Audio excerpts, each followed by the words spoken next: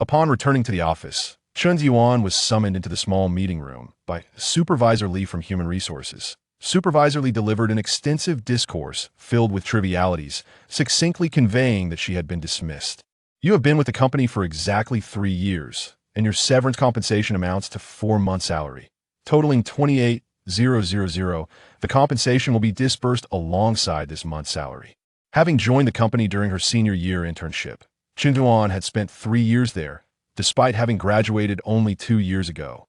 The abrupt termination left her feeling a tinge of sadness, however. The prospect of receiving 28,000 in compensation alleviated her spirits, even instilling a faint sense of joy. Chun Yuan, with her carefree and easygoing demeanor, was preoccupied with thoughts of the compensation. Noticing her calm disposition, Supervisor Lee felt a sense of relief and smiled amiably, saying, "Today is the 25th. Please coordinate with your colleagues over the next few days. And you will need to come in next month." With a slight upward curve of her lips, Chun Yuan responded, "Certainly. The company has treated me well over these years. Let's part on good terms." As long as the payment was secured, she was agreeable to anything. Exiting the small meeting room, Chun Yuan found her mood surprisingly buoyant. Ever since she began working at this lackluster company, her routine of early mornings and late nights, coupled with frequent weekend overtime, had long since worn her down. With roughly 3 months until the new year, she planned to return home for a respite while also preparing to obtain her driver's license, AS, for job hunting. That could wait until next year. Upon returning to her desk, Chun Yuan disregarded the handover tasks and eagerly picked up her phone to check her savings. When she first joined the company, her monthly salary was a mere 4,500, which increased to 5,500 after the 3-month probation. Though her earnings were modest, her frugal nature kept her from indulging in luxury goods, allowing her salary to sufficiently cover her rent and sustenance, with a little left over. After more than 2 years, she received a promotion at the beginning of this year, elevating her salary to 7,000 per month. Yet, after 3 years of labor, her savings amounted to a meager sum of just over 50,000, of which more than 10,000 was accumulated from childhood beachcombing. With a silent sigh, Chun Yuan pondered the abundance of wealth in the world, wondering why there couldn't be a little more for her. Life was challenging, and all she could do was sigh. Ah, and there's the severance payment and next month's salary, she suddenly thought, her spirits lifting as she quickly reached for the calculator on her desk. Adding the 28,000 severance to her 7,000 salary for this month, she calculated that she would receive a total of 35,000 next month. With her savings, she would possess a total of 88,000. Gazing at the figure displayed on the calculator, the money-minded Chun Yuan beamed with delight. 88,000, not bad at all, such a fortuitous number. While her savings were not vast, they would suffice for a few months of leisurely repose at home. Next, Chun Yuan took out her phone to arrange a celebratory dinner with friends that evening, rejoicing in her newfound freedom from toil. As October draws to a close, Chun Jiao enjoys a farewell dinner with her close colleagues, and soon begins to pack her bags in preparation for her journey home. The following morning, she rises early, humming a cheerful tune while cheerfully dragging her suitcase towards the high-speed train station. Heading home. Attention passengers, we have arrived at the South Station. Please ensure you have your belongings as you disembark. Upon exiting the station and taking in the familiar surroundings, a radiant smile graces Chun Zio's face. Her bright and lively features seem to glow in the sunlight, attracting admiring glances from passers-by.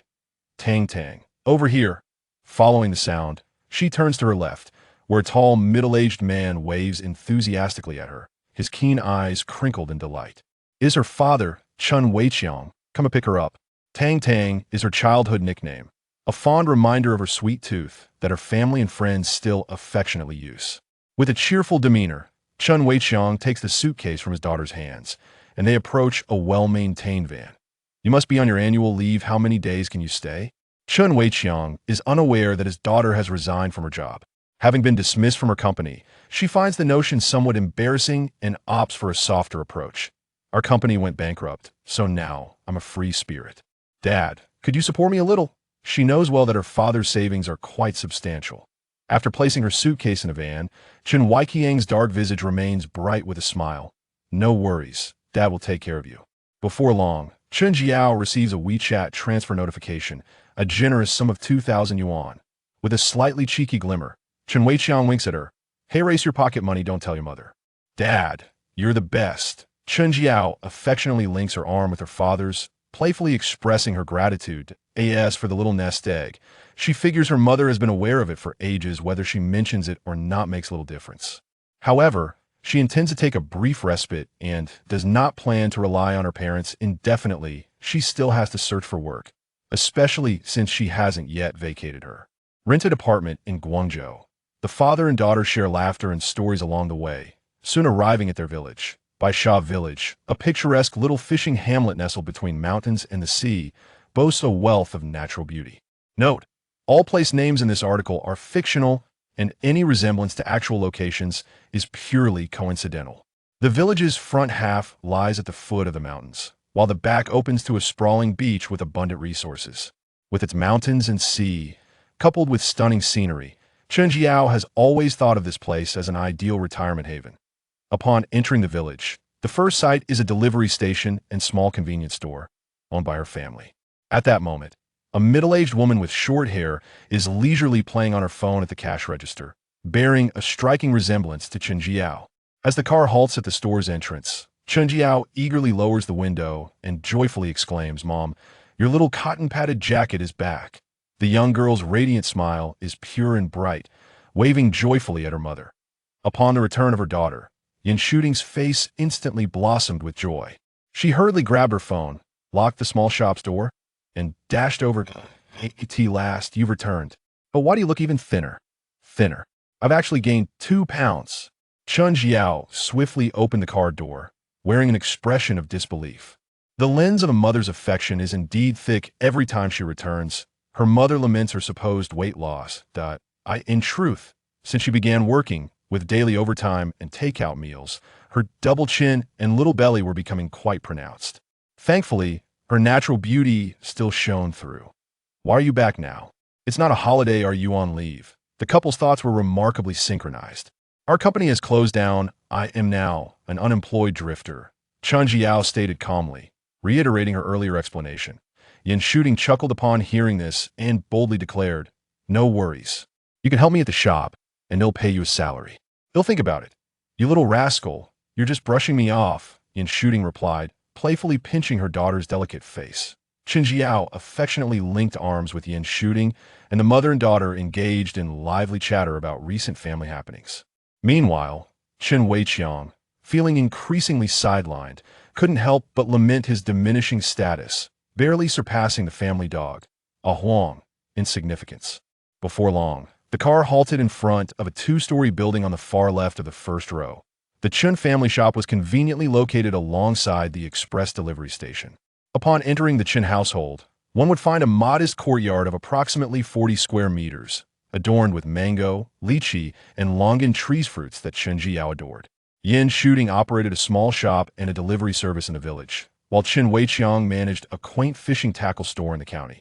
The Chen family lived comfortably, occupying a middle ground in the village's social hierarchy. As the trio arrived home, Chen Jiao's grandparents returned, each carrying half a bucket of seafood. Soon after, a plump golden retriever bounded over, tail wagging excitedly. Chen Jiao beamed as she petted the dog's fluffy head, then turned to her kindly grandparents. "Grandpa, Grandma, did you just return from the beach? Knowing you were coming back today, your grandfather and I have made several trips to the seaside over the past few days, gathering plenty of seafood you love," Chen Grandma replied, her gaze filled with affection for her granddaughter. Chen Grandpa proudly lifted a grouper from the bucket, grinning as he showcased it. "I caught a 2-pound pearl grouper just now at the rocky shore, perfect for steaming tonight." Meanwhile, Chen Grandma's bucket contained several small crabs weighing 4 to 5 ounces, with a few pounds of clams nestled at the bottom. The freshly dug clams contained sand, so it was best to keep them for a couple of days before eating. However, the elderly couple had prepared in advance, with some clams already purged of sand waiting for their granddaughter's return. Chapter 2. The tide-chasing system during dinner. Chen Jia volunteered to take on the role of chef, while Yin Shooting and Grandma Chen, both seasoned cooks, assisted her with enthusiasm. Amidst laughter and chatter, the trio effortlessly prepared 5 delectable dishes: steamed grouper, steamed blue crab, stir-fried clams, cola chicken wings, and sauteed asparagus, all of which were Chen Jiao's favorites. As soon as the dishes graced the table, the mother and daughter duo eagerly captured the moment with their phones. showcasing the culinary delights on social media. After indulging in their digital exhibition, Chen Jiao hurriedly retreated to the kitchen to serve the rice. "Let us eat. If one is not enthusiastic about dining, there must be something amiss," she declared. At the dining table, Grandma Chen and Yin Shooting showered Chen Jiao with affection, zealously adding various delectable morsels to her bowl. Meanwhile, Grandpa Chen and Chen Weiqiang, though silent, were expressions brimming with joy, embodying the warmth of family togetherness. In the village, aside from tide chasing, the night offered little else in terms of entertainment.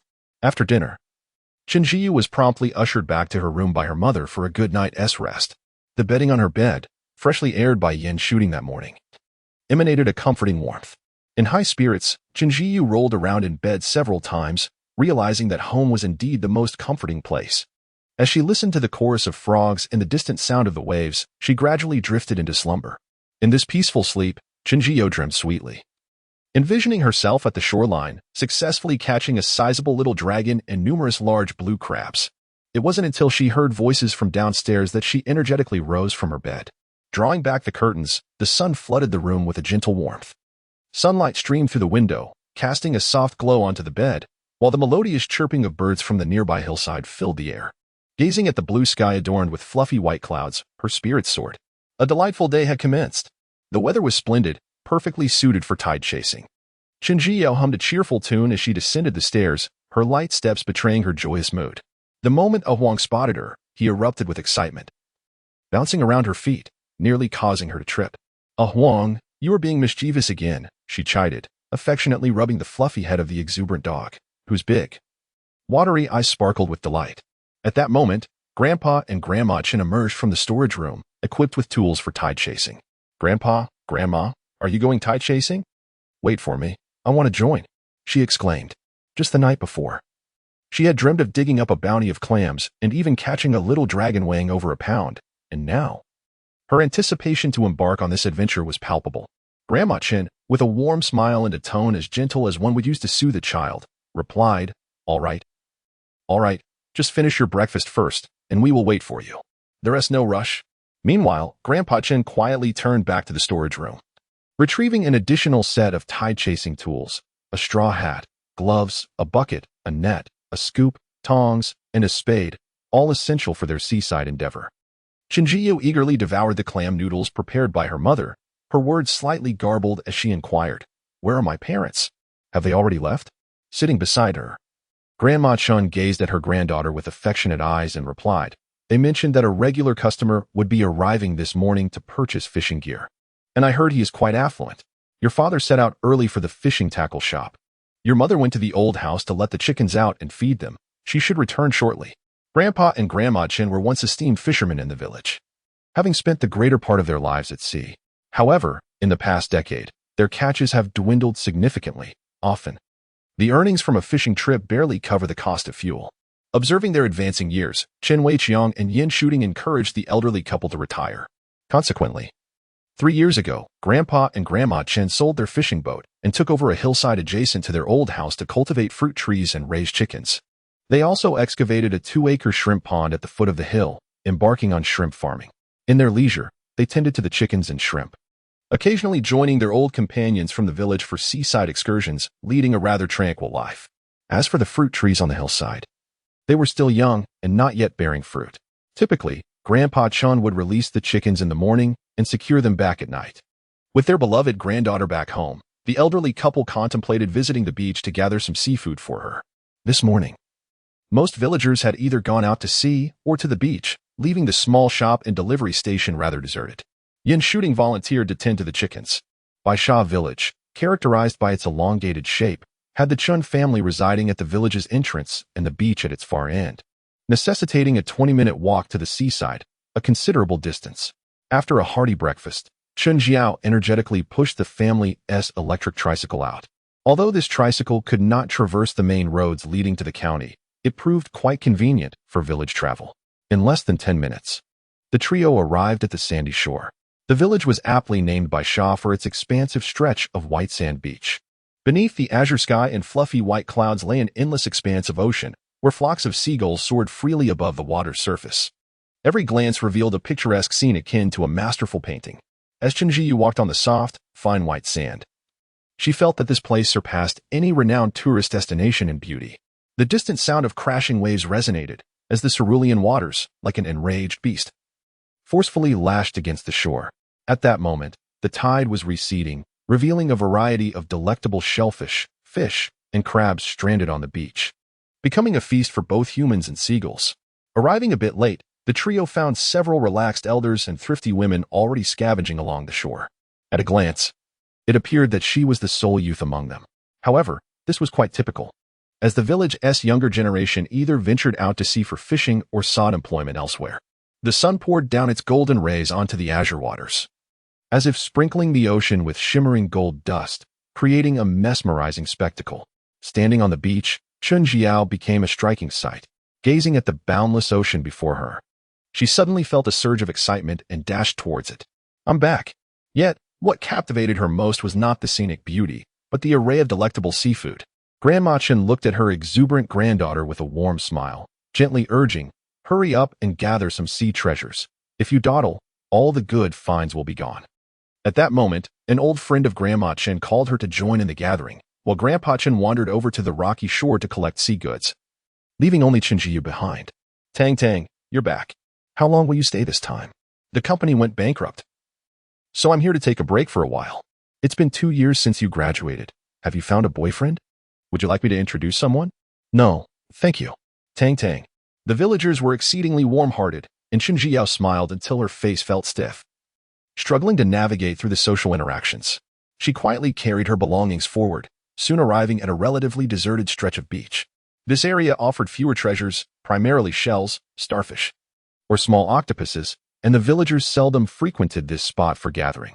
A wide expanse of sand stretched before her, with only a few solitary figures scattered around. At that moment, a childlike voice echoed in her mind. Hello, I am the Sea Gathering System, designated number 101. May I ask if you wish to bind to the Sea Gathering System? Startled by the disembodied voice in her solitude, Chen Jia broke into a cold sweat. Where did this voice come from? Could it be a ghost? The system, noticing her silence, repeated, Greetings, host. I am the Sea Gathering System, number 101. Or you may call me Xiaomeng. Would you like to bind to the Sea Gathering System? Finally comprehending that it was indeed a system, Chen Xiyu felt a rush of fortune descending upon her. She had a response ready on her lips, but she swallowed it down.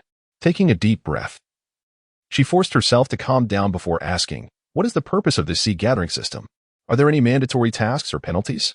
As an avid reader of novels, she was well aware that many systems imposed compulsory tasks with penalties for failure, and she certainly did not wish to be ensnared by such a trickster system.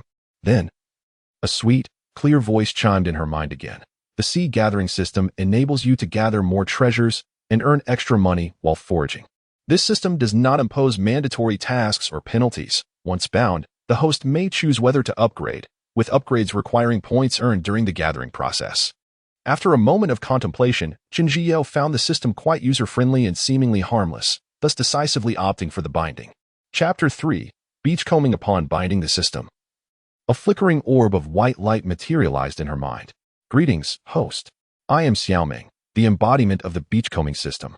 Noticing Chen Jiao hesitating and glancing around, Xiaomeng empathetically elucidated. After binding the system, our conversations will only exist in your mind. Others will not hear us. That reassures me. Hello, Xiaomeng. I look forward to your guidance, Chen Jiao responded. Xiaomeng flickered briefly before cheerily announcing, please claim your novice gift package. All right, Chen Jiao exclaimed, anticipation brimming. At that moment, a game-like interface materialized in her mind, revealing 4 seemingly ordinary items: sunscreen, gloves, long waterproof shoes, and a peculiar pair of glasses. Is this really the novice gift package? It doesn't seem particularly special, she remarked, disappointment etching her features. Where's the promised golden finger? Is this all? Xiaomeng flickered several times, eagerly introducing the items. The sunscreen provided by the system ensures that even under the harshest sun, you will not tan. Upon hearing this, Chen Jiao's face lit up with joy, and she cheerfully praised, that's wonderful. I really like this novice gift package. The intensity of the UV rays at the beach made her think, with such a beautiful face, I cannot afford to tan. The orb of white light flickered again as Xiaomeng continued. The gloves are made from a high-tech special material, lightweight and breathable, offering protection for your hands without hindering your beachcombing activities. You can even catch crabs with your bare hands, and it won't hurt even if they pinch you. Chen Jiao's eyes sparkled with excitement, her expression brimming with happiness. That sounds fantastic. These gloves are impressive. As for the waterproof shoes, they too were crafted from special materials, designed to be slip-resistant and waterproof while ensuring comfort and cleanliness for the feet, preventing any unpleasant odors even after a full day of wear. Don't be ridiculous. My feet do not smell at all, Chen Jiao instinctively retorted. Xiaoming playfully flickered twice, her voice filled with mirth. I said nothing at all. You. Chen Jiu felt her temper rising like an inflated pufferfish. Sensing her agitation, Xiaoming swiftly introduced the final item. These glasses possess X-ray vision capabilities, allowing you to see through sand, stones, and seawater to uncover hidden seafood, but they are only effective at the beach. Really? How far can they see? Can I wear them continuously? Chen Jiao was brimming with excitement, her voice rising several octaves. As a host at level 1, the range of your X-ray vision extends 1 meter from your current location, and you can use them for 1 hour each day. Only 1 meter? That distance seems quite limited. Chen Jiu quickly inquired, if I level up, will the range increase? How does one level up? After binding with the beachcombing system, the money earned from beachcombing will convert into points at a 1-to-1 ratio. For every 100 earned, you will receive 100 points. Points can be utilized for upgrades or to purchase items in the system's marketplace. Acquiring beachcombing tools from the marketplace enhances earning efficiency. Subsequently, a page of the marketplace appeared in her mind, showcasing familiar beachcombing tools such as nets, shovels, tongs, buckets, traps, and pumps, all well stocked. Exiting the marketplace, the interface transformed into 2 segments, beachcombing and fishing. Currently, only the beachcombing segment was illuminated, while the fishing segment remained a muted gray. Chen Jiao tapped on the beachcombing section, and information manifested in her mind. Host, Chen Jiao Level 1, beachcombing, points, 0 vision range, 1 meter vision duration, 1 hour beachcombing tools, none after reviewing the information. The voice of Xiaoming echoed in her mind. The beachcombing section has 3 levels. The first level allows for a vision range of 1 meter and a duration of 1 hour per day. The second level extends the vision range to 2 meters and doubles the duration to 2 hours. The third level offers a vision range of 3 meters and a duration of 3 hours. Xiaoming, how many points are required to advance from level 1 to level 2? Chen Jiao pondered, eager to elevate her status, as a 1 meter vision range felt insufficient and the time was too brief. Advancing in the beachcombing section necessitates 10,000 points. After hearing Xiaoming's explanation, Chen Jiao eagerly donned the magical glasses that provided enhanced vision. Light as a feather in her hands, once worn, she felt as though the glasses melded seamlessly with her eyes. Upon reopening her eyes, she discerned various small creatures hidden beneath the sand at her feet. On the beach where she stood, the number of buried creatures was sparse, primarily consisting of sand crabs and clams. These small beings were utterly exposed before her, their types and sizes distinctly visible. However, her vision was limited to 1 meter ahead. Beyond that, only the flat expanse of sand remained in view. With her gaze lowered, she ventured towards the ocean, observing an increasing variety and quantity of small animals on the beach. After a short while, she spotted a considerable cluster of clams through the sand. The number of these little creatures was quite impressive, and even after walking 4 or 5 meters, she still encountered sizable clams beneath her feet. Clams, also known as flower clams, thrive in sandy or muddy shallow coastal waters and can be harvested year-round, making them a common seafood delicacy in the area. Affordable and delicious, clams are a staple in virtually every late-night eatery. Given the modest purchasing price of clams and the limited duration of her vision, Chen Jiao resolved to continue her search for more valuable seafood. After taking just a few steps, a multitude of breathing holes appeared before her, nearly all occupied by razor clams. Today was indeed fortuitous. Chen Jiao could hardly contain her joy. Razor clams are considered a premium seafood, fetching prices of 20 to 30 yuan per pound at wild collection stations. After clearing away the top layer of sand, she took a salt container and sprayed salt into the nearest razor clam hole. Although clams thrive in saltwater, they do not favor excessively saline environments. When the salinity surpasses their tolerance, they instinctively burrow deeper into the sand. As soon as salt was sprinkled, Chen Zio observed the clams inside their burrows writhing frantically. Subsequently, a jet of water erupted from a small hole, splashing directly onto her face. She quickly wiped her face clean and noticed that some clams had emerged partially from their hiding spots. With a swift motion, She seized one of the clams that had surfaced, pulling it from its burrow, and it rested obediently in her palm, a robust specimen as thick as her thumb. What a promising start. With a beaming smile, Chinzio directed Salt into 2 adjacent clam holes, eagerly watching as 2 more clams emerged in haste. In no time, she had 3 clams in her possession.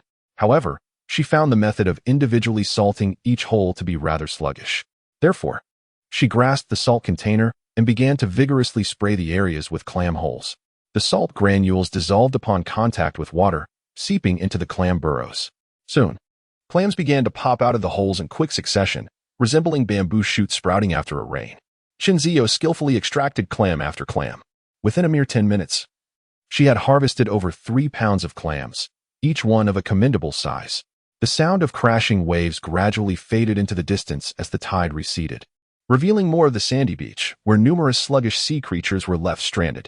The sensation of pulling out clam after clam, each as thick as her thumb, was exhilarating. And Chinzio felt herself becoming quite addicted to the activity. After about 20 minutes, she had completely cleared the nearby clams, filling nearly half a bucket. Having just emerged from the sand, the clams were laden with mud and quite heavy due to their moisture. Chinzio estimated that she had gathered around 7 or 8 pounds of clams, and being financially savvy, she could hardly contain her delight. Each of these sizable clams could fetch over 20 yuan per pound, potentially yielding more than 200 yuan in total. The price of seafood fluctuates significantly due to factors such as weather, season, and fishing bans, with daily variations, yet she was well aware of the approximate purchasing prices. Noticing that the tide was still retreating, she ventured further with her bucket, hoping to collect some crabs and squid for lunch. After only a few steps, she discovered a sizable cat's eye shell hidden beneath the sand. With gentle shovels, she unearthed the uniquely shaped shell. Grasping the exposed flesh of the cat's eye shell, she quickly squeezed it, resulting in several jets of water shooting forth.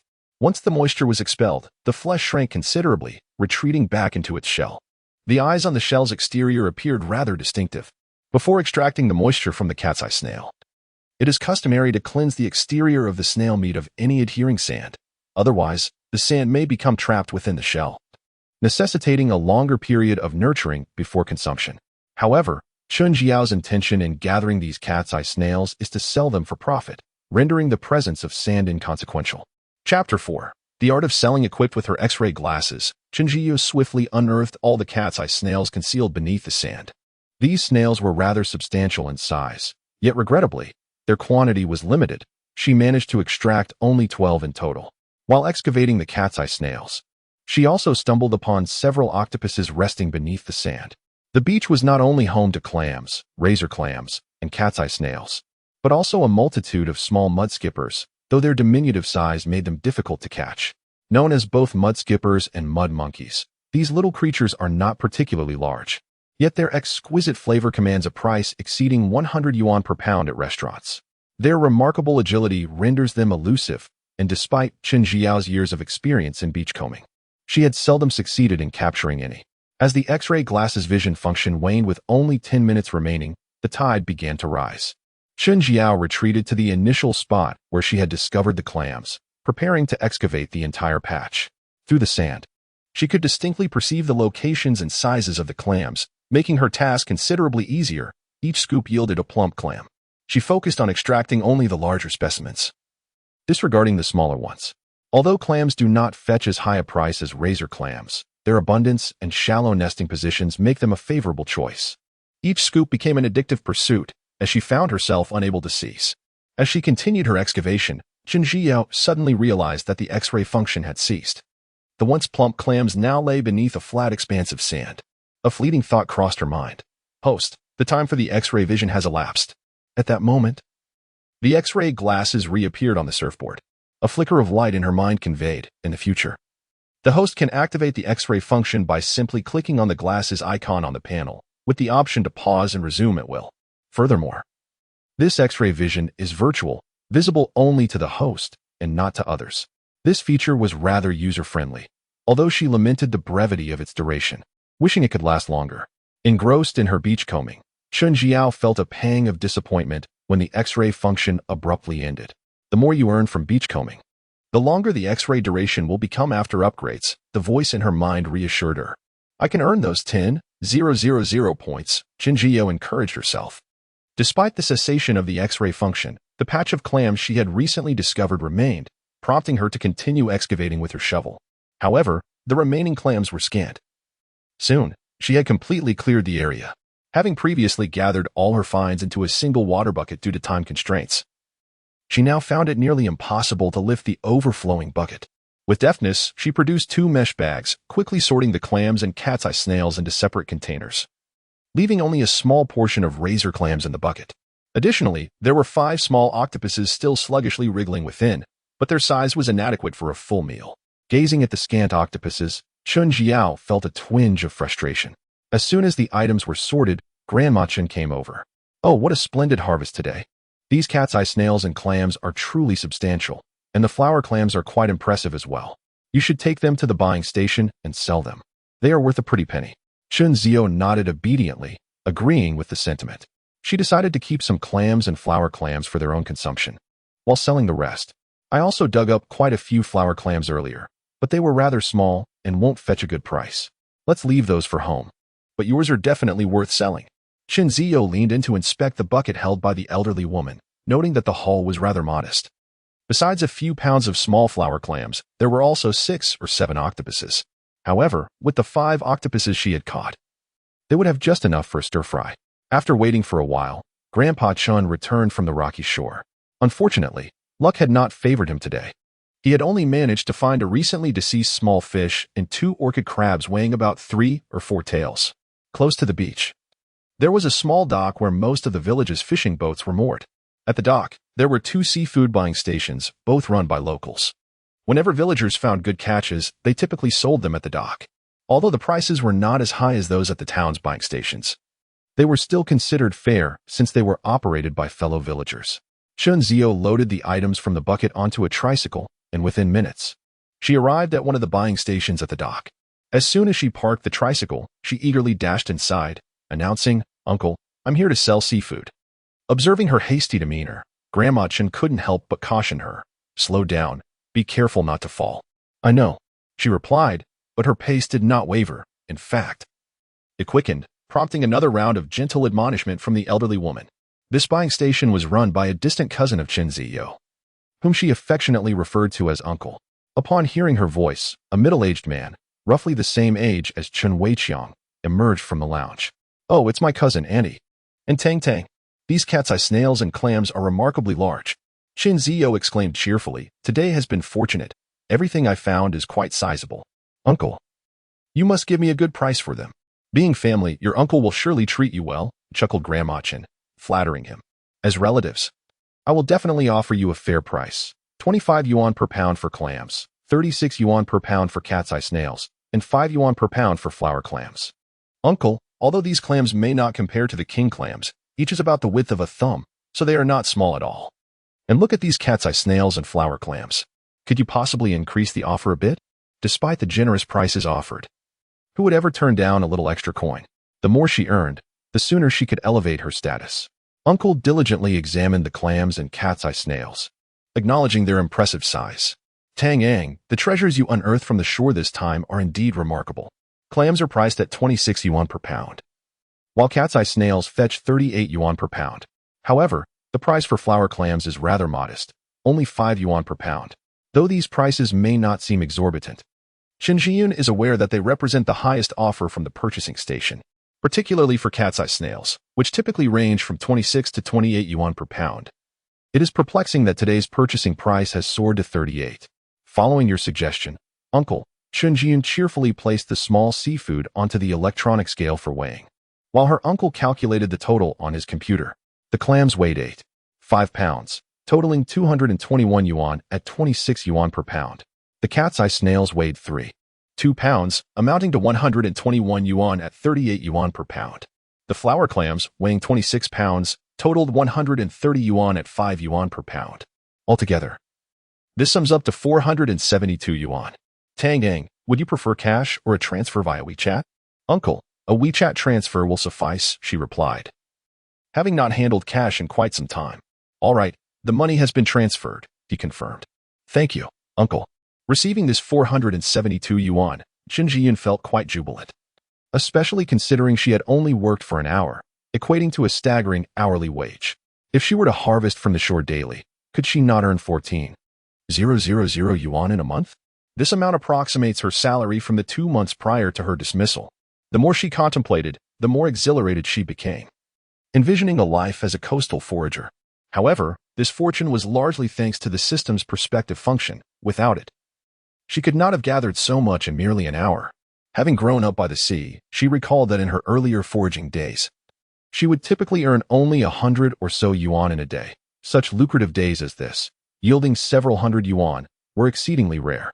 On her way back, Qin Jiyun was in high spirits, humming a tuneless melody all the way. This foraging system is indeed impressive. If only the prospective function could be extended further and encompass a broader range, it would be flawless. For now, she resolved to diligently forage, accumulating points to upgrade her abilities. Qin Jiyun silently encouraged herself. The prices of seafood are significantly influenced by geography, weather, and seasonality. My writing may not be entirely accurate, but if there are discrepancies, I welcome your comments. Chapter 5. The Mall. Upon returning home, Chinzio immediately opened the floating panel to check her points. Host, Chinzio Level 1, Beachcombing points. For 72 vision range, 1 meter vision duration, 1 hour beachcombing tools. None. Seeing that the money earned from beachcombing had indeed been converted into points at a 1:1 ratio, Chinzio fully believed in the beachcombing system. However, upon gazing at the meager amount of points, she couldn't help but sigh, lamenting, the points are still too few. When will I ever accumulate 10,000? At that moment, the energetic voice of Little Dream echoed in her mind. Host, you can purchase beachcombing tools in the system's mall to expedite your earnings. But I want to save my points to level up quickly. With 2 low tides occurring each day, if she upgraded the system to the second level of beachcombing, her vision range would extend to 2 meters, and the duration would increase to 2 hours. This way, she could comb the beach twice daily, effectively doubling her potential earnings. Upgrading and purchasing tools can both hasten your earning process. Why not take a look at the system before making a decision? All right, let me explore them all. With that, she clicked on the system's mall, which was divided into 2 sections, beachcombing and fishing. At present, Chinzio could only access the beachcombing page, which showcased various tools. With only over 400 points, her purchasing options were limited. She activated the sorting feature, arranging the tools by price from lowest to highest. Sand shovel, 100 points. This tool can be used to excavate clams hidden beneath the sand or within crevices of rocks, doubling the speed of clam extraction. Time is money. This is quite appealing. And 100 points is not expensive. Chinzio nodded in satisfaction and added it to her shopping cart. Iron shovel, 100 points. This tool is designed for flipping stones to catch crabs and clams, particularly suited for rocky beaches. It effectively doubles the user's strength, making it effortless to overturn large boulders. This is excellent. Doubling my strength is fantastic. It must go in the cart. At that moment, Little Dream flickered in her mind. Host, the strength doubling feature is linked to the X-ray vision. Your strength will only double when your vision is activated. That is still quite useful for beachcombing.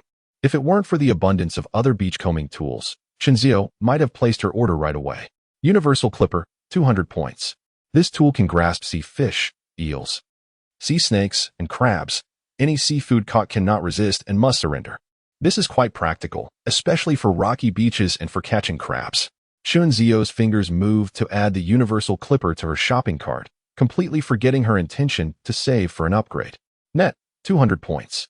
Capable of scooping up crabs, eels, and various sea fish. Once any seafood is ensnared, it cannot escape. This seems rather ordinary, and 200 points is quite exorbitant. No, thank you. Bucket, 500 points. The seafood stored within the bucket remains alive for a day even without aeration. Live fish command a higher price, thus this bucket proves somewhat useful. However, at the steep cost of 500 points, it feels rather extravagant. Perhaps it would be wiser to purchase it later. With only 472 points to her name, she epitomizes poverty. Sunscreen, 800 points. Upon seeing the sunscreen identical to that in the gift package, Qin Jiyun wore an expression of bewilderment. Xiaoming, doesn't the gift package include sunscreen? Why is it available in the store? Sunscreen is a consumable item. Once used, the host must purchase it independently. Xiaoming's voice betrayed a hint of guilt. Qin Jiyun glanced at the 100 milliliter bottle of sunscreen offered by the system, her face contorted with disdain. Such a tiny bottle demands 800 points. Why not just steal it? This is high-tech sunscreen. Once applied, It protects against sunburn regardless of the intensity of sunlight throughout the day. Recalling its impressive efficacy somewhat eased Chen Jiyun's discontent. Yet her heart still ached at the thought of the cost. Fish trap, 1,000 points. Water pump, 2,000 points. The subsequent items escalated in price, far beyond her means, prompting Chen Jiyun to lose interest in continuing her review. She resolved to venture to the rocky beach after the tide receded that afternoon, placing an order for a metal shovel and a versatile clamp. After completing her order, she noted she still had over 100 points left, leading her to purchase a sand shovel as well. Following the series of transactions, her original 472 points dwindled to a mere 72. Chen Jiyun clicked on the floating board once more. Host, Chen Jiyun level 1, Beachcombing, points, 72 vision range, 1 meter vision duration, 1 hour beachcombing tools, sand shovel, metal shovel, versatile clamp. With a heavy sigh, the impoverished Chen Jiyun lamented the exorbitant prices within the system, hoping for a bountiful harvest during her beachcombing that afternoon. Xiaoming's voice chimed in again. Host, your vision time for today has already been exhausted. This afternoon's beachcombing will rely solely on your own efforts. The smile on Chen Jiyun's face faltered. She had forgotten about this limitation. Xiaoming, when one shops, they can often try items. This morning's use was merely a trial, while this afternoon is the official usage. Her tone dripped with flattery. Xiaoming flickered twice, responding with resignation. All right then, let us consider this morning a trial. You still have 1 hour of vision time for this afternoon. You are the best, Xiaoming. From now on, don't call me host, just call me Tang Tang. We shall be friends from this moment forward. Chen Jiyun aimed to cultivate a good relationship with the system, hoping to reap greater benefits in the future. Sure, Tang Tang. At that moment, Xiaoming remained blissfully innocent. During lunch, Chen Jiyun prepared a feast of stir-fried octopus, steamed clams with eggs, seaweed stew with ribs, and a medley of stir-fried vegetables. Tang Tang, your culinary skills are improving remarkably, Grandpa Chen exclaimed heartily, giving his granddaughter a thumbs up. Grandma Chen beamed as she served her granddaughter, remarking, this stir-fried octopus is cooked to perfection, the timing impeccable. The egg custard is particularly delightful. Our Tang Tang is truly exceptional. Such talent must come from me. Yan Shooting was beaming with joy, her face radiating pride and satisfaction. The crowd was enthusiastic, exchanging compliments that nearly elevated Chun Jiao, the amateur cook, to the heavens. With a skilled chef present, I shall leave the cooking at home to you. Well then, it seems the burden will fall on Tang Tang. Yan Shooting smiled like a little fox. Qin Jiyu felt an inkling of being ensnared. Yet, Yan Shooting, still concerned for her child, took the initiative to wash the dishes after lunch. The morning's beachcombing had been quite exhausting, and Chun Jiao planned to indulge in a brief afternoon nap, setting her alarm for 3:30. Upon arriving at the seaside, Chun Jiao noticed that many were already beachcombing. The tide had only just begun to recede, yet the early birds were out in numbers. It made sense, as the village lacked arable land, aside from beachcombing and fishing. The locals had few other sources of income. In the village, beachcombing was quite competitive, given the limited resources. The area suitable for beachcombing at the village's edge was extensive, with a vast expanse of white sand beach to the right and a considerable stretch of rocky and muddy shores to the left. These were all prime spots for gathering marine treasures. The rocky shores yielded a richer bounty compared to the sandy and muddy areas, often teeming with larger catches. This time, Chen Jiao hoped to try her luck at the rocky beach, seeking to uncover something valuable. She parked the electric tricycle near the rocky shore and eagerly disembarked. As soon as she stepped down, she spotted a little sand crab diligently digging a hole at her feet, its adorable appearance captivating her. At this moment, the tide had just begun to withdraw, revealing a few scattered shells on the beach, with clams being the most common. However, they were rather small, fetching no more than 3 or 4 yuan per pound at the collection station, which discouraged the villagers from collecting them. Chapter 6. The rocky shore. Continuing to stroll leftward along the beach, one arrives at the rocky shore. As Chun Jiao approached the boundary where the sandy beach meets the rocky expanse, her keen eyes spotted a half-buried cat's eyeshell nestled in the sand. Oh, you little rascal, couldn't you have hidden yourself a bit better? Hiki, you've made it easy for me. With deftness, Chun Jiao picked up the cat's eyeshell and skillfully squeezed out the water from within its flesh, finding the process quite relieving. Human beings are inherently social creatures, and so too are cat's eyeshells. Surveying her surroundings, Chen Jiyu soon discovered several more mounds nearby, even without her perspective glasses. Her years of experience in beachcombing allowed her to ascertain that these mounds concealed more cat's eyeshells. Come forth, my little treasures, she beckoned. Armed with the sand shovel purchased from the system's marketplace, she effortlessly unearthed the cat's eye shells hidden within the mounds. These shells were quite sizable. The 6 she collected weighed over a pound altogether. As she turned, Qinjiao noticed a beautiful large shell at the edge of the seaweed. Wow, this moon shell is rather large. She picked up the moon shell and casually tossed it into her bucket. The moon shell is a round, substantial shell known for its thickness, with approximately 4 to 6 shells weighing a pound. Its robust exterior makes it suitable for crafting into decorative items. However, in terms of culinary value, it pales in comparison to the more delectable clams and fetches a modest price of 4 to 5 yuan per pound. Near the recently reseeded water, Qinjiao observed several small holes bubbling. After a couple of shovelfuls, she unearthed another plump moon shell. It was then that she noticed a plethora of breathing holes on her right, still bubbling away. In no time, 6 plump white moon shells joined their brethren in the bucket. With the tide just beginning to ebb, Qinjiao felt no urgency to venture onto the rocky shore. Instead, she decided to continue her search for cat's eye shells and moon shells. After half an hour of diligent foraging along the sandy stretch, her bucket was nearly half full of these treasures. Gazing at her collection, a sense of accomplishment filled her heart. Subsequently, Qinjiao retrieved a net bag and poured the shells from her bucket, estimating the haul to weigh around 10 pounds. However, she knew that mollusks held little monetary value. The true treasures were hidden among the rocky shore. With this thought in mind, she promptly lifted her bucket and briskly made her way toward the rocky shoreline ahead. The rocky shore, connected to the sandy beach, was predominantly strewn with smaller stones. Beneath these rocks often lay a variety of shells and crabs, and with a stroke of luck, one might even encounter stranded fish or eels. Continuing her journey to the right for a few minutes, she arrived at a section of the rocky shore dominated by colossal stones, where numerous pools of water collected. These pools typically harbored fish, eels, and larger crabs, true treasures indeed.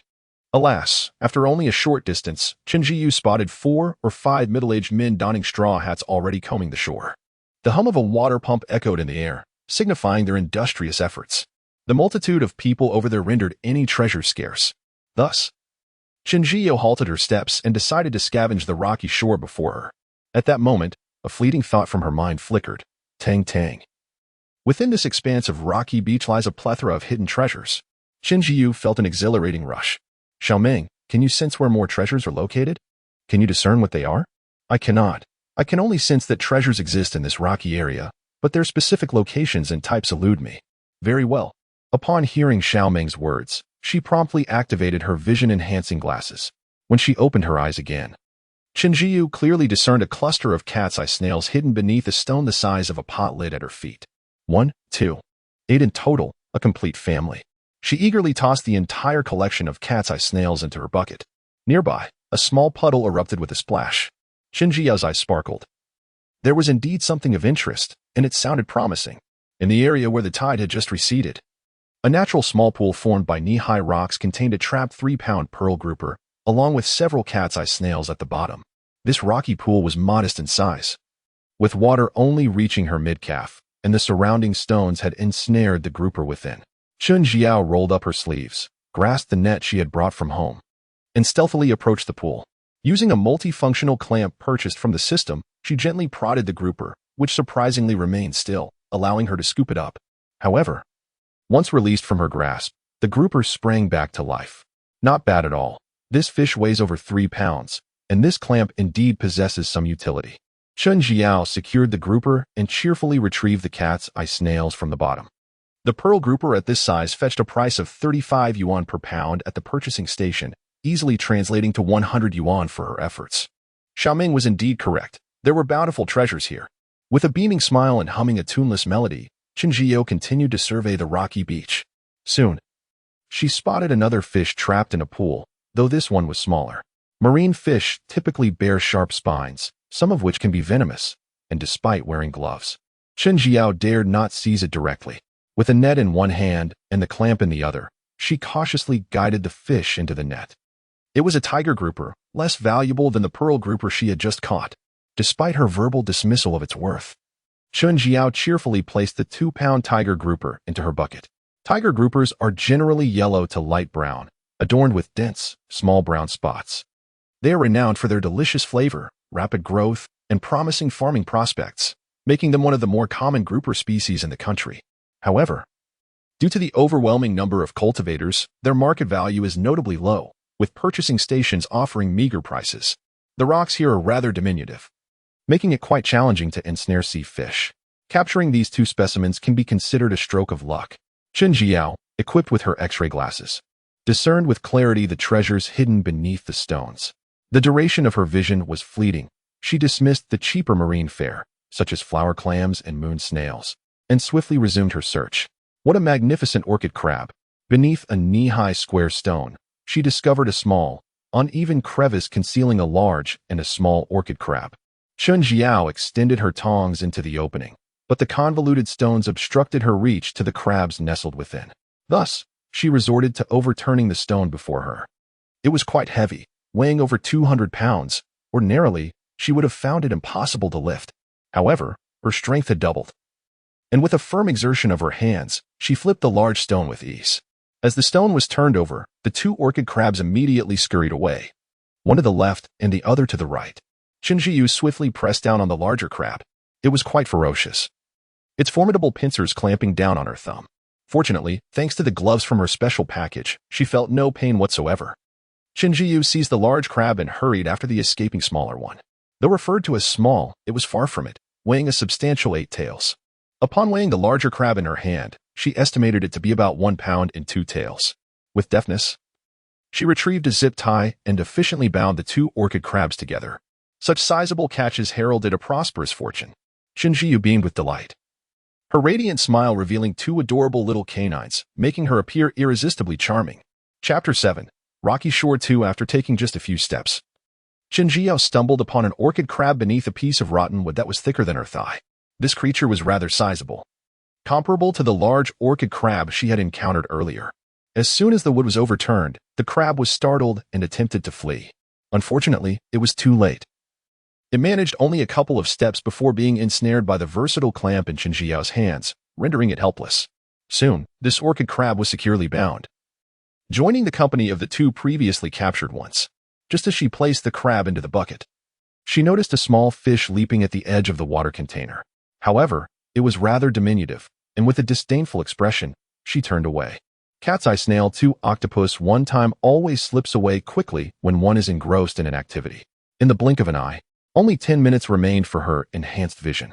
At this moment, the tide had receded to its lowest point, and Chen Jiao approached a small stone pit. Through her special glasses, she could clearly discern a moderately sized stone at the center of the pit, beneath which lurked something resembling a snake. Chen Jiao had a profound fear of snakes. Whenever she watched documentaries featuring them, she would hastily shut her eyes and change the channel. Nevertheless, thoughts of her beloved little Qian spurred her to approach cautiously. Alas, the adage no pain, no gain rang true. As she reached the edge of the water pit, she finally discerned the truth. It was not a sea snake, but rather a sizable moray eel. The moray eel bore a slight resemblance to a snake and possessed sharp teeth, typically preying on small fish and shrimp. They generally inhabit sandy substrates in intertidal zones or around rocky reefs, and their presence can occasionally be spotted along the rocky shore. Today was indeed fortuitous. Such a large wild moray eel would fetch a price of 50 to 60 yuan per pound. Chen Jiu was nearly elated to the point of jumping for joy. Having been bitten by a moray eel in her childhood, she had once mistaken it for a sea snake, which had terrified her immensely. Armed with a net and a versatile clamp, Chen Jiu descended into the water pit, only to discover a half-eaten small fish drifting before her. It was evident that this was the meal of the moray eel hiding beneath the stone. Approaching the moray, she noticed a hole beneath the rock. The eel coiled within like a serpent, making it impossible to extract it directly with the clamp. She would have to lift the stone. With remarkable swiftness, Chen Jiu kicked the stone aside. Seizing the opportunity before the moray could react, she swiftly captured it with the clamp in her hands. The reliable tool from the system proved its worth. The moray eel, which had been thrashing wildly, became docile once caught. Seeing the eel subdued, Chen Jiao promptly placed it into the bucket. She then lifted the bucket to gauge its weight, and was pleased to estimate it to be around 4 pounds. Realizing time was of the essence, she hastily resumed her search in the surrounding area. Octopus 1 moon shell 1 cat's eye snail 4 octopus 2 with only 1 minute remaining for her enhanced vision. Chen Jiu discovered yet another orchid crab nestled between 2 stones. Chen Zio's radiant face blossomed into a smile as bright as a flower. It seemed she had discovered a treasure trove of orchid crabs today. The crevice between two stones was not particularly spacious, yet with the aid of her versatile clippers, any crab that encountered them would obediently submit. The orchid crabs weighed a pound, marking a successful harvest. The sound of the waves crashing against the rocks nearby signaled that high tide was imminent. Although the functionality of her X-ray glasses had diminished, the rocky shore still boasted an abundance of sea treasures. Reluctant to return home so soon, Chinzio meandered around the tidal pools. As the sun began its descent, the rocky shore transformed into a picturesque scene. Wow, so many moonshells! In a narrow stone crevice, she spotted an abundance of plump, white moonshells, easily visible even without her X-ray glasses. This was no longer just a family gathering. The entire village seemed to have joined in the festivities. Let's get to work. These are all little treasures.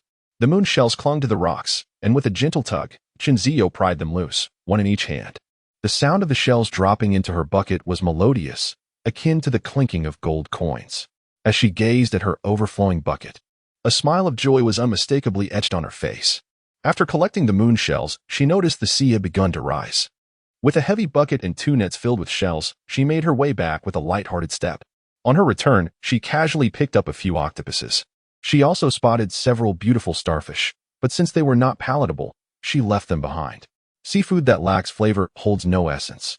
Reaching a small rocky shore where the waves would not reach, Chinzio emptied her nets, meticulously sorting her catch. The cat's eye snails weighed over 4 pounds, while the moonshells filled nearly half a bucket. Among her haul were a sizable pearl grouper, a 2-pound tiger grouper, and a 4-pound sea eel. Additionally, she had 4 orchid crabs tied up and several octopuses. At this moment, the sun had dipped below the horizon, casting a golden hue over the sea, rendering the scene as breathtaking as a smartphone wallpaper. Under the sunset, Chinzio appeared even more enchanting against the stunning backdrop. After admiring the scenery for a while, she turned to load her belongings into her vehicle. Meanwhile, other beachgoers hurried home with their catches, some cheerfully heading to sell their bounty. Chinzio, of course, belonged to the latter group. With a beaming smile, she loaded her treasures into her electric tricycle and promptly made her way to her second uncle's collection station. Upon arrival, she noticed several villagers already selling their catches. The atmosphere inside was bustling, filled with the sounds of bargaining and laughter from those who had fared well. Given her own successful harvest, she anticipated drawing attention and wished to avoid becoming a spectacle. Thus, Chinzio chose to sit quietly on her tricycle, patiently waiting on the side. At this moment, everyone was hurrying home to prepare dinner, and before long, people began to stream out. Once the crowd had thinned, Chinzio cheerfully entered the purchasing station, carrying her belongings. "Uncle, I'm back. Ah, it's Tang Tang. What treasures did you find during your afternoon beachcombing? Come and see for yourself. They are all delightful finds. Oh my, these several orchid crabs are quite substantial, and you have grouper and eels as well. Today, my dear child, you have truly been fortunate. And there is more. Take a look at this." As she spoke, Chinzio lifted 2 nets up before her uncle. Moon snails aren't worth much, but the cat's eye snails are quite impressive, aren't they? They are rather large. With a beaming smile, Chinzio said, "Uncle, could you give me a price? If it's too low, I might just take them home for myself." Her uncle shot her an exasperated glance. "You clever little girl. We're family. Do you think I would cheat you?" Engaging in immersive beachcombing, filled with numerous images and details, might some find it overly verbose. Chapter 8. A modest profit at the dock in the evening. Uncle Air observed the seafood brought by Chinzio and was impressed, setting a relatively high price. The orchid crabs were priced according to their size, costing 40 yuan per jean for those weighing between half a jean to 1 jean, and 55 yuan per jean for those exceeding 1 jean. The sea eel was priced at 55 yuan per jean, the pearl grouper at 35 yuan per jean, the tiger grouper at 28 yuan per jean, the cat's eye snail at 38 yuan per jean, the moon clam at 5 yuan per jean, and the small octopus at 30 yuan per jean. Having grown up gathering seafood, Chinzio was well acquainted with the prices and found them quite reasonable, nodding cheerfully. "All right, let us go with the prices you mentioned, uncle. However, I would like to keep this tiger grouper for myself, and also reserve 2 jeans of moon clams." "Of course, you can take as much as you need," Uncle Air replied. Chinzio then fetched 2 buckets from the collection station to contain her catch. Ultimately, she retained only the tiger grouper and over 2 jeans of moon clams. Tired of eating clams daily, she was eager to savor the moon clams instead. Uncle Air retrieved a calculator, weighing and calculating as he went. The cat's eye snails weighed 4.5 jeans, totaling 171 yuan at 38 yuan per jean. The moon clams weighed 10 jeans, adding up to 50 yuan at 5 yuan per jean. The pearl grouper weighed 3 jeans and 2 tails, amounting to 112 yuan at 35 yuan per jean. The sea eel weighed 4 jeans and 1 tail, costing 225, 5 yuan at 55 yuan per jean. The octopus weighed 2 jeans, totaling 60 yuan at 30 yuan per jean. One orchid crab weighed 8 tails, costing 32 yuan at 40 yuan per jean. The remaining 3 crabs weighed a total of 3 jeans and 5 tails, amounting to 192, 5 yuan at 55 yuan per jean.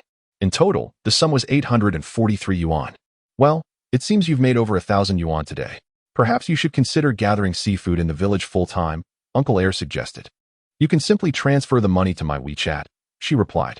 Though the idea of gathering seafood in the village was still on her mind, she chose not to elaborate further. Despite possessing a gathering system, she was uncertain about its long-term functionality and decided to observe for a while longer. Soon, Chen Jiyu received the WeChat transfer, and her balance now stood at 315 yuan.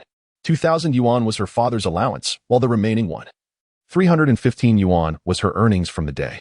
Wow, I actually made over 1,000 yuan today, surpassing my earnings from work. With her catch sold, Chen Jiao felt elated. On her way home, the surrounding mountains appeared exceptionally verdant, and even the soaring seagulls seemed more pleasing to her eyes. With a profit of 315 yuan for the day, she mused, if I could earn this much every day, I would surely become wealthy. Even at a daily profit of 1,000 yuan, I could accumulate 10,000 points in just 10 days. Once the system upgrades, the functionality of the X-ray glasses will improve, yielding even greater catches. Moreover, this system is incredibly user-friendly. As long as I accumulate points, the profits from gathering seafood remain my own. The more she contemplated, the more vivid her dreams of prosperity became, as if she were on the cusp of financial success, poised to ascend to the pinnacle of life. Upon returning home, she was greeted by the tantalizing aroma wafting from within. Chen Jiyu stood at the doorway, taking a deep breath.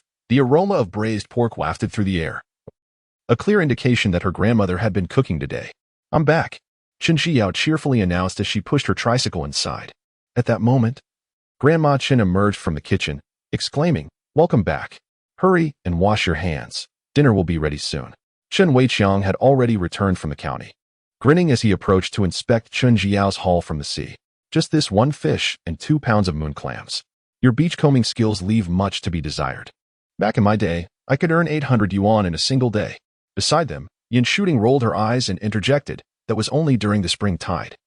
You have no shame, repeating that story 800 times. Chen Jiao opened her second uncle's WeChat, deliberately showcasing her transaction records to Chen Weiqiang. This morning, I earned 472 yuan, and this afternoon, 843 yuan. I made a total of 1,315 yuan today, surpassing your highest record by 500 yuan. Chen Jiyu lifted her chin high, her face brimming with pride. Chen Weiqiang's eyes widened in disbelief. Really? 1315? What kind of luck did you stumble upon? Get lost. Can't you speak properly? What kind of father are you? Yin Shooting quickly shoved Chen Weiqiang aside and took her daughter's phone. Upon seeing the transaction records, her expression lit up. So much money. 1,300 in a single day. That's more than your father's fishing gear store earns. Hey, how can you say that? I am a high-income professional, earning over 10,000 a month, Chen Weiqiang retorted, somewhat disgruntled. Just nearby was the ocean, and the county was filled with fishing enthusiasts. His tackle shop was conveniently located on the roadside leading to the beach. If someone forgot to bring bait or broke their fishing rod, they would likely stop by his store to purchase supplies. To attract customers, Chen Weiqiang had custom-made 2 enormous signs, ensuring that Chang'e Fishing Tackle Shop could be seen from afar. Although his shop did not have daily business, when professional anglers came by, the profits could rival those of his daughter's beachcombing. 3 years without opening, and then 3 years of earnings, he mused. Overall, the income was commendable.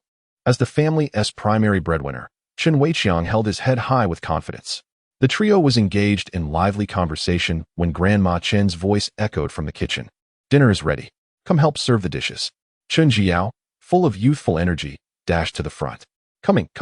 On the table, alongside the braised pork and greens, were clams and octopus, small seafood delicacies. After 2 consecutive days of clam dishes, Chen Jiao felt somewhat weary of them. I brought back some moon clams and a tiger grouper. We'll have those for lunch tomorrow. Sounds good, Grandma Chen replied warmly, her gentle demeanor always accompanied by a faint smile that made her feel particularly approachable. Always ready to fulfill her granddaughter's wishes. Grandpa Chen served a piece of braised pork to his granddaughter and, with a hearty voice, inquired, I just heard you chatting. Did you really earn over 1,000 today? Yes, indeed, 1,315 yuan, she affirmed, fearing that the elderly couple might doubt her. Chen Jiyu opened the transfer page sent by her second uncle. Tang Tang is truly remarkable, exclaimed Grandma Chen, her eyes crinkling with joy, adding more lines to her face. My granddaughter is indeed impressive. Grandpa wore an expression of happiness and pride. Observing her grandparents' beaming faces, Chen Jiyu was in no rush to reclaim her phone. Instead, she shared today's catch and the payment screenshot on her social media. Such a bountiful harvest was certainly worth sharing. With the upcoming spring tide tomorrow, she decided not to head to the shop but to remain at home to gather seafood. Her daughter had earned a commendable sum of 1,300 today from the shoreline. Chen Weiqiang felt quite envious and was eager to showcase his skills with the impending tide. In this area, the 2nd and 16th days of each lunar month herald the spring tide. During this period, the sea recedes rapidly and extensively, leaving many slow-moving sea creatures stranded on the beach or mudflats, resulting in a significantly greater harvest than usual. During the spring tide, the villagers, young and old, would venture out to gather seafood. Even Chen Weiqiang, who runs a shop in the county, would stay home to partake in the harvest when the weather permitted. Those with fishing boats would venture to uninhabited islands for even more bountiful catches, hauling in buckets full of various seafood. However, the Chen family's boat had already been sold, limiting them to gathering along the village coastline. Before retiring for the night, Chen Jiao checked her floating board once more. Host, Chen Jiao level. Level 1, sea gathering. Points, 915 vision range, 1 meter vision duration, 1 hour gathering tools, sand shovel, iron shovel, universal clipper. After closing the floating board, Chen Jiyu felt that her current points were still insufficient. With the spring tide approaching, she hoped for more valuable catches. A gentle reminder, this is merely a novel. Enjoy it for amusement, and do not scrutinize the details too closely. Love you all. Chapter 9 The Tide One Night. Chen Jiao experienced an extraordinarily vivid dream. In her dream, she was prying open a crab's den, pulling out hefty blue crabs, each weighing 1 to 2 pounds, until the bucket overflowed. In her dream, she tied the crabs until her hands grew weary, her face beaming with delight. The next morning, as the alarm clock rang, Chen Jiao awoke with a smile. While brushing her teeth, she pondered, what a realistic dream. I should bring more tying materials for the crabs. Perhaps my dream will come true. Outside, the sky remained gray, yet early risers had already begun their quest by the sea. After breakfast, Chen Weiqiang drove his family to the beach for a day of crabbing. The sun had just begun to rise, painting the horizon and the sea in hues of pink, resembling a striking oil painting. Unable to resist, Chen Jiao took out her phone and snapped a flurry of photographs. As they approached the beach, they found it bustling with people. The villagers, unable to wait for the tide to recede, ventured into the calf-deep water, searching for various treasures of the sea. The beach was crowded, making it unlikely to find anything of value. Chen Jiao turned to her family and remarked, there are too many people here. I will head to the rocky area where there are fewer crowds. With that, she grabbed her crabbing tools and made her way towards the rocky shore from the previous day. She preferred the less crowded spots, as they allowed her to gather without competition. The rocky beach was abundant with oysters and clams, and her friend, Yin Shooting, cautioned her, make sure to wear gloves. Do not attempt to catch crabs with your bare hands. Understood, I will be careful, Chen Jiao replied. A familiar friend invited Chen Nai Nai and Yin Shooting to join her in crabbing, and the mother-in-law and daughter-in-law decided to stay on the sandy beach. Meanwhile, Chen Yiyi and Chen Weiqiang brought out their old water pump from home, intending to drain a pool at the rocky shore to catch some larger specimens. Today, the tide was receding swiftly and far. By the time Chen Jiao reached the rocky beach, the water had already receded significantly. Along the way, her feet crunched over countless small shells, densely scattered, yet unfortunately, they were of little value. These tiny shells, regardless of the tide, were a common sight on the beach. But only when there were no other treasures to be found would the villagers gather them for home. With a sieve, one could collect dozens of pounds in just an hour. As the tide withdrew, many small creatures were left stranded on the beach. Chen Jiyu picked up several cat's-eye snails and small octopuses that had yet to burrow into the sand. Both of these had a decent market price. and she knew she couldn't let them slip away. Upon reaching the rocky beach, Shinjiyu discovered her bucket already contained about 10 cat's eye snails and 7 or 8 squirming octopuses. Weighing her bucket, she smiled radiantly, akin to the sun rising in the sky, pleased with her haul of approximately 3 pounds. In the rocky area from the previous day, she noticed 3 individuals flipping stones, all wearing cheerful expressions, indicating a bountiful catch. The area here is quite spacious, with everyone occupying their own corner without interference. The tide has just begun to recede, and there isn't much to be found yet. Chen Ziyuan does not intend to don her special glasses just yet. Such a vital tool must be reserved for the most opportune moment, ideally after the tide has fully retreated. With her glove securely fastened, Chen Ziyuan grasped a bucket in one hand and a pair of tongs in the other, commencing her day of coastal foraging. As she lowered her gaze, she spotted a charming little creature resting atop the vibrant green seaweed, a starfish. Its pentagonal shape, with several points elegantly arching upwards, presented a rather unique sight. Starfish, resembling 5-pointed stars, inhabit various marine locales, from shallow waters to the depths of the sea. These delightful beings primarily feast on mollusks, crabs, and sea urchins. Their sizes vary significantly, with the smallest measuring around 2.5 centimeters and the largest reaching up to 90 centimeters.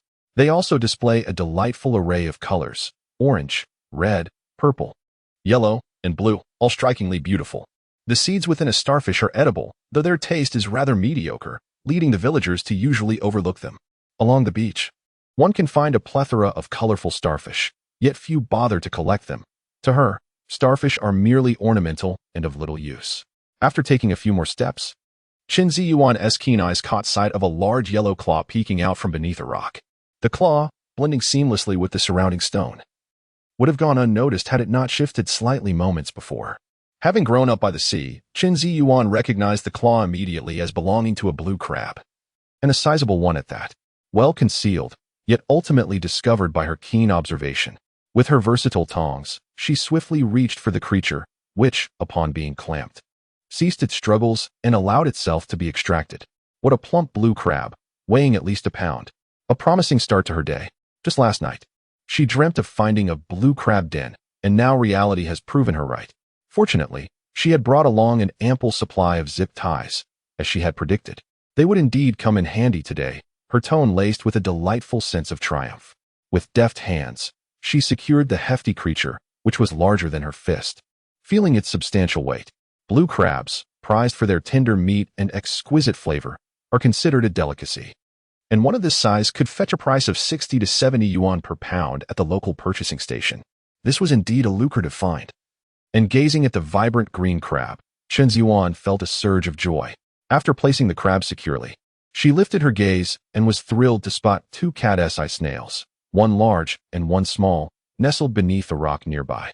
With a couple of quick strides, she overturned the rock, revealing a cat's eye snail nearly the size of her fist, displaying 2 tiny, sharp teeth that looked both silly and utterly adorable.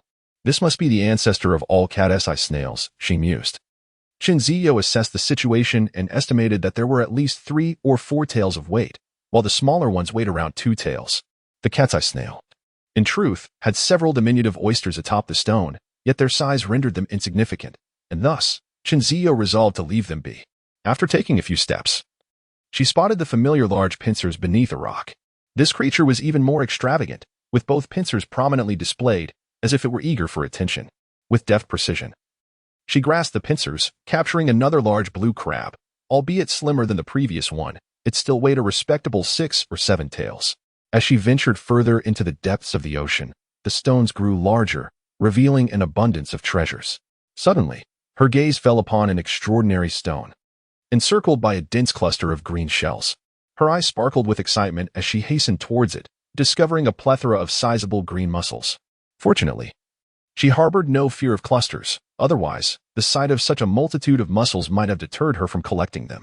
Known as sea rainbow, these mussels, once dried, transform into a delectable treat, perfect for soups or stews.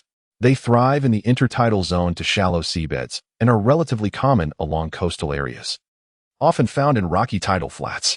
Their flavor is quite delightful, yet their abundance diminishes their value, often rendering them cheaper than clams, with some purchasing stations even reluctant to buy them. With so many mussels, should she decide to harvest them all, She would have no space for the treasures she might uncover later.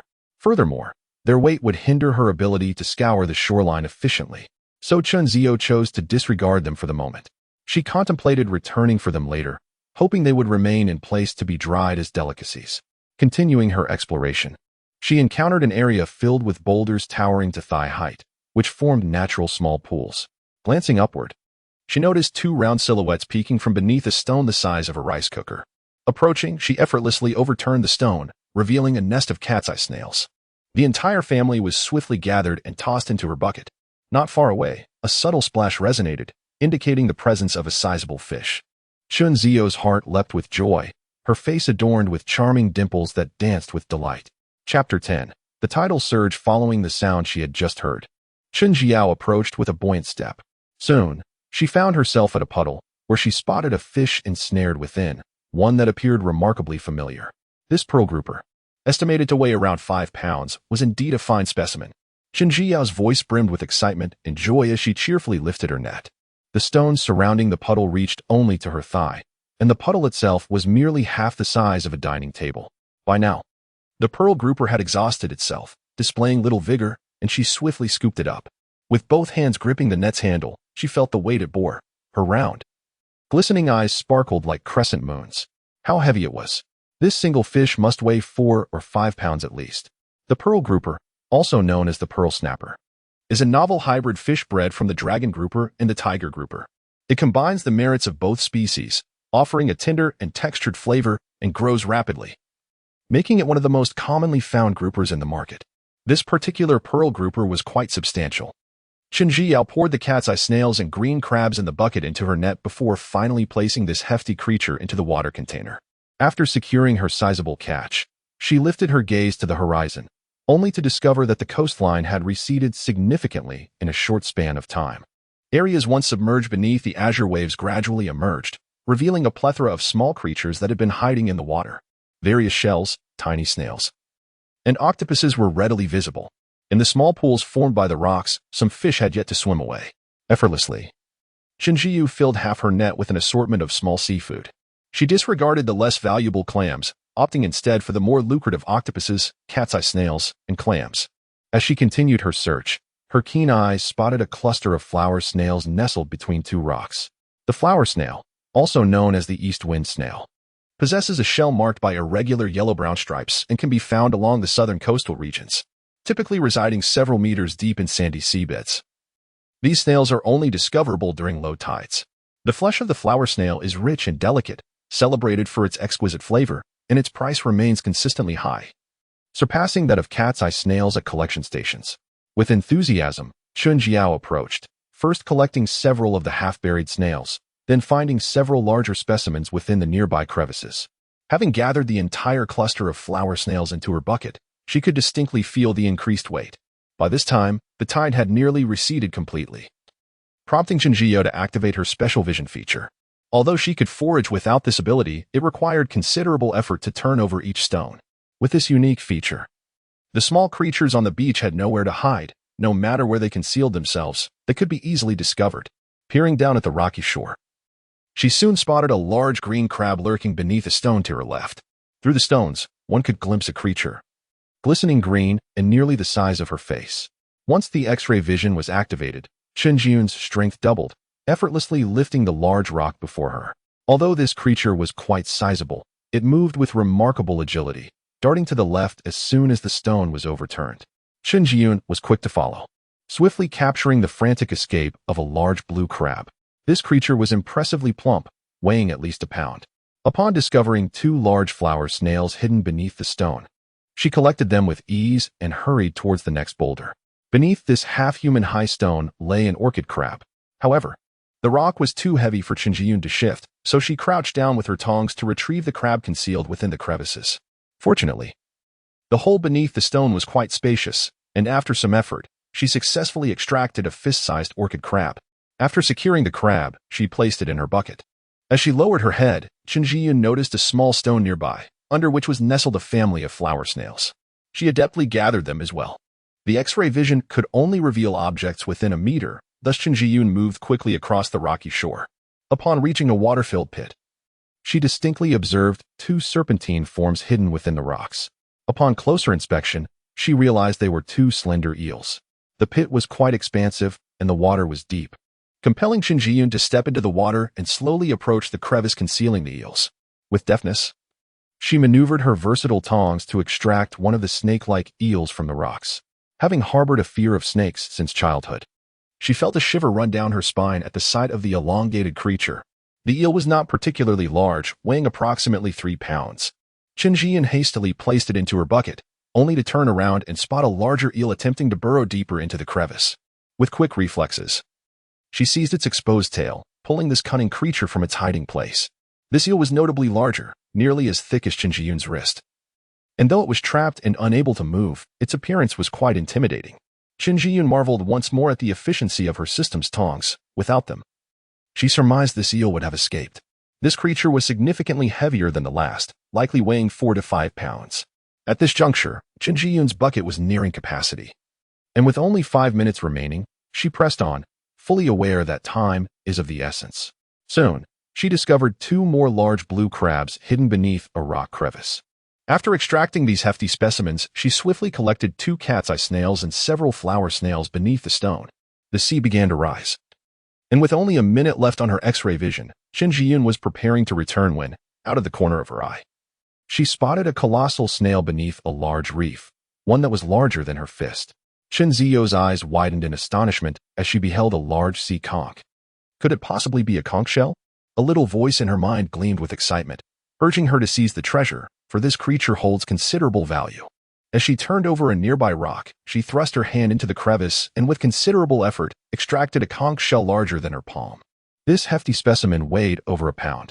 The conch shell was rhomboidal, featuring approximately 7 layers, with a surface of a yellow-brown hue, typically presenting a substantial size. Gazing at the conch that surpassed her hand in size, Qin Ziyou was filled with sheer delight. Conchs generally reside on the seabed, making them a rare find during beachcombing, a discovery she had never encountered before. Rumor had it that they could fetch over 100 yuan per pound at the collection station. At that moment, the time for her vision-enhancing ability had elapsed, and the surrounding sand and rocks reverted to their original state. On her way back, Qin Ziyou casually collected several octopuses and a few small flower snails. There were indeed many moon snails and clams available, yet their low market price dissuaded her from gathering them. Primarily, her net bag and bucket were nearing their capacity, leaving no room for further collection.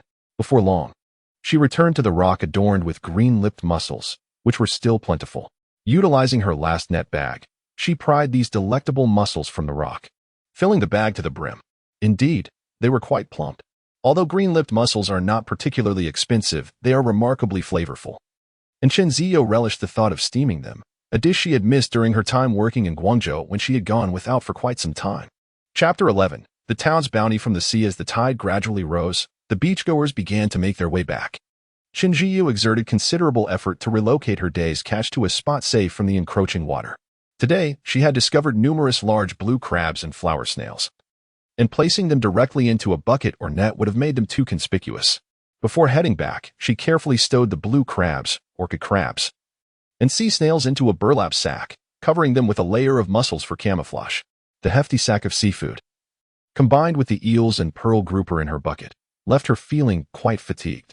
Qin Ziyou collapsed onto the sand, having toiled by the sea for several hours, nearly exhausted. However, the bounty today surpassed that of yesterday, and her face radiated with the joy of a fruitful harvest. The cat's eye snails, blue crabs, pearl grouper, orchid crabs, flower snails, eels, and conchs were all valuable treasures. Wealth was on the horizon. Imagining the small fortune she was about to acquire, Qin Ziyou's smile widened, revealing 2 delightful dimples. After resting for a while, her grandfather Chun and her father Qin Weiqiang approached, carrying a water bucket and a pump. How was the harvest today, Grandpa? Dad? Quite well, Qin Weiqiang replied, proudly handing over the bucket. Inside were 2 large eels, even larger than the one she had caught earlier, one of which likely weighed 6 or 7 pounds. Meanwhile, Qin's grandfather's bucket contained several impressive catches, a 3-pound blue fish for blue crabs, 2 orchid crabs, and a few small fish. Today's haul is remarkable. Both the eels and the blue fish are substantial, Qin Ziyou remarked. The blue fish, elongated and oval-shaped, boasted a bluish-gray back, with the females being pale yellow and the males a striking blue, fetching over 50 yuan at market. Gazing at the spoils in the bucket, Qinjiu mused that her own yield from the water pump was commendable. She resolved to try her luck next time. Initially proud of catching 2 eels and a large blue fish, Chen Weiqiang fell silent upon hearing his daughter's impressive catch. With a touch of envy, he reassured himself that the pupil surpasses the master was indeed a good thing. The trio returned to the spot where their van was parked, where a bucket brimming with various shellfish and half a bucket of small fish awaited them. Most of the shells were of the less valuable moon snail and clam varieties, interspersed with a few sizable cat's eye snails. Although the ocean's resources had dwindled compared to times past, there remained an abundance of small fish and shellfish. Being a fisherman in the village may not yield great wealth, but with diligence, one could at least stave off hunger. The 3 of them gazed out at the sea, spotting Chen's grandmother and Yin shooting still scouring the beach. Chen Jiao jogged over to call them back, and she saw that the 2 women had dug up a considerable number of clams, weighing in at 7 or 8 pounds collectively. The family of 5 gathered around the van, their eyes sparkling with the sight of the trunk overflowing with seafood, each face adorned with a genuine and contented smile. As Chen Weiqiang drove, he suggested with a grin, "Tang Tang has had quite a fruitful harvest from the beach these past few days. Surely someone in the village has noticed. If we take these goods to the village's purchasing station today, it's likely that Tang Tang will have a following on her future beachcombing trips. I believe it would be wiser to sell them at the purchasing station in town." Grandma Chun, immediately enthused, responded, Yes, indeed. It's best to keep our profits discreet. Let us sell the catch in town where the prices are likely higher." Most villages surrounding their small town depended on the sea, and the town boasted 2 large purchasing stations along with several medium and small ones. Typically, the prices at the town stations were 1 or 2 yuan more than those in the village.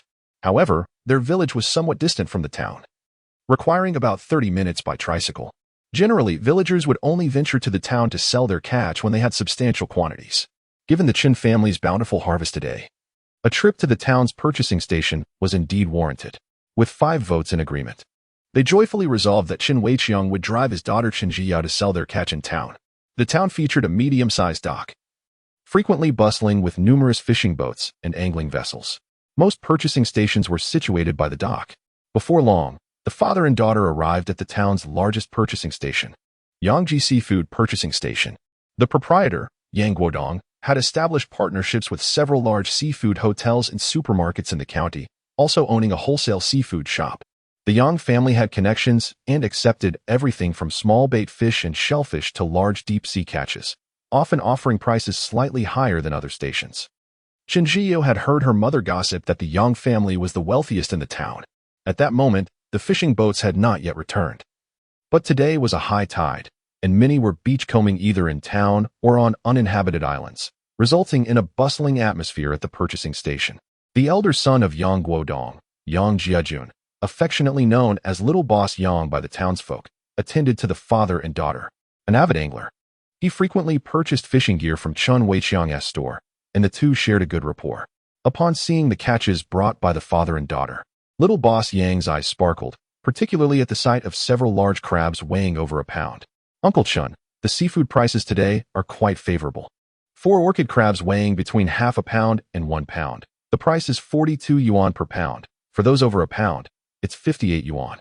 Blue crabs in the same weight range are 52 yuan per pound, and for those exceeding a pound, 70 yuan. Sea eels are 56 yuan per pound. Pearl groupers are 36 yuan per pound. Greenskin fish are 60 yuan. Cat's eye snails are 30 yuan per pound. Small octopuses are 30 yuan. Flower snails are 38 yuan. Conchs are 120 yuan per pound. Clams are 30 yuan per pound, and all other small shellfish are priced uniformly at 6 yuan. The prices offered by Yang Jiejun were evidently higher than those at the village purchasing station. Qin Jiyu felt a pang of regret. Had she known, she would not have been so lazy, as selling in town could have yielded considerably more money. In their family, clear accounts were kept among siblings, and the proceeds from their beachcombing harvest were always divided among them, necessitating separate settlements for the catches. The first to settle were Grandma Chen and Yin Shooting's harvest, cat's eye snails weighing 6 pounds at 30 yuan per pound, totaling 180 yuan. 7 pounds of clams priced at 30 yuan per pound totaled 210 yuan. The combined weight of moon snails, clams, and green mussels is 18 pounds. Priced at 6 yuan per pound, summing up to 108 yuan. Altogether, the catch of the two women amounts to 498 yuan. Rounded up to 500 yuan for settlement. While the haul may seem modest, given the throngs of people on the beach, having secured such a bounty is quite commendable. Next, we turn to the catch of Grandpa Chen and Chen Weiqiang. The total weight of blue fish is 3.5 pounds, priced at 60 yuan per pound, totaling 210 yuan.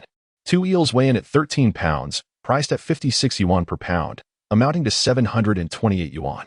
For blue crabs, each weighing between half a pound and 1 pound, total 3.2 pounds, priced at 52 yuan per pound, which equates to 166.4 yuan. Two orchid crabs, each weighing approximately 1 pound, total 2.1 pounds, priced at 58 yuan per pound, summing to 121.8 yuan. The cumulative total stands at 1,226.2 yuan, rounded to 1,230 yuan for settlement. Lacking any special abilities, her father and grandfather still managed to earn over 1,000 yuan simply by dredging the pit, prompting Qin Jiao to increasingly believe that staying at home to gather seafood is an excellent idea. Finally, we arrive at the bountiful catch of Qin Jiao herself. Cat's eye snails weigh a total of 4 pounds, priced at 30 yuan per pound, summing to 120 yuan. Two blue crabs, each weighing under a pound, total 1.6 pounds, priced at 52 yuan per pound, amounting to 83.2 yuan.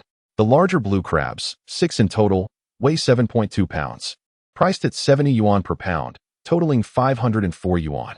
The pearl grouper weighs 4.6 pounds, priced at 36 yuan per pound, resulting in 165.6 yuan.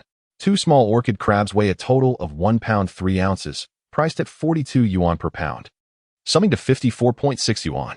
The flower snails weigh 3.6 pounds, priced at 38 yuan per pound, totaling 136.8 yuan. Eels weigh 7.5 pounds, priced at 56 yuan per pound, amounting to 420 yuan. The conch weighs exactly 1 pound, priced at 120 yuan. Boss Yang, with calculator in hand, diligently computes the total, which comes to 1,604.2 yuan. Rounded to 1,610 yuan for settlement. Today's harvest has reached a new pinnacle, and Qin Jiao beams with delight. Her 2 rows of pearly white teeth strikingly prominent. She bears no resemblance to the poised urban beauty she once was in Guangzhou. Instead, she appears charmingly silly. Boss Yang expresses his satisfaction with Qin Jiao's large blue crabs and Chen Weiqiang's eels, inquiring of the father-daughter duo, Uncle Qin. Should I transfer the funds to WeChat or deposit them into your bank account? Just as Qin Jiao prepares to suggest the WeChat transfer, Chen Weiqiang interjects, let us deposit it into the bank account. Transferring via WeChat incurs a service fee. Although Chen Weiqiang is also a young entrepreneur, he remains astutely frugal. All right then, I will transfer the amount to you now. Do share your thoughts. Is the detailing of the settlement process overly lengthy or verbose? Chapter 12. Is good fortune related to the system? Before long, 2 bank accounts were established. Qin Ziyou's funds were transferred directly to her account, while the remainder was deposited into Qin Weiqiang's account. Outside the acquisition point lay the dock, where numerous vessels were moored. Just as the father and daughter had settled into the car, Qin Ziyou's phone illuminated her pocket, signaling a payment notification. The proceeds from her recent fish sale had been credited. Upon seeing the influx of 1,610 yuan, Qin Ziyou was elated. This bounty far surpassed her daily grind of late-night shifts as a corporate drone. With yesterday's earnings exceeding 1,300 yuan, and today's addition of 1,610 yuan, she had amassed nearly 3,000 yuan in merely 2 days. In this moment of triumph, she exuberantly patted Qin Weiqiang, who was still engrossed in checking the information. Dad, what do you think about me staying home to forage the tide as a fisherman? In just these 2 days, I've earned almost 3,000 yuan merely from foraging. Her tone brimmed with pride and self-satisfaction, and the more she contemplated it, the more appealing the prospect of foraging seemed. After all, she possessed a tide foraging system. She aspired to become a sea queen. Without a moment's hesitation, Qin Weiqiang clapped his hands in approval. I think that's a splendid idea. You can forage in the morning and then come to help at the fishing gear shop in the afternoon. I'll manage the shop. And what about you? Qin Ziyou's face contorted with confusion. Her father was only in his 40s, far from retirement. I'll go fishing. Let me tell you. Your dad is quite skilled at fishing. I'll catch a rock cod weighing over 10 pounds to bring back for you to taste. Qin Weiqiang had grand plans. But his daughter was not receptive to the bait. Rolling her eyes, Qin Ziyou mercilessly countered, over 10 pounds of rock cod? You go night fishing and end up feeding mosquitoes all night without even catching a small fish. You should focus on managing the shop. Her mother often complained about her father's fishing escapades, lamenting how he spent nights attracting mosquitoes without landing a single fish, instead losing plenty of large shrimp in the process. Chen Ziyo was acutely aware of her father's fishing prowess. Stung by her remarks, Chen Weiqing sulked. You ungrateful daughter. Just a few days ago, I transferred 2,000 yuan for your pocket money, and this is how you repay me? He reminisced about the times he had returned with sizable catches, though luck had evaded him recently, leaving him empty-handed for 8 out of 10 days. Ignoring her father's sulking, Chen Ziyo contemplated seizing her free time to experiment with foraging for profit. If she could earn more than her previous job, she would embrace the life of a fisherman. If not, she could always return to Guangzhou for work after the new year. She had yet to terminate her lease on the apartment she rented in Guangzhou. As Chen Weiqiang drove, Chen Ziyo closed her eyes, feigning sleep while actually checking her points. Host, Chen Ziyo level. Level 1, Tide Foraging. Points, 25 viewing range, 1 meter viewing duration, 1 hour foraging tools, sand shovel, iron shovel, universal clamps. Just yesterday, she had over 900 points. Now, she boasted 2,525 points. Chen Ziyo calculated in her mind that, at this current earning rate, it would take her less than 10 days to amass 10,000 points. After shutting down the floating board, Chen Jiao recalled her father's catch from the water pit today. Having drawn just one large water pit, he had amassed such a bounty, which felt significantly more rewarding than her own efforts of turning over stones. Moreover, with her ability to see through, she could easily discern which water pit held promising treasures before making a selection, ensuring a guaranteed profit. In her mind, she inquired, Xiaoming, what do you think about my also drawing from the water pit? The halo in her consciousness flickered twice before a soft, melodious voice responded, Tang Tang, at present. Your range of vision extends only 1 meter. Water pits typically span several square meters in size, making it impossible for you to ascertain their contents. I do not recommend you attempt to draw from the water pits just yet. It would be wiser to wait until you elevate to the second level. You make a valid point. My current range of vision does seem rather inadequate. Additionally, reaching the rocky shore requires quite a trek. And the water pump is too heavy for me to manage alone, Chen Jiao conceded. The luminous entity in her mind flickered again. The water pump available in the system is considerably lighter, weighing approximately 10 pounds. Tang Tang, you can purchase a water pump from the system. I'd rather refrain from buying it now. I will wait until I reach the second level. It would be pointless to acquire it at this moment. Chen Jiao firmly declined, aware of her inability to resist the allure of the system's marketplace, as she hoped to save more money to expedite her upgrade. She pondered the recent days, where venturing to the rocky shore or beach to gather seafood proved quite fruitful, often yielding over 1,000 coins in a single day.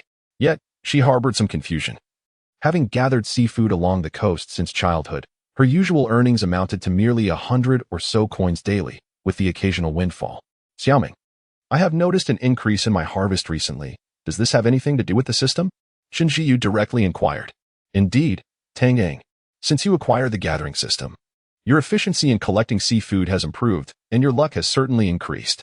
Furthermore, with your X-ray glasses, your speed in locating marine treasures has significantly enhanced, making it entirely reasonable for your haul to be greater. As expected, her current windfall was indeed intertwined with the system. Chen Jiao glanced at her phone, realizing that after a morning of toil, it was only 11 o'clock. Convinced that time was still on her side, she decided to take a brief rest. Planning to gather seafood again in the afternoon, especially since it was a spring tide, a perfect opportunity not to be squandered. Upon returning home with her father, as soon as they entered the house, a delightful aroma of seafood wafted through the air. Chen Jiyu inhaled deeply, her little nose twitching in delight. Before turning to her father, Chen Weiqiang, with a cheerful smile, fish soup, fried small fish, and stir-fried clams, today's meal is quite splendid. Hearing her voice, Yin Shooting emerged from the kitchen. You're back. Quickly wash your hands. Dinner is ready. I'll wash my hands right away. As anticipated, the dining table was laden with the morning's catch from the sea, and just as Chen Jiao had predicted, it consisted of fish tofu soup, fried small fish, and stir-fried clams. While dining, Chen Weiqiang proudly recounted the earnings from selling their catch in town, revealing that the family had profited over 3,000 coins from this gathering expedition. The atmosphere at the table was filled with joy, each face beaming with delight, and they all indulged, consuming extra helpings of rice. Chen Jiao drank half a bowl of fish soup in one go, and added 2 clams to her bowl, relishing the meal with great satisfaction. Today's harvest was indeed impressive. Everyone should eat quickly, as there would be another opportunity to go to the beach later. Speaking of the beach, Yin Shooting appeared somewhat displeased, furrowing her brows as she remarked, "This morning, over by the rocky area, you were catching large crabs and eels, and someone saw you. On your way back, quite a few people inquired about it. As soon as you left, a large crowd headed to the rocky beach. And by the afternoon, I fear there will be nothing left." Chen Jiao was indifferent. After all, the beach was public property, and she could not prevent others from foraging. "It's fine. There are plenty of places in the village where one can gather from the sea. Besides the rocky beach, there are many other spots, like the white sandy beach or the mud flats in front of the dock." Grandma Chen chimed in, "Recently, someone dug up quite a few sandworms near the mud flats by the dock. We could check that area." Chen Jiyu was quite familiar with the mud flats, having spent her childhood digging for sandworms there. However, sandworms were elusive creatures, adept at hiding underground, making them difficult to catch. She mused to herself how convenient it would be if she had the ability to see through the ground, but regrettably, she had exhausted her time in the morning. At that moment, a voice in her mind chimed in, "Tang Tang, you can advance tomorrow's vision ability." Qin Shiyu was pleasantly surprised and asked, "Can I really advance tomorrow's time?" "Yes, it can be advanced, but if you do, the duration will decrease from the usual hour to 50 minutes. That's rather stingy. It even deducts my time," she thought. It seemed she needed to level up sooner, as the time for her vision ability was indeed too short. Ultimately, Qin Jiyu decided to first check the mud flats. If there were signs of sandworms, she would borrow from tomorrow's time. If not, she would simply let it go. Chapter 13. Sandworm. Contemplating that the afternoon's catch did not compare to the bounty of the early morning tide, Chen Weiqiang resolved to return to the shop. A considerable number of packages had just arrived at the delivery point, and Yin Shooting was also preparing to organize them. As for Grandpa Chen and Grandma Chen, they had 200 free-range chickens and a shrimp pond to tend to in the orchard, leaving them no time to go beachcombing. Thus, only Chun Jiao remained to pursue the tide in the afternoon. Having just finished lunch, she could hardly spare a moment to rest. Chun Jiao hurriedly gathered a large handful of twine to bind crabs into her bucket. Crabs are prone to fighting. If left unbound, they often end up missing limbs, significantly diminishing their market value. In addition to the twine, she also packed 2 nets and a large brown burlap sack. Once everything was in order, Chen Jiao cheerfully set off on her family's tricycle toward the village dock. On her way, she glanced toward the rocky beach, where a multitude of people had gathered, far exceeding the morning's crowd. With so many people there, even if good finds were available, they might not secure any, and the overall yield would likely be less than that from the quieter beach. Thus, she opted not to join the throng. Considering the muddy terrain ahead, which could cause her vehicle to slip, Chen Jiao parked her tricycle near the dock. Upon disembarking, she noticed that the beach was indeed much less crowded. Admiring the scenic view, she took out her phone and snapped a few photos of the shoreline. The clear blue sky and white clouds made for stunning images, any of which could serve as wallpaper. With her gloves on, Chen Jiyu held a water bucket in one hand and a pair of tongs in the other, marching joyfully toward the muddy flats. "Dear little treasures, I have arrived." The mud flats here were not the kind that would engulf a foot upon a single step. Rather, they were topped with a thin layer of black mud, beneath which lay sand and various rocks of different sizes. Often, these rocks were adorned with oysters or barnacles, their shells razor-sharp. One had to wear sturdy shoes, lest they suffer cuts from the sharp edges. Anyone daring enough to venture barefoot would earn Qin Jiao's admiration for their bravery. Though the scenery on the mud flats differed from that of the white sandy beach, it was equally captivating. Qin Jiao captured another beautiful shot. Remembering that she had yet to post about her beachcombing adventure on social media, she decided to share her exquisite photos to entice her friends still caught in the grind of work. After posting the stunning images along with a picture of herself, she finally stowed her phone away and began her earnest search for treasures. Lacking a transparent vision, she relied on her keen observation, scrutinizing every inch of ground beneath her feet. Suddenly, she noticed a slight ripple in a small puddle beside a rock. Approaching for a closer look, she observed shallow waves forming atop the puddle, followed by a small bubble rising to the surface. Upon closer inspection, she discovered a sizable crab lying still within the puddle, its eyes peeking out, motionless. Can you guess where its eyes are? This crab had nearly camouflaged itself into the mud below, and had it not been for the bubble that emerged, she might have easily overlooked it. Shinzio deftly grasped the well-disguised creature with her versatile clamp. Covered in mud, She momentarily failed to discern its species. Fortunately, there was a small puddle nearby, and after placing the creature within, it emerged cleansed, revealing itself to be a large, lustrous green crab. With a beaming smile, Chinzio lifted the hefty crab to weigh it in her hands, pleased to discover it was quite substantial. Having stumbled upon a crab weighing around 7 to 8 liang shortly after her arrival, her luck seemed splendid that day. She promptly retrieved a binding strap from her bucket, skillfully securing the proud creature with deft motions. With the crab confined within her bucket, she hummed a cheerful tune, lifting the small blue container and continuing her journey. After taking just a couple of steps, she noticed a long, narrow crack at her feet. Initially mistaking it for a large clam, she reached down to grasp it, only to find it stubbornly anchored and its texture unfamiliar, somewhat resembling a ribbon clam. Using her small shovel, she swiftly unearthed the sizable creature, which indeed matched the size of her palm, a ribbon clam. Ribbon clams are abundant along the coast of Guangdong and Hainan. Once dried, they transform into dried scallops. However, fresh ribbon clams are not particularly expensive, fetching around 7 to 8 yuan for smaller ones and up to 10 yuan for larger specimens. Although these prices dwindle to half at collection points, the one she unearthed, being of considerable size, would yield a mere 5 or 6 yuan, despite their low market value. They are delightful when steamed with vermicelli. The mere thought of ribbon clams with steamed noodles made Chinzio's mouth water. After tossing the clam into her bucket, she began searching the surrounding area for more, eager to collect several to enjoy a sumptuous meal that evening. Completely absorbed in her quest for clams, she had entirely forgotten her original purpose of digging for sandworms. However, as these mollusks often thrive in groups, she soon spotted another ribbon clam just a couple of steps ahead, its shell gaping invitingly. After excavating several ribbon clams, Chinzio finally recalled her initial intent to seek sandworms. Moving forward another 10 meters, she discovered the ground beneath her feet riddled with excavated pits. Ahead, a woman wearing a straw hat was skillfully digging for sandworms, her swift motions revealing a plump, pink, wriggling worm with each scoop. Behind her, a basket was nearly full, containing about 7 to 8 gene of robust sandworms. Turning around, the woman was none other than Huang Yufan, the wife of Chen Weiqiang's elder brother, a familiar face in the village known for her prowess in sandworm hunting, earning a tidy sum each year from her efforts.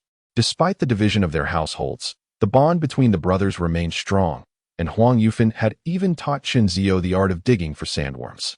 However, Chinzio lacked the innate talent for this endeavor, and each time she attempted, she could manage only a few, never exceeding 10. Were it not for the thought of cheating with the X-ray glasses, she would have preferred to venture to the beach to gather seafood rather than come here to dig for sandworms. With the tide receding today, the harvest was quite satisfactory. She could take some sandworms home to prepare congee.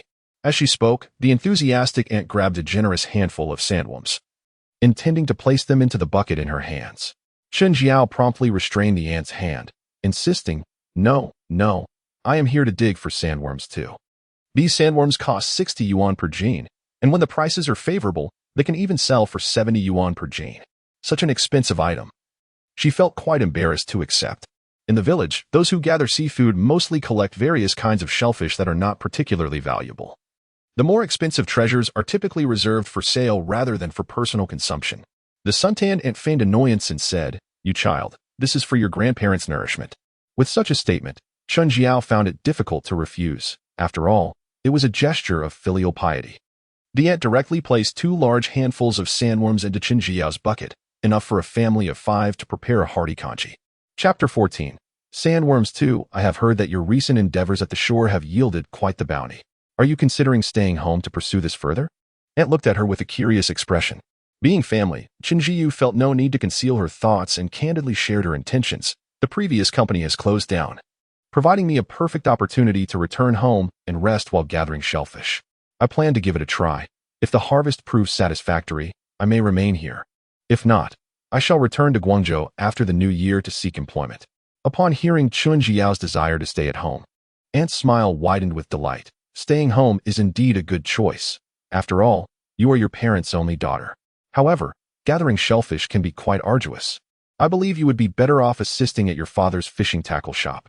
Chun Jiao shook her head, chuckling. My father is only 45 this year. He is still quite young and does not need my assistance. She found the shellfish gathering enjoyable and did not perceive it as laborious, especially since she had the shellfish gathering system at her disposal, which she did not wish to squander. Seeing her reluctance, Aunt cheerfully shifted the conversation to other matters. Your elder brother has converted the family fishing boat into a fishing charter. He takes people out daily to fish. If you find yourself bored, why not accompany him on the sea? That sounds wonderful. I will speak to my cousin later, Chun Jiao responded eagerly. The mention of going out to sea invigorated her. Ever since the family fishing boat was sold, she had not ventured out on the ocean. Her father often boasted of his past fishing prowess, igniting her desire to experience fishing at sea. Aunt, overflowing with enthusiasm, engaged her in conversation for quite some time before they both returned to their respective tasks. Before departing, Chen Jiao swiftly placed a large blue crab into the basket designated for sandworms and hurried away. Observing the crab in the basket, Aunt chuckled at the sight of Chen Jiu dashing off. You child, slow down. Be careful not to trip. I know. I'm just going to check behind. She called back. Uncle and Aunt had 2 sons, her elder cousins, and had always cherished Chen Jiao, their little cotton-padded jacket, due to their admiration for her manners and intelligence. There was no semblance of bullying or disdain as depicted in novels and dramas, stemming from the absence of male heirs. In their village, generations had relied on fishing for sustenance, and it was not uncommon for storms to prevent fishermen from returning. No one could guarantee their safety at sea, and there was a shared apprehension regarding the well-being of their children. Consequently, the village fostered a supportive atmosphere. Any who dared to inflict harm would not go unchallenged by the community, and the elders would intervene to impose consequences. The village was tightly knit, and assistance was extended to lonely elders or families lacking labor. Many villagers had grown up sharing meals from various households, and those in need would receive aid whenever possible. Having observed that Aunt had thoroughly combed through the muddy area, Chen Jiao ventured further afield. After a considerable distance, she finally caught sight of the sandworms. Before her lay a sandworm, half buried in the sand, revealing its round, plump head. Chen Jiao's eyes widened in excitement, akin to encountering a strikingly handsome figure. What a remarkable find! The sandworm was quite substantial. Chen Jiu hurriedly picked it up and placed it in a nearby puddle for a cleansing bath. This sandworm was notably plump, weighing at least a couple of pounds, and would undoubtedly make for a delightful addition to a porridge. Gazing at the tender, white sandworm, Chen Jiu felt a pang of desire. Sandworms, also known as sea intestines or earth dragons, are elongated and cylindrical, their surface is smooth, typically appearing in shades of light brown or dark brown, resembling earthworms in form. Rich in nutrients, sandworms are considered a nourishing delicacy. Often likened to the winter caterpillar and summer grass of the sea, and they command a rather lofty price. Dried sandworms can fetch hundreds, if not thousands, of yuan per pound, while fresh wild sandworms can sell for over 100 yuan per pound in the market. They are reputed to possess properties that invigorate and enhance vitality, though Chen Jiu remained uncertain of their veracity. Nevertheless, the exquisite flavor and tender texture of sandworms make them an unparalleled ingredient for seafood porridge. The mere thought of sandworm seafood porridge made Chen Jiu's mouth water, and she couldn't help but chuckle foolishly. I must gather more to prepare sandworm seafood porridge tonight.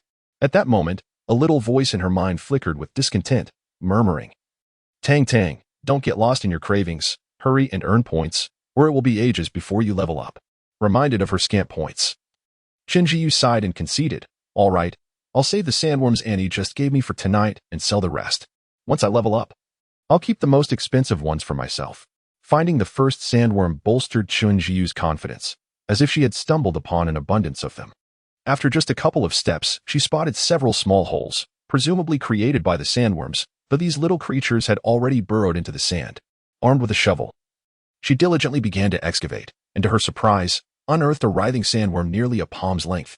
Seizing the opportunity before it could react, she swiftly tossed it into her bucket and proceeded to extract several more nearby. After moving a short distance, she noticed signs of sandworm activity along with a multitude of small holes. Convinced that there were plenty of sandworms in the vicinity, she opted to activate her X-ray vision for the following day. As the X-ray function engaged, the delectable sandworms hidden beneath the sand were revealed in all their plump glory, and there appeared to be an abundance of them. While a spade is generally more effective for digging sandworms, Chen Jiu had neglected to bring one when she set out, leaving her with only a small shovel. Just as she was about to commence digging with the shovel, the soft, melodic voice of her companion chimed in again. Tang Tang. You could purchase a spade from the shop. It would expedite your sandworm excavation significantly.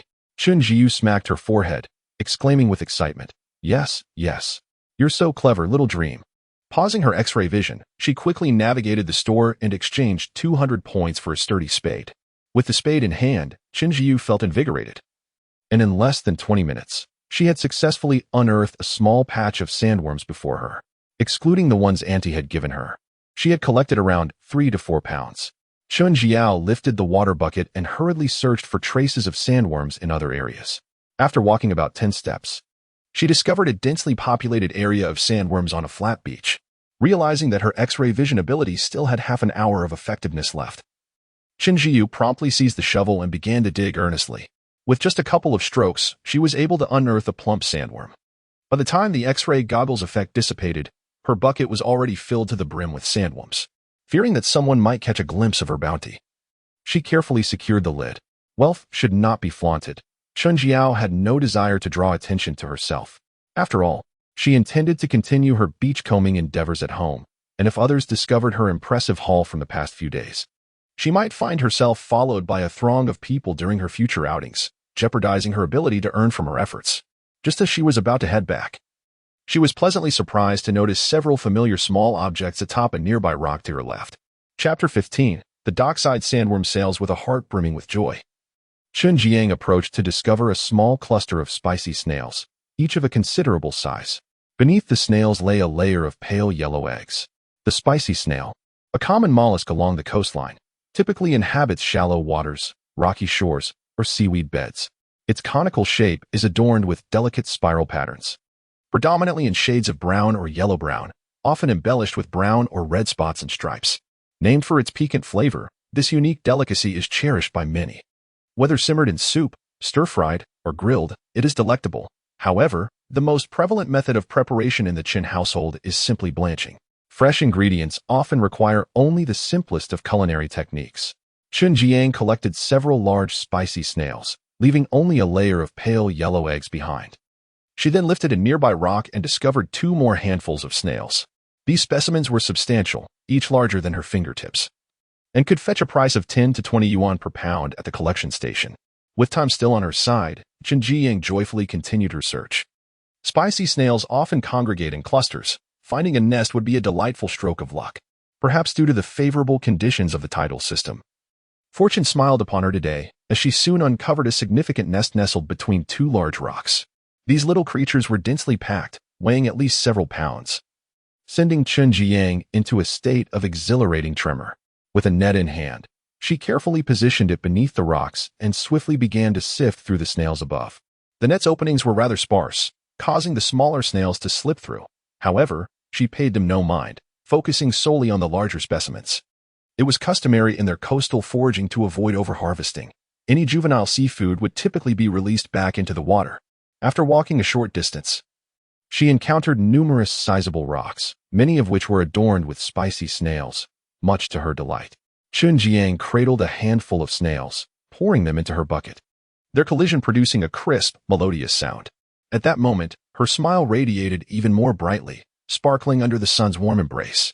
On her return, both of her nets brimmed with large, spicy snails, almost too heavy to carry. Despite the exhaustion that left her unable to stand upright, Chen Jiang could not conceal her joy. The haul of snails weighed at least 20 pounds, complemented by half a bucket of sandworms she had unearthed earlier, promising a sale of at least 1,000 yuan. As the sun dipped below the horizon, it cast a magnificent golden hue upon the once azure sea. Admiring the breathtaking scene before her, Chen Jiang, laden with her bountiful catch, hummed a cheerful tune as she made her way toward the dock. What a splendid sight it would be to stroll alongside a handsome companion. Alas, she was merely a solitary soul. However, she quickly shook off the thought, realizing that no handsome figure could rival the alluring scent of the sandworms. With renewed determination, she quickened her pace toward the parking area, intending to make a brief return home. At that moment, only Grandma Chun was at home, diligently harvesting vegetables in preparation for dinner. "Did you dig up all these sandworms by yourself?" Grandma Chen gazed in disbelief at the half bucket of sandworms in her granddaughter's hands. "Indeed, all of them are mine." "Impressive, isn't it?" Chen Jiao exclaimed, hands on her hips, grinning with pride. Seeing her granddaughter's innocent and mischievous expression, Grandma Chen chuckled warmly. "And you have so many spicy snails. Hurry and take them to the collection station. Why have you come back home?" "When I went to dig for sandworms, I ran into Auntie. who gifted me over a pound of sandworms as a token of respect for you and Grandpa. As she spoke, she fetched a clean bucket from the kitchen and brought out 3 large handfuls of sandworms, leaving 2 pounds of spicy snails at home. She also set aside 7 razor clams she had just dug up for their own consumption. Grandma Chen looked at the bucket filled with sandworms and the sizable clams, hoping her granddaughter would take them to sell together. However, Chen Jiao did not give her that chance. She promptly placed her belongings down and sped off on her tricycle. Considering the slightly higher prices at the collection station in town, she headed directly to the dock. Indeed, the evening dock, illuminated by the hues of the setting sun, possessed a unique charm. Fishermen returning from the sea created a lively atmosphere, with bustling activity around the dock. In addition to the moored fishing boats, there were numerous fishmongers, seafood restaurant buyers, and people from the county arriving to purchase fresh seafood. Familiar fishmongers eagerly approached the larger fishing vessels to collect the catches, creating a vibrant scene. Chen Jiao observed several vendors already selling their catches at the dock, surrounded by prospective buyers. She thought to herself that if she set up her stall here, she might earn more money, so she parked her tricycle and began to call out her wares. Freshly dug sandworms. Don't miss out. Sandworms at 110 yuan per pound. Spicy snails at 30 yuan per pound. Come take a look, everyone. This price was slightly lower than market rates, but significantly higher than the collection station's offer. In recent years, the number of sandworms had dwindled, resulting in a price surge. True to expectation, the mention of sandworms attracted numerous fishmongers and seafood buyers. However, noticing Chen Jiao's youth, they aggressively tried to drive down the price. Some fishmongers offered prices that were even less than those at the collection station. With sandworms at only 50 yuan per pound and spicy snails at 15 yuan per pound. This outrageous pricing left Chen Jiao both amused and furious, while bargaining was expected. Such blatant undervaluing was unacceptable. Choosing to disregard these individuals, she turned her attention to a group of discerning middle-aged women who approached to buy seafood. Clearly familiar with one another, these women were seasoned negotiators. Having traveled a long way to purchase seafood, they sought not only freshness but also affordability. After an extensive round of haggling, Chen Jiao ultimately found herself outmatched by these battle-hardened women. Ultimately, a few individuals purchased the items brought by Chen Jiao, acquiring sandworms at 85 yuan per pound and spicy snails at 23 yuan per pound. They procured 7 pounds of sandworms, totaling 595 yuan, and 18 pounds of spicy snails, amounting to 414 yuan. Chen Jiao opened her WeChat wallet, which displayed a total income of 1,009 yuan. She had earned 1,300 yuan yesterday, and an additional 1,610 yuan from the morning's seaside endeavors, culminating in a total of 3,919 yuan over the 2 days. On her way home, Chen Jiao felt elated. The earnings from these 2 days equaled half a month's salary. As for this troublesome job, let whoever desires it take it on. This lady has resolved to remain at home to gather treasures from the sea. Upon returning home, she found that Grandma Chen had already prepared dinner, which included sandworm porridge, stir-fried spicy snails, steamed scallops with vermicelli, and sought Edgewater spinach. After satisfying her hunger, Chen Jiao hurried to her room to check her current points. Host, Chen Jiu level 1, Seaside Gatherer. Points, 33-34 vision range, 1 meter vision duration, 1 hour gathering tools, sand shovel, iron shovel, universal clamp, spade. Upon seeing her points, Xiaoming was equally delighted. Tang Tang, it seems that in just a few days, you will be able to advance to level 2. I share that sentiment. Once I reach level 2, I can finally arrange for the crab trap and water pump. Contemplating the earnings from the past 2 days, Chen Jiao smiled so widely that crow's feet appeared at the corners of her eyes. Rising early to gather from the sea, she toiled throughout the day, and by nightfall, the Chen household was quiet, slipping into slumber early. Chapter 16. The convenience store every day begins with a beautiful photo. Yesterday, Chen Jiao awoke around 4 in the morning and hurried off to the sea twice, utterly exhausted. She indulged in a deep, restorative slumber, only to be roused by the sun's gentle rays sneaking through the window, illuminating her face. By then, the sun had ascended considerably high in the sky, and even without drawing the curtains, the room was brightly lit. A melodious chorus of birdsong wafted from the small hillside behind the house, creating a delightful and soothing ambience. The house was quiet, suggesting that everyone had busied themselves with their own activities. Chen Jiao swiftly got out of bed, donned a casual sports outfit, and tied her hair into a high ponytail, radiating youthful vibrancy. As she descended the stairs, yawning, she found only Ah Huang, the family dog, keeping watch. The little creature Upon hearing her approach, bounded over with a wagging tail. The sandworm porridge from last night had long since whetted her appetite. Ignoring Huang's eager antics, she hastened to the kitchen, where a pot of savory lean meat porridge awaited her alongside 2 pale green, salted duck eggs. These eggs had been gathered from the seaside and prepared at home. The villagers often made salted duck eggs, but none compared to the exquisite flavor of those prepared by Grandma Chen.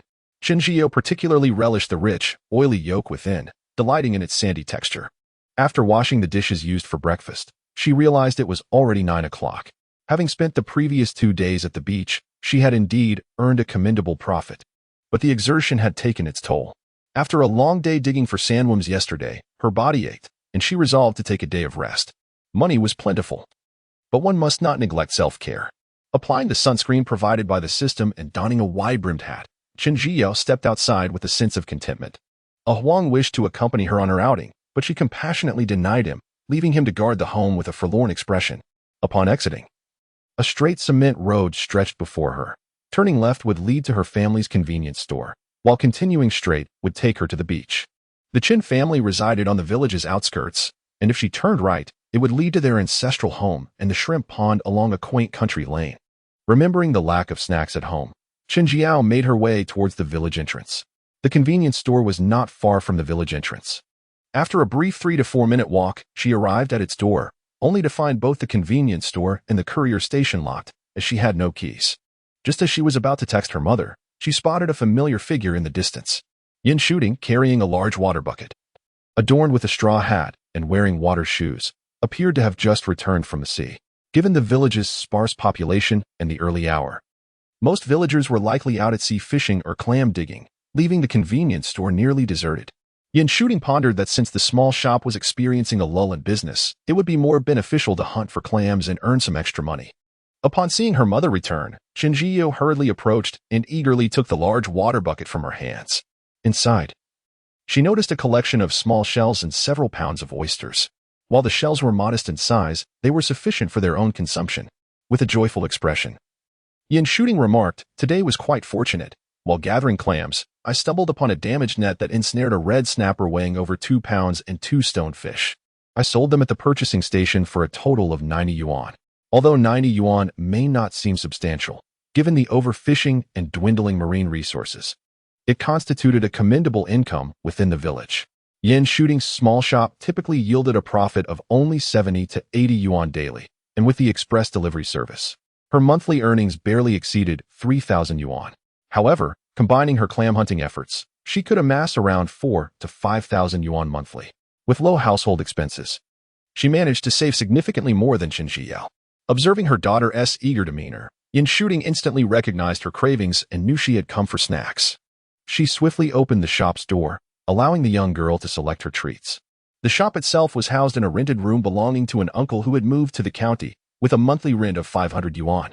Previously, Yin Shooting assisted on the family fishing boat, but after selling it, she rented this space to establish her shop, which had expanded to include a delivery station the previous year. In the corridor outside, 3 tables were set up for villagers to play mahjong, a suggestion from the business-savvy Chen Weiqiang. The shop thrived with customers, ensuring a steady flow of business. Indeed, this proved to be a wise decision, as items such as ice cream and soda sold readily each day. The shop was well stocked, resembling a miniature supermarket, and was divided into 3 sections. Upon entering, one would find fishing gear on display, sourced from Chen Weiqiang's tackle shop. With several nearby villages offering fishing opportunities, there was a considerable demand for fishing equipment. And as the only shop selling such items, business flourished. To the left was a large section dedicated to various household goods, while the right side featured a food area selling rice, flour, oil, and an assortment of condiments. Chen Jiao made a beeline for the snack section, selecting several flavors of chips and various other items, filling a large bag to the brim with drinks as well. Meanwhile, Yin Shooting, who had been playing on her phone at the counter, noticed her daughter's growing collection of snacks, and her expression darkened.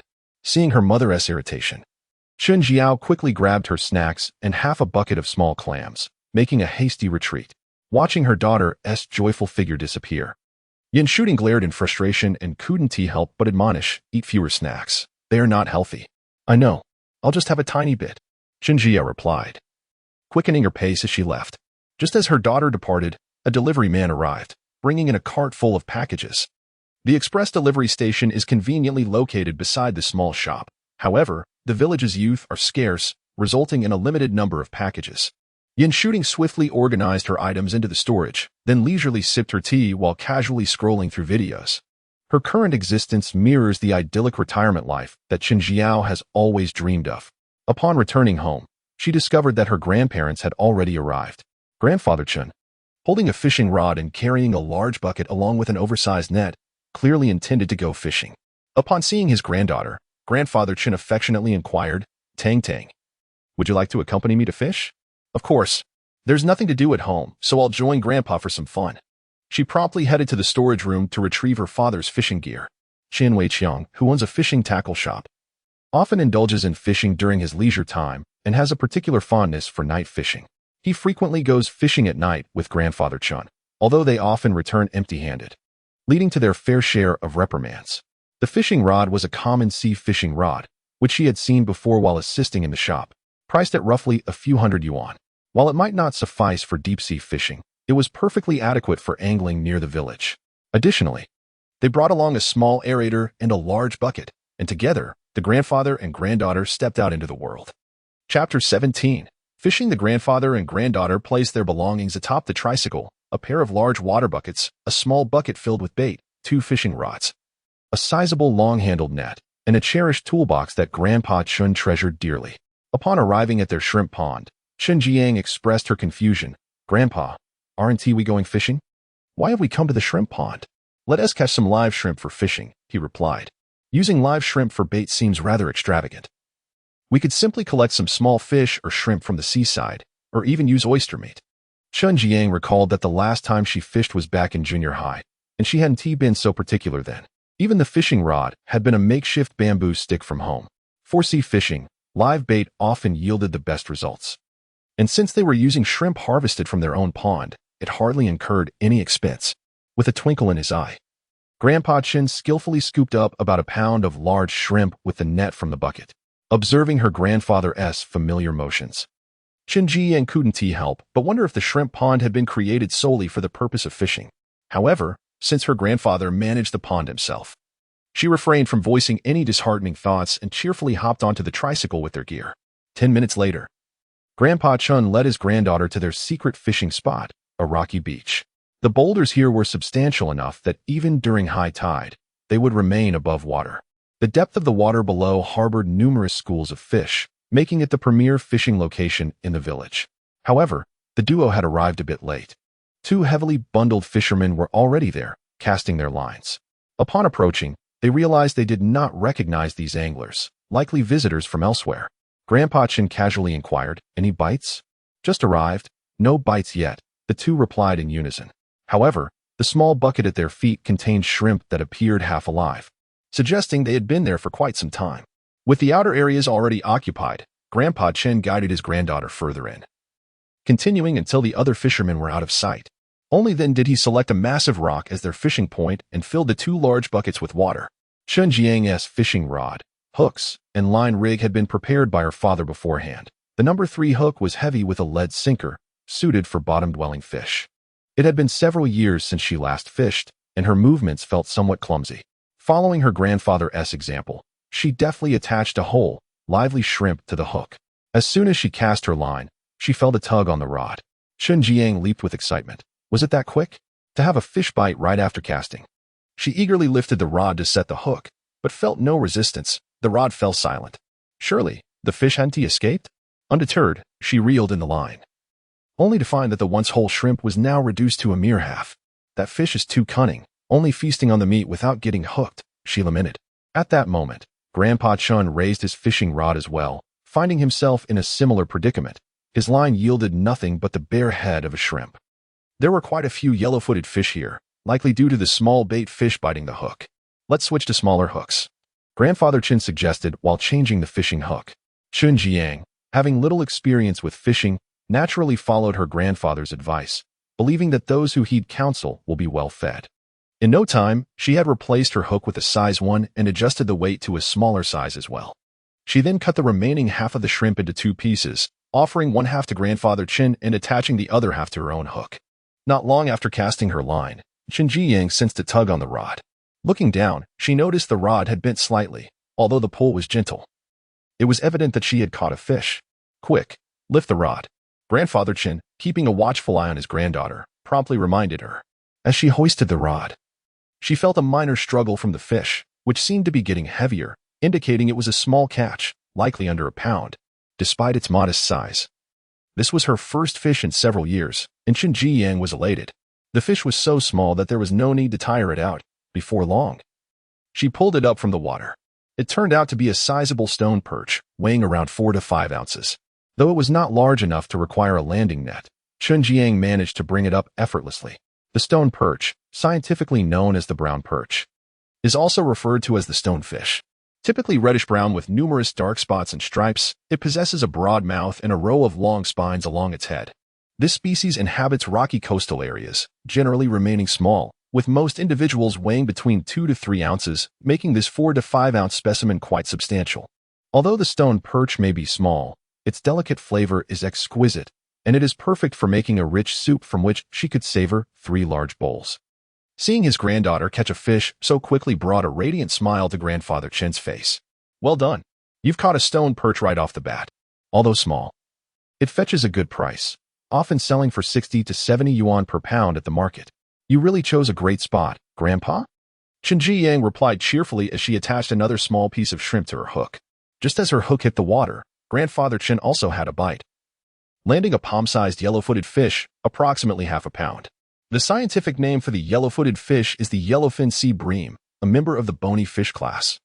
And it is renowned for its delicate, tender flesh and delectable flavor, with few bones making it suitable for various cooking methods, whether steamed, boiled, or pan-fried.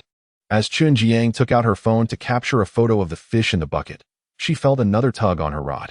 This time, the pull was slightly stronger than the previous stone perch, and the fish struggled vigorously. After a 2-minute tussle, she successfully reeled in a yellow-footed fish weighing around 6 to 7 ounces. It seemed there was a school of yellow-footed fish beneath the rocks. As within just half an hour, she had caught 10 yellow-footed fish, with the larger ones weighing around 7 to 8 ounces and the smaller ones about half a pound.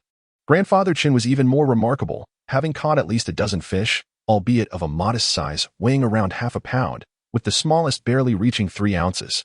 However, after the school of fish departed, the 2 fishermen experienced a prolonged silence of 20 minutes, during which their fishing rods remained still.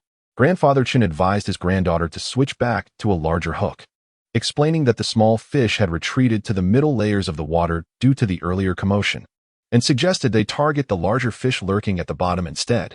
Chen Jiyu heeded his counsel promptly, replacing her hook with a size 3 and opting for a heavier sinker. As the sinker gradually descended into the depths, a large shrimp continued to struggle vigorously. After a few moments, Chen Jiyu felt an immense tug, bending her fishing rod into a crescent shape. A powerful struggle resonated through the rod, sending a jolt of excitement through her nerves. Having only previously fished for small catches like the stonefish, she found herself in a flurry, exhilarated as the hooked fish thrashed in the water. The more it fought, the more her excitement grew, her palms damp with anticipation. The strength of this pull assured her that she was dealing with a fish weighing no less than 10 pounds. Chapter 18. Fishing to the fish ensnared by the hook thrashed wildly in the sea, the sting in its mouth driving it to further frenzy, while the reel spun uncontrollably. With each desperate struggle of the mighty fish, the fishing reel emitted a series of high-pitched squeaks, and the fishing rod bent like a taut bowstring. If not for the exceptional quality of the fishing rod from their own store, it would have likely snapped by now. Observing his granddaughter's encounter with a large fish, Grandpa Chen hurried over to assist. "Tang Tang, your drag is set too loose. You must tighten it," he advised. "Oh, okay. I'll adjust it now," she responded, her hands flustered. Sensing her struggle, Grandpa Chen swiftly moved to help tighten the drag. The strength of the fish was overwhelming. Within mere minutes, Chen Jiyo felt her hands growing increasingly fatigued.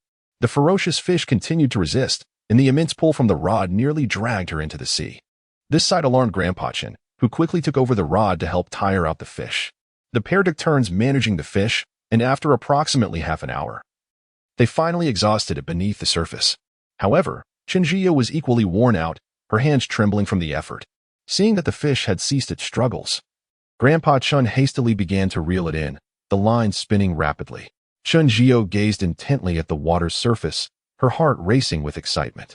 A fish of over 10 pounds, if it turned out to be a valuable grouper, could be worth several $100s.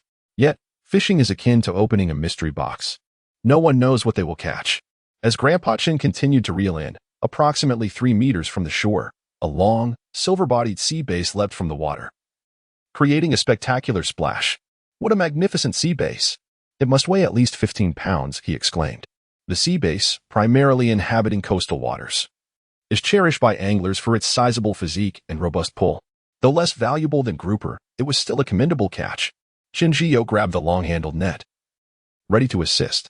As Grandpa Chin drew in the line, the moment the fish surfaced, she seized the opportunity and swiftly scooped it up. Despite being utterly exhausted, the fish still fought for freedom, thrashing within the net. The fish was already large, and its relentless movements made it a challenge for Chin Jio to haul it up. After considerable effort, she finally managed to lift the sea bass, which was longer than her arm. Upon securing the impressive catch, Grandpa Chin was even more elated than she was, gleefully asking Chin Jio to take photographs. The old man was as joyful as a child, comparing the fish's size with his foot one moment and crouching down for a photo op with it the next. Chin Jio snapped numerous pictures of her grandfather alongside the magnificent fish, then handed the phone to him to join in the photographs. Before long, Chin Jio shared all the photos in the family group chat. Upon seeing the images, Chen Weiqiang, who was busy at the store, felt a surge of envy, his eyes nearly brimming with longing, wishing he could rush back to join in the fishing excitement. Subsequently, Grandpa Chun enthusiastically shared his photos with the magnificent fish in his fishing group, causing quite a stir among the anglers who were leisurely fishing. Messages flooded the group in rapid succession, accumulating several hundred within mere minutes, with nearly all inquiries centered around the location of his catch. However, the old man was no fool.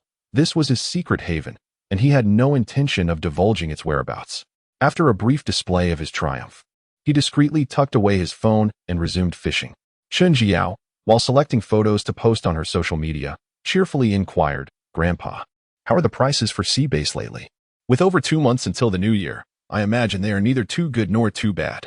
A few kilograms of sea bass is around 30 yuan per pound, but for a fish as hefty as yours, it could fetch around 40. Upon hearing the figure of 40 yuan, her eyes sparkled with excitement. "So, that one fish alone is worth several hundred yuan? It seems even more lucrative than beachcombing." Whether it be beachcombing or fishing, the yield was unpredictable. One day could yield thousands, while the next might barely amount to a few coins. Regarding his granddaughter's desire to stay home and beachcomb, Grandpa Chin felt she might as well assist at the family's fishing tackle shop. Yet, the youth had her own aspirations, and he chose not to press the matter further. Besides, as long as one was diligent, beachcombing at home would never leave them hungry. As the grandfather and granddaughter engaged in their conversation, the fishing rod in Grandpa Chin's hands suddenly experienced a tug. Although the force paled in comparison to the large bass his granddaughter had caught earlier, it was still substantial, likely weighing several pounds. The real word is the line unfurled, and the rod gradually bent under the strain. With a grin that stretched from ear to ear, Grandpa Chin swiftly lifted the rod to set the hook and leisurely began to play the fish. Chen Jiao initially intended to assist, but seeing her grandfather effortlessly managing the catch, she settled back to continue fishing. However, her luck did not quite match his. She caught 2 small rockfish weighing merely a few ounces each. Having already reeled in a substantial bass, she found these smaller catches unworthy of her attention. The fish Grandpa Chin was battling now was considerably smaller than the earlier bass. After about 5 minutes of a spirited struggle, he sensed the fish weakening and promptly began to reel it in. Before long, he had hooked a striking redfish, weighing around 4 to 5 pounds, an impressive red snapper. This wild red snapper could command 50 yuan per pound in the market and over 30 at the purchasing station. Previously, he had caught a smaller one that was quite delectable. However, given the size of this catch, Chen Jiu suspected they would not be inclined to consume it at home. This fish was substantial, and typically, if he had caught such a large red snapper, Grandpa Chin would be overjoyed, likely parading around the village for several laps. Yet, in light of his granddaughter's hefty bass, he couldn't help but feel a tinge of disappointment. Nevertheless, setting aside his discontent, he extended his foot for her to take a photograph. Upon reopening the fishing group chat, he was met with yet another flurry of messages, with countless inquiries regarding the location of his exceptional catch. The old gentleman paid no heed to these individuals, cheerfully sharing several photographs of himself with the red friend fish. Another sizable catch stirred the hearts of the habitual anglers, their eyes gleaming with envy, with a few already preparing to venture to the seaside for fishing. Observing the flurry of compliments in the group chat, the old man felt invigorated, his face alight with joy. At that moment, Yin Shooting called, urging the grandfather and granddaughter to return for lunch. These fish are still alive. We must quickly deliver them to the dock's purchasing station to fetch a good price. The old man remarked with a grin while gathering his belongings. Grandpa, since the fish were just caught and are equipped with an oxygenator, they won't perish immediately. Let us eat first, and I will take them to the town's purchasing station later this afternoon. That sounds reasonable. The prices in town tend to be better. On their way back, the tricycle moved particularly slowly, with Grandpa Chen deliberately choosing the busier routes. As they ambled along, passers-by could hardly miss the sight of the hefty bass and the vibrant red fish perched atop the vehicle. After a long journey, they finally reached the village entrance, where the old man paused at the local shop, warmly greeting friends and relatives. What should have been a 10-minute journey extended to half an hour due to his friendly interactions. In the entire village, there was hardly anyone unaware of the extraordinary catch made by the grandfather and granddaughter. Throughout the trip, Chen Jia wore a frozen smile, regretting her decision to let Grandpa drive, fearing that by the time they returned home, the fish would be cooked by the sun. Chapter 19. Selling the catch. After much effort, the grandfather and granddaughter finally returned home, only to discover it was already 12:30, and the meal at home was nearly cold. Grandfather Chen parked the tricycle in the shade of a tree, leaving the fish in the bucket untouched as they were meant for sale later. Just then, Grandmother Chen emerged from the living room, ready to reprimand them. But upon seeing the large bass in the bucket, her face broke into a radiant smile as she approached. What a huge bass! It must weigh at least 15 or 16 pounds, and this red fin fish is quite sizable as well. Why not take them to the collection station? Grandmother Chen, who usually paid little attention to her phone, had not seen the photos their granddaughter had posted in the group chat. Now, seeing the fish they had caught, her joy was palpable. These fish were just caught not long ago, and with the aerator, they are still lively.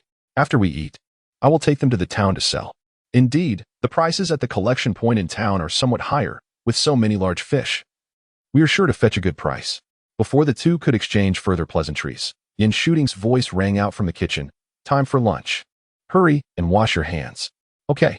Chen Jiao, still basking in the thrill of fishing, skipped towards the kitchen. Both grandfather and granddaughter had caught substantial fish today, their faces beaming with delight as they walked with an air of exuberance. Especially Grandfather Chen, who had previously gone night fishing with his son but had not caught much. Often facing the teasing of his daughter-in-law, today he could finally hold his head high, his eyes sparkling with pride. This was the 4th day since Chen Jiao's return, and the meals had returned to their usual standards: stir-fried clams, a medley of fish stew, steamed eggs with clams, and a simple dish of blanched greens. Despite the simplicity, the family relished the meal together with great joy. Having just finished lunch, the impatient Yin Shooting urged her daughter to hurry and sell the fish, for there was a significant price difference between live fish and those that had already perished. Chen Jiao initially intended to sell the 2 larger fish while keeping the smaller stonefish and yellow-legged fish, half for their own consumption and the other half for her uncle's family. However, the others disagreed.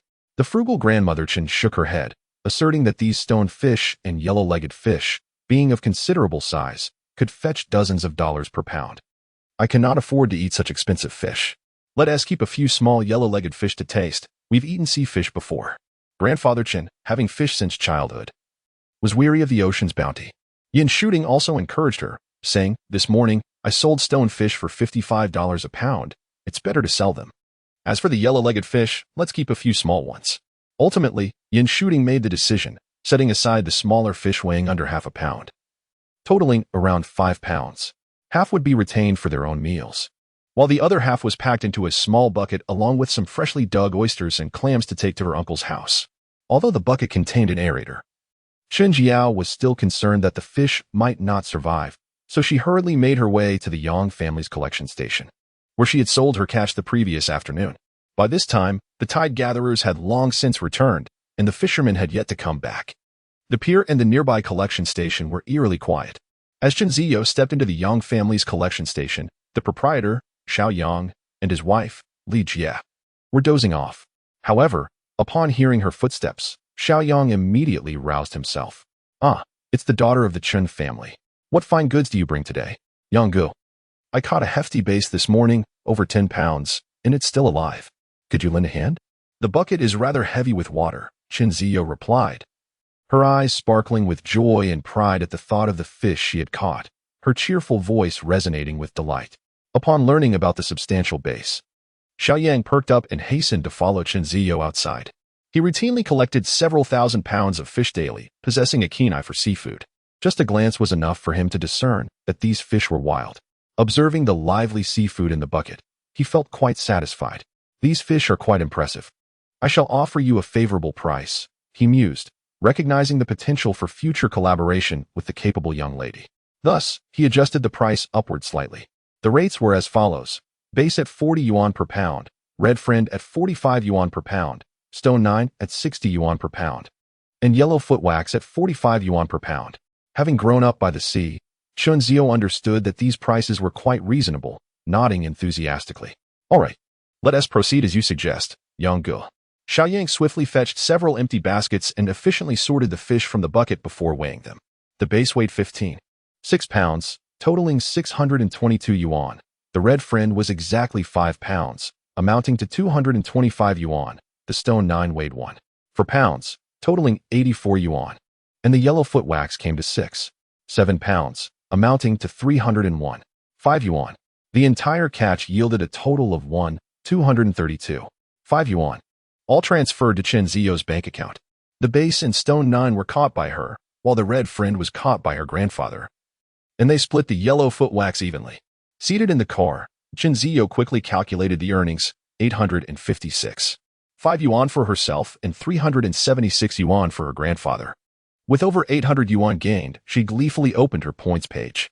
Host, Chinzio level 1, beachcombing points, 334 viewing range, 1 meter viewing duration, 1 hour beachcombing tools, sand shovel, iron shovel, universal clamp, spade. Noticing that her points had not changed, Chinzio was perplexed. Xiaoming, what is going on? Why haven't my points increased? A faint white orb flickered in her mind. Tang, you are still within the beachcombing section. Only the gains from beachcombing will earn you points. Once you unlock the entire beachcombing section and enter the fishing section, the money earned from fishing will contribute to your points. This is rather disappointing. I had planned to fish after beachcombing, she lamented, realizing that it wouldn't count towards her points. Observing her frustration, Xiaoming's already faint glow shrank further, appearing pitiful and hesitant to speak. Chinzio harbored an intense desire to swiftly unlock the entire coastal foraging segment and transition into the fishing domain. This way, she could forage by the sea in the morning and fish in the afternoon, potentially earning a substantial income of 1,000 to 2,000 yuan daily, effortlessly achieving a monthly income of 30,000. The more she contemplated, the more enticing the prospect became, causing the corners of her mouth to lift involuntarily in a subtle smile. However, relying solely on her daily foraging by the sea would yield insufficient rewards. Incorporating fish traps might significantly accelerate her earnings. Eagerly, Chinzio inquired, Xiaoming, what distinguishes the fish traps available in the system from those I could purchase myself? If the differences are minimal, it would be more prudent to buy them independently, as my current points are rather limited. The system's fish traps, however, boasted an enhancement, promising a 10 increase in catch. Upon hearing this, Chinzio felt quite pleased and promptly accessed the system's marketplace. Initially, she intended to purchase 8 or 10 traps, but was taken aback to discover that each trap required a staggering 1,000 points. Considering her meager total of just over 3,000 points, she quickly felt disheartened, realizing such an expenditure was beyond her means. Yet, her disappointment was short-lived, as she soon recalled that her family's fishing gear store offered fish traps. Without hesitation, Chinzio pulled out her phone to express her concern to her beloved father. Chapter 20, Collecting Eggs. As soon as the WeChat call connected, Chen Weiqiang, who had spent years in the Air Force, anxiously inquired, Did you go fishing at the rocky beach on the outskirts of the village this morning? Indeed. Didn't Grandpa mention that it was our secret base? Chinzio teased him with a playful smile. All right, I'll return home early tonight. At this moment, Chen Weiqiang's heart raced with excitement, longing to dash back and fish. Noticing her father's mind was already adrift in thoughts of fishing, Chinzio quickly shifted to the main topic. I plan to set some traps at the rocky beach. Could you please pick up 10 traps from the store on your way back? Of course. Which specification do you need? Chen Zio recalled a medium-sized trap with a diameter of 50 centimeters and a 20-meter-long rope that had sold well during her stint at the store. She requested him to bring back 10 of those after work. The price for these smaller traps was 22 yuan each, while they sold for 30 yuan. As soon as the WeChat call ended, Chen Zio transferred 300 yuan to her father. Although Chen Weiqiang initially hesitated to accept the money, he changed his mind, feeling pleased that his daughter had recently earned a fair sum from fishing. A little profit is still profit, he thought, noting an 80 yuan gain. Though the wharf was quiet, 2 small stalls were selling fish, albeit only inexpensive small fry. Chen Zio spent 15 yuan acquiring a modest pile of these not-so-fresh fish, which, if left until evening, would likely spoil. However, these small fish would serve as bait in the traps, their stronger scent ideal for luring the ocean's little creatures. Despite not going out to sea today, Chen Zio was in high spirits as she approached a modest shop specializing in roasted meats. This establishment appeared unremarkable, lacking even a sign, yet their roast duck and poached chicken were renowned for their delightful flavors. It was said that the family had been dedicated to this craft for generations, with long queues forming outside daily. They opened at 4 in the afternoon and typically sold out by around 6:30. Moreover, the chickens used for their poached dish were raised by Chen Zio's grandparents. At this moment, it was only 3:40 p.m., yet several elderly patrons were already gathered outside, eagerly chatting and waiting for the shop to open. Among the kind-faced seniors, Chen Zio stood out distinctly.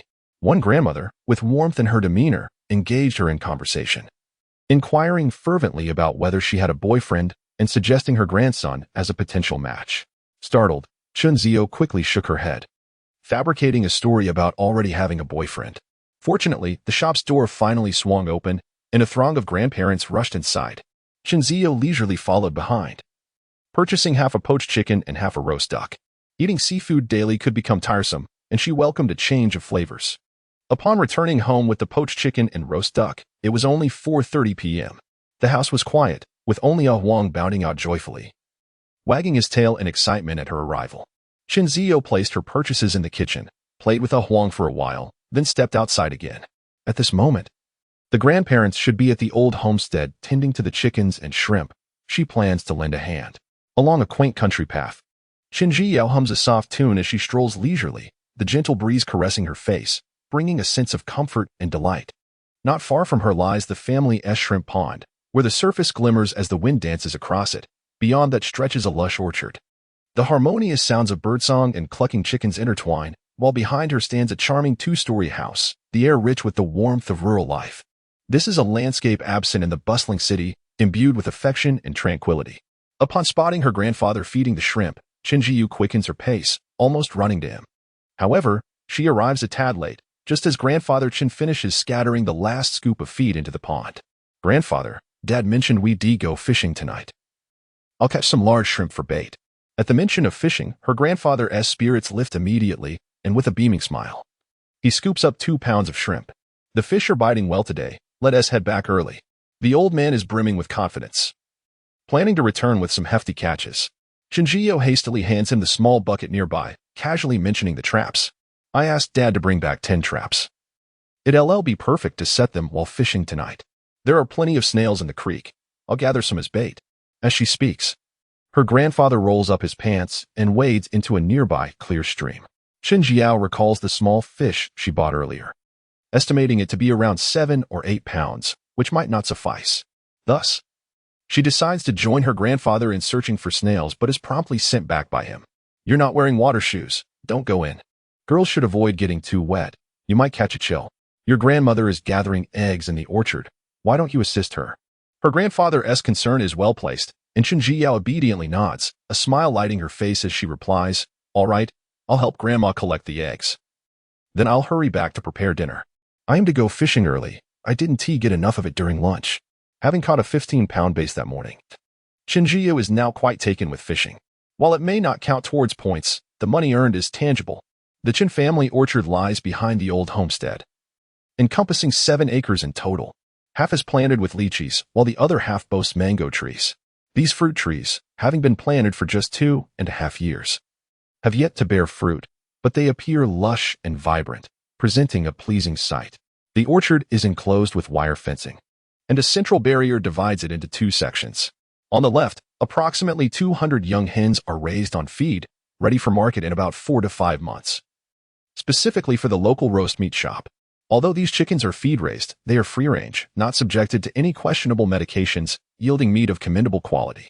On the right side, authentic free-range chickens are nurtured on corn and millet. However, these grain-fed chickens grow slowly, requiring around 6 months to reach maturity, resulting in only about 120 of them. Among the 80 chickens, merely a handful were young and tender, while the majority had been reserved by affluent patrons of Chen Weiqiang's fishing shop. Additionally, there were 40 hens specifically designated for egg laying. These rather simple eggs were also intended for the wealthy clientele of the fishing community. The people of Guangdong have a particular fondness for chicken, especially free-range birds. It is precisely because Chen Weiqiang operates his own fishing tackle shop and is acquainted with numerous affluent and leisurely patrons that his parents have taken to raising chickens in their orchard. Hens typically lay eggs during the day, though no specific time is observed. Consequently, a small shelter has been constructed within the orchard, designed explicitly for the hens to lay their eggs. However, these little creatures have a penchant for seeking out secluded corners to nest, often concealing their eggs away. Each evening, Grandma Chen scours the orchard, diligently retrieving the hidden, simple eggs. When Chen Zhiyao arrived at the family orchard, Grandma Chen had just finished feeding the chickens and was now wandering through the orchard with a small basket in search of eggs. Chen Zhiyao carefully ventured to the other side of the orchard, cautiously examining the grass for eggs. The free-range chickens raised at home are of an old breed, characterized by their crispy skin and tender meat, albeit smaller in stature. Thus, their eggs are correspondingly petite. The delicate white eggs are only slightly larger than a toe, appearing significantly smaller than those purchased from the supermarket. Nevertheless, these farm-fresh eggs are exceptionally fragrant. With Chen Zhiyao's assistance, the eggs in the orchard were swiftly collected, totaling 32. Weighing approximately 3 pounds. The Chen family sells these farm eggs individually at a price of $1.50 each. The quantity of eggs is limited, as they are predominantly pre-ordered by the proprietors of Chen Weiqiang's fishing tackle shop. Chapter 21. Night fishing. At this moment, the sun had descended to the foothills, and Chen Zhiyao checked her phone, revealing it was already 5:30. Grandma, I'm heading back to prepare dinner, with thoughts of fishing and setting traps later in the evening. Chen Zhiyao hurried home, clutching a basket of eggs. She had already purchased poached chicken and roasted duck earlier in the afternoon, so she swiftly sought a couple of vegetable dishes, completing a simple yet delightful dinner. As she emerged from the kitchen, the clock struck 6. At that moment, Chen Weiqiang returned, unloading several traps from the car. Observing this, Chen Zhiyao rushed over to assist, and together, the father and daughter quickly transported all 10 traps to the yard. Additionally, there was a brand new fishing rod, identical to the one Chen Zhiyao had used that morning, specially prepared by her father. Thank you, Dad. Clutching the new fishing rod, Chen Zhiyao exuberantly bounced in place, her ponytail swaying joyously, her entire being radiating happiness.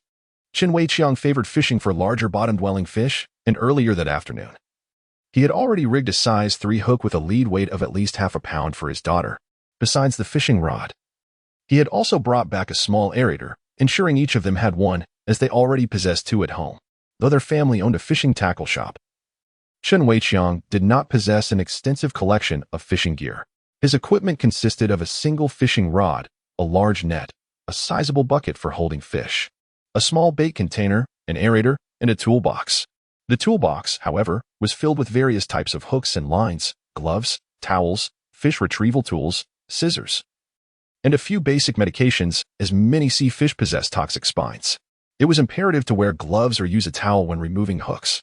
Chen Zhiyao carefully placed the fishing rod aside and, beaming with delight, retrieved the small fish she had bought earlier in the afternoon. Each trap contained several small fish, though it still seemed rather scant. Just then, Chen's grandfather returned, carrying half a bucket of pond snails. These small fish are too few. Just in time. I've brought some snails, he exclaimed, proudly shaking the bucket. Chen's grandmother smiled gently, teasing him. Look at you, so full of yourself. At your age, you still behave like a child, always wanting to compete with others. Chen's grandfather understood his wife was jesting about his boastful recounting of the fish he had caught earlier in the village, yet he felt no embarrassment. Rather, he was filled with pride. Standing tall, he declared, despite your teasing, the red snapper I caught today sold for over 200 yuan, combined with the yellow-footed crabs. I earned over 300 in just one day. With financial success bolstering his confidence, Chen's grandfather spoke with newfound assurance. Your 300 yuan doesn't even compare to Tang Tang's earnings, Chen Weiqiang interjected, amused to witness his parents engaging in playful banter. He swiftly took the bucket from his father, clearing the space. Then, he led Shinjio to the entrance, where they smashed the snails with a stone, placing them into the traps. After dinner, as dusk descended, the three generations gathered their fishing gear and a headlamp, swiftly loading everything onto the tricycle. Chunjiao pondered for a moment before deciding to bring along the tools for beachcombing, knowing that crabs and conchs tend to emerge at night, allowing for a leisurely seaside search later on. Upon arriving at the beach, they found that the tide had just receded, and many people were already combing the shore and rocky areas. Chunjiao initially intended to set her traps at the rocky beach where she had previously gathered. But noticing several individuals already there, she resolved to wait until their return to deploy the traps. Before long, the trio arrived at the fishing spot from the morning. This location marked the boundary between Baisha village and the neighboring Li family village, typically frequented by few visitors, and at this moment, it was completely deserted. The sea had retreated to its furthest point, and gazing down from the large rock where they had fished earlier, they observed that the water level was considerably lower than it had been in the morning. Eager to catch fish, Chen Weiqiang hastily attached a lively shrimp to his hook, casting it into the water without regard for the water level. Taking advantage of the low tide, Grandpa Chun and Chun Jiao scouted several suitable spots, placing 6 traps in the deeper waters of the rocky beach. The remaining 4 traps were intended for the rocky area they had previously explored during low tide. Upon their return, Chen Weiqiang sat atop a small stone, fishing quietly, yet his face radiated satisfaction and joy. Chun Jiao glanced into the bucket and discovered that he had already caught 2 stone fish, which explained his happiness. However, the fish were rather small, weighing only a few taels each. Having caught a hefty fish weighing over 10 pounds earlier that day, she had little interest in these smaller catches. Unbeknownst to her, Chen Weiqiang had endured a month without a catch, and simply reeling in any fish brought him immense contentment. The rock they were on was substantial, with Chun Weiqiang positioned centrally, while Chun Jiao and Grandpa Chen sat on either side, their backs turned as they organized their fishing rods. After a morning of fishing, Chun Jiao felt confident in her abilities, believing herself a skilled angler.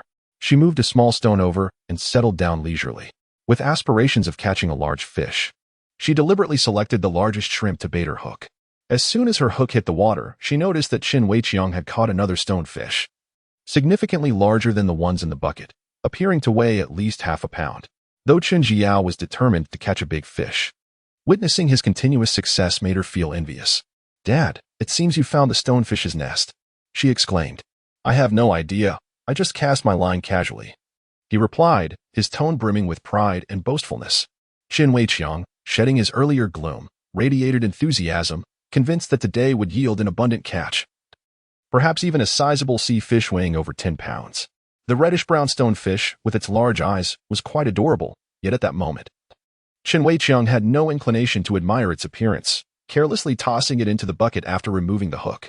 In a swift motion, he hooked a lively shrimp and cast the fishing line back into the sea.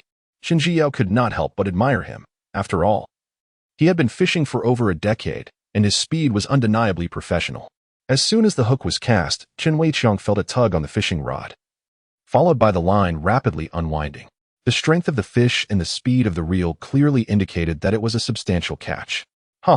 This fish must weigh at least several pounds. With such vigor, it must be a sea bass, Chen Weiqiang exclaimed, his excitement palpable. He quickly tightened the drag and began to reel in the fish. It had been 2 months since he last caught a large fish, and now his palms were sweating, nearly moved to tears by the thrill. In stark contrast to Chen Weiqiang's fortune, Chen Grandpa and Chen Jiao's fishing rods remained utterly still. The duo wore expressions devoid of emotion, watching others reel and fish, which was far more disheartening than their own empty lines. However, Chen Weiqiang had little time to concern himself with the sour expressions of the two. He was fervently engaged in the battle with the fish, his face flushed with excitement, feeling his heart race with anticipation. Chapter 22. Night Fishing 2. The fishing line sprang taut, and the reel emitted a piercing sound as Chen Weiqiang hastily adjusted the drag once more. Sensing the imminent danger, the fish in the sea became increasingly ferocious, suddenly jerking violently, nearly dislodging the fishing rod from his grasp. Yet, Chen Weiqiang, in the prime of his life, was not easily intimidated. The contours of his muscular arms were vividly pronounced, and the veins stood out prominently. Soon, he gained the upper hand. Despite the beads of sweat dotting his brow and the somewhat chaotic nature of his movements, A radiant smile adorned his face, radiating vigor and enthusiasm. This creature possessed formidable strength. It could well be a hefty sea bass weighing over 10 pounds. Earlier that morning, his daughter had caught a sea bass in this very spot, and Chen Weiqiang suspected that the formidable fish on his line was likely another of its kind. Just as the thought crossed his mind, Grandpa Chen, fishing nearby, successfully reeled in a smaller sea bass, weighing approximately 4 pounds. While the two individuals beside him were reeling in their catches, Chen Ziyuan's fishing rod remained eerily still. Upon retrieving her hook, she discovered the large shrimp still intact. With a determined effort, she cast the hook further into the depths of the sea. As the fish remained elusive, boredom began to creep in, prompting Chen Ziyuan to silently take out her phone and start recording a video for her father. After a considerable duration, as Chen Weiqiang sensed that the fish in the sea had grown weary, he prepared to reel in his line. Unexpectedly, the fishing rod transmitted an enormous pull once more. The rod bent dramatically, and the reel screeched in protest. The fishing line, which had been somewhat slack, instantly snapped taut as the large fish thrashed in the water, splashing the sea and sending waves crashing. To Chen Weiqiang, the sound of the fish breaking the surface was the most exquisite melody in the world. With years of fishing experience under his belt, his technique was commendable. As the mighty creature exhibited signs of fatigue, he began to reel in the line, furiously cranking the reel. Whenever the fish attempted to dart away, he paused the retrieval. This ebb and flow continued for approximately half an hour. A contest of wills between man and fish, ultimately culminating in Chen Weiqiang's triumph. By this point, the creature from the sea was utterly spent. Chen Weiqiang swiftly reeled in the line, exerting considerable effort to bring the fish to the shore. Suddenly, a long, white fish leaped from the water. But with a flick of its tail, it swiftly submerged again. The three onlookers fixated on the sea, instantly recognizing it as a sizable northern pike.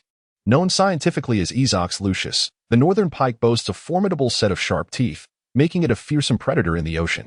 However, the northern pike is notoriously not favored for its taste. Its flesh is rather flaky and is primarily utilized for making fish floss or fish balls. Consequently, it lacks popularity in the market, with local purchasing stations maintaining a price of merely 10 yuan per pound. Though the northern pike, colloquially referred to as sea wolf, may not command a high price, its substantial size, at least 12 to 13 pounds, was enough to ignite a spark of excitement in Chen Weiqiang, who had not caught a sizable fish in quite some time. As the slender northern pike was finally drawn from the depths, Grandpa Chen, who had been waiting patiently, skillfully netted the fish. After finishing her video, Chen Ziyuan was eagerly beckoned by the animated Chen Weiqiang to assist in capturing photographs. Chen Weiqiang, grinning like a simpleton, held aloft a 1-meter-long sea wolf, his delight akin to that of an exuberant husky. At his feet, a bucket brimmed with the sea wolf and several stone bass he had previously caught.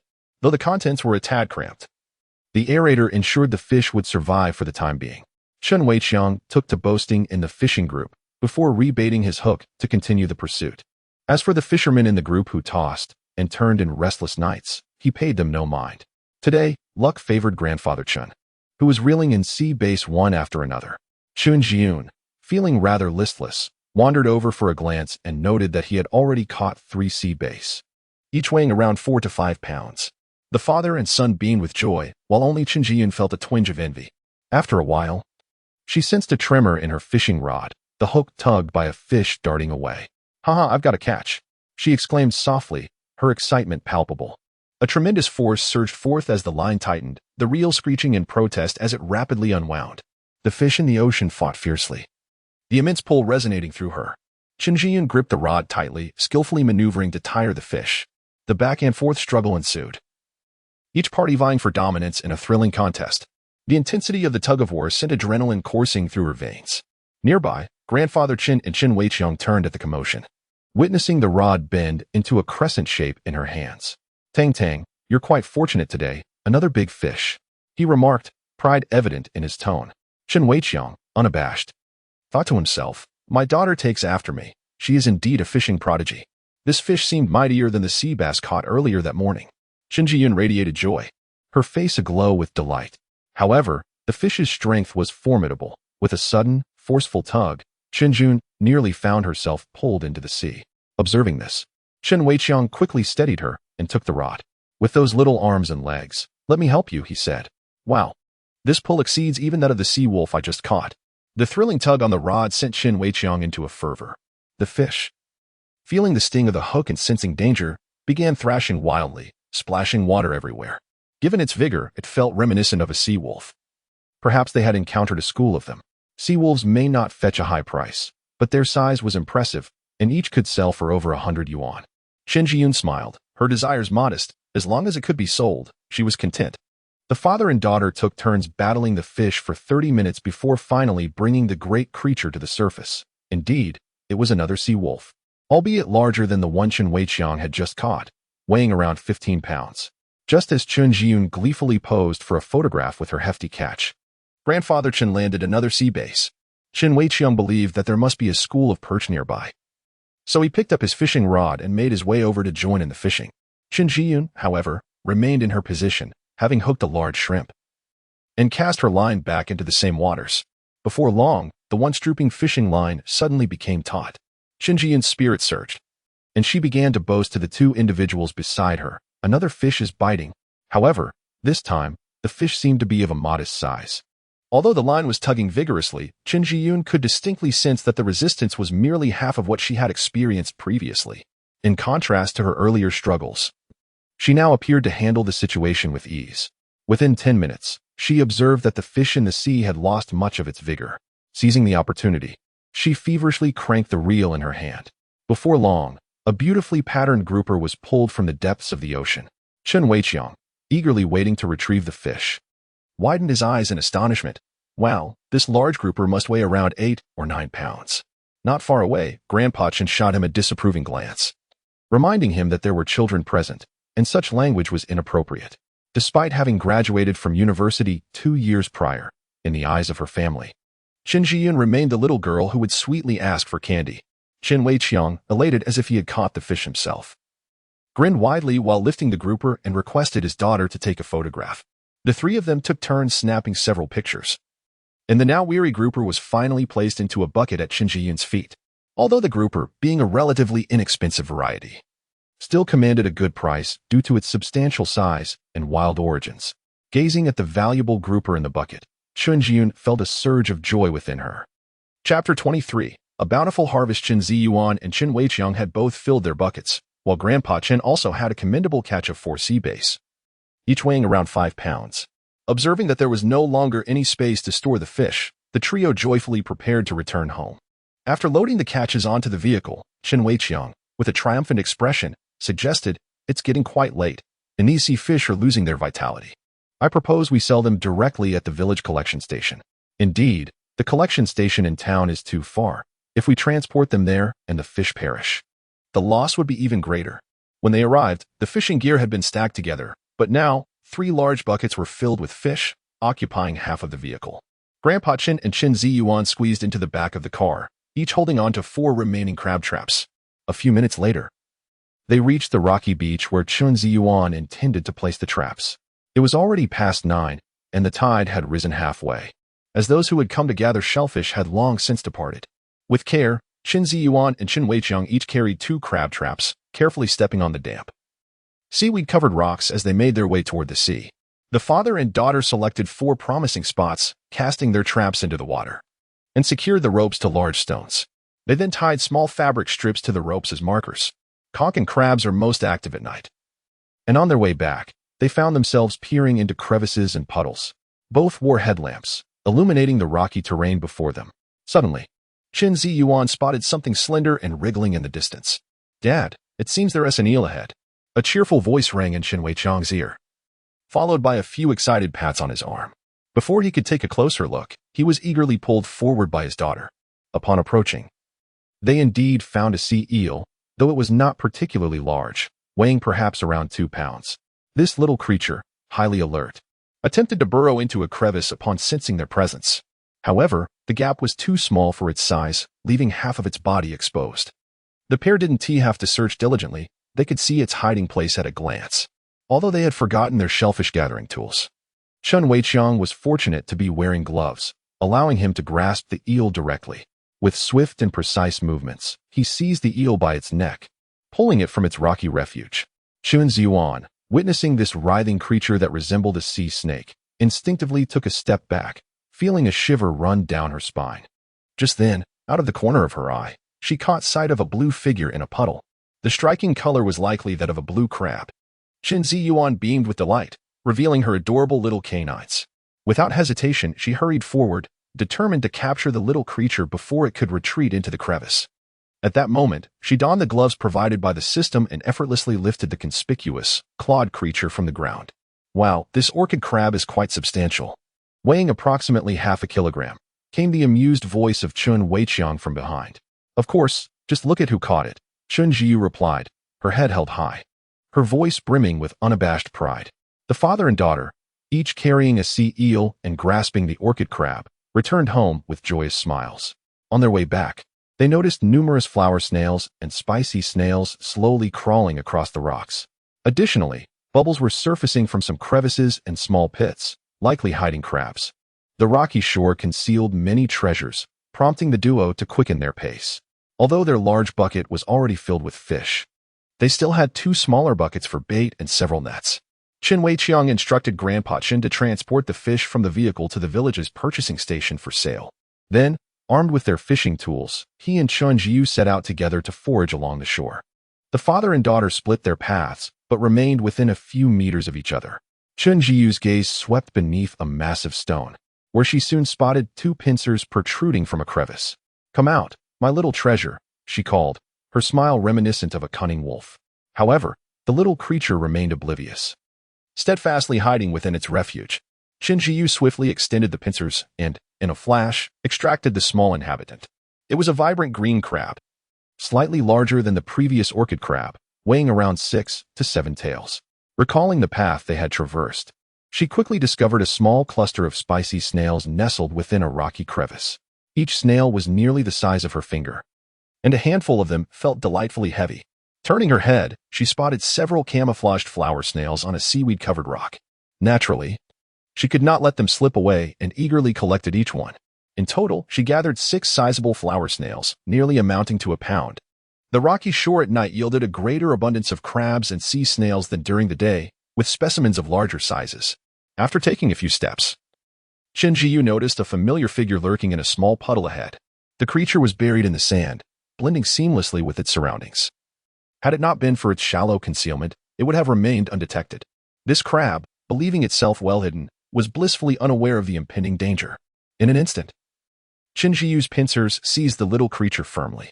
As it was gently shaken in the water, its disguise washed away, revealing its green body. Another sizable green crab emerged, albeit slightly smaller than the previous one, weighing about half a kilogram. At that moment, the sea snails were out foraging, with nearly every rock hosting 1 or 2 spicy snails or small flower snails. If one were to turn over the stones, they could discover octopuses and various crabs nestled within the crevices. Octopus 2, spicy snail 6, flower snail 3, blue crab 1, spicy snail 2, orchid crab 2. Chun Jiao, seemingly tirelessly overturned countless stones along her path, her net bag now brimming with various small seafood. After walking for a while, she arrived at a muddy area where sand and dirt mingled. Taking a few steps, she spotted 2 worm-like creatures wriggling in the mud. Swiftly, she approached, using her sand shovel to extract the 2 sandworms. She then continued to dig in the nearby small hole. These little creatures were remarkably agile and alert. At the slightest disturbance, they would quickly burrow into the mud with astonishing speed. Without her X-ray glasses, it became exceedingly difficult to unearth the sandworms. And after several minutes of effort, she had only managed to collect a few. Frustrated when the desired sandworms scurried away, Chun Jiao decided to abandon this pursuit, realizing that searching for blue crabs and sea snails suited her better. As she continued on, she soon caught sight of a familiar silhouette illuminated by the overhead light. It was a large blue crab, clearly identifiable as such. Surely, she had not disturbed its nest today. Qin Jiyu was filled with excitement, her ponytail swaying wildly behind her. Chapter 24. Bountiful Harvest 2. Before her lay a colossal creature, larger than the 2 blue crabs she had previously caught combined. Qin Jiyu's lips curled into a wild grin as her versatile tongs moved swiftly and accurately. A blue crab, larger than her own face, was swiftly ensnared. It was heavy, weighing at least 1.5 pounds. This creature was rather filthy, so Chun Jiao had taken the liberty to give it a thorough wash before binding it securely. Just as she finished securing the large blue crab, her mother's call came through. It's already past 10 o'clock. Why aren't you back yet? On the other end, Yin Shooting yawned, her voice heavy with sleepiness. Chen Jiao glanced at the time on her phone, realizing it was already 10:40. While it might be early in a bustling city, in the village, it was considered late at night. However, Chen Jiu was exhilarated after catching 2 sizable fish and several large blue crabs. Mom, there are so many big blue crabs here at the rocky beach. I'll catch a few more to bring back for you, she exclaimed, her voice bright and lively. On the other end, Yin Shooting woke up a bit more and couldn't help but chuckle. Yet, she still felt compelled to remind her, be cautious around the rocks. They're covered in seaweed and oysters. Come back early. Yes, ma'am. Chen Jiao replied cheerfully, putting her phone away after her mother hung up. As she lifted her gaze, she spotted a magnificent flower snail on a nearby rock. The intricate patterns on its shell were stunning, and its size was impressive. Upon closer inspection, she realized it was inching toward a small spicy snail beside it. Just as it prepared to indulge, a gloved hand descended from above, capturing it firmly. Before it could react, it was unceremoniously tossed into her bucket. The small spicy snail, being too diminutive, narrowly escaped. As she departed, Chen Jiao playfully urged the oblivious little spicy snail, grow up quickly. I'll come find you later. Although the little creature couldn't comprehend her words, it seemed to sense danger, hastening its movements. Despite several groups having scoured the area for seafood during the day, many small creatures still emerged to forage at night. Each time Chen Jiu turned over a rock, she discovered a treasure trove of delights beneath. Lantern crab, 1 cat's eye snail, 1 flower snail, 2 blue crab, 1 just as she was about to uncover another cat's eye snail. She heard her father Chen Weiqiang's laughter nearby. Turning her head, she saw her father with a net brimming with his own impressive haul. Taking a few steps forward, Chen Jiao arrived at a waterhole encircled by large stones where a dense cluster of finger-sized spicy snails was nestled between 2 rocks. She retrieved a small bucket from her feet, positioning it beneath the most concentrated area of snails, and began to eagerly scoop them into the bucket. In addition to those nestled in the crevices, several spicy snails crawled around the surrounding stones, prompting Chen Jiao to call her father over eagerly. Father, there is a bountiful nest of spicy snails here. You should come quickly. Before long, the father and daughter were all smiles, having collected every last spicy snail, filling their final net bag to the brim. Chen Jiao lifted the overflowing bag, her heart lightened by its weight, at least 7 or 8 pounds, she mused. By this time, the tide had risen significantly, prompting the pair to hastily return home, each carrying 2 net bags. Midway, they encountered Grandpa Chen, who was busy turning over stones. Beside him lay a large water bucket, home to several crabs of varying sizes, along with a few pounds of spicy snails and a handful of small flower snails. The crabs and sea snails were quite resilient, unlike fish, which perish shortly after being removed from the water. After a brief discussion, the trio decided it was getting late. They would first stow their catch at home and return to collect the traps during the day to sell everything in town.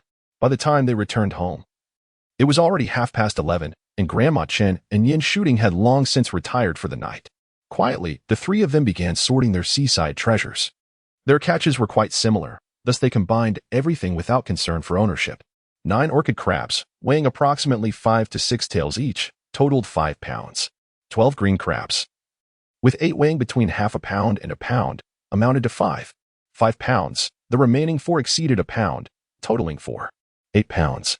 There were 6 rock crabs, albeit small and meager in meat, which the purchasing station would not accept, thus they would be kept for family meals. 6 pounds of flower snails, 4 pounds of cat's eye snails, and 12 pounds of spicy snails were noted, alongside a small eel weighing precisely 2 pounds. As Chun Zio rested on the sofa, she noticed a transfer notification on her phone from her uncle at the purchasing station, amounting to 560 yuan. At that moment, Grandpa Chen retrieved a receipt from his pocket. She took it from him, and the receipt detailed the individual catches. At the top was her haul: 16 pounds of sea wolf fish at 10 yuan per pound, totaling 160 yuan, 8 pounds of green grouper at 50 yuan per pound, totaling 400 yuan. The total thus far was 560 yuan. Below was her father's catch: 12 pounds of sea wolf fish at 10 yuan per pound, totaling 120 yuan. 6 pounds of stone crab at 60 yuan per pound, totaling 96 yuan, bringing his total to 216 yuan. Finally, there was Grandpa's: 17 pounds of sea bass at 35 yuan per pound, totaling 595 yuan. Chen Weiqiang leaned in and noted his earnings were the least, feeling somewhat disgruntled. He lamented the low price of the sea wolf fish and how much time he had spent wrangling them, which left him no opportunity to fish for other varieties. In stark contrast to her father's discontent, Chinzio radiated joy.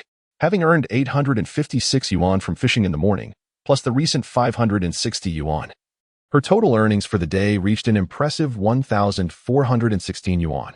The thought of such a windfall elated her, though she regretted that the fishing segment had yet to be unlocked, preventing her from accruing points. Noticing his daughter lost in thought, Chen Weiqiang hastily urged her. You need to take a shower. You'll be collecting traps tomorrow. Get to bed early. Chen Zio nodded obediently. I'll shower right away, Dad. You should rest early. 2. Yet, she couldn't help but silently criticize. It was already midnight, and it couldn't get any earlier than this.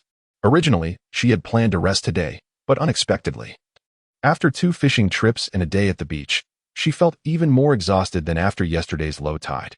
Chen Jiao now felt a pervasive ache throughout her body, her arms heavy and limp. The thrill of fishing had faded, leaving her feeling utterly drained, as if her very spirit had been sapped. After indulging in a warm bath, she finally felt rejuvenated. Remembering that she needed to check the traps the following day, she set an alarm for 5 a.m. before drifting off to sleep. Just as she lay down, a soft snore escaped her lips. Chapter 25, Collecting the Crab Traps as the clock struck 5. The alarm on Chun Jiyao's phone rang punctually. Having stayed up far too late the previous night, she felt dazed and groggy, fumbling to silence the alarm before blinking vacantly. Just as she contemplated rolling over for more sleep, it suddenly dawned on her that she needed to collect the crab traps. Instantly, she sat up, her senses sharpening. Remembering the day's agenda of gathering traps and beachcombing, she donned a casual athletic outfit. Pulling back the curtains, she noticed the outside world was still shrouded in a gray haze, the sun yet to awaken. However, the early birds had already begun their foraging, with a few plump, fluffy sparrows flitting past her window. Their cheerful chirps filled the air, and seeing these delightful creatures lifted Chen Jiyao's spirits considerably. Stretching her arms, she cheerfully mused. A beautiful day begins anew. Let us strive to earn wealth and aspire to become a prosperous lady. Descending the stairs, Chen Jiyao found all her family members already awake, and breakfast was in full swing. The fishermen were a curious breed. Coaxing them to breakfast at 8 or 9 was a challenge, yet they could rise at 5 to fish. Thus, Chen Weiqiang had already departed for the store. The other 3, accustomed to early morning fishing and beachcombing, followed suit. After breakfast, the family of 5 set out together. While Chen Weiqiang headed to the county's fishing tackle shop, the remaining 4 made their way to the beach. Upon arrival, they were greeted warmly by Grandpa Li from the neighboring house and Grandma Lan from behind. Grandma Lan, with spirited enthusiasm, called out to the elderly couple. I've heard there are plenty of clams and cockles on the beach ahead. Shall we go take a look? Though Chun Grandma and Grandma Lan had contrasting personalities, they shared a lifelong bond of friendship. Chun Grandma smiled gently. That sounds lovely. I happen to bring some salt. She gathered the tools for beachcombing and, accompanied by Chen Grandpa, walked over to join the 2. While the older couple ventured out to the beach, Chen Jiyao and her mother set off to collect the crab traps. They arrived at the rocky beach where they had combed the shore the previous evening, only to find that the tide had receded by a third. The sun was just rising, casting a golden hue over the once azure waters. It seemed they had arrived quite early, as the vast rocky expanse was only occupied by 2 elderly gentlemen flipping stones in the shallows. With the water still too deep where the traps were located, the mother and daughter decided to start beachcombing, each armed with a small bucket, turning over stones in search of treasures. After several fruitless attempts, it became apparent that their previous night's efforts had depleted the area of sea snails and crabs. They uncovered many lovely starfish, but the purchasing station had no interest in them, and their family was not fond of eating them, rendering them rather useless. After flipping over numerous stones, Chen Jiyao still found her hands empty, while her mother had managed to catch only a tiny octopus. Yesterday, I exerted considerable effort in fishing, and my arms still ache. In any case, there were no significant catches. Chen Jiyao ceased her stone turning and leisurely collected the small clams and moon shells that had not yet settled in the sand into her bucket. Even mosquitoes have their worth, and these little shells could fetch 3 to 4 pieces per pound. If all else fails, they could serve as a delightful meal at home. Chen Jiao gathered around 2 pounds of these shells, and upon looking up, she noticed that the sea had nearly receded to the spot where they had placed the traps. She quickly waved to her mother, and together they made their way to the location of the traps. The first trap yielded nothing. All the bait, small fish and snails, had vanished as well. The two exchanged puzzled glances, and Chen Jiao couldn't help but murmur, "How peculiar, there are no fish." Yet the bait is gone. As she lifted the trap for a closer inspection, she discovered a fist-sized hole at the top, indicating that some creature had feasted and made its escape. Realizing the trap was damaged, Yin Shooting decided to take it back for repairs, believing it could still be used. Next was the second trap, which proved to be more fruitful, containing 3 green crabs. Although these crabs weighed around 4 ounces each, their total amounted to a pound, enough to cover the cost of a new trap. The third trap held a more varied catch, including a pound-sized greenfish, 2 flower snails, and a 2-pound sea bass. When they approached the fourth trap, it felt notably heavier than the previous 3. As it emerged from the water, Chen Jiyu was delighted to see several green creatures inside. Upon closer inspection, there were indeed 4 greenfish, each weighing over a pound. Greenfish are quite valuable, typically selling for 50 to 60 yuan each. Chen Jiyu calculated the worth of their catch. They had already recouped the cost of the traps. To her surprise, they broke even on the very first day, filling her with joy and a desire to set more traps. The success of these traps instilled great confidence in the mother-daughter duo, and they soon returned to the fishing spot from the previous day. Chen Jiao thought she had arrived early, only to find 5 individuals already fishing there. Among them, 2 familiar faces caught her eye, and after some contemplation, she realized they were the same 2 people she had encountered fishing there the morning before. The group appeared to be enjoying themselves, clearly acquainted with one another. Originally, Chen Jiao had considered returning to this secret fishing spot later in the afternoon, but it seemed the secret was out. She hoped the traps placed last night would yield a bountiful catch. Murmuring to herself, she and Yin Shooting headed toward the distant rocks. The 5th trap was heavy, nearly too much for Chen Jiao to lift, although she had yet to see its contents. She was certain they would be valuable. As the trap slowly emerged from the water, her expectations were met. It contained 2 sizable white fish. Although the dawn had not fully broken, it was clear that they were indeed 2 sea bass. Moreover, both fish weighed around 5 pounds each, which amounted to several hundred yuan right here. Chen Jiao was so elated that she nearly leapt with joy. This fish trap was situated close to where Grandpa Chun had fished yesterday, and Chen Jiao surmised that it must be the school of fish they encountered the previous night. The 6th and 7th traps yielded modest results, with one containing 2 stonefish and the other 3 yellow-footed eels. The 8th and 9th traps, however, were barren, save for a gaping hole the size of a bowl. Given their proximity to Chen Jiao's fishing spot, it was likely that a sea wolf had ventured in last night, feasting heartily before gnawing its way out. The final trap, positioned at the farthest point, lay precisely at the juncture of Baisha village and Lijia village. The rocks there were substantial and steep. Chen Jiao instructed her mother to remain behind and guard their catch while she ascended the rocky terrain. Although it was somewhat exhausting, the rewards were indeed splendid. To her astonishment, the last trap contained a pearl grouper weighing over 5 pounds and an eel exceeding 3 pounds. Upon spotting these 2 valuable catches within the trap, Chen Jiyu was overjoyed, jumping in delight as her hair bobbed merrily above her head. Chapter 26, A Bountiful Harvest Yesterday. 10 traps were set. Apart from 3 that had broken, the remaining 7 yielded a modest yet satisfying harvest. Although the variety of seafood was somewhat eclectic and the sizes were not particularly large, Chen Jiao estimated that they were still worth several hundred yuan. The expense of the traps had been recouped on the very same day, filling her with excitement. The harvest from these traps was quite impressive, albeit prone to damage. I shall call Dad later and ask him to bring back a few more. Beside her, Yin Shooting patted her shoulder, laughing heartily. No need for that. We still have a few old traps at home. Though they may be a bit worn, they can be repaired and reused. The small shop was also not overly busy, so Yin Shooting planned to fix the traps as soon as she returned home. Chen Jiao intended to rebait the 7 remaining traps and place them on the rocky shore that bordered the 2 villages. This area promised a richer harvest compared to the rocky shores typically explored for seafood, and with fewer people around, it was perfectly suited for setting traps. While waiting for the tide to recede earlier, both Chen Jiao and Yin Shooting had gathered numerous small shells, which were now perfectly suited to serve as bait in the traps. Once the traps were set, the mother and daughter gleefully loaded their 2 large buckets of fish onto the vehicle. Yin Shooting then took the 3 broken traps.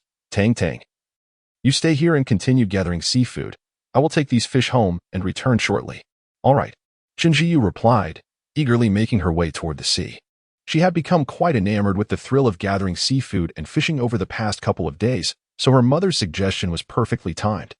Yin Shooting swiftly climbed onto their tricycle, beaming with satisfaction as she made her way home. Shinjio gathered her tools and walked toward the boundary of the two villages. The rocky shore here was less populated, and the variety of small seafood available was more abundant than that found on the village's beaches and rocky areas. By now, the sun had risen, and Shinjio stood atop a stone nearly her height, gazing out over the distant sea. A daily photo opportunity. How picturesque. Observing the blue sky, fluffy clouds, and soaring seagulls, Shinjio felt an overwhelming sense of purification, her heart tranquil and at ease. Though the past few days had been tiring, she found them immensely fulfilling. Her normally taut nerves, frayed from late nights and overtime work, had finally relaxed. Lightly jumping down from the stone, she turned to see a slender creature gliding gracefully over the coral rock directly in front of her. The creature's patterns were strikingly similar to the coral's hues, yet it could not escape her discerning eye. An eel. Shinjio held a bucket in one hand and a pair of tongs in the other, deliberately slowing her approach. Just a step away from this little creature, she swiftly grasped it with the tongs. It was a flower eel weighing over 2 pounds, slightly larger than the one she had caught the previous evening. As she moved forward a few more steps, Shinjio spotted a familiar silhouette ahead of her. It resembled a yellow-footed crab. Looks a bit like a yellow-footed crab, she murmured, then switched her tongs for a net, cautiously inching closer to the creature. The small fish displayed a remarkable wariness, swiftly darting away as I approached. However, she was no easy catch. Shinjio promptly blocked the creature's path with a net and, with a swift motion, scooped it up. It was a palm-sized yellow-footed mantis shrimp, weighing approximately 4 ounces. After placing the little one into a bucket, Shinjio cast her gaze toward the distant sea, noticing that the tide had receded to its lowest point. Realizing this, she quickly activated her X-ray vision and proceeded to the right. This rocky shore at the junction of two villages was separated from the rocky shore where she had fished the previous day by a small stretch of mudflat. Calling it a mudflat might be an understatement. It was more a blend of sand and black muck. Strangely, after several minutes of searching from the rocky shore to the mudflat, Shinjio managed to collect 2 small spicy snails. It was evident that today's bounty was considerably less than before. After a few more minutes of searching the muddy area, she discovered several small holes, each larger than a finger. These holes were significantly bigger than the breathing holes of clams. Through her X-ray vision, she could see beneath the sand, revealing several plump mantis shrimp hidden away. Mantis shrimp, scientifically known as stomatopods, typically burrow in shallow sandy or muddy seabeds, their burrows often taking on a U-shape. Known for their fierce temperament, these creatures feast on various shellfish, crabs, and sea urchins. Being aware of their hiding spots, Shinjio wielded her sand shovel and deftly excavated the area, unearthing a modest catch of 12 mantis shrimp, totaling a little over a pound. Half an hour had passed, and Shinjio had found only a flower eel, a yellow-footed mantis shrimp, and a dozen mantis shrimp, amounting to a maximum of 200 yuan. In previous times, such a yield would have been considered satisfactory. However, in light of her recent experiences, she felt somewhat discontented. At that moment, a lively, youthful voice echoed in her mind. Tang Tang, your luck seems mediocre today. Why not pause the X-ray time and save it for tomorrow? Shinjio halted her steps, elatedly inquiring, is it possible to not only advance but also save the X-ray time for later use? Indeed, came the clear response. With newfound clarity, Shinjio promptly deactivated her X-ray function, glancing at the remaining time, 28 minutes left. Just then, a bright voice resounded from behind her. Tang Tang, how was your haul today? Shinjio shrugged, responding lethargically. The catch was ordinary. Yin Shooting strode over, glancing into the small blue bucket in her daughter's hands, then shot her a disapproving look. Isn't the catch quite satisfactory? It seems you've grown complacent. Fishing relies on the whims of nature. One cannot expect to fill the bucket every day. Moreover, all these items combined could easily fetch 200 yuan, more than what you would earn in 3 days of fishing. Enough with the dramatics. Let us get to work. If you dawdle any longer, the tide will rise. As Yin Shooting spoke, she picked up a small rake and, akin to tilling the earth, began to sift through the water's edge, swiftly uncovering 2 plump, white moon shells. Continuing her search, she discovered several small clams, each slightly larger than a fingertip. With a cheerful demeanor, she placed these shells into her bucket, which, though lacking in larger finds, brimmed with these small treasures. Shinjio, without a rake, resorted to using a sand shovel to poke at various little mounds. At her feet lay a sizable bump, which she initially mistook for a cat's eye snail. However, upon digging, she unearthed yet another moon shell. To her surprise, several more small mounds yielded nothing but moon shells, though these shells held little monetary value. Their larger size was a consolation, as 5 or 6 could easily amount to a pound. After a mere few steps, Chen Jiao's attention was captured by an abandoned tire, upon which several sizable oysters had taken residence, alongside a few large spicy snails nestled behind. Yet, the real prize lay hidden within, an impressive green crab. Initially, she believed her luck was rather lackluster, but this substantial find brightened her spirits. A smile tugged at the corners of her mouth as her eyes sparkled with delight, and she deftly extracted the creature with her claws. The crab's massive pincers felt heavy in her hands, likely weighing around 7 or 8 tails. As she gazed at this impressive specimen, the money-minded Chen Jiao felt a twinge of regret. It was just shy of a pound. The price difference between crabs weighing a pound or more and those around 8 or 9 tails was significant. Indeed, Chen Jiao's fortune had waned after discovering the crab, for she encountered little of value thereafter. Nonetheless, her bucket continued to fill with clams and moon shells, while her mother, aided by the little rake, managed to gather an assortment of small shells in their water bucket. Chapter 27. New fishing grounds. As the tide rose considerably, the coastal waters yielded little bounty, prompting the mother and daughter duo to pack their belongings and prepare for their return. Suddenly, Chen Zio was drawn by a boisterous burst of laughter from a nearby spot. Turning her gaze, she discovered that the very location they had fished at the previous day was now bustling with 7 or 8 individuals, each wielding fishing rods. The lively commotion suggested that someone had landed a significant catch, with a crowd gathered to snap photos in turns. Among them stood a tall, dark-skinned, middle-aged man, proudly posing with a sizable 1-meter-long sea fish. Witnessing this scene, Chen Zio felt a stirring desire to fish once more. Initially skeptical of the addictive nature of fishing, she found herself enchanted after only 2 outings. As she drove home, she encountered 2 middle-aged men hastily making their way toward the fishing spot, one of whom was speaking on the phone, seemingly inviting others to join in the fishing escapade. Chen Zio sighed internally, realizing that their secret fishing haven had been divulged. On her way, she chanced upon her grandparents, who were joyously returning home, exchanging laughter and stories. The elderly couple had accompanied an old friend to dig for sandworms, returning with several pounds of them, each of considerable size. Upon seeing her granddaughter's catch, Grandma Chen cheerfully remarked, "Who would have thought this trap would yield so much? Not only have we recouped our expenses, but we've made a profit of several hundred as well."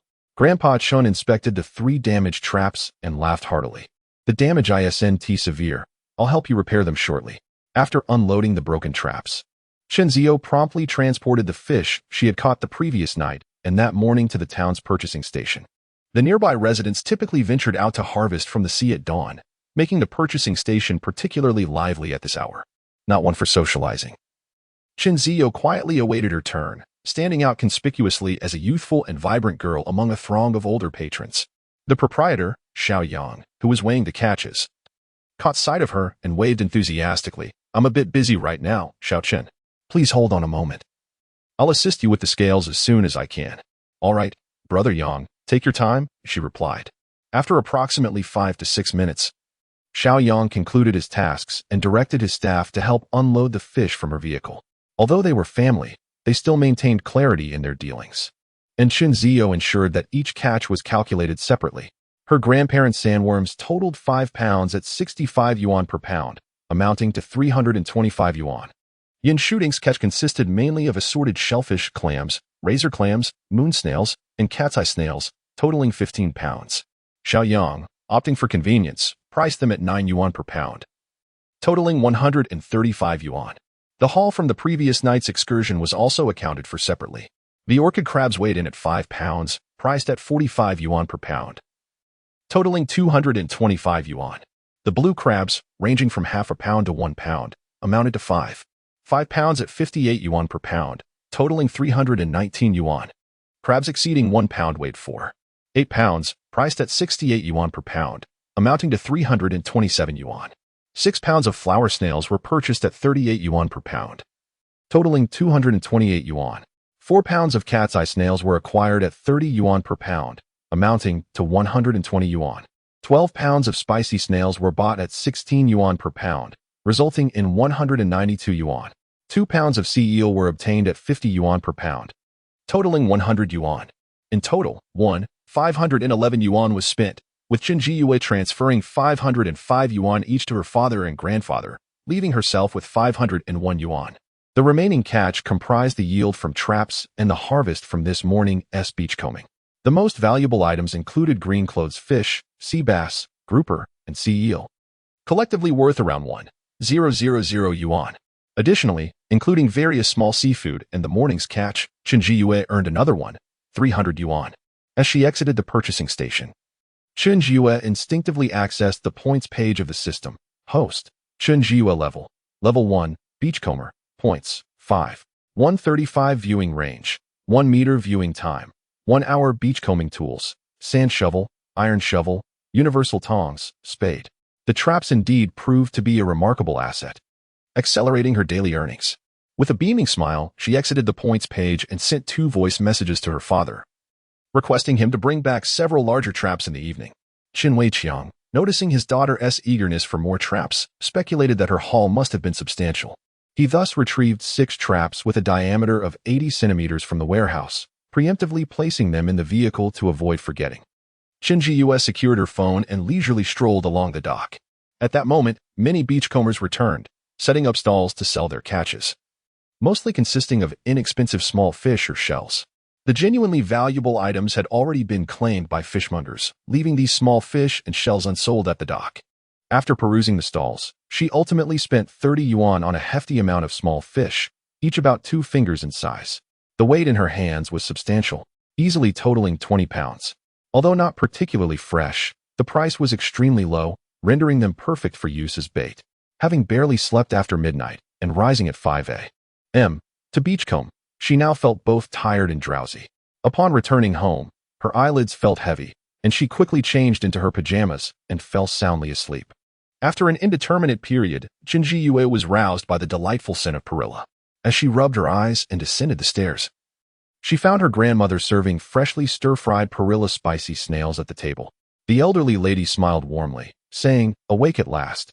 I was just about to call you for lunch." Today's lunch was abundant, featuring stir-fried perilla spicy snails, stir-fried clams, steamed oysters with vermicelli, and 2 dishes of sautéed vegetables. After a satisfying meal, Qin Jiyue eagerly pulled her grandfather to go fishing. With a twinkle in his eye, her grandfather teased, "You are quite the enthusiast, aren't you?"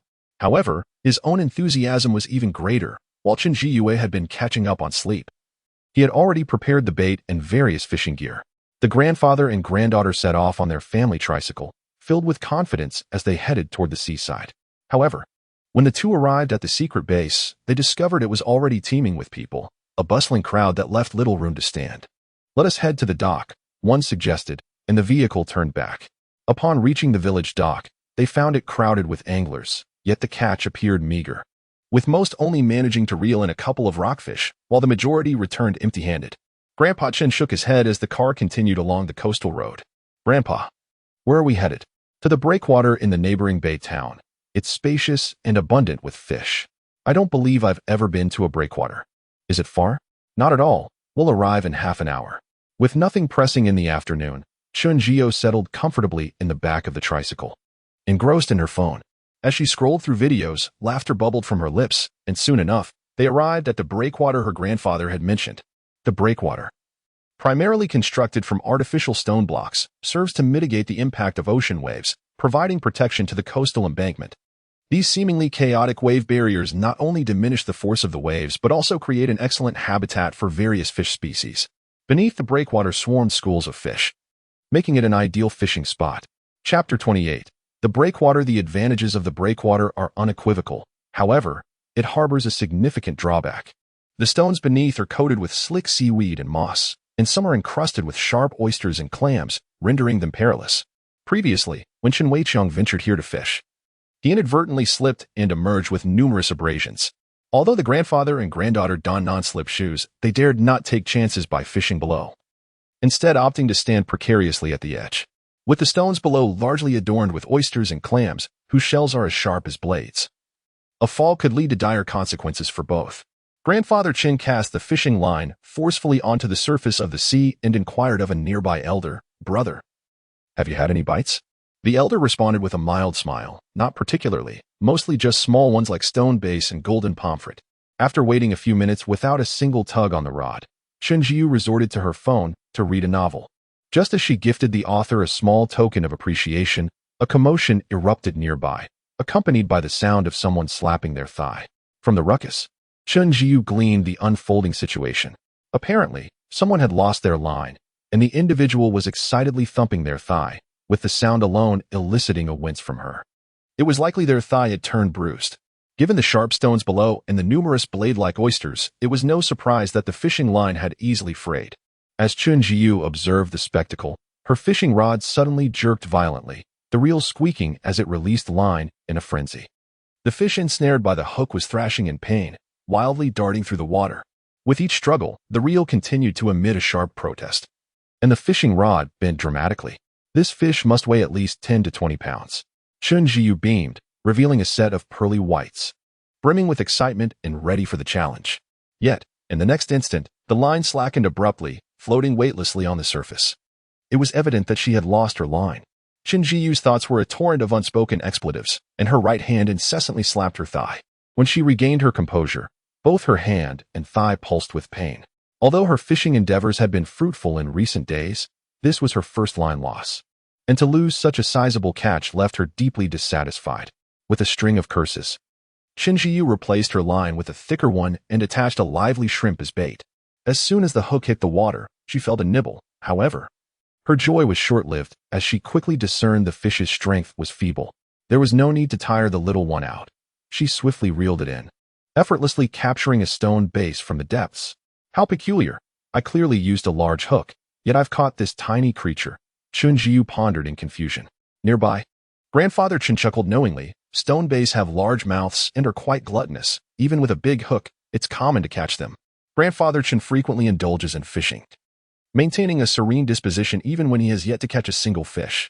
However, when Chen Jiu successfully reeled in a rock cod, the fishing rod in Grandfather Chen's hands finally stirred with life. The line emitted a persistent whirring sound as it swiftly unraveled several meters, and the rod began to bend gradually. The previously calm Grandfather Chen suddenly found himself exhilarated, exuberantly exclaiming, "This must weigh at least 10 pounds.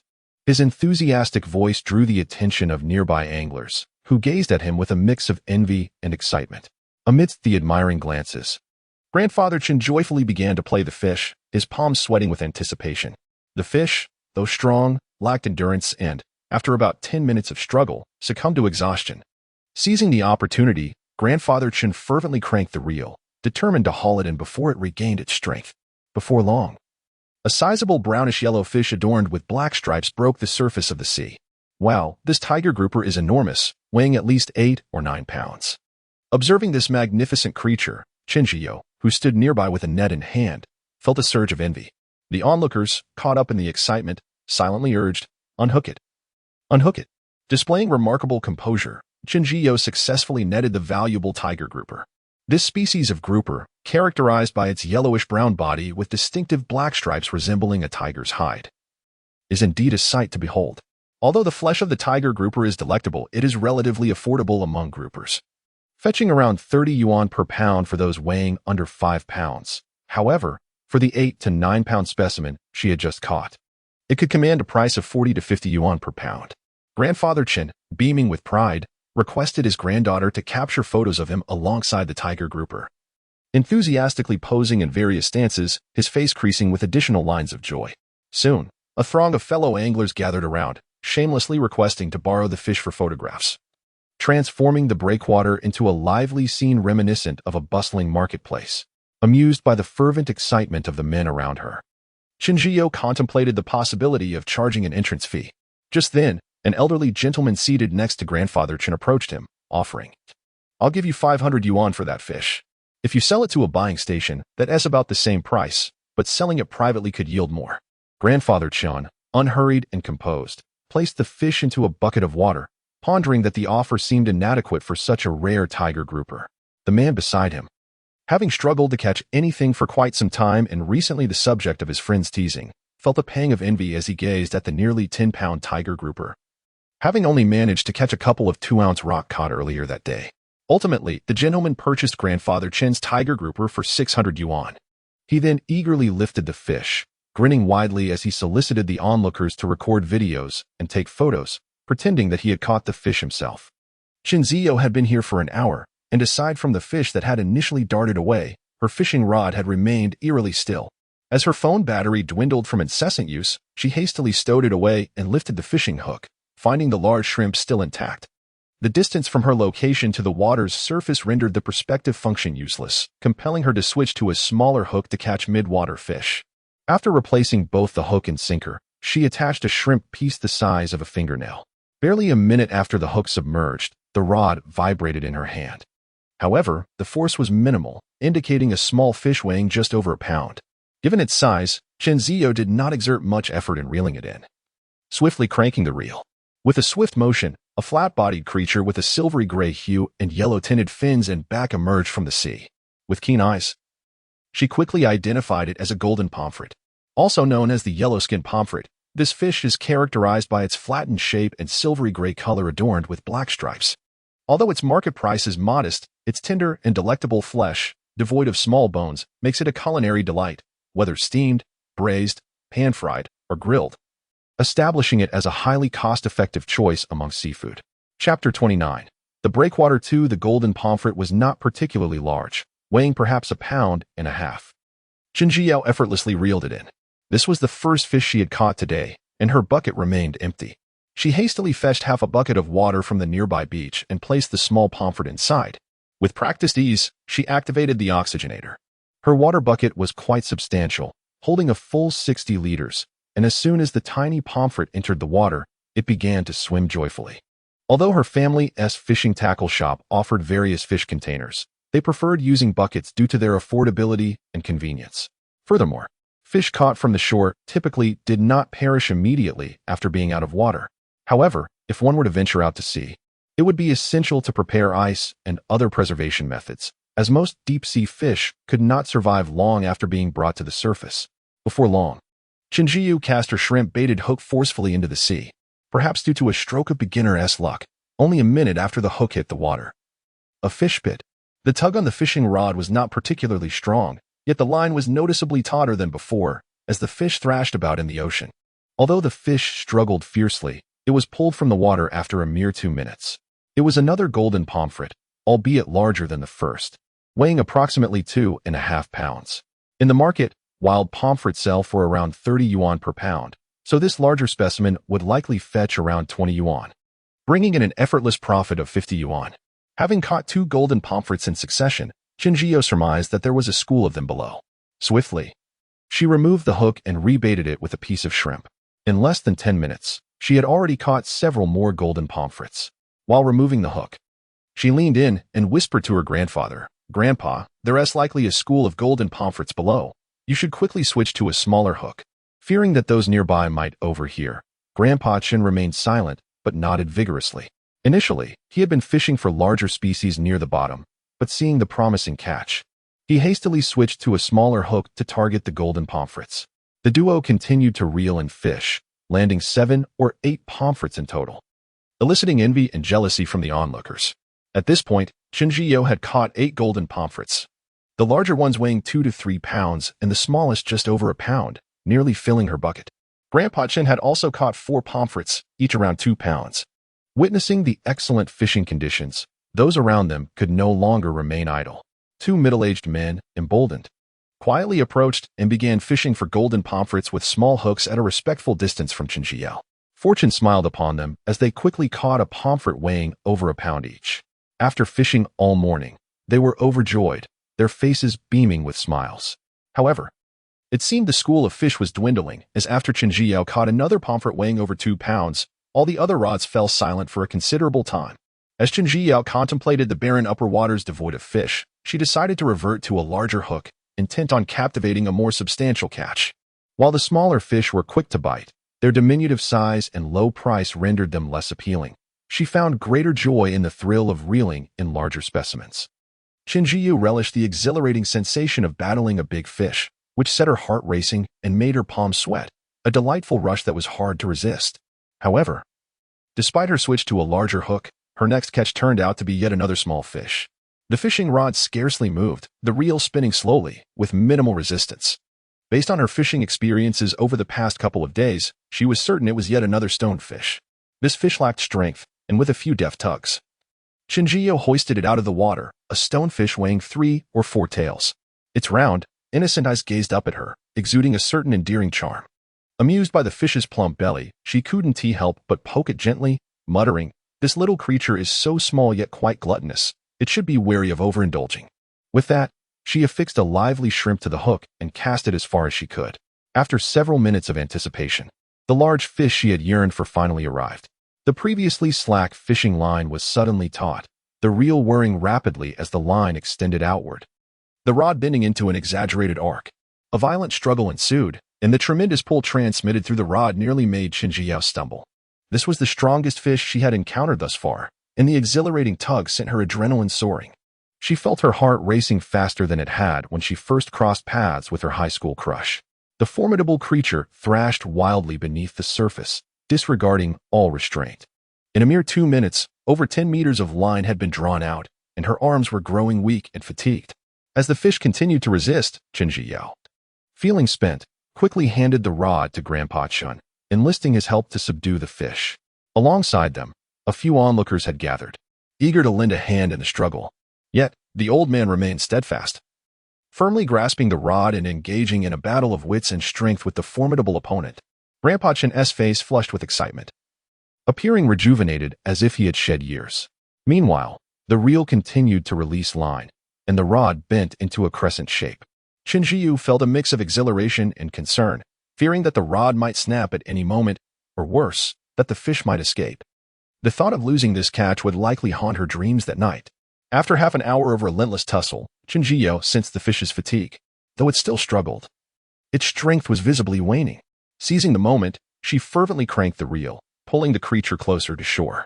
As she retrieved approximately 10 meters of line, the fish suddenly thrashed with renewed vigor, sending a spray of water nearly a meter high into the air with a powerful swish of its tail. It seemed the creature had regained its energy, and once again, it fought fiercely in the depths of the sea.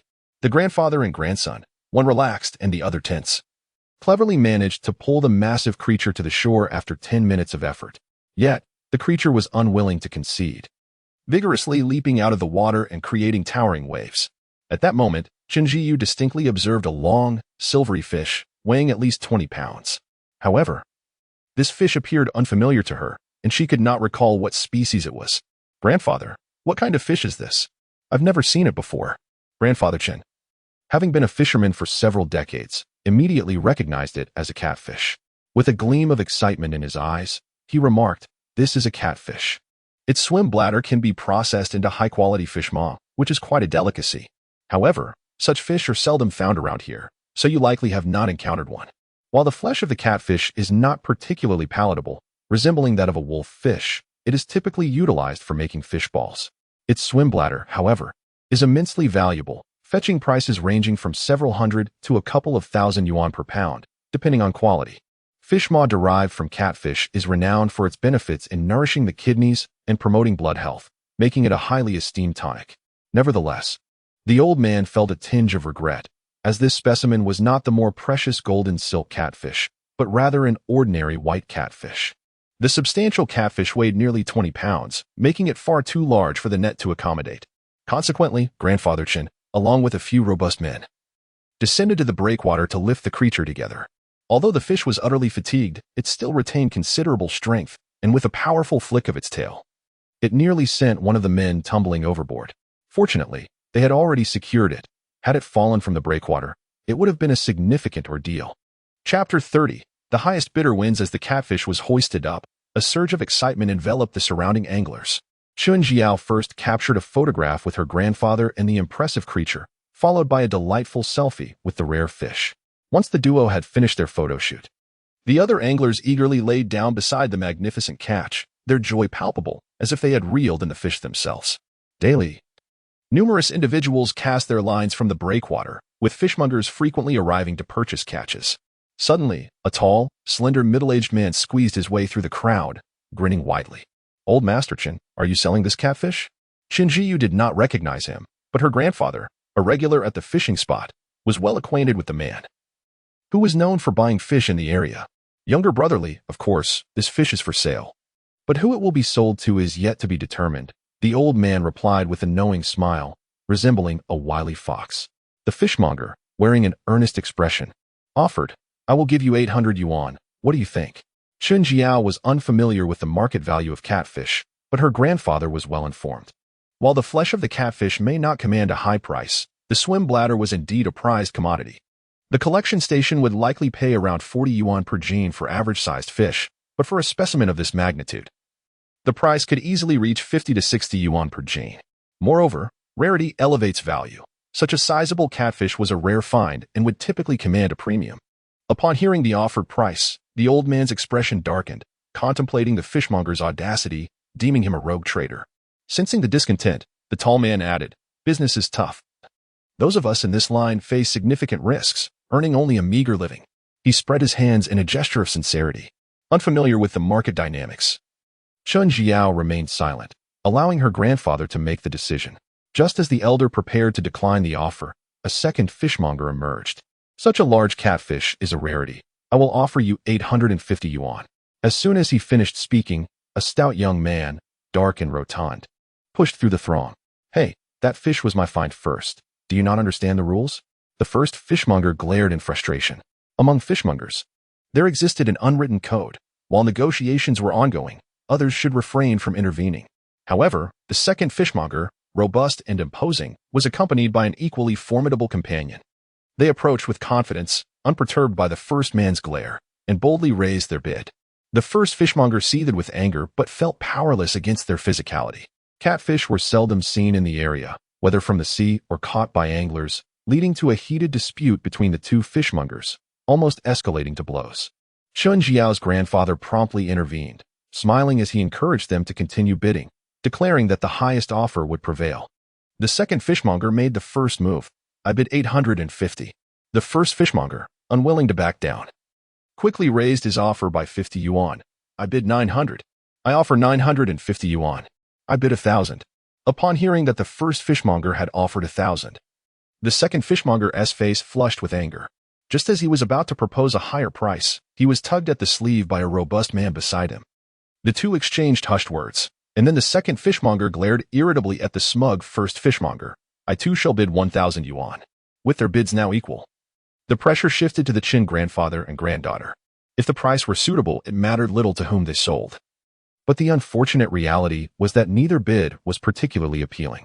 The price was neither low nor high, leaving the elder in a state of inner conflict. The two of them exchanged glances, uncertain whether to sell or not. Suddenly, Qin Jiao thought of the Yang family's collection station in town and hurriedly sent the photos and videos she had just taken to Boss Yang. The response came swiftly, followed by a video call. As soon as the connection was established, Boss Yang inquired anxiously, "Tang Tang, are the fish in the photos still available?" "Yes, there are two fishmongers interested in purchasing my fish, but I am unsure of the price and wanted to consult with you, Brother Yang." Qin Jiao's smile was charmingly innocent, yet her eyes sparkled with cunning. On the other end, Yang Jiajun, a seasoned negotiator, promptly offered a high price. "I'll bid 1,100 yuan. "All right, I shall reserve the fish for you, Brother Yang." Upon hearing the figure of 1,100 yuan, Qin Jiao's voice brightened with joy. "You must be at the breakwater, right?" Yang Jiajun recognized the familiar sight of numerous stone piers in the video. "Indeed, I'm fishing here. My sister-in-law is in the shop. I will head over to collect the fish now." "Great. I shall await your arrival, Brother Yang." While receiving the video call, Chun Jiao did not conceal it from the nearby fishmongers, who overheard the exchange and appeared visibly discontent. Although they too could match the 1,100 yuan offer, purchasing the fish at that price would yield little profit. They had no choice but to turn away and seek other catches. The fish was enormous, and the bucket they brought could barely contain it, with part of its tail protruding. Old Chen hastily fetched his oxygenator, hoping the large creature would remain alive until Boss Yang arrived. Once the crowd dispersed, Qin Jiao resumed her fishing. Perhaps the earlier commotion from the large fish had frightened away the others, for half an hour passed without a single catch. Just as Qin Jiao was about to lose her patience, Boss Yang finally arrived. In addition to the large fish, he also purchased the smaller catches. The sizable stone fish were priced at 68 yuan per gene, while the golden pomfret was 20 yuan per gene. The solitary tiger perch that Grandpa Chun had caught earlier had been sold, leaving only 5 golden pomfrets in the bucket, totaling 9 gene. At 20 yuan per gene, this amounted to 180 yuan. Coupled with the sale of the tiger perch, the elder had earned 780 yuan that day, feeling a newfound sense of pride and joy. Chun Jiao kept 2 small pomfret fish, each weighing over a pound, for her own consumption, while the remainder was sold. The fish named Shi Jiugong weighed 8 pounds and fetched a total of 123 yuan. The golden pomfret, weighing 14 pounds, was sold for 280 yuan. Additionally, the earnings from the grouper amounted to 100 yuan, leading to a total income of 503 yuan. After selling the fish, the grandfather and granddaughter cheerfully packed their fishing gear, ready to head home. On their return journey, Grandfather Chen took the wheel while Chun Jiao leisurely calculated their earnings in the back seat. To her astonishment, she realized that in just a few days since returning home, they had amassed an impressive income of 9,000 yuan. Approximately 6,000 yuan came from clam digging, while the remaining 3,000 yuan was earned from fishing over the past 2 days. A broad smile spread across Chun Jiao's face, revealing 2 charming dimples. Goodness. In less than a week since my return, I've earned more than my monthly salary. Considering the profits from this period, Chun Jiao was resolute in her decision to remain at home, focusing on clam digging and fishing instead of returning to Guangzhou. However, she still needed to cancel her rental agreement in Guangzhou and find a suitable time to do so. Furthermore, her apartment was cluttered with clothes and various belongings that she had yet to organize. The mere thought of moving made her head throb with discomfort. Chapter 31. Typhoon. As the evening descended upon the beach, the grandmother and granddaughter returned from the breakwater. The sky had been a brilliant blue, yet unexpectedly. As they made their way halfway home, ominous clouds began to gather overhead. The fierce sea breeze stung their faces, and Chun Jiao could distinctly feel the wind's intensity had increased since their arrival.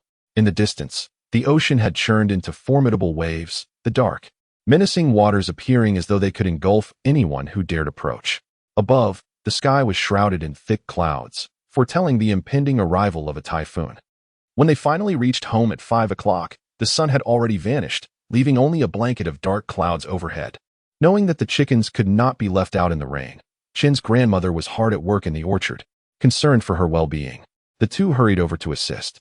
Together, they first fed the chickens, then ushered them back into the shelter, and finally gathered the scattered eggs from around the orchard.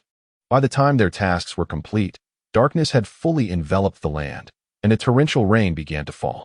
The raindrops, the size of soybeans, pelted them heavily, causing discomfort with each striking blow. Fortunately, their home was not far, and the 3 of them dashed back, donning raincoats. However, the rain was relentless, and the strong winds left them soaked by the time they arrived home. Inside, the house featured 2 bathing rooms, and as soon as the grandfather stepped through the door, he urged his wife and granddaughter to take a shower. In the kitchen, Yin Shooting was already preparing ginger soup. Chun Jiao emerged from her room with a fresh set of pajamas just as the courtyard door swung open. Chun Weiqiang, drenched and without an umbrella, rushed in, awkwardly clutching several traps. Seeing him soaked to the skin, Yin Shooting frowned and sent him back inside to change. With the typhoon upon them, the temperature had noticeably dropped, and the wet clothes clung uncomfortably to Chun Jiao's skin, prompting her to hurry to the bathroom. Outside, the rain intensified, pounding heavily against the window panes with a cacophony that was somewhat irksome. In the living room, the sounds of Yin Shooting chastising Chen Weiqiang mingled with his playful teasing, and soon their laughter echoed through the house. Chen Jiao, hearing the joyful sounds from downstairs, found herself smiling involuntarily. The enticing aroma of food wafted through the air, suddenly igniting her hunger, and she hastened her movements. At dinner, the wind howled even louder, though the rain had lessened slightly. Despite the tightly shut doors and windows, the fierce assault of the typhoon caused them to creak ominously. Yet, the tempest outside did little to dampen the Chun family's appetite. They feasted on salt Edstone crabs, steamed pomfret, and steamed sandworms with farm-fresh eggs, complemented by a bowl of blanched greens. Chun Jiao indulged in 2 generous bowls of rice. It was unclear whether it was her grandmother's and mother's delectable cooking or the exhaustion from recent fishing trips, but Chun Jiu distinctly felt her appetite had grown. In her previous working days, she would have been satisfied with a small bowl of rice. Now, she found herself needing 2 substantial bowls at every meal. After indulging in a hearty meal, Chun Jiu languidly sprawled across the sofa. Her small hands rubbed her round belly, yet her eyes remained fixated, yearningly, on the potato chips laid upon the table. Although she felt quite satisfied, the allure of the chips was irresistible. After a moment of internal conflict, she succumbed to her cravings and reached out for the chips.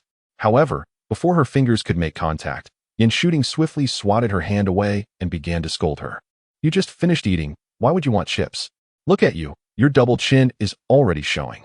Chun Jiao, rubbing her hands together, wore a face of suppressed indignation, eventually murmuring, "Just a few days ago, when I returned home, you said I had lost so much weight and that I needed to replenish myself. Now look at you." Indeed, the online adage proved true. After spending more than 3 days at home, parents begin to find fault in every aspect of their children. "What did you say? Speak up." Yin Shooting shot her a commanding glance. Chen Jiao immediately wilted under her mother's gaze, replacing her defiance with a pitiful look that begged for the chips. Tough yet tender-hearted, Yin Shooting promptly placed the chips in her daughter's hands, albeit with a continued reprimand. "Why are you so greedy, just like your father? Always thinking about food." With the chips finally in hand, Chen Jiao paid no heed to her mother's nagging and joyfully shared them with Chen Weiqiang. The father and daughter delighted in their snack, exchanging pieces and laughter. Yet, just as they were savoring their treat, Chen Jiao suddenly recalled the fishing nets she had set out that morning. With such a formidable typhoon raging, she wondered if those nets had been blown away. However, despite her concern, she dared not venture near the shoreline to retrieve them. The thought of being swept away by the storm was no trivial matter. What had started as a jovial moment between father and daughter quickly turned into a squabble over the last chip. Ultimately, Yin Shooting claimed it for herself, leaving the pair with a mix of frustration and resignation. After their snack, Chen Jiao lazily pulled out her phone and discovered hundreds of unread messages in her fishing group chat. As she opened the chat, the sheer volume of messages caused her phone to freeze momentarily. After scrolling for quite some time, she finally reached the top of the conversation. Earlier that morning, someone had gone fishing at their secret spot, boasting catches of a 15-pound sea bass followed by a 10-pound grouper. The excitement over these substantial catches had spurred many in the group to take the day off to fish. Unfortunately for Chin and her father, their secret fishing location was now fully exposed. As she continued to scroll down, she encountered photos of the 2 large fish she and her grandfather had caught at the breakwater.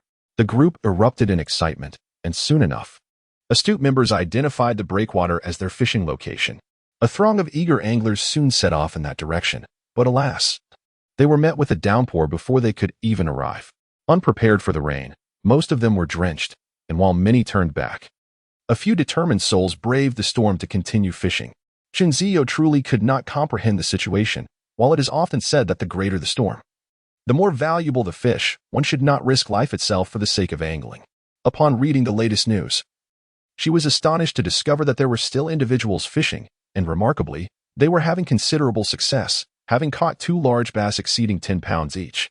The group chat was abuzz with excitement, as several fishing enthusiasts were eager to brave the elements in pursuit of their pastime. Chen Weiqiang, the group leader, kindly urged these individuals to prioritize safety, reminding them that there would be ample opportunities to fish in the future. After much persuasion from Chen Weiqiang, nearly everyone decided against the reckless venture. However, whether anyone might have sneaked out to fish in secret remained uncertain. After perusing the messages in the group, Chen Zio sent a few playful emojis to tease her 2 close friends. The trio engaged in light-hearted banter for a while, and when Chen Zio glanced at the time in the upper left corner, she noted that it was only 8 o'clock. She suddenly felt as though time at home had slowed to a crawl. Bored, she reopened the novel she had been reading earlier that afternoon. And upon reaching an exciting part, she exuberantly tapped 3 free gifts in quick succession. However, before long, she realized she had already reached the latest chapter and, in frustration, repeatedly pressed the button to urge the author for updates. Having risen far too early that morning, by 10 o'clock, Chen Zio felt her eyelids growing heavy, and she let out several yawns in succession. Rubbing her eyes, she sluggishly ascended to the 2nd floor, pausing to glance outside from the balcony. The view was shrouded in darkness, with not a glimmer of light in sight, as the wind and rain continued to rage. It seemed that tomorrow would likely bring another day of rain. Relieved by the thought of not needing to rise early the next morning, Chen Zio turned off the alarm on her phone, preparing for a deep and restful slumber. Chapter 32 The Bounty of the Sea let the tempest rage even more fiercely. The past few days have been utterly exhausting, and there is no better time to sleep than when it rains. Chen Zio slumbered until after 9 in the morning. Despite the late hour, the outside world remained shrouded in a dull gray haze. Within the confines of her home, she could still hear the howling wind and the crashing waves against the rocks. With a yawn, Chen Zio stretched and sauntered onto the balcony. At this moment, the wind had not abated. In fact, it was stronger than the day before, and the rain continued to pour. The typhoon did not cease until the early hours of the third day. Chun grandfather and Chun grandmother, accustomed to rising early, had awakened by 5 o'clock. As the elderly couple stirred, they discovered that the typhoon and the heavy rain had subsided, and the ominous clouds in the sky had dissipated. Being seasoned fishermen, they knew that after 2 days of relentless rain and a typhoon, the shoreline would surely be brimming with valuable treasures. With great enthusiasm, Chun grandfather hurried to the door of his son and daughter-in-law, knocking vigorously and calling out loudly, "Wake up! Wake up! The typhoon has passed. Get up quickly and head to the shore, where the good things will all be taken." Yuan Shooting, who had been enjoying a deep slumber, immediately jolted awake at the mention of the storm's cessation. She quickly sat up, exclaiming, "All right, we will get up right away." She then nudged the still sleeping Chen Weiqiang, urging him with urgency, "How can you still be sleeping? Hurry up and get to work." After a couple of nudges, the groggy Chen Weiqiang finally roused himself. In contrast to the commotion next door, the atmosphere in Chen Zio's quarters was far more cozy. Chen grandmother gently tapped on the door and softly called for her granddaughter. "Tang Tang, the typhoon has stopped. There must be plenty of valuable seafood washed ashore. Come on. Get up and let's go." Upon hearing about the impending beach excursion, the money-minded Chen Zio sprang to life, excitedly exclaiming, "Okay, I'm up right now." Growing up by the sea, she was acutely aware that this was a prime opportunity to earn some money. She leaped from her bed, swiftly preparing herself with an efficiency that contrasted sharply with her usual languid demeanor. At this moment, time equated to money. The family of 5 could hardly spare a moment for breakfast. Yuan Shooting hastily grabbed a few pieces of bread, urging everyone to head out post-haste, freshly washed and ready. Chen Weiqiang drove the family to the seaside. The morning sea, after 2 days of tempest, finally revealed a glimmer of sunlight, and Chen Zio felt a wave of comfort wash over her. Even before dawn had fully broken, industrious individuals were already scouring the beach for treasures. The storm had left the shore strewn with valuable seafood. Though the tide had just begun to recede, several sea cucumbers, which dwell on the ocean floor, were already visible along the shoreline. With remarkable speed, Chen Zio dashed over like a gust of wind, her face alight with joy as she collected these precious finds. Each one was quite substantial, weighing nearly 2 to 3 taels apiece. Beside her lay a colossal sea conch, which Chun Jiao joyfully collected. Beyond the sea cucumbers and conchs, the beach was adorned with an abundance of manna shrimp, various small shells, and a spectrum of starfish. Additionally, numerous fish, swept ashore by the waves, bore injuries. Some even rendered rigid. Chun Jiao even spotted a jellyfish, typically dwelling in the deep sea, currently ensnaring small fish in a puddle. However, jellyfish were not purchased at the local market, so she paid it no mind. The beach was teeming with seafood, easily within reach, and everyone was in high spirits. These were bountiful gifts from the ocean, and with hearts full of gratitude, they set to work. The beach held a treasure trove of delights. And while the villagers had yet to arrive, the group dispersed eagerly, gathering marine life with fervor. After 2 days of relentless rain, Chun Jiao had accumulated 3 hours and 28 minutes of time to spare, which she could utilize freely today. Without waiting for the tide to recede completely, she activated her X-ray vision. Once she did, it felt as though she had activated a cheat. The various little creatures on the beach had nowhere to hide. As she glanced down, Chen Jiu discovered, hidden beneath the sand at her feet, a vibrantly colored large shrimp, measuring the length of her palm, an impressive specimen. Overcome with excitement, she exclaimed in surprise, "Wow, a little blue dragon." This particular creature, known as the Chinese lobster, is unique to her country. As far as she understood, this treasure primarily inhabits the East China Sea and the South China Sea. Although it resides in shallow coastal rocky areas, it prefers to dwell on the ocean floor, making it quite elusive to catch. Having scoured the shore for many years, she had seldom encountered one and had yet to savor its flavor. Last National Day, during a typhoon, she fortuitously found one, initially intending to keep it for tasting.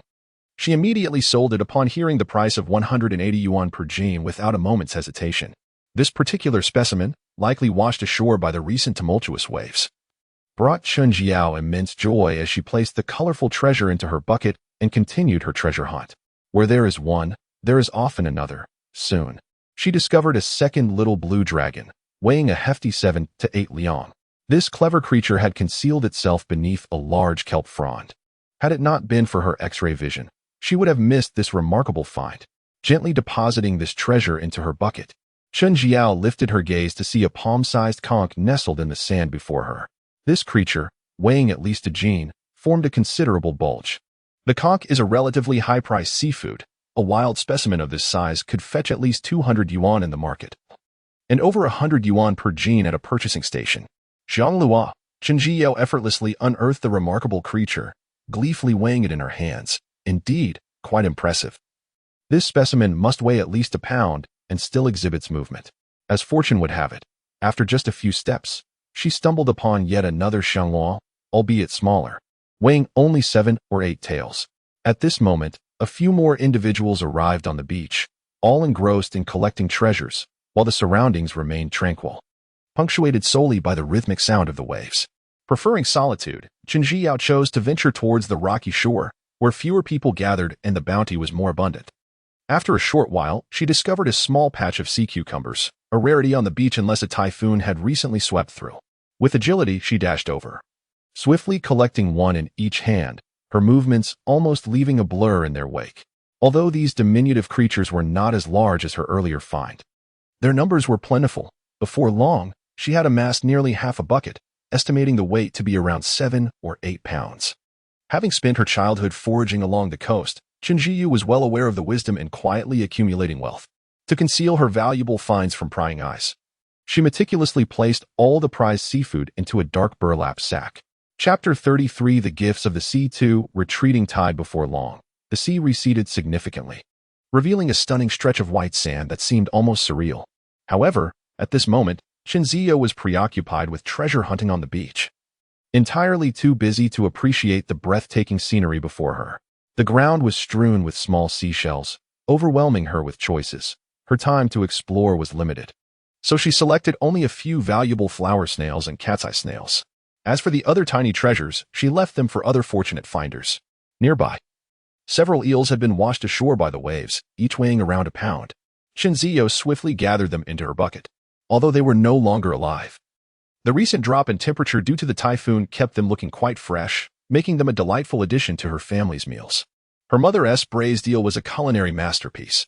Having collected 4 eels, Chen Zhiyu was about to continue her exploration when her peripheral vision caught sight of something intriguing. Beneath a tangle of kelp lay a long, slender creature. She initially assumed it to be a large eel and approached with excitement, only to discover it was merely a ribbonfish. Despite its elongated form resembling that of an eel, the price difference was significant. A large eel could fetch 50 to 60 yuan per pound, while ribbonfish were worth at most 20. This particular ribbonfish was lifeless, yet its gills remained a vivid red, indicating it had not expired long ago. 20 yuan was still money, so she cheerfully added it to her bucket. With 4 eels and 1 ribbonfish, her bucket grew heavy with several pounds of catch. She transferred them into a nearby sack and continued her trek along the beach, which was becoming increasingly crowded. Chen Zhiyu quickened her pace. Suddenly, she noticed a large creature feasting ahead. She hastened her steps and discovered a giant green crab engrossed in its meal. The dark green creature blended seamlessly with the surrounding rocks, its formidable claws grasping a small fish weighing about half a pound. The crab was so preoccupied with its feast that it failed to notice Chen Zhiyu extending her hand, and in an instant, she found herself caught, bound by its powerful pincers. This massive crab was nearly the size of her face, weighing at least a pound. As for the unfortunate fish, it bore numerous wounds and was barely clinging to life, a small black sea bream, which, despite its modest size, held a decent market value but was now lifeless and likely unsellable. Nevertheless, she decided to add it to her sack, as it would make for a delicious meal. With 1 green crab and 1 black sea bream collected, she looked up and spotted another enormous crab claw, though its owner seemed to have vanished. The claw appeared remarkably fresh and still edible. Without hesitation, Chen Zhiyu picked up the large claw and tossed it into her bucket. In truth, Chen Zhiyu had no intention of seeking the owner of the claw. She simply did not expect to find the creature hiding beneath a nearby stone. With her newfound X-ray vision, she spotted it instantly. Having caught sight of it, she could not let it escape. The absence of 1 claw significantly diminished the fighting prowess of the large crab, which was soon captured by Chen Zhiyu. This specimen was even larger than the previous crab, weighing in at approximately 1¼ pounds, despite the missing claw. Regrettably, the loss would likely reduce its market value by 20%, causing Chen Zhiyu considerable dismay. Such a sizable crab, if sold at a discount, would indeed represent a loss. Thus, she resolved to save it for her midday meal. The thought of steamed crab made her salivate. At this moment, Her burlap sack was already half full and quite heavy, yet she felt invigorated and showed no signs of fatigue. Before long, she arrived at the juncture of the rocky shore and the white sandy beach. Before her lay a vast expanse of noodle fish, densely packed, leaving little room for her to stand. Noodle fish primarily inhabit sandy bottoms near the coast, feeding on plankton, and they are often seen on the beach. However, these little creatures hold little value, as one can acquire a large quantity for merely 10 yuan at the docks. During her previous excursions, the local bait shop's small fish were largely composed of these noodle fish. Acknowledging the limitations of human endurance and the burden of excess, Chen Jiao chose to bypass them and proceeded to the rocky shore where she often gathered sea treasures. At that moment, she heard a commotion behind her and turned to discover a throng of people on the white sandy beach, some of whom were approaching the rocky shore with various items in hand. Chen Jiu quickened her pace, her eyes scanning the surroundings rapidly. Fortune favored the diligent. Before long, she stumbled upon a delightful find: countless sea snails. Ever since she acquired the sea gathering system, Chen Jiu had been remarkably lucky, and today she had encountered a bounty of snails. These little treasures were quite valuable, fetching approximately 30 yuan per pound at the collection station. She swiftly gathered all of them into her bucket, estimating a total weight of over 2 pounds, which would yield her an income exceeding 60 yuan. As she continued onward, a sudden splash from a nearby puddle caught her attention. Upon closer inspection, she discovered a bluefish weighing around a pound. Although modest in size, its market price was noteworthy. The last time she sold such a fish at the town's collection station, it fetched 60 yuan per pound. Fortuitously, she had brought along a small net for her outing. Chen Jiao slowed her pace, cautiously approached, and with a swift motion, she scooped up the fish. Weighing the net in her hand, she estimated it to be around 1.25 pounds. The rocky shore yielded many treasures. As she released the fish, she noticed an octopus at her feet. In addition to the octopus, there were numerous sea snails and flower snails upon the rocks, while a sizable crab lurked beneath one of the stones. In her treasure hunting expedition, Chen Jiu collected an array of valuable marine delicacies from the beach: 3 conch shells, 5 flower snails, 1 blue crab, and 2 orchid crabs. Armed with her perspective-enhancing glasses, she was discerning in her selection, opting only for the exquisite and delectable finds. Gradually, her burlap sack grew heavier, and the number of followers behind her increased. Unbeknownst to her, the tide had receded halfway, and as she glanced towards the distant area where she had placed the traps, she noted that the water had just withdrawn. Fortunately, that location lay at the intersection of 2 villages, rendering it relatively secluded and seldom frequented by others. Chen Jiao continued her pursuit along the shore, steadily advancing towards the spot where she had set her traps. Chapter 34: The Bounty of the Sea. The rocky shore in the village is quite expansive. As one strolls over from the white sandy beach, they encounter a small stretch of rocky terrain formed by an accumulation of pebbles. Progressing further, the surrounding stones increase in size, and at the center of the rocky beach, massive boulders encircle a series of varying depths of tidal pools. Continuing onward leads to the secret fishing spot discovered earlier. In the initial stretch of the rocky beach, the terrain consists mainly of small stones, and Chen Jiu has gathered a bountiful harvest, her burlap sack nearly bursting at the seams. However, the latter part of the shore is predominantly occupied by deep pools of water, each spanning over 3 to 4 square meters.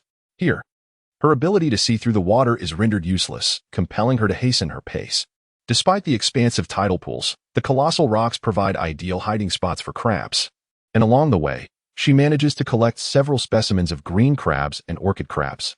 The orchid crabs number 2, while the green crabs tally 3. These creatures are substantial, generally weighing between half a pound to a pound. Regrettably, 2 of them are missing limbs, with one even having lost both pincers. Only a single orchid crab and 1 green crab remain intact. As Chen Jiu binds the crabs, she murmurs to herself, "Fortunately, the price of crabs is high. With an 80 discount, this will still yield a decent profit." Surrounded by large boulders and water-filled depressions, she does not linger long and swiftly reaches the secret fishing spot. Presumably due to the recent storms, local fishermen remain unaware that the rain has ceased today, and surprisingly, no one is present to fish. After traversing the rocky shore, she encounters a small stretch of muddy beach. At this moment, the tide has receded completely, revealing a landscape scattered with tiny shells and a few valuable marine treasures. Upon lowering her gaze, Chen Jiu spots a swimming clam.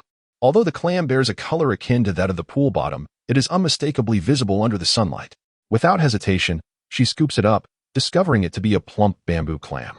Moreover, it appears she is not alone, as a small cluster of clams is breathing nearby. Through her specialized vision, she can clearly discern numerous succulent bamboo clams nestled beneath the sand. Glancing at the small bucket in her hand, she is relieved to remember that she brought salt. Swiftly, Chinjiao employs a sand shovel to clear away the top layer of sand, and then vigorously sprinkles salt into the small holes.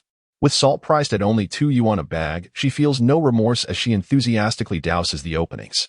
Before she finishes salting, small creatures can no longer contain their excitement and eagerly emerge from their burrows, observing the clams surfacing like bamboo shoots after a rainstorm. Chinjiao quickly pulls them out. Indeed, they are quite plump. This little creature in her hand is noticeably fatter than the one that was swimming moments ago. Soon after, more small holes begin to yield their own delectable inhabitants. These clams burst forth almost simultaneously, reminiscent of spring bamboo shoots after a rainfall, leaving Chinjiao nearly overwhelmed. Afterward, she learned to be wise and not greedy, intentionally minimizing the area when sprinkling salt. By the time the salt container in her hand was empty, the small bucket at her feet was nearly full, estimated to weigh around 8 pounds. The surrounding small holes had all been sprinkled with salt, and Chinjiao, delighting in her bountiful harvest, continued on her way towards the location of the traps. Along the way, she gleefully picked up several small creatures, 2 cat's eye snails, 1 conch, 3 octopuses, and 5 flower snails. The muddy flat was not large, and soon she arrived at a smaller rocky area at its center. This rocky area was merely a collection of stones of various sizes. Chinjiao had deliberately chosen the spot for her traps, as beneath it lay numerous dead corals. Both crabs and schools of fish favored hiding within coral reefs, making it an excellent location for trapping. Glancing at the time on her perspective function, she noted there were still 40 minutes remaining and promptly turned it off. By this time, the large sack she had brought was already filled, with the small bucket brimming with clams and an additional net full of cat's eye snails. As she organized her finds and prepared to retrieve the traps, she turned and spotted a remarkable creature in a small puddle. Its yellow-brown shell, adorned with brown spots, resembled a small coconut from afar. It was a coconut snail, nearly the size of her head, and the largest she had seen in over 20 years. The coconut snail, also known as the coconut turban snail or papaya snail, boasts a shell that is yellow-brown and smooth with dark brown spots.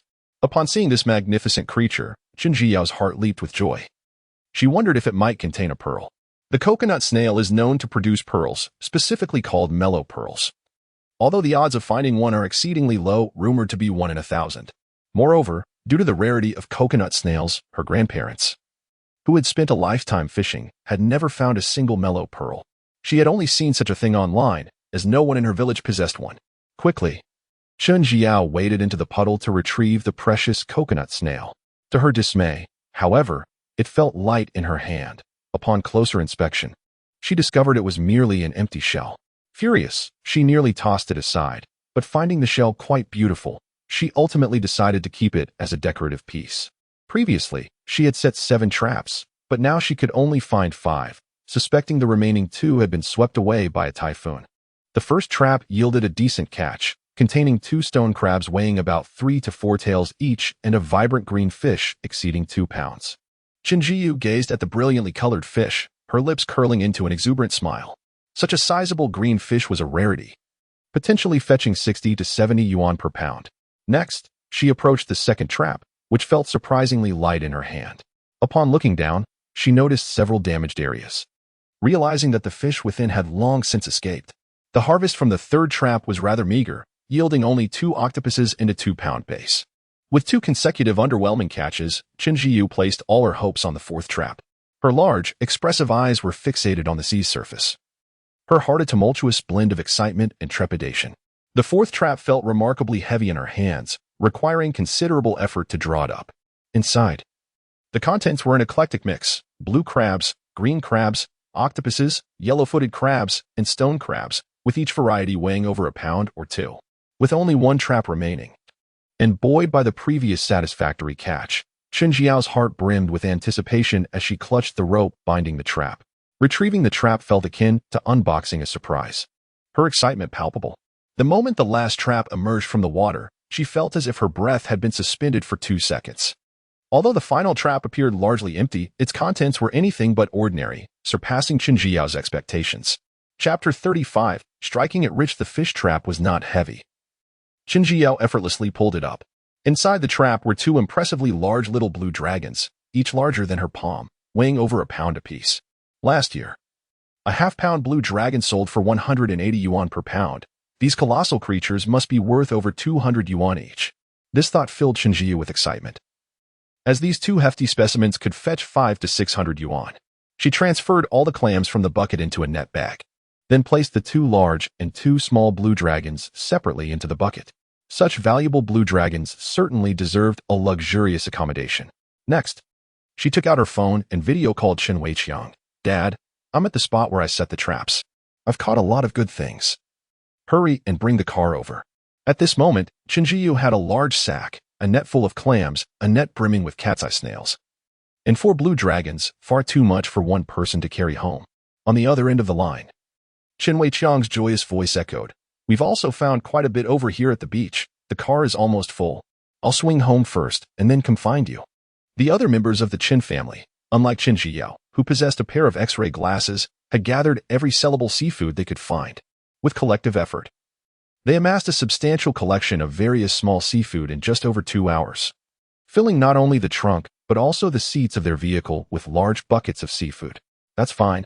I'm not in a hurry," Qin Jiao chirped, her voice ringing with delight and enthusiasm. After hanging up, she continued her treasure hunt along the beach. When her father arrived, she wouldn't have to worry about where to store her finds, regardless of their value. As long as they were sellable or edible, Qin Jiao would not overlook them. Before long, she collected another large net full of assorted small shells and a freshly caught, albeit recently deceased, little sea bass. Additionally, she encountered a pile of various fish, stiffened and spoiled. With only 4 intact traps in her possession, she filled them with the assortment of lesser fish and then repositioned the traps near the coral reef. This area proved suitable for trapping, yielding promising results twice. Thus, Qin Jiao decided to remain there for future endeavors. As soon as she set the traps, Chen Weiqiang arrived driving his van. Though the vehicle appeared somewhat antiquated, it was affordable and highly practical, allowing him to pursue fishing and beachcombing without concern. Occasionally, it served as a convenient means for stocking up on supplies at the local shop and fishing tackle store. Consequently, despite being able to afford a more expensive car, Chen Weiqiang had never felt the need to change. Upon seeing the 4 little blue dragons in the bucket, Chen Weiqiang's eyes widened in astonishment, and he stammered in excitement. "These blue dragons are enormous, and they're all still alive." He couldn't help but suspect that his daughter had secretly paid homage to the sea god before leaving home. Qin Jiao was quite pleased. Her little face held high, and her voice was laced with laughter. The 2 small ones were picked up from the white sandy beach, while the 2 larger ones were caught in the sea traps. With the recent typhoon, they must have been blown ashore. Beside her, Chen Weiqiang murmured softly, "In previous years, overfishing has led to a dwindling of marine resources nearby. It seems that in the past 2 years, not many people have been using traps. Yet I never expected the recovery to be so remarkable." Qin Jiao understood that the enhancement was due to the system, but she couldn't disclose that, so she merely smiled innocently. On their way back, both the rocky shore and the white beach were bustling with people, each carrying a bucket, a sack, and several nets. Although everyone was drenched in sweat from exhaustion, they all wore radiant smiles of satisfaction. Along the way, they encountered Chun Grandma and her daughter-in-law Yin Shooting, who were laughing and chatting with several other close-knit women as they headed home. From their conversation, Chen Jiao gathered that they were discussing a visit to the sea goddess in the afternoon. Today, the beach had offered an abundance of seafood, and everyone returned with their bounty, filled with gratitude towards the ocean's gifts. Many villagers intended to pay their respects to the sea goddess. Upon returning home, Chen Jiao found her grandfather busy categorizing the seafood everyone had gathered that morning. The 4 of them had collected a remarkable and diverse haul, including many rare creatures from the deep sea or ocean floor. However, the items that Qin Jiao brought back were fewer in number but of greater value. Her grandfather's face lit up with joy upon seeing the 4 small lobsters and half a bucket of sea cucumbers. "Tang Tang, your luck has been quite good lately. Your grandmother and the others are going to pay respects to the sea goddess this afternoon. You should join them and bring more offerings." Chen Jiao eagerly nodded. "Sure. I'll sell the catch and buy some fruits and pastries in town." With the advantage of the beachcombing system, she indeed felt it was fitting to offer her thanks to the sea goddess. It took Chen Jiao half an hour to sort through the various types and sizes of seafood she had brought back. The haul included 1 pound of large sea cucumbers, 7 pounds of small sea cucumbers, 2.4 pounds of large lobsters, 1.5 pounds of small lobsters, and 1.8 pounds of conchs, among others. She had 3.6 pounds of green fish, 2 pounds of octopus, 2.3 pounds of stonefish, 2.4 pounds of bass, and 2 pounds of yellow-footed crabs. The larger crabs weighed over 2 pounds, while those between half a pound and 1 pound were 4.6 pounds. And the ones missing limbs weighed 2.5 pounds. The orchid crabs ranged from half a pound to 1 pound at 2.6 pounds. And those between 3 ounces and half a pound were 2.8 pounds, with the ones missing limbs at 1.1 pounds, due to their smaller size. Chen Jiyu decided to keep the bass and yellow-footed crabs for her family. She also retained a few crabs that were missing limbs and several fish that had already passed, as their taste remained uncompromised despite their lack of market value. Once she finished organizing her catch, Chen Jiyu went to assist her family. "You don't need to worry about this. Hurry and head to town to sell the catch." Chen Weiqiang was anxious about the fate of her little sea dragons, urging her to hasten to the town to sell them. The price difference between a living and a deceased sea dragon was significant. Heeding the advice, Chen Jiao promptly loaded her catch onto a tricycle and made her way to the Yang family acquisition station. Upon her arrival, the station was bustling with activity. Not only were the young Yang couple present, but even the elder Yang and his wife were there, the entire family busily engaged in their work. After a considerable wait, the young boss finally approached with his assistant to collect the seafood. Upon seeing the sea cucumbers and little sea dragons in the bucket, Yang Jejun's eyes sparkled with delight. He smiled and remarked, "The catch today is indeed impressive. Due to the recent typhoon, local fishermen were unable to venture out to sea, leading to a notable increase in seafood prices today." With that, he began selecting the valuable sea cucumbers, little sea dragons, and conchs first. The large sea cucumbers were priced at 120 yuan per pound, the smaller ones at 80 yuan per pound, totaling 560 yuan for 7 pounds. The larger sea dragons fetched 220 yuan per pound, amounting to 528 yuan for 2 pounds, while the smaller ones were priced at 190 yuan per pound, totaling 285 yuan for 5 pounds. Conchs were sold at 130 yuan per pound, with a total of 234 yuan for 8 pounds. The contents of this single bucket were valued at 727 yuan. Next came the assortment of shells and snails. Clams were 30 yuan per pound, totaling 240 yuan for 8 pounds. Flower snails were 42 yuan per pound, amounting to 168 yuan for 4 pounds. Cat-eye snails were 38 yuan per pound, totaling 190 yuan for 5 pounds. Sea snails were 40 yuan per pound, with 200 yuan for 5 pounds, and mixed shells were 8 yuan per pound, yielding 56 yuan for 7 pounds. This brought in an additional 854 yuan. Finally, only the fish and crabs in the bucket remained. The green fish was priced at 68 yuan per pound, totaling 245 yuan for 6 pounds. Octopus at 32 yuan per pound, totaling 62 yuan for 2 pounds. Stone crabs at 70 yuan per pound, amounting to 140 yuan for 2 pounds, and green crabs priced at 70 yuan per pound for those over a pound, totaling 154 yuan for 2 pounds, while those between half a pound to a pound were priced at 58 yuan per pound, yielding 267 yuan for 6 pounds. The orchid crabs ranged from 48 yuan per pound for those between half a pound to a pound, totaling 125 yuan for 6 pounds, and 40 yuan per pound for those weighing between 3 to half a pound, amounting to 112 yuan for 8 pounds. In total, the day's earnings reached 686 yuan. Chapter 36. Worshipping the sea god. Upon seeing the transfer notification on her phone, a radiant smile adorned Chen Ziyou's face, revealing her sweet dimples. Today marked the most lucrative day since she began her coastal foraging journey, 3,686 yuan, equivalent to half a month's salary. At this moment, Chen Ziyou was enveloped in a sense of pride and exhilaration. Yet, as she contemplated the situation, she realized this unexpected windfall was a result of the recent typhoon. Reflecting further, she noted that after 2 consecutive days of tempestuous weather, she had rested at home, which, when averaged out, translated to approximately 1,200 yuan per day. This thought invigorated her spirit once more. Coastal foraging proved to be quite profitable.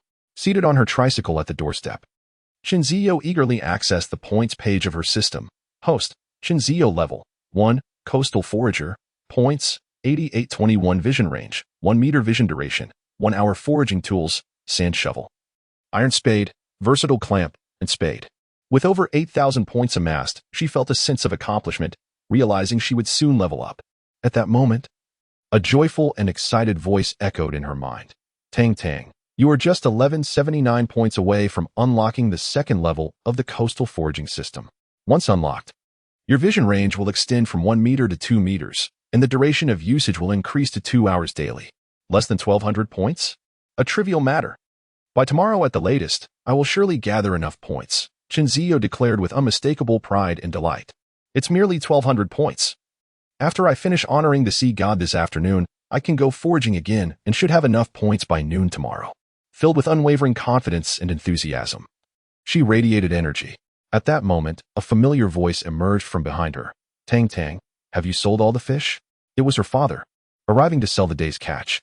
Indeed, the harvest was quite good today, Chen Zio replied, her smile brightening as she leapt off the tricycle and briskly ran over to assist.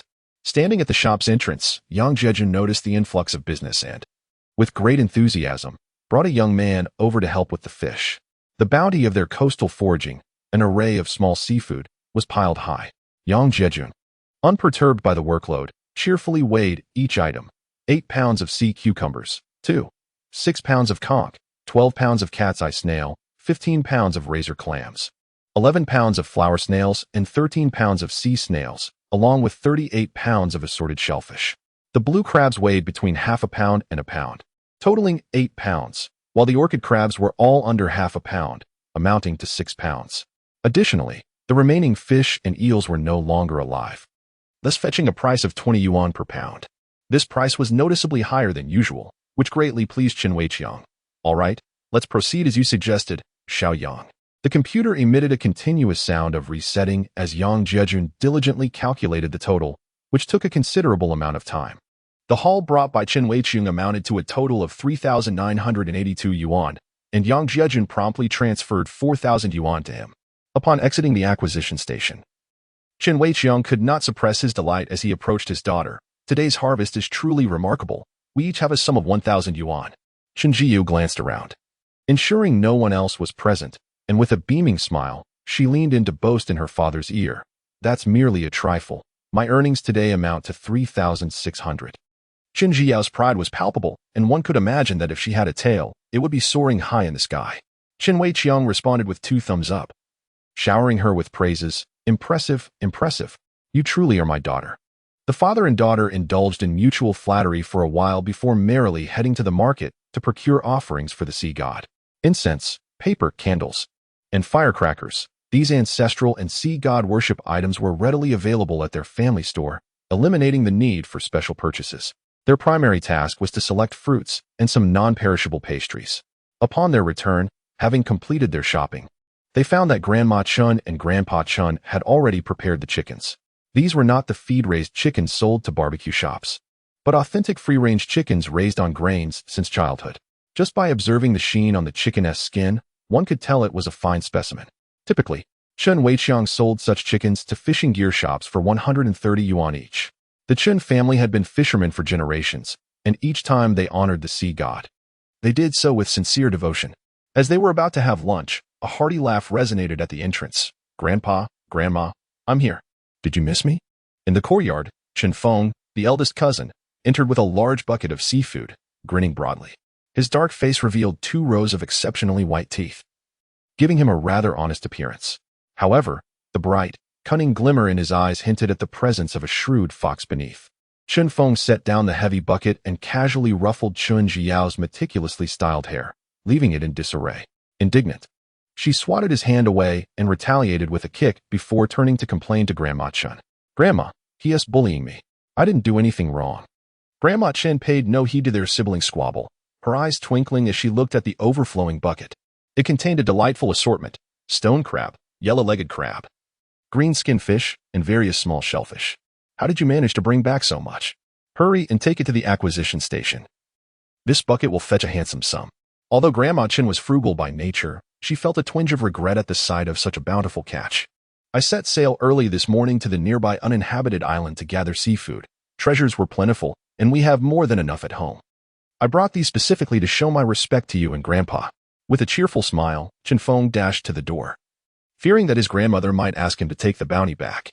Seeing her grandson had made the effort to bring gifts, Grandma Chen said nothing further, instead beckoning her partner to fetch another bucket, joyfully pouring out the contents.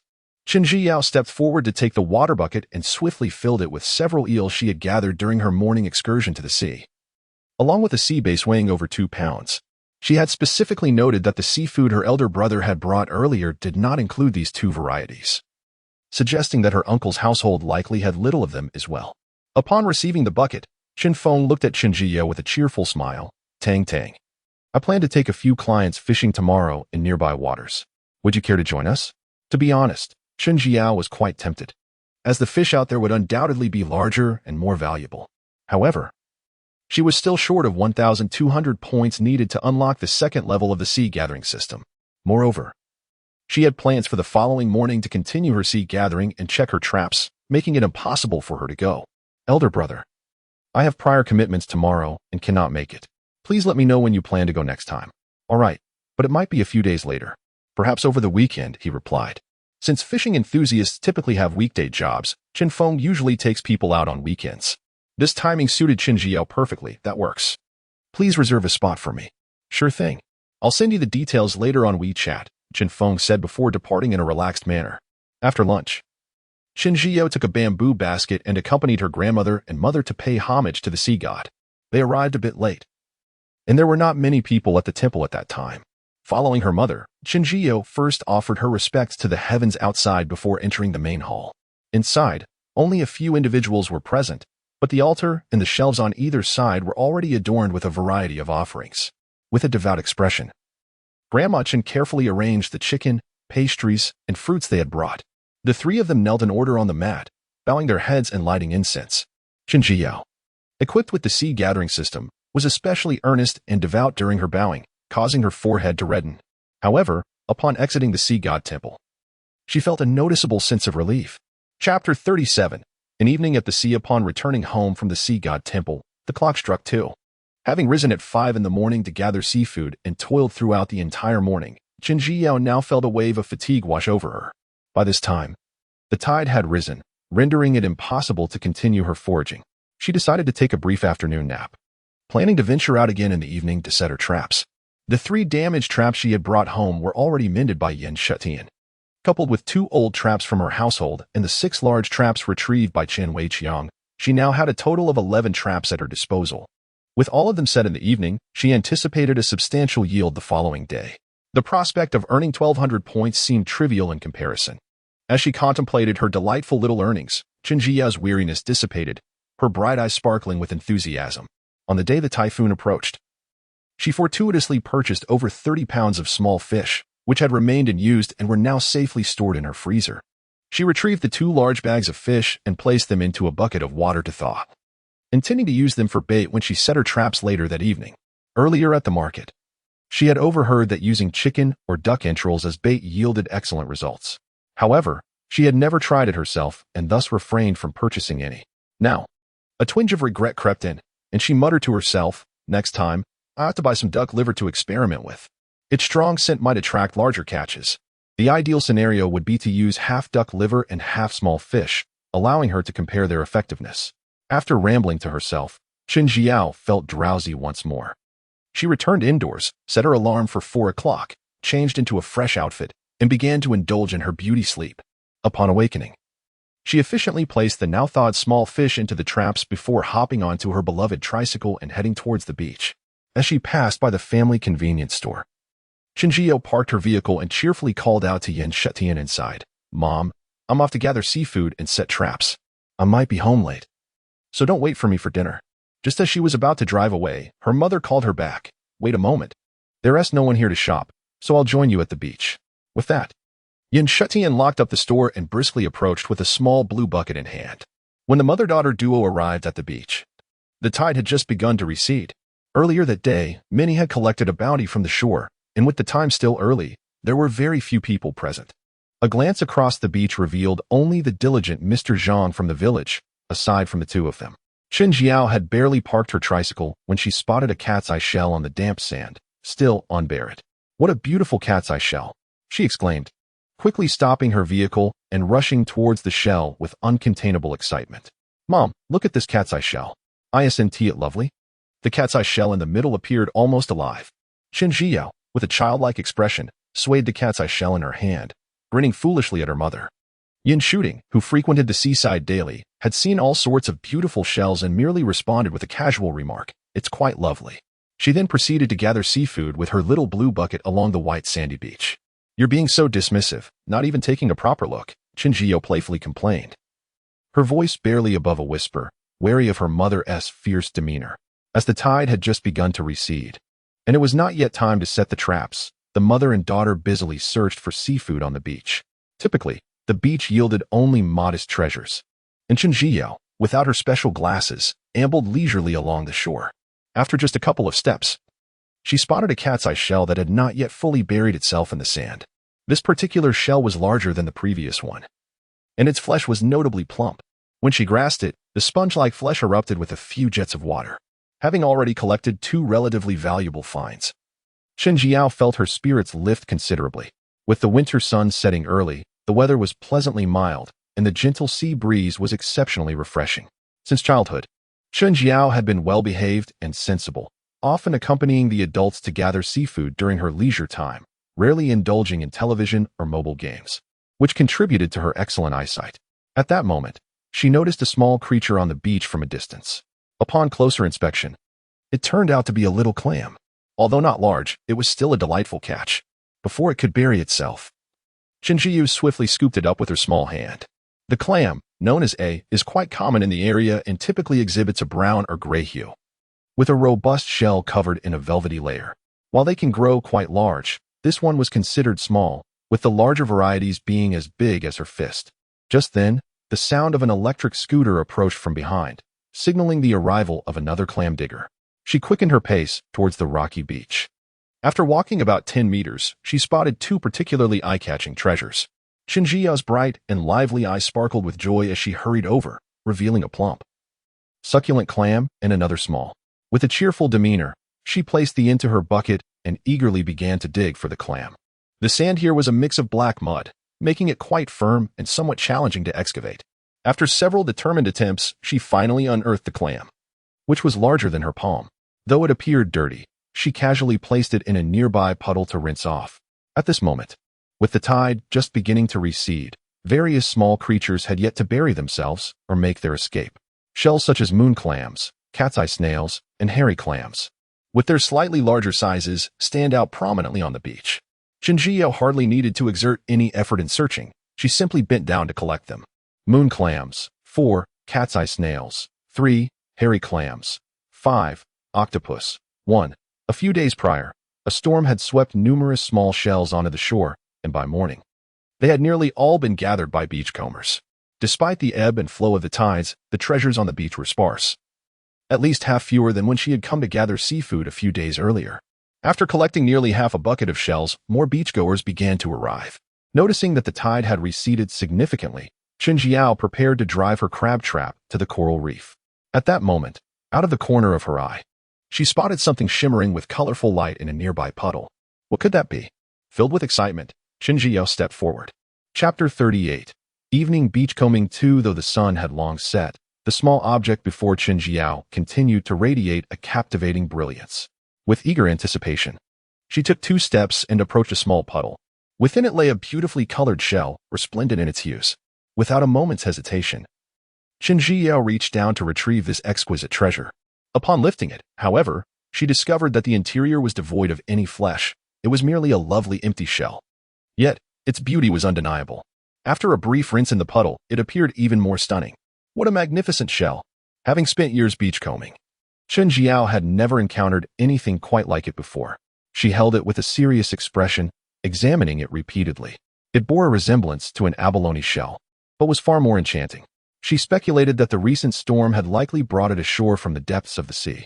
The more she gazed upon it, the more she adored it, and with a beaming smile, she placed it into her bucket. Since childhood, she had cherished collecting various exquisite shells, and her room featured a shelf dedicated to displaying these delightful trinkets. Finally encountering a shell that resonated with her aesthetic sensibilities, Chen Zhiyao's spirits were exceptionally high. Humming a cheerful tune, she walked briskly towards the area where her car was parked. Along the way, she stumbled upon a rope encrusted with seaweed. Drawing upon her years of beachcombing experience, she knew that treasures often lay hidden beneath such marine growth. Stopping to investigate, she carefully used her tongs to lift the peculiar rope. With bated breath, her eyes remained fixed in anticipation. Before long, she discovered a half-buried crab nestled among the densest patches of seaweed. "Oh, a blue crab," she exclaimed, though it was rather small. Weighing it in her hand, she noted that it was only around 4 ounces, so she gently tossed it back into the sea. "Off you go." Continuing her search, she scoured the remaining seaweed.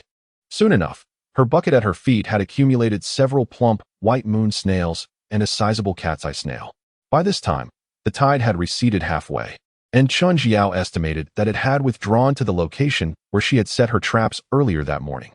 She had initially intended to head directly to the coral reef where she had placed 4 traps, but upon realizing the area was rather limited, she reconsidered.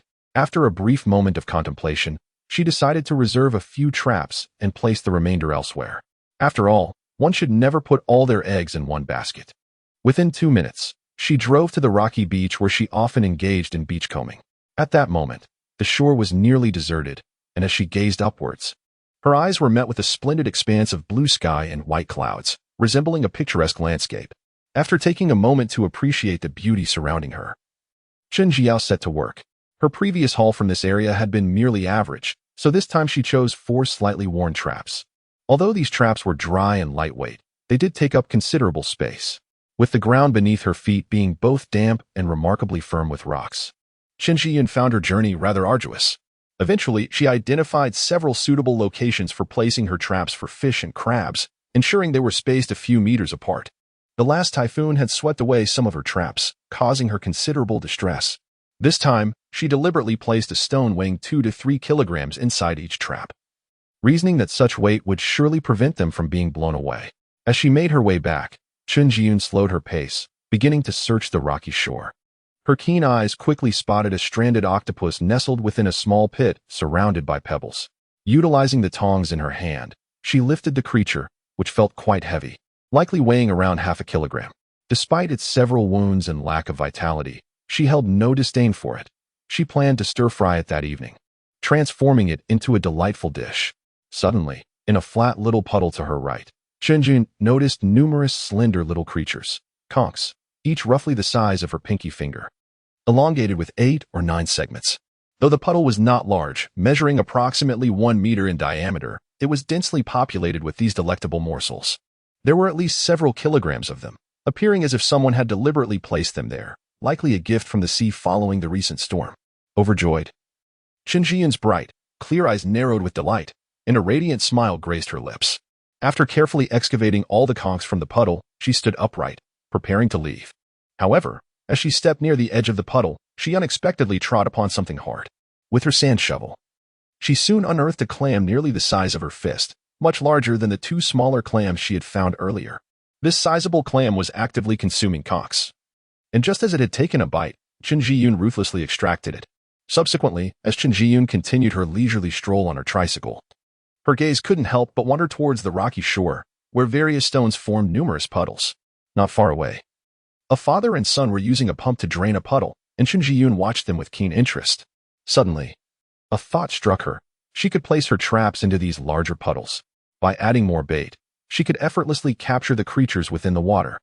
The more she contemplated this idea, the more she felt it was brilliant. Indeed, she was quite clever.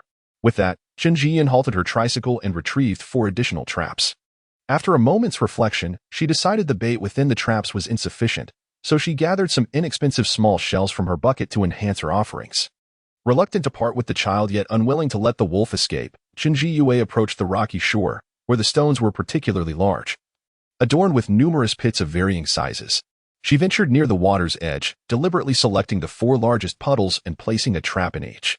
These pools were generally several square meters in size, and it was uncommon for anyone to draw water from such expansive areas. Given the considerable fuel expense associated with the pumps, these large depressions contained an abundance of resources, while not interfering with the water extraction efforts of the villagers. Qin Jiyue believed she had chosen the perfect spots. Having brought 11 traps from home, 3 sizable ones with a diameter of 80 centimeters remained in her vehicle. All these traps were positioned near the coral reef. On her way home, Qinji ambled along, though her catch of small seafood was rather meager. Upon returning to Baisha Beach, her bucket was far from full. To put it simply, her haul was significantly less than in the previous days. Yet it aligned with the typical yield of the villagers engaged in coastal foraging. With little to show, she chose not to head to town and instead proceeded directly to her uncle's purchasing station. She sold 4 pounds of moon snails at 6 yuan per pound, totaling 24 yuan, 4 pounds of whelks at 10 yuan per pound, totaling 40 yuan, 2 pounds of cat's eye snails at 33 yuan per pound, totaling 66 yuan, 1.5 pounds of hairy clams at 10 yuan per pound, totaling 15 yuan, and 1 pound of octopus for 30 yuan. Today's earnings amounted to 175 yuan.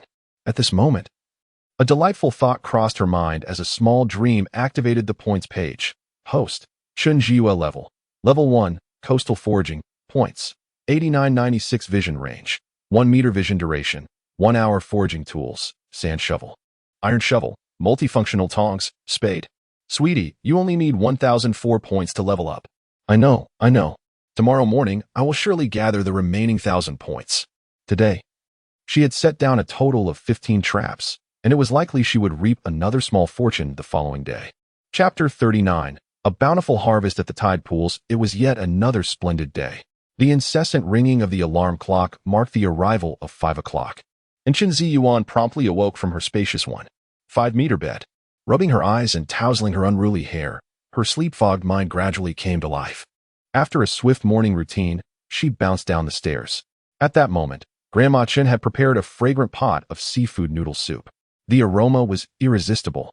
With octopus, clams, small cuttlefish, and fish noodles, garnished with a sprinkle of vibrant green scallions, Qinzi Yuan found herself momentarily rooted to the spot. The family gathered around the dining table in harmonious silence, each engrossed in devouring the delectable noodles. In just a few short minutes, Chen Ziyuan managed to polish off 3 substantial bowls of seafood noodles, leaving her belly pleasantly full. After a satisfying meal, Chen Ziyuan, accompanied by her grandparents and mother, set off towards the rocky beach where they usually gathered seafood. Along the way, she chattered animatedly. The white sandy beach is the closest to the village, but it's crowded and hardly yields anything of value. Just a few days ago, I scavenged at the rocky beach, and the treasures there are plentiful. Today, you should follow me there. Yin Shooting shot a knowing glance at her daughter. You little rascal, while we were out earning a living, you were nowhere to be found. Everyone knows the rocky beach offers a good harvest, but the stones are covered in seaweed and sharp oysters, making it rather perilous. As Chen's grandparents had grown older, she and Chen Weiqiang had begun to discourage them from venturing to that area for safety's sake. Upon arriving at the rocky beach, it was only 5:30, and the tide had just begun to recede. Chen Ziyuan secured the vehicle and, with each family member carrying a small bucket, they dispersed cheerfully in search of treasures. Concerned for her elderly parents, Yin Shooting instructed them to stay at the junction of the sandy and rocky shores while she ventured towards the larger formations of rocks. With her bucket in hand, Chen Ziyuan focused intently on the sand and stones beneath her feet. Before long, she spotted a hint of pink. She hurried over to discover a sizable scallop. As she picked it up, she realized it was still alive, its shell opening slightly, almost pinching her finger. After placing the creature into her bucket, she continued her search with renewed vigor. Soon, her eyes were met with a delightful sight. Numerous pink figures scattered across the beach. Scallops. The abundance of scallops was astonishing. Qin Ziyuan wasted no time, quickly collecting them into her bucket. In a matter of moments, she had amassed around 3 kilograms of scallops. These shells were similar in size to moon shells, but considerably lighter and more vibrant.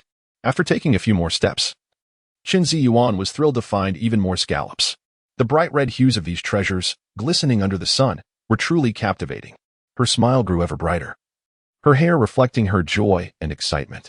With her bucket now nearly half full of scallops, she estimated its weight to be around 7 to 8 kilograms. However, from that moment until she reached the spot where she had placed her traps, Qinjiao found nothing but 2 octopuses and a cat's eye snail. Yesterday, she had set 4 traps here, but 3 of them near the white sandy beach had vanished, leaving only the last one. When setting the traps, Shun Jiao had deliberately placed stones inside to prevent them from being swept away by the waves. The only possibility was that someone had taken them. Who could be so unscrupulous as to steal her traps? Infuriated, Chen Jiao grumbled as she pulled up the last trap. It was rather heavy, but since she had placed stones inside, She couldn't discern what else might be in there. While she was still cursing the thief, upon seeing the contents, her frown transformed into a broad grin, revealing 2 rows of pearly white teeth. Inside the last trap lay a bounty of 5 large blue crabs, for weight around 5 to 6 taels, and the largest must have weighed at least 1 pound and 2 taels. Splendid. These hefty creatures could fetch around 300 yuan. Gazing at the crabs, Chun Jiao's earlier gloom dissipated, and she became jubilant. Swiftly, she retrieved zip ties and carefully secured her precious finds. Crabs are notorious fighters. If not properly tied, they could end up with broken limbs, diminishing their value. Given the theft of her traps, she dared not set any more in that area and decided to place her solitary catch safely in her vehicle. The scallops in the bucket were quite hefty. She poured them into a net bag and placed them in the back of her tricycle. With a heart full of joy, she carried several large blue crabs and briskly made her way to the series of large waterholes where she had set her traps. Along the way, she spotted numerous oysters and clams, but their size did not appeal to her. Arriving at the first waterhole, her bucket now contained an orchid crab and about 2 pounds of spicy snails. The catch from the first waterhole was modest, yielding only 2 golden pomfret weighing over 1 pound each. Next, she approached the second waterhole, which was at least 2 to 3 meters deep and quite expansive, covering about 10 square meters. This trap felt significantly heavier than the previous one, igniting Chun Jiao's excitement. Such weight must indicate several pounds of fish. If only they were grouper. After considerable effort, she finally hoisted the hefty trap onto the surface. However, her smile waned upon seeing the contents. Within the trap lay 2 small sea wolves weighing 2 to 3 pounds each, likely having fought among themselves, their bodies marred with scars and barely clinging to life. Large sea wolves weighing over 10 pounds fetch only 10 yuan per pound. These smaller ones are undesirable to the purchase stations, fetching at most 7 or 8 yuan per pound. Despite appearing heavy, these 2 sea wolves were less valuable than the earlier 2 golden pomfrets. The third trap was also quite heavy, with a similar feel to the second one, causing Chun Jiao to worry that it might contain 2 more small sea wolves. However, as the trap slowly emerged from the water, revealing its larger contents, a satisfied smile finally graced Chun Jiao's face. Within the confines of the trap, a silvery, elongated silhouette was discernible. This creature was none other than a sizable grouper, approximately 6 pounds, with which Chun Jiao was quite familiar. Such a wild grouper, given its size, could fetch at least 40 to 50 yuan per pound. This particular specimen was worth no less than 300 yuan. Carefully placing the grouper into a bucket, Chun Jiao's face lit up with joy as she made her way towards the fourth trap. How heavy it was! Chun Jiao felt the substantial weight of the trap and sensed something within it writhing and struggling. At that moment, excitement made her palms sweat, and her eyes were fixated on the trap as it began to surface from the water.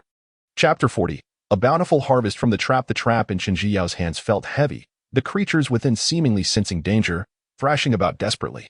As the trap was gradually pulled from the water's depths, she clearly discerned 2 large sea bass inside.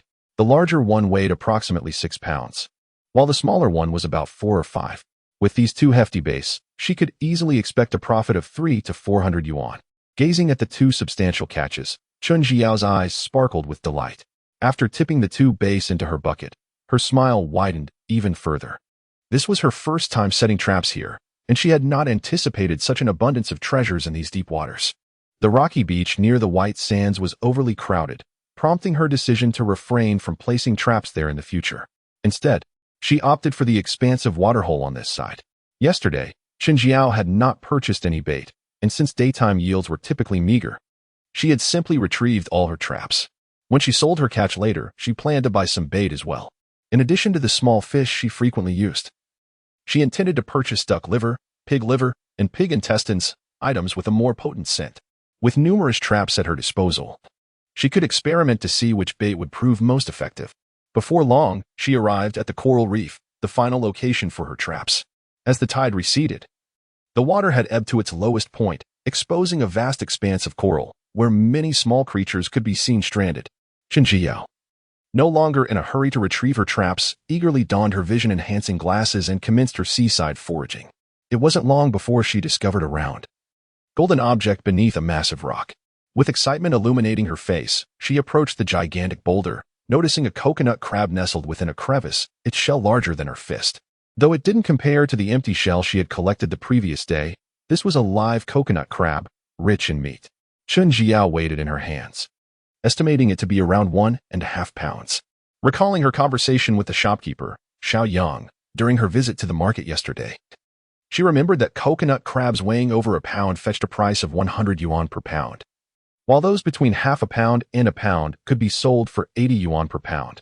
Thus, the creature in her possession was worth a handsome sum of 150 yuan. Realizing the value of this find, Chun Jiao swiftly began searching the surroundings for more of these golden treasures.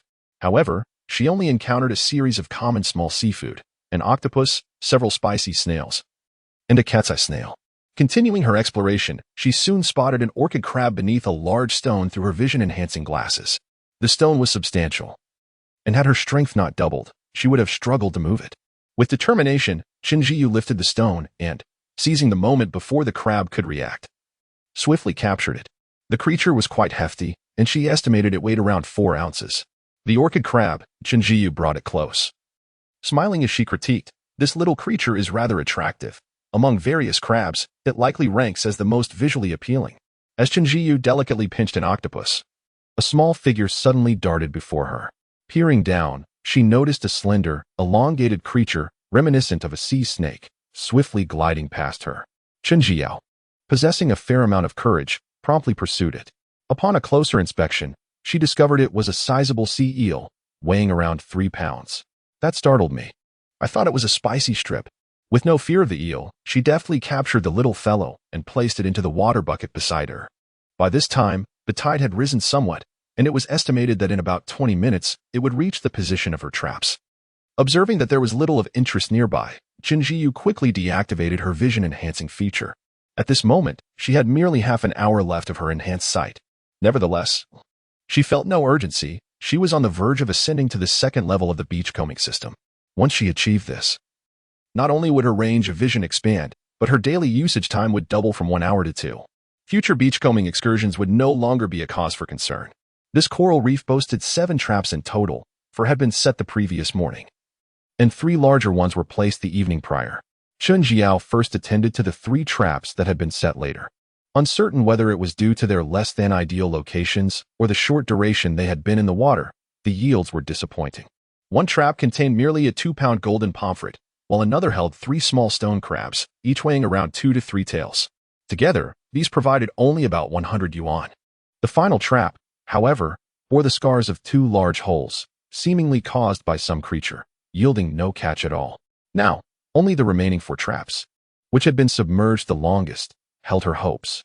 As she lifted the first trap, it felt light, prompting Chun Jiao to frown.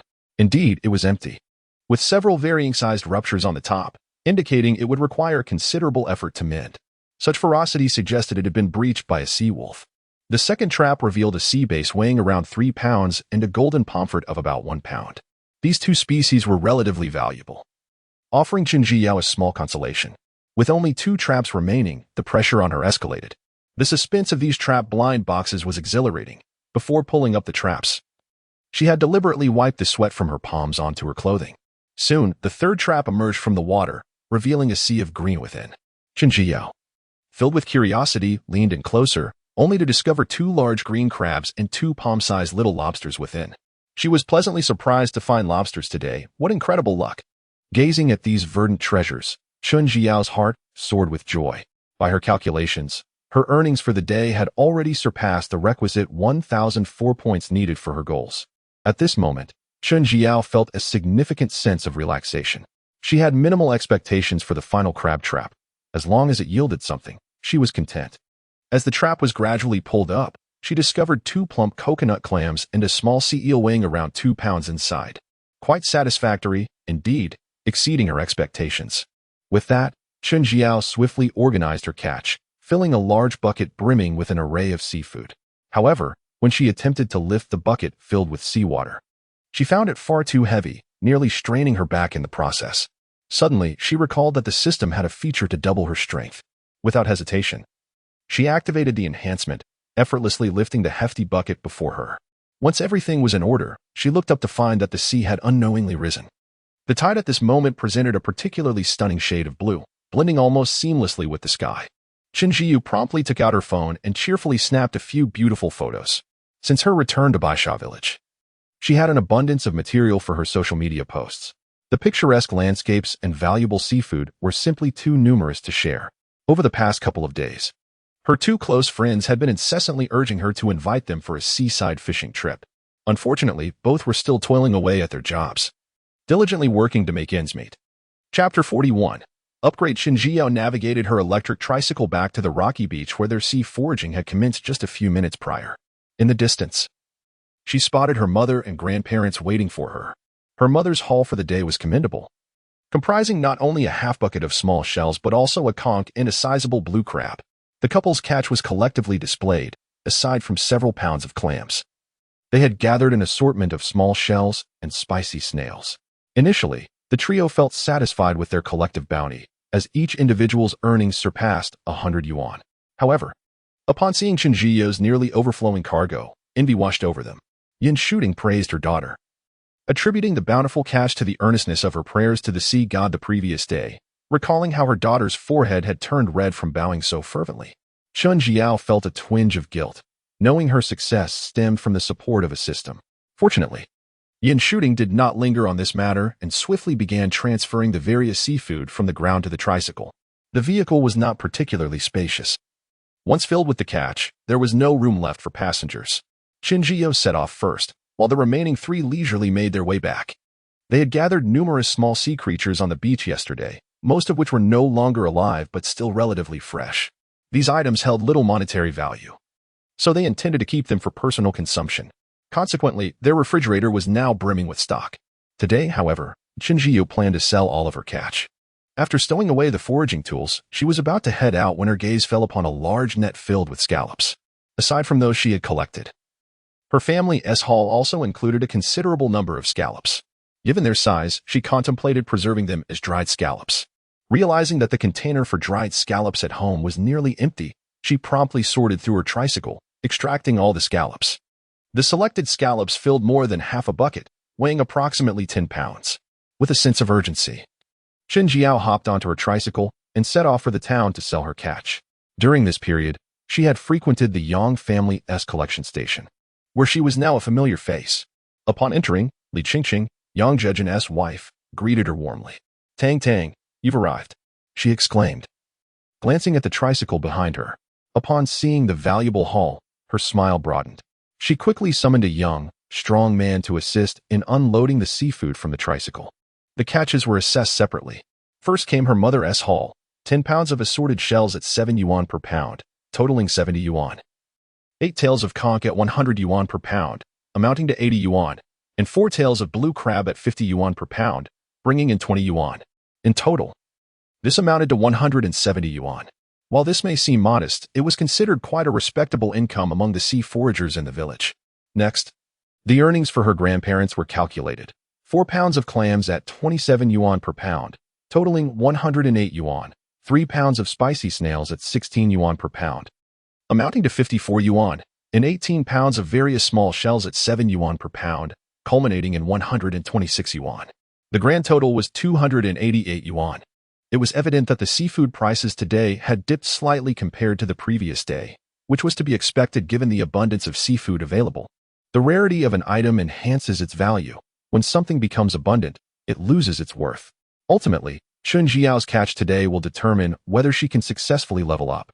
The small green dragon weighs 1.5 pounds, priced at 180 yuan per pound, totaling 270 yuan.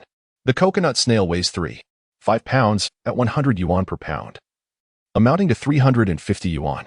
The blue crab, weighing over 1 pound, is 1.2 pounds at 68 yuan per pound, totaling 82 yuan. Crabs weighing between half a pound and 1 pound amount to 3.2 pounds at 45 yuan per pound, totaling 158 yuan. The orchid crab, weighing 1.8 pounds, is priced at 38 yuan per pound, totaling 69 yuan. The spicy snail weighs 3 pounds at 16 yuan per pound, totaling 48 yuan. With so much to account for, Li Qingqing first settled the total for these items, which amounted to 977 yuan. Next, she assessed the fish in the bucket. The golden pomfret weighs 6 pounds at 26 yuan per pound, totaling 172 yuan. The sea wolf weighs 6 pounds at 8 yuan per pound, totaling 45 yuan. The green grouper weighs 6 pounds at 48 yuan per pound, totaling 288 yuan. The sea bass weighs 14 pounds at 35 yuan per pound, totaling 490 yuan. The octopus and cat's eye snail together weigh 4 pounds at 30 yuan per pound, totaling 120 yuan. The sea eel weighs 5 pounds at 55 yuan per pound, totaling 275 yuan. The stone crab weighs exactly 1 pound, priced at 65 yuan. Li Qingqing operated the calculator for a considerable time, the sound of it resetting echoing repeatedly. The total for the latter portion came to 1,455 yuan. In the end, Chen Jiao's total earnings for the day amounted to 2,432 yuan, with the majority stemming from her traps. As she exited the purchasing station, the small dream in Chen Jiao's mind had transformed from a tiny orb of light into a larger and brighter sphere. Tang Tang. The second level of the tide-chasing system has been successfully unlocked.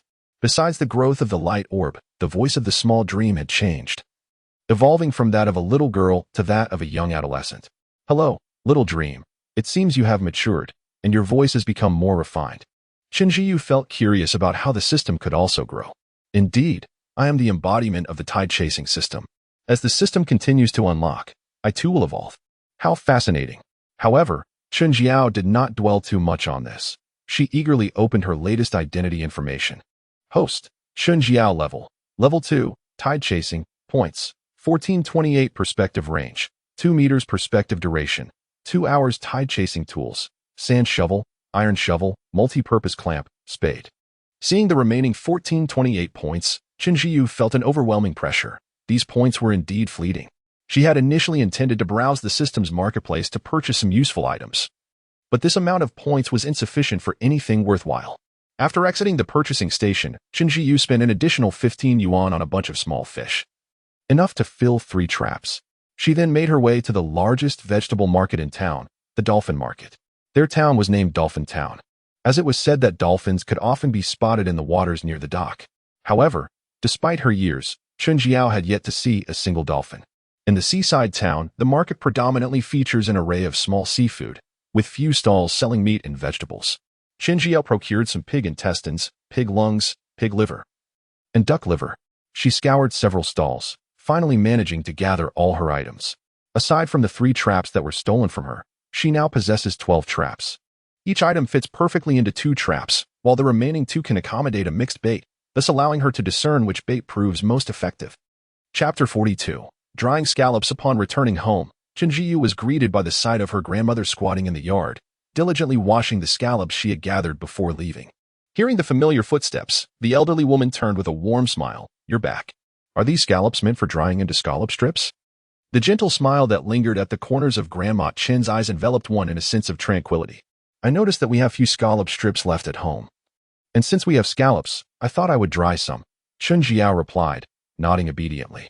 With light steps, she placed her belongings aside and joined her grandmother in the task. As for the duck and pig offal intended as bait, there was no need to refrigerate them. A stronger aroma would enhance their effectiveness. Rolling up her sleeves, Chen Jiu crouched down alongside her grandmother, diligently scrubbing the sand off the scallops.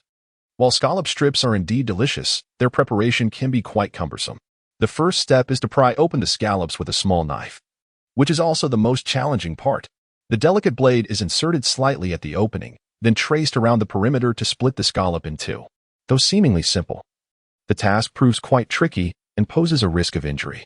The meat of the scallop appears substantial, yet not all of it is usable.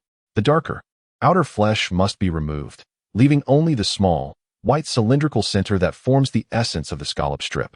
Interestingly, the discarded portion is also edible.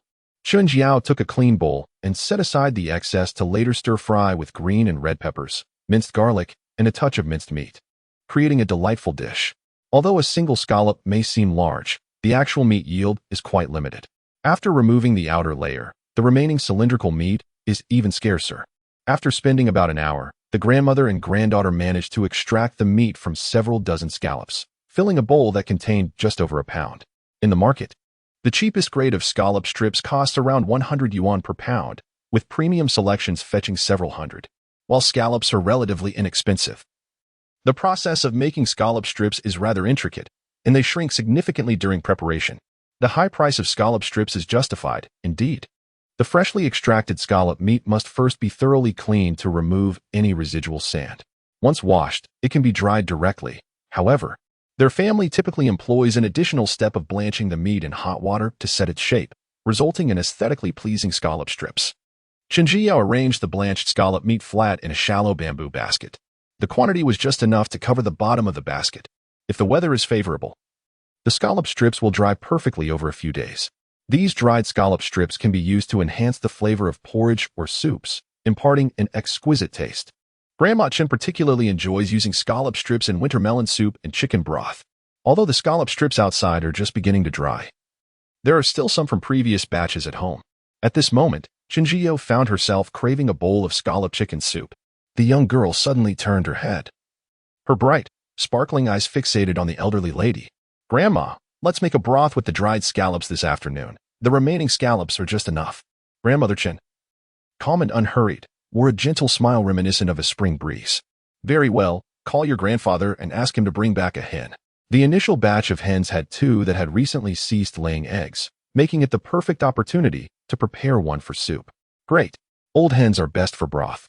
Chinjiao eagerly nodded, her tone filled with delight. Though over 2 years old, the meat of the hen might be tough, but it would make an exquisite soup. After a delightful afternoon nap, Chinjiao awoke to find that grandfather and grandmother Chen had already cleaned the hen. The next step of boiling the broth was entrusted to the little glutton, Chinjiao. She chopped the chicken into large pieces, adding red dates, longan, and goji berries into a spacious clay pot. Following this, she meticulously cleaned the iron pan, adding a splash of oil and sought the dried scallops until they turned a golden hue before adding them into the clay pot to simmer. After a while, Chinjiao checked her phone. It was only 3 p.m., still not time for the tide to recede. Just then, a message from her cousin arrived, stating that there would be a fishing trip this Saturday, and he had reserved a spot for her. Energized by the message, Chinjiao quickly sent a voice note asking, "Big brother, what time are we leaving? Is it from the village dock or the town dock?" In less than 2 seconds, a reply came. "We depart at 6 p.m. from the town dock. I'll pick you up around 5:30. "Great. What should I bring?" Chinjiao was filled with excitement, as it would be her first time fishing at sea. "The boat will have fishing gear and bait, and lunch will be provided. Just bring yourself. I'll bring my own fishing gear and a few pounds of shrimp. After all, our family runs a fishing tackle shop, so we have plenty of equipment." Soon, her brother Chen Feng's cheerful voice echoed from the phone. "All right, you decide what to do. By the way, I've been incredibly lucky lately. I caught a nearly 20-pound flounder at the breakwater." Upon hearing this, Chinjiao gleefully boasted, "I saw your post on social media. You're quite impressive. Good luck tomorrow. I'm counting on you." The siblings playfully teased each other for a while before Chinjiao put her phone away and got up to organize the crab traps. The one that had broken in the morning had been skillfully repaired by Yin shooting. Lining up the 12 traps, Chinjiao brought over the items she had purchased earlier. Having sat for half the day, these items, already less than fresh, now emitted an even more pungent odor. Chinjiao took a whiff and nearly gagged. However, the little dog, a Huang, seemed to enjoy it, wagging its tail and bouncing around her feet, nearly tripping her in the process. Chinjiao, feeling exasperated by Ah Huang's presence, reluctantly took out 2 pieces of duck liver and tossed them to the gluttonous creature. Duck liver, pig intestines, pig lungs, and small miscellaneous fish were each placed in 2 traps. The final 2 traps contained a mixture of various baits. This time, Chinjiao had invested significantly, spending several dozen yuan solely on these baits. As she left, the chicken soup in the pot was nearly ready, filling the house with a rich aroma. Ah Huang, drooling, eagerly waited at the kitchen door. The 12 traps were divided into 2 sets of 6, with each set containing identical baits: pig intestines, pig lungs, pig liver, duck liver, small miscellaneous fish, and mixed bait. The first set of traps was placed in 6 large puddles, while the remaining set was positioned by the coral reefs. Having earned over 2,000 yuan today, and with her eagerness to return for the chicken soup, she had little desire to continue her fishing endeavors. After setting the traps, Chinjiao joyfully strolled homeward, basking in the glow of the setting sun, anticipating her soup. Chapter 43. A bountiful harvest. A day brimming with vitality has commenced. The alarm clock chimes, heralding the arrival of yet another splendid day. Chinjiao, still half asleep, stifles a yawn and lazily stretches her limbs. Earlier than her, the birds outside are already chirping merrily as they search for food. Enchanted by the melodious calls of the birds, Chinjiu casually dons a comfortable outfit and swiftly ties her hair into a bun. Gazing at her reflection in the mirror, she unabashedly compliments herself. How remarkably beautiful I am. Today's breakfast consists of thick sweet potato porridge, accompanied by a salted duck egg and pan-fried small pomfret. The culinary delights at home are exquisite. After a week of returning, Chinjiu can distinctly feel her cheeks becoming more rounded. The prospect of a double chin seems imminent. Just as she contemplates whether to eat less, Grandma Chin deftly serves her a generous bowl of sweet potato porridge, smiling warmly as she presents the largest pomfret. Eat more. Your little face looks too thin, the elderly lady says, her eyes brimming with tender affection, leaving Chinjiu unable to refuse. She picks up the hefty bowl and begins to savor her meal heartily, observing her granddaughter relish the food. The old woman's smile widens as she offers her a homemade salted duck egg. Just eat on your own, Grandma. You should hurry and have your breakfast, Chinjiu insists. All right, Grandma replies. Chinjiu bites into the perfectly seasoned salted duck egg, her mind wandering to the thought that if her grandmother were to change careers and raise pigs, she would undoubtedly excel at it. Oh dear, I'm not a piglet, she quickly dismisses. At that moment, a cheerful voice rings in her ears. Today happens to be the day of the town's market. Yin Shutting continues. After we return from the sea, Tang Yang, would you like to join me at the market? On the 3rd and 8th of each month.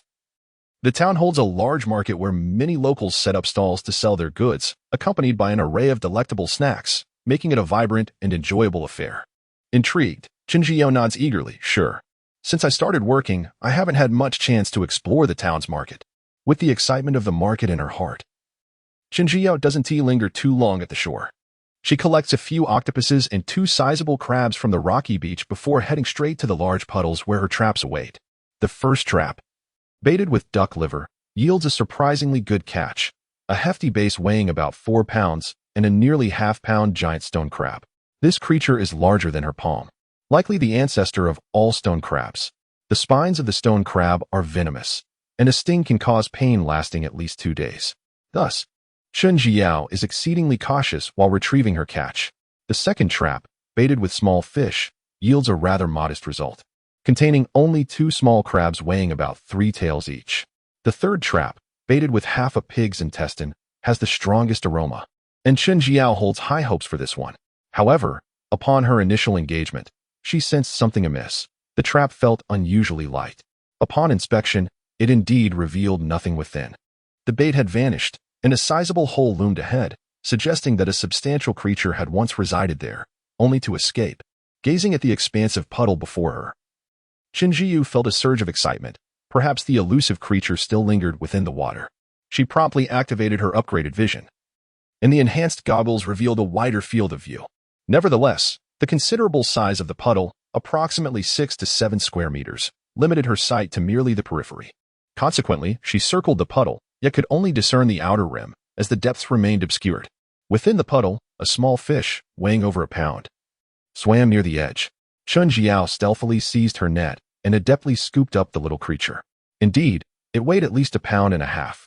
The value of this fish was considerable, likely worth around 100 yuan. However, the vastness of the puddle and its depths eluded her sight, leaving her at a loss. With no other option, she rose to seek the fourth trap. The fourth trap, containing pig lungs, yielded modest results, revealing only 2 golden pomfrets, each exceeding 1 pound. The fifth trap, which held pig liver, felt noticeably heavier than its predecessors. At last, she could sense the presence of a significant catch. The weight of the trap exhilarated her. Soon, she beheld a large sea bass, weighing over 6 pounds, alongside a smaller stone fish. As for the final trap, perhaps due to the mixed bait, its contents were remarkably diverse: a blue crab, a small golden pomfret, 2 stone fish, and a sea bass exceeding 2 pounds. It seemed to encapsulate the bounty of her earlier traps. From the first set of traps, the most effective bait appeared to be pig liver, duck liver, and the mixed bait. The efficacy of the pig intestines remained uncertain, as the catch had eluded her grasp. After an extended period at the first set of traps, Chinjiu arrived at the coral reef, only to find the tide receding dramatically. With the tide withdrawn, the first set of traps had yielded commendable results. With a buoyant step, she cheerfully approached the location of the first trap. Employing duck liver once more, the outcome was akin to before, netting a sea bass weighing 4 to 5 pounds, along with a blue fish of approximately 2 pounds. The second trap, which contained small bait fish, yielded merely 2 octopuses and a stonefish weighing around 3 ounces. The most delightful surprise awaited her at the trap containing pig intestines, which astonishingly revealed a large red snapper weighing over 5 pounds. Observing the vibrant creature, Chun Jiao was filled with elation, unilaterally proclaiming the pig intestines as the most effective bait. The 4th trap, which held pig lungs, produced a standard yield of 3 stonefish, each weighing around 3 ounces. As for the 5th fish trap containing pig liver, it was unfortunately damaged, with a fist-sized hole on either side.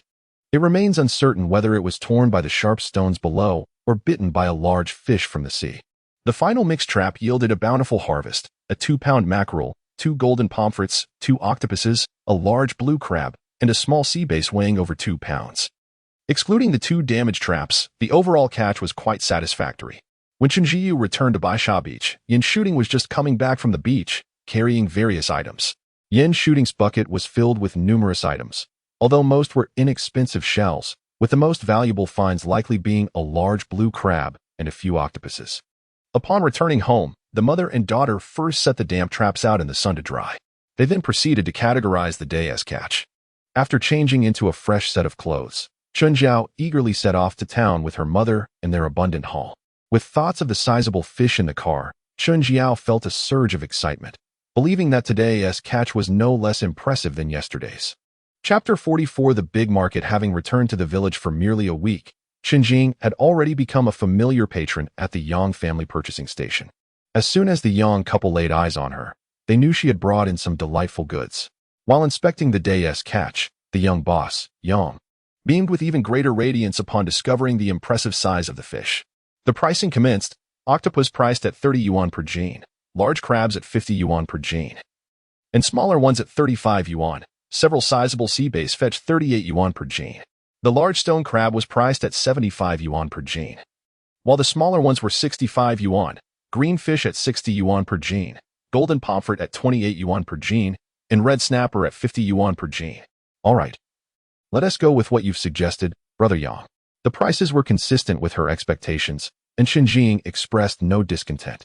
She purchased 2 gene of octopus for a total of 60 yuan, 6 gene of large crabs for 80 yuan, 2 gene of small crabs for 42 yuan, 18 gene of sea bass for 684 yuan, half a gene of large stone crab for 38 yuan, 3 gene of small stone crab for 195 yuan, 6 gene of green fish for 216 yuan, 6 gene of golden pomfret for 168 yuan, and 6 gene of red snapper for 280 yuan. In total, her expenditure amounted to 1,763 yuan. Overall, this was somewhat less than the previous day. Yet given that this haul was primarily from traps, and she had hardly ventured to the sea herself, Xinjing felt quite satisfied, as the sum was still substantial. As soon as the young boss transferred the payment, he began to settle accounts with Yin Shooting. 1 gene of octopus was 60 yuan. Crabs weighing 8 liang totaled 40 yuan, and various shellfish weighing 6 gene amounted to 42 yuan, resulting in a total income of 142 yuan. Comparing their earnings, Yin Shooting couldn't help but feel a twinge of envy. Her daughter's take of 1,763 yuan starkly contrasted with her own meager 142 yuan. The Yangtze River's waves push forward the waves behind, while the former perish on the shore, she mused. Once outside the purchasing station, Yin Shooting leaned in conspiratorially and asked, Tang Tang, how much have you earned from your seaside ventures lately? Chen Jiying smiled modestly, responding in a nonchalant tone, Oh, it's not much, just about 10,000 or so. Yin Shooting's expression reflected disbelief. Not much? Just about 10,000?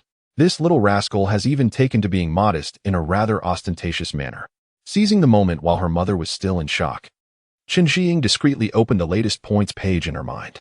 Host, Chen Jiying Level 2, Seaside Ventures, Points, 3191 Perspective Range, 2 meters Perspective Duration, 2 hours Seaside Tools, Sand Shovel, Iron Shovel, Multi-Purpose Tongs, Spade. Noticing her 3,191 points, Chen Jiying resolved to explore the System's store upon her return. Though the items were somewhat pricey, they proved quite effective. Indeed, thanks to the System's sunscreen, she maintained her complexion despite her daily excursions to the sea. As she pondered whether to purchase a trap from the system, Yin Shooting suddenly enveloped her in a warm embrace. Tang Tang, you are simply extraordinary. The girl had only returned for a week, yet unexpectedly, She had already earned over 10,000 yuan, leaving Yin shooting more exhilarated than on the day of her marriage. In truth, if one were to include the profits from fishing, the total would be approximately 15,000, though she refrained from disclosing the entirety. The substantial earnings were primarily attributed to the enhancements provided by the coastal system. She found herself at a loss on how to explain the existence of the system to her family. It was simply too bewildering. Quietly amassing wealth, she preferred to continue her clandestine accumulation of riches. Chen Jiyu linked her arm with Yin Shootings, cheerfully leading her towards the bustling market. Let us indulge in some shopping. Today's expenses shall be on me. Now that you're a little wealthy, I shall not hold back. Yin Shooting beamed with a carefree smile. The market was situated right by the pier, and the mother and daughter chatted and laughed their way to the entrance in no time. The outermost stalls of the market offered an array of fruits and fresh vegetables. Arriving a tad late, the crowd was sparse, making it an ideal time for leisurely shopping without any congestion. Qin Jiao, fond of fruits, selected some grapes and mangosteens, while Yin Shooting's attention was captured by a plump durian, weighing approximately 5 pounds. Typically, she would hesitate to purchase the durian at 28 yuan per pound, but with her daughter treating today, she decided to splurge. The winter fruits were indeed expensive. These 3 items cost her 180 yuan. As Qin Jiao paid, she felt a pang of regret at the cost, but the fragrant durian in her arms was tempting. Continuing onward, they encountered various fish stalls, some featuring freshly caught fish from the morning, while others displayed frozen fish chilled with ice.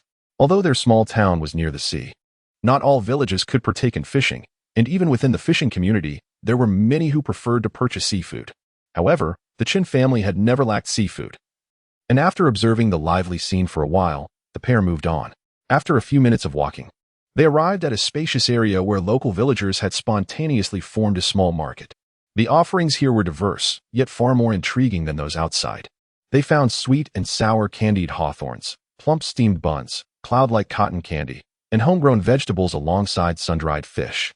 Among the most popular stalls was that of an elderly gentleman selling sea turtles, hefty creatures adorned with peculiar barnacles, exuding both majesty and oddity. A crowd had gathered around, though most were merely spectators, with few genuinely interested in making a purchase.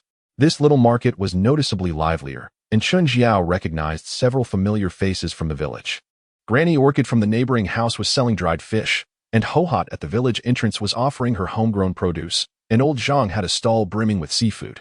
As the mother and daughter strolled leisurely, they warmly greeted the villagers they encountered.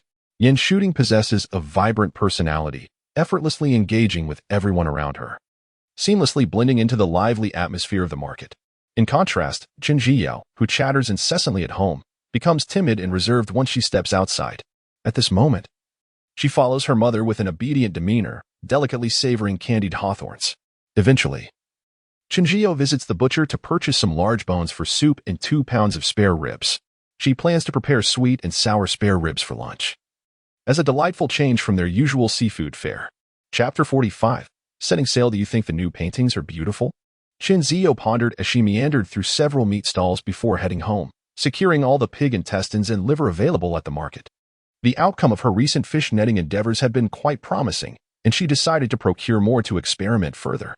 However, she refrained from purchasing duck liver, as its availability was scarce and typically required prior arrangements. Upon returning home, Qin Jiao eagerly accessed the system's marketplace. After much contemplation, she ultimately chose not to invest in the system-produced fish nets, given that they cost a staggering 1,000 points each. Nevertheless, she did spend 1,000 points on 2 live fish containers. According to Xiaoming, these containers could keep ordinary fish alive for nearly 2 days, provided they were not deep-sea creatures that perished immediately upon capture. These live fish containers proved to be exceptionally practical for both beachcombing and fishing activities. Since she had replaced the previous bait of small fish with pig intestines and liver, her daily harvest had increased by approximately 10%. Within just 3 days, she had amassed over 6,000 yuan from her catches. By the night before her anticipated fishing trip, Qin Jiao's points had soared close to 10,000. After preparing for bed, she once again checked her points balance. Host, Qin Jiao level 2, beachcombing points 9. 121 vision range, 2 meters viewing duration, 2 hours beachcombing tools, sand shovel, iron shovel, multifunctional clamp, spade, 2 live fish containers. Seeing that she was on the brink of reaching 10,000 points, Qin Jiao hurriedly inquired, Xiaoming, Unlocking the third level of beachcombing requires 10,000 points, correct? A shimmering orb of light flickered in her mind, followed by the melodious voice of a young girl. Not quite. To unlock the third level of beachcombing, you will need 20,000 points. Shinzio gasped in astonishment. 20,000 points? That's double the previous requirement. How many points are needed to unlock the fishing segment? To unlock the first level of fishing, you will need 30,000 points. The second level requires 50,000 points, and the third level demands 100,000 points. She had anticipated a swift unlocking of the third level of beachcombing, but was disheartened to learn of the substantial points required. The thought of accumulating more points in the future weighed heavily on her. Noticing her dismay, Xiaoming compassionately encouraged her.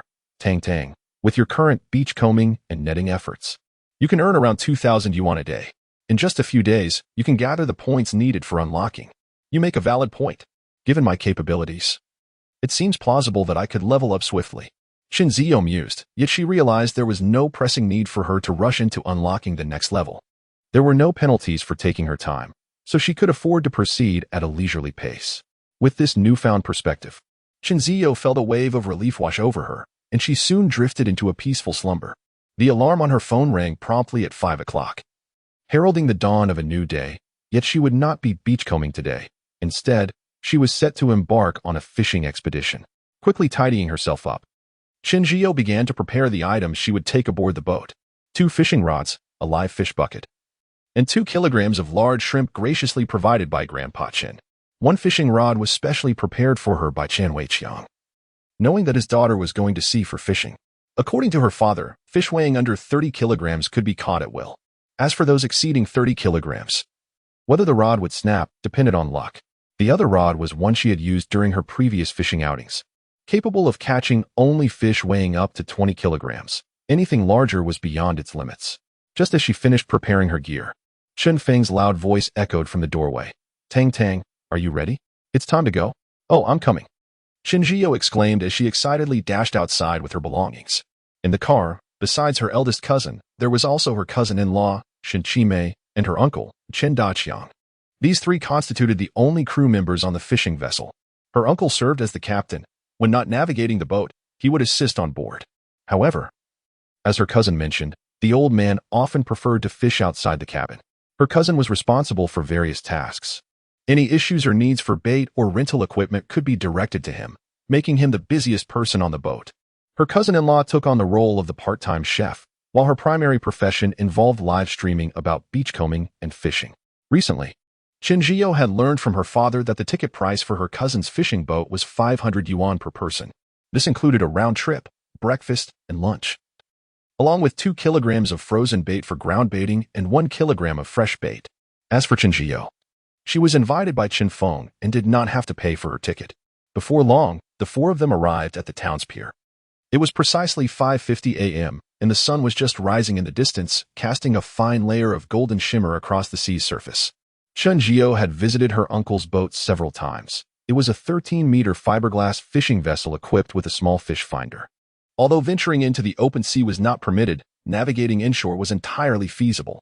Shinzio eagerly accompanied her cousin on a tour of the boat, which was gradually filling up with people. Besides herself, there were 9 others who had come specifically for sea fishing. The boat was modest, offering only 10 fishing spots. Yet it seldom reached full capacity. Generally, 8 or more individuals could embark on the trip. On weekends, the boat frequently accommodated 10 people, while weekdays saw fewer opportunities to set sail, typically reserved for private charters. At 6:10 a.m., her uncle had already set the boat in motion. It glided across the vast ocean like a delicate leaf. The azure sea sparkled under the sunlight, and at that moment, a flock of seagulls soared overhead. Having grown up by the seaside, Shinzio felt an inexplicable affinity for the ocean. Standing by the railing, she quietly gazed at the distant scenery as a seagull gently landed on her shoulder. Approximately 2 hours later, the boat gradually came to a halt. At that moment, the announcement echoed, "Esteemed guests, a small school of fish has been detected in this area. May you all hook one after another and fill your buckets." As the announcement played a second time, every person aboard emerged, even the captain, her uncle, eagerly casting his line into the sea. Shinjiao was not slow to act either, deftly attaching a lively prawn to her new fishing rod. The little creature struggled in midair before swiftly darting away once it hit the water. Her sister-in-law, who was live streaming, enthusiastically began interacting with her online audience. Meanwhile, her cousin flitted among the anglers, alternating between baiting hooks and offering ground bait, while some even sought to purchase fishing rods. Her cousin was busily engaged, yet his efforts were rewarding, filling his pockets handsomely. Just as Chun Jiao cast her hook, within less than a minute, she felt a tug on her fishing rod. A catch. Chun Jiao was instantly exhilarated, her excitement causing her to dance with joy. Though the pull was not particularly strong, it had been several days since she had last fished, and this long-awaited sensation sent shivers of delight through her. After 2 minutes of playful struggle, she successfully reeled in her prize, a sea bass weighing around 3 pounds. Chinjiu was overjoyed, effortlessly adding 100 yuan to her earnings. With thoughts of the fish school below, she quickly baited another lively prawn and cast her line forcefully into the sea. After 10 minutes of stillness, just as she was about to indulge in her phone, an unprecedented and immense tug jolted her. Feeling the violent pull in her hands, Chun Jiao sensed her entire body surging with adrenaline. Chapter 46. Out to sea 2. The fishing reel emitted a sharp squeak as Chun Jiao swiftly raised the rod to spear the fish. The tension in her hands grew noticeably heavier, indicating that the hook had firmly caught hold. The fish, feeling the pain, thrashed even more violently, suddenly yanking with such force that Chun Jiao nearly lost her balance. Judging by the force of the pull and the line's release, it was evident that the fish weighed at least 20 pounds. This immense strain soon wore Chun Jiao out, and she dared not resist directly. Instead, she began to tire the fish. Without her grandfather's assistance by her side, her stamina became a limiting factor. After another fierce tug from the creature beneath the waves, Chun Jiao activated her special glasses. Although she could not see the distant surface of the sea, her strength doubled, filling her entire being with vitality. Sensing danger, the fish below began to struggle fiercely. The line was taut, the rod bent under pressure, and the reel screeched as it released line frantically. Within minutes, nearly 20 meters of line had been drawn out. The commotion soon attracted the attention of others on the boat, including several eager anglers from the Air Force. The fish rod was contorted, and any discerning observer could tell that it was a substantial catch. Envious glances were exchanged among the onlookers, who yearned to snatch the rod and reel in the fish themselves. Some even maliciously urged, in their minds, for the line to snap or the hook to come loose. However, Chun Jiao remained concentrated on her battle with the formidable creature, oblivious to the chatter around her. After about 10 more minutes of struggle, she sensed the fish below had begun to tire. Seizing the moment, she commenced a fervent retrieval of the line. Although the fish had expended considerable energy, its sheer weight made the task challenging for Chun Jiao. After managing to reel in 7 or 8 meters, the creature suddenly regained its strength, violently thrashing its tail, nearly wrenching the rod from her grasp. In an effort to exert more force, Chun Jiao adopted a sturdy stance, gripping the rod tightly, her expression growing fierce. Typically one to prioritize her appearance, she now disregarded such concerns, fully immersed in the thrill and joy of fishing. The battle of wits and strength between Chun Jiao and the creature was commendable. Its power and endurance were remarkable. Had she not activated her enhanced vision, her own strength would not have sufficed to endure for so long. Chen Feng, drawn to the spectacle, repeatedly praised her efforts, jokingly inquiring if she had been lifting weights lately. After 30 minutes of back-and-forth struggle, it was ultimately Chun Jiao's augmented strength that prevailed. Soon, a magnificent silver creature, measuring 1 meter in length, breached the water's surface. Chun Jiao instantly recognized it as a giant sea bass. While she continued to reel in the line, Chen Feng stood beside her with a large fish net, eagerly anticipating the catch. Together, the siblings successfully hoisted the impressive fish onto the boat. Weighing in at a remarkable 28 pounds, it dwarfed the previously caught 3-pound bass, rendering it a true ancestor in comparison. The sea bass caused a stir among the other anglers aboard the vessel, each enthusiastically preparing for an exhilarating fishing expedition, as if they too could reel in such a magnificent catch. Weighing a staggering 28 pounds and measuring over 1 meter in length, the colossal bass was far too large for the live fish bucket brought by Chun Jiao. A helpful cousin scooped up the fish, offering to transport it to the live fish storage on the boat. Chun Jiao, brimming with excitement, eagerly followed her cousin to the designated area for live fish. The boat had been modified by her uncle and cousin, with the live fish storage partitioned into 10 sections according to the fishing spots. Chun Jiao's designated spot was number 3, where both a large and small sea bass were placed in her exclusive compartment. Returning to her fishing spot, Chun Jiao felt an unprecedented surge of energy coursing through her. It was then that she remembered she had yet to turn off her vision-enhancing glasses. Glancing at the display, she noted only 75 minutes remained. She promptly switched them off, realizing that while she could no longer perceive the underwater activity, the ability to enhance her strength was indeed invaluable. Time was of the essence, however, and she needed to conserve her energy. The fishing vessel was equipped with a fish finder, and this particular spot had been meticulously chosen by her uncle. At that moment, aside from a few particularly disgruntled individuals, the majority of the crew had already caught fish. Her uncle was on a roll, reeling in 3 small sea bass weighing 2 to 3 pounds each. Meanwhile, her sister-in-law, broadcasting live, had also enjoyed considerable success, landing a splendid 4-pound pearl grouper. Perhaps the commotion caused by the giant sea bass had frightened away the surrounding fish. After waiting for 20 minutes with her rod motionless, Chenjiu began to doubt whether her bait had been devoured by smaller fish. Just as she was contemplating this, she felt a vigorous tug on her line. From her previous fishing experiences, she could roughly gauge the size of the fish based on the resistance felt through the rod. This creature exhibited movements reminiscent of the earlier bass, albeit with considerably less strength, allowing her to forego using her vision-enhancing glasses. The commotion caught the attention of her fellow anglers, who cast envious and jealous glances her way. After only 2 minutes of battling the fish, Chenjiu suddenly felt the rod lighten. Just as she had been pulling firmly on the rod, she was unexpectedly yanked backward and fell onto the deck. Landing with a comical thud, her smile quickly shifted to the faces of those around her, who, although they did not audibly gasp, clearly reveled in her misfortune. Embarrassed, Chenjiu grasped the railing and slowly rose to her feet. How mortifying! Though her backside ached from the fall, she felt too self-conscious to rub it in front of the crowd. As she reeled in the line, she initially feared it had snapped, only to discover that the hook remained intact, revealing that the fish had simply escaped. The crafty creature had outsmarted her, and Chenjiu's expression reflected her frustration.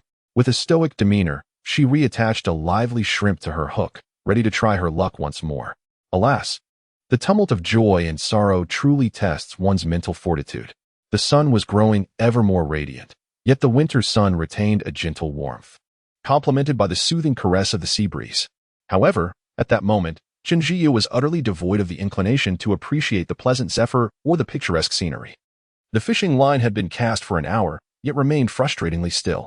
Ultimately, with no other recourse, Chenjiu retrieved her fishing rod and exchanged it for the one she typically used on the rocky shore. She opted for a smaller hook and sinker, intending to catch the smaller fish that inhabit the upper water layers. Affixing a piece of shrimp to the hook, she cast it with determination.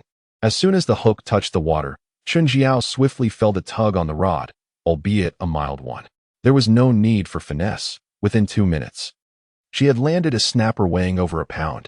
The snapper, with its elongated oval shape and flattened body, displayed a shimmering silver-red hue adorned with delicate blue spots on its head and back, capable of growing up to 1 meter in length. It was evident that the fish in her grasp was but a juvenile. Not only is the snapper renowned for its delectable flesh, but it is also celebrated for its nourishing properties that invigorate the blood and bolster the spleen and stomach, fetching a substantial price at the market, over 50 yuan per pound. As she extracted the hook from the fish, it suddenly thrashed with vigor, its agile tail striking Chenjiu squarely in the face. Momentarily stunned, she found herself the unexpected victim of a fish's slap. Truly, the snapper lived up to its name, though the fish had little strength left. The slap was more humiliating than painful. Without a second thought, Chenjiu sent it to the kitchen aboard the boat, planning to prepare a dish of steamed snapper for lunch. Chapter 47. Out at sea 3. Upon returning from the kitchen, Chenjiu spotted her fishing rod bending as it released line, a clear indication that she had caught a fish once again. Could it be that she had hooked another one so soon? With excitement, she hurried over. Fortunately, it was merely a small fish. Otherwise, her rod might have been dragged away. As she grasped the rod, she felt a gentle tug, a sensation she had become familiar with during her recent fishing endeavors, indicating a fish weighing less than a pound. With a hint of indifference, she played with the fish for a moment, and within 2 minutes, this unequal struggle came to a swift conclusion. A delicate pink snapper soared into the air, landing gracefully in her grasp. Another snapper.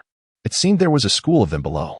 Quickening her pace, she deftly removed the hook and tossed the modest fish, weighing around 9 ounces, into the live well.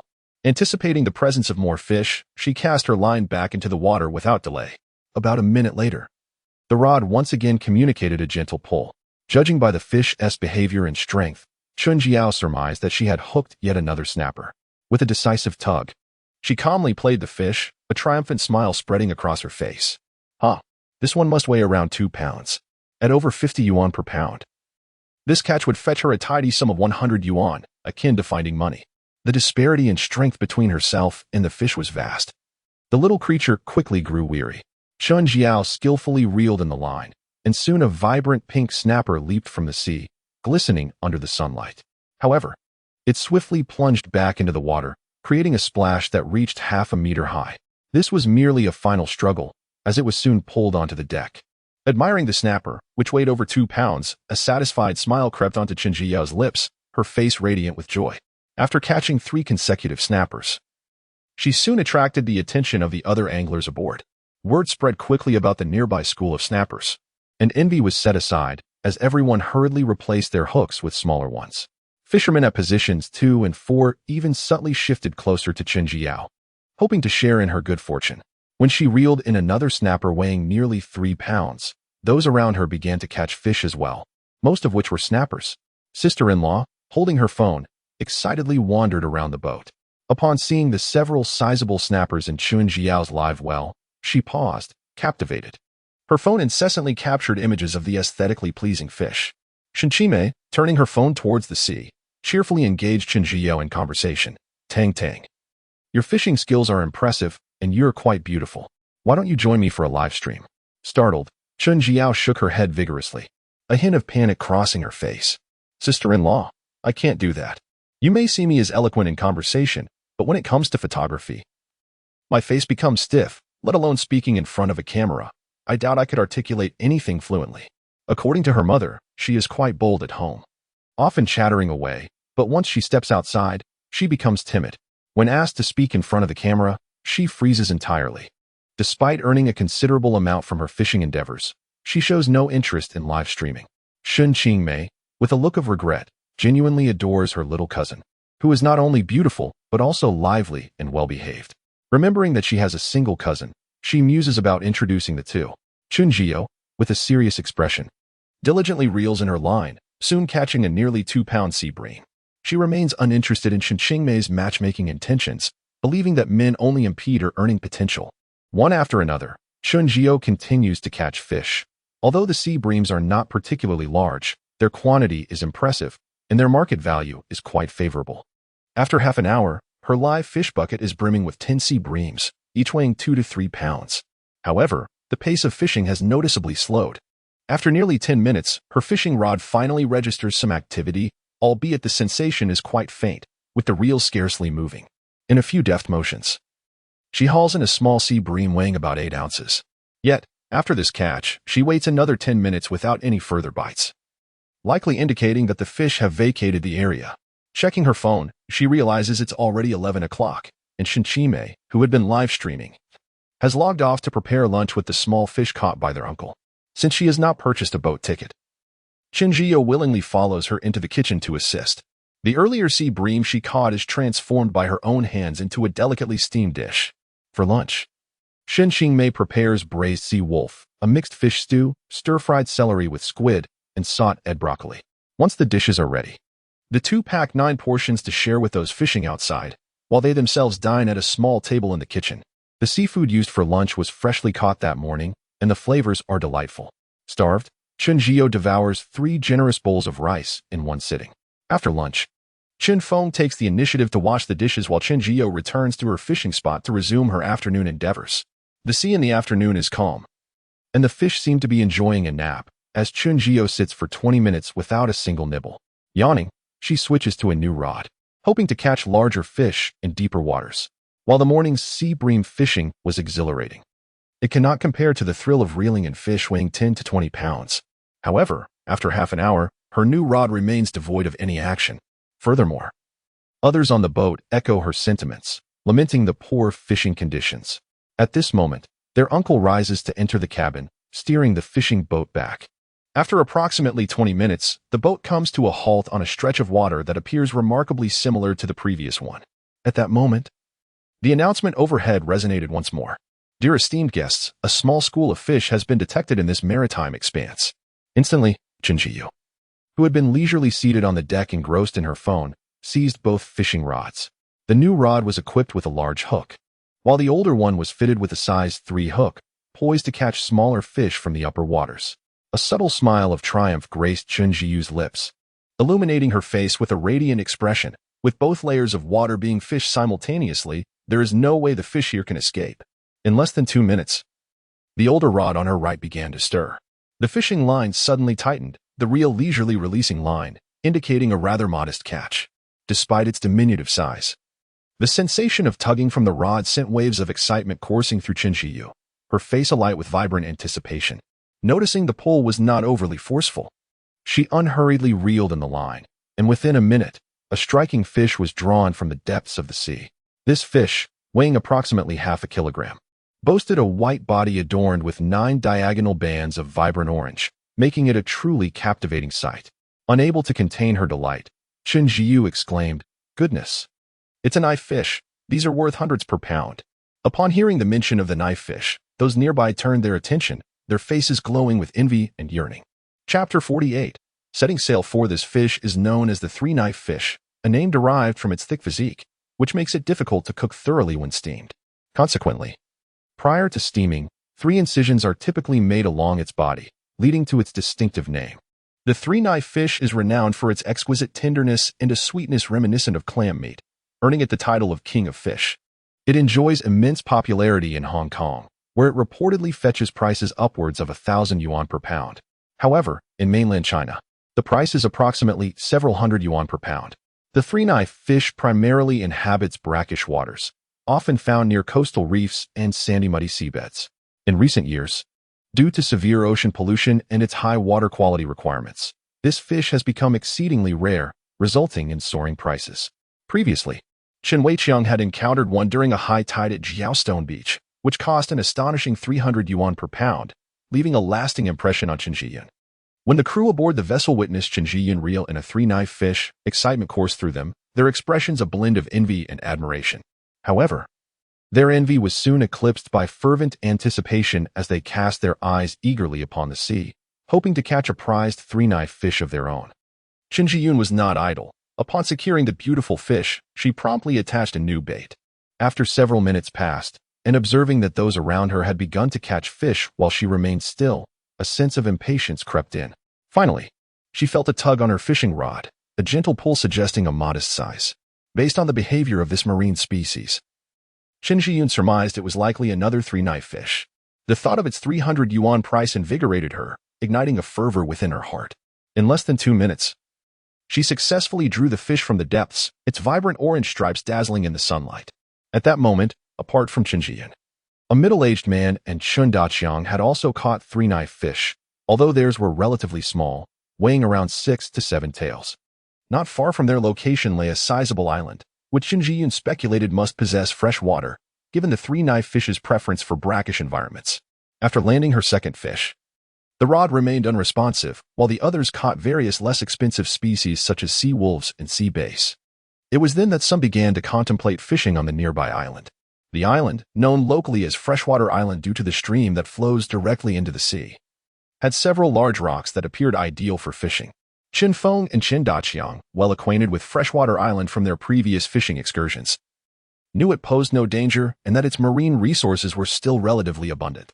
Glancing at the time, Chen Daqiang noted it was only 2:45 p.m., indicating there was ample opportunity ahead. Thus, they agreed to steer the fishing boat towards the nearby freshwater island. The island lacked a suitable dock for mooring, necessitating the placement of the vessel relatively close to the shore. Subsequently, they utilized a small kayak to transport the individuals to the island. The father and son were quite familiar with this little island and swiftly identified an exquisite fishing spot for their companions. The kayak sped towards a rocky beach, where the boulders loomed large, accompanied by numerous coral formations, creating an ideal habitat for fish. Additionally, this location was in proximity to the small stream they had observed earlier, where Chen Feng had previously caught several knife fish. Upon hearing of the knife fish's presence, the group of anglers became exceedingly enthusiastic, each eager to try their luck at catching a couple, as they could fetch several hundred per pound. However, while dreams were lush, reality proved to be stark. The group spent nearly an hour on the rocky beach, yet none managed to catch a single knife fish. with most only reeling in a handful of modestly sized stone fish. Chunzio, having caught 2 stone fish weighing around 2 taels each, finally lost her patience. She approached Chinfeng and said, "Brother, it seems there are no fish here. I shall go to the shore to collect some crabs and sea snails." Chinfeng nodded, gesturing for her to proceed. "That's fine, but do not wander too far. Return by 5 o'clock. "Understood. I will ensure I am back by 5, she replied, setting an alarm for 4:40 right before his eyes. With her bucket in hand, Chinzio cheerfully strolled towards a less populated area. Yet, after taking only a few steps, she stumbled upon a familiar little creature. "Oh, a flower snail, and quite a sizable one at that," Chinzio exclaimed as she swiftly scooped it up. Just as she leaned down, she spotted an even larger flower snail at her feet. The island's rocky beach saw far fewer visitors than the villages, and the marine resources were notably more abundant. Within a mere 10 meters, her bucket brimmed with several vividly colored flower snails, along with 2 boastful octopuses. The stones on this rocky beach were impressively large, with the smallest standing at least half a person's height. Turning her head, she discovered a substantial cluster of spicy snails nestled within the crevices of a large rock. Each of these snails was particularly sizable, each exceeding her thumb significantly. Gazing at the dense assembly of little creatures before her, she felt a delightful thrill. Soon, however, her joy eclipsed any apprehension, for these represented a bountiful fortune. Chinzio swiftly gathered all these little treasures into her bucket. This collection of spicy snails was indeed substantial, weighing approximately 5 or 6 pounds. Just when she thought her fortune was remarkable, she stumbled upon an even larger cluster after taking a few steps. In the crevice between 2 large stones, a multitude of green creatures crawled about, with the largest among them even bearing tiny barnacles on their shells. Before long, Chinzio's bucket was half full of live fish, weighing heavily in her hand, at least 13 pounds in total. Upon observing the abundant marine resources in the area, Chinzio beamed with delight as she donned her X-ray goggles. When she opened her eyes again, she immediately discerned the clams and moon snails concealed beneath the sand, as well as the crabs and octopuses hiding among the crevices of the rocks. However, the most exhilarating discovery was a wild abalone. This abalone rested atop a pile of stones, its dull gray shell seamlessly blending with the surrounding rocks. Chinzio reached for her tongs, eager to grasp the rare wild abalone. To her surprise, it clung on tenaciously, resisting her attempts to capture it.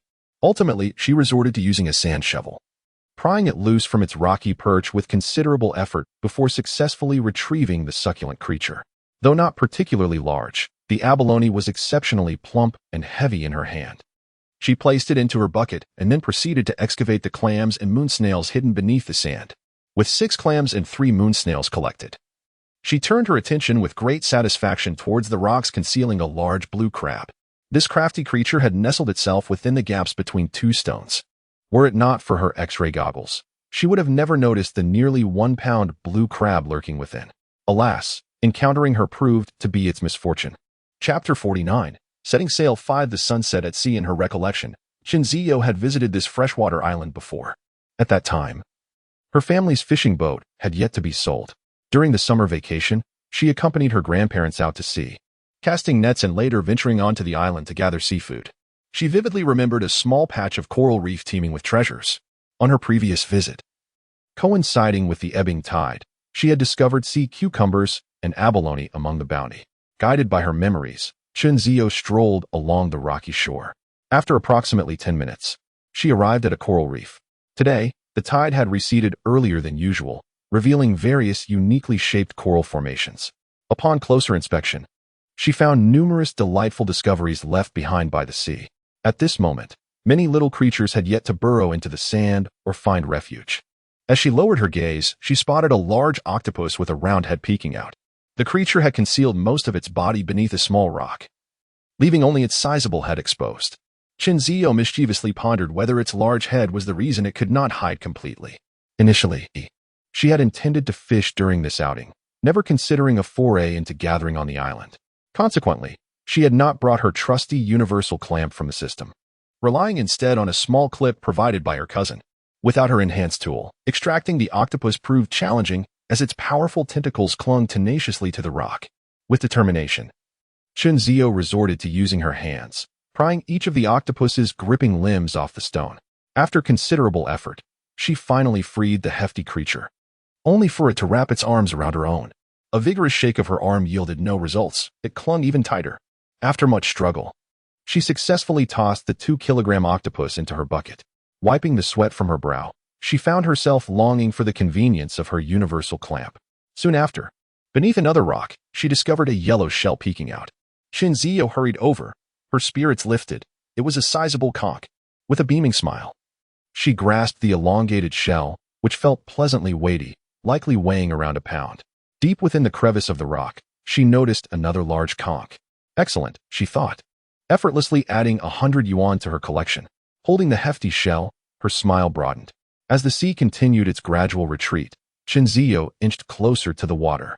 The sparsely populated area proved bountiful.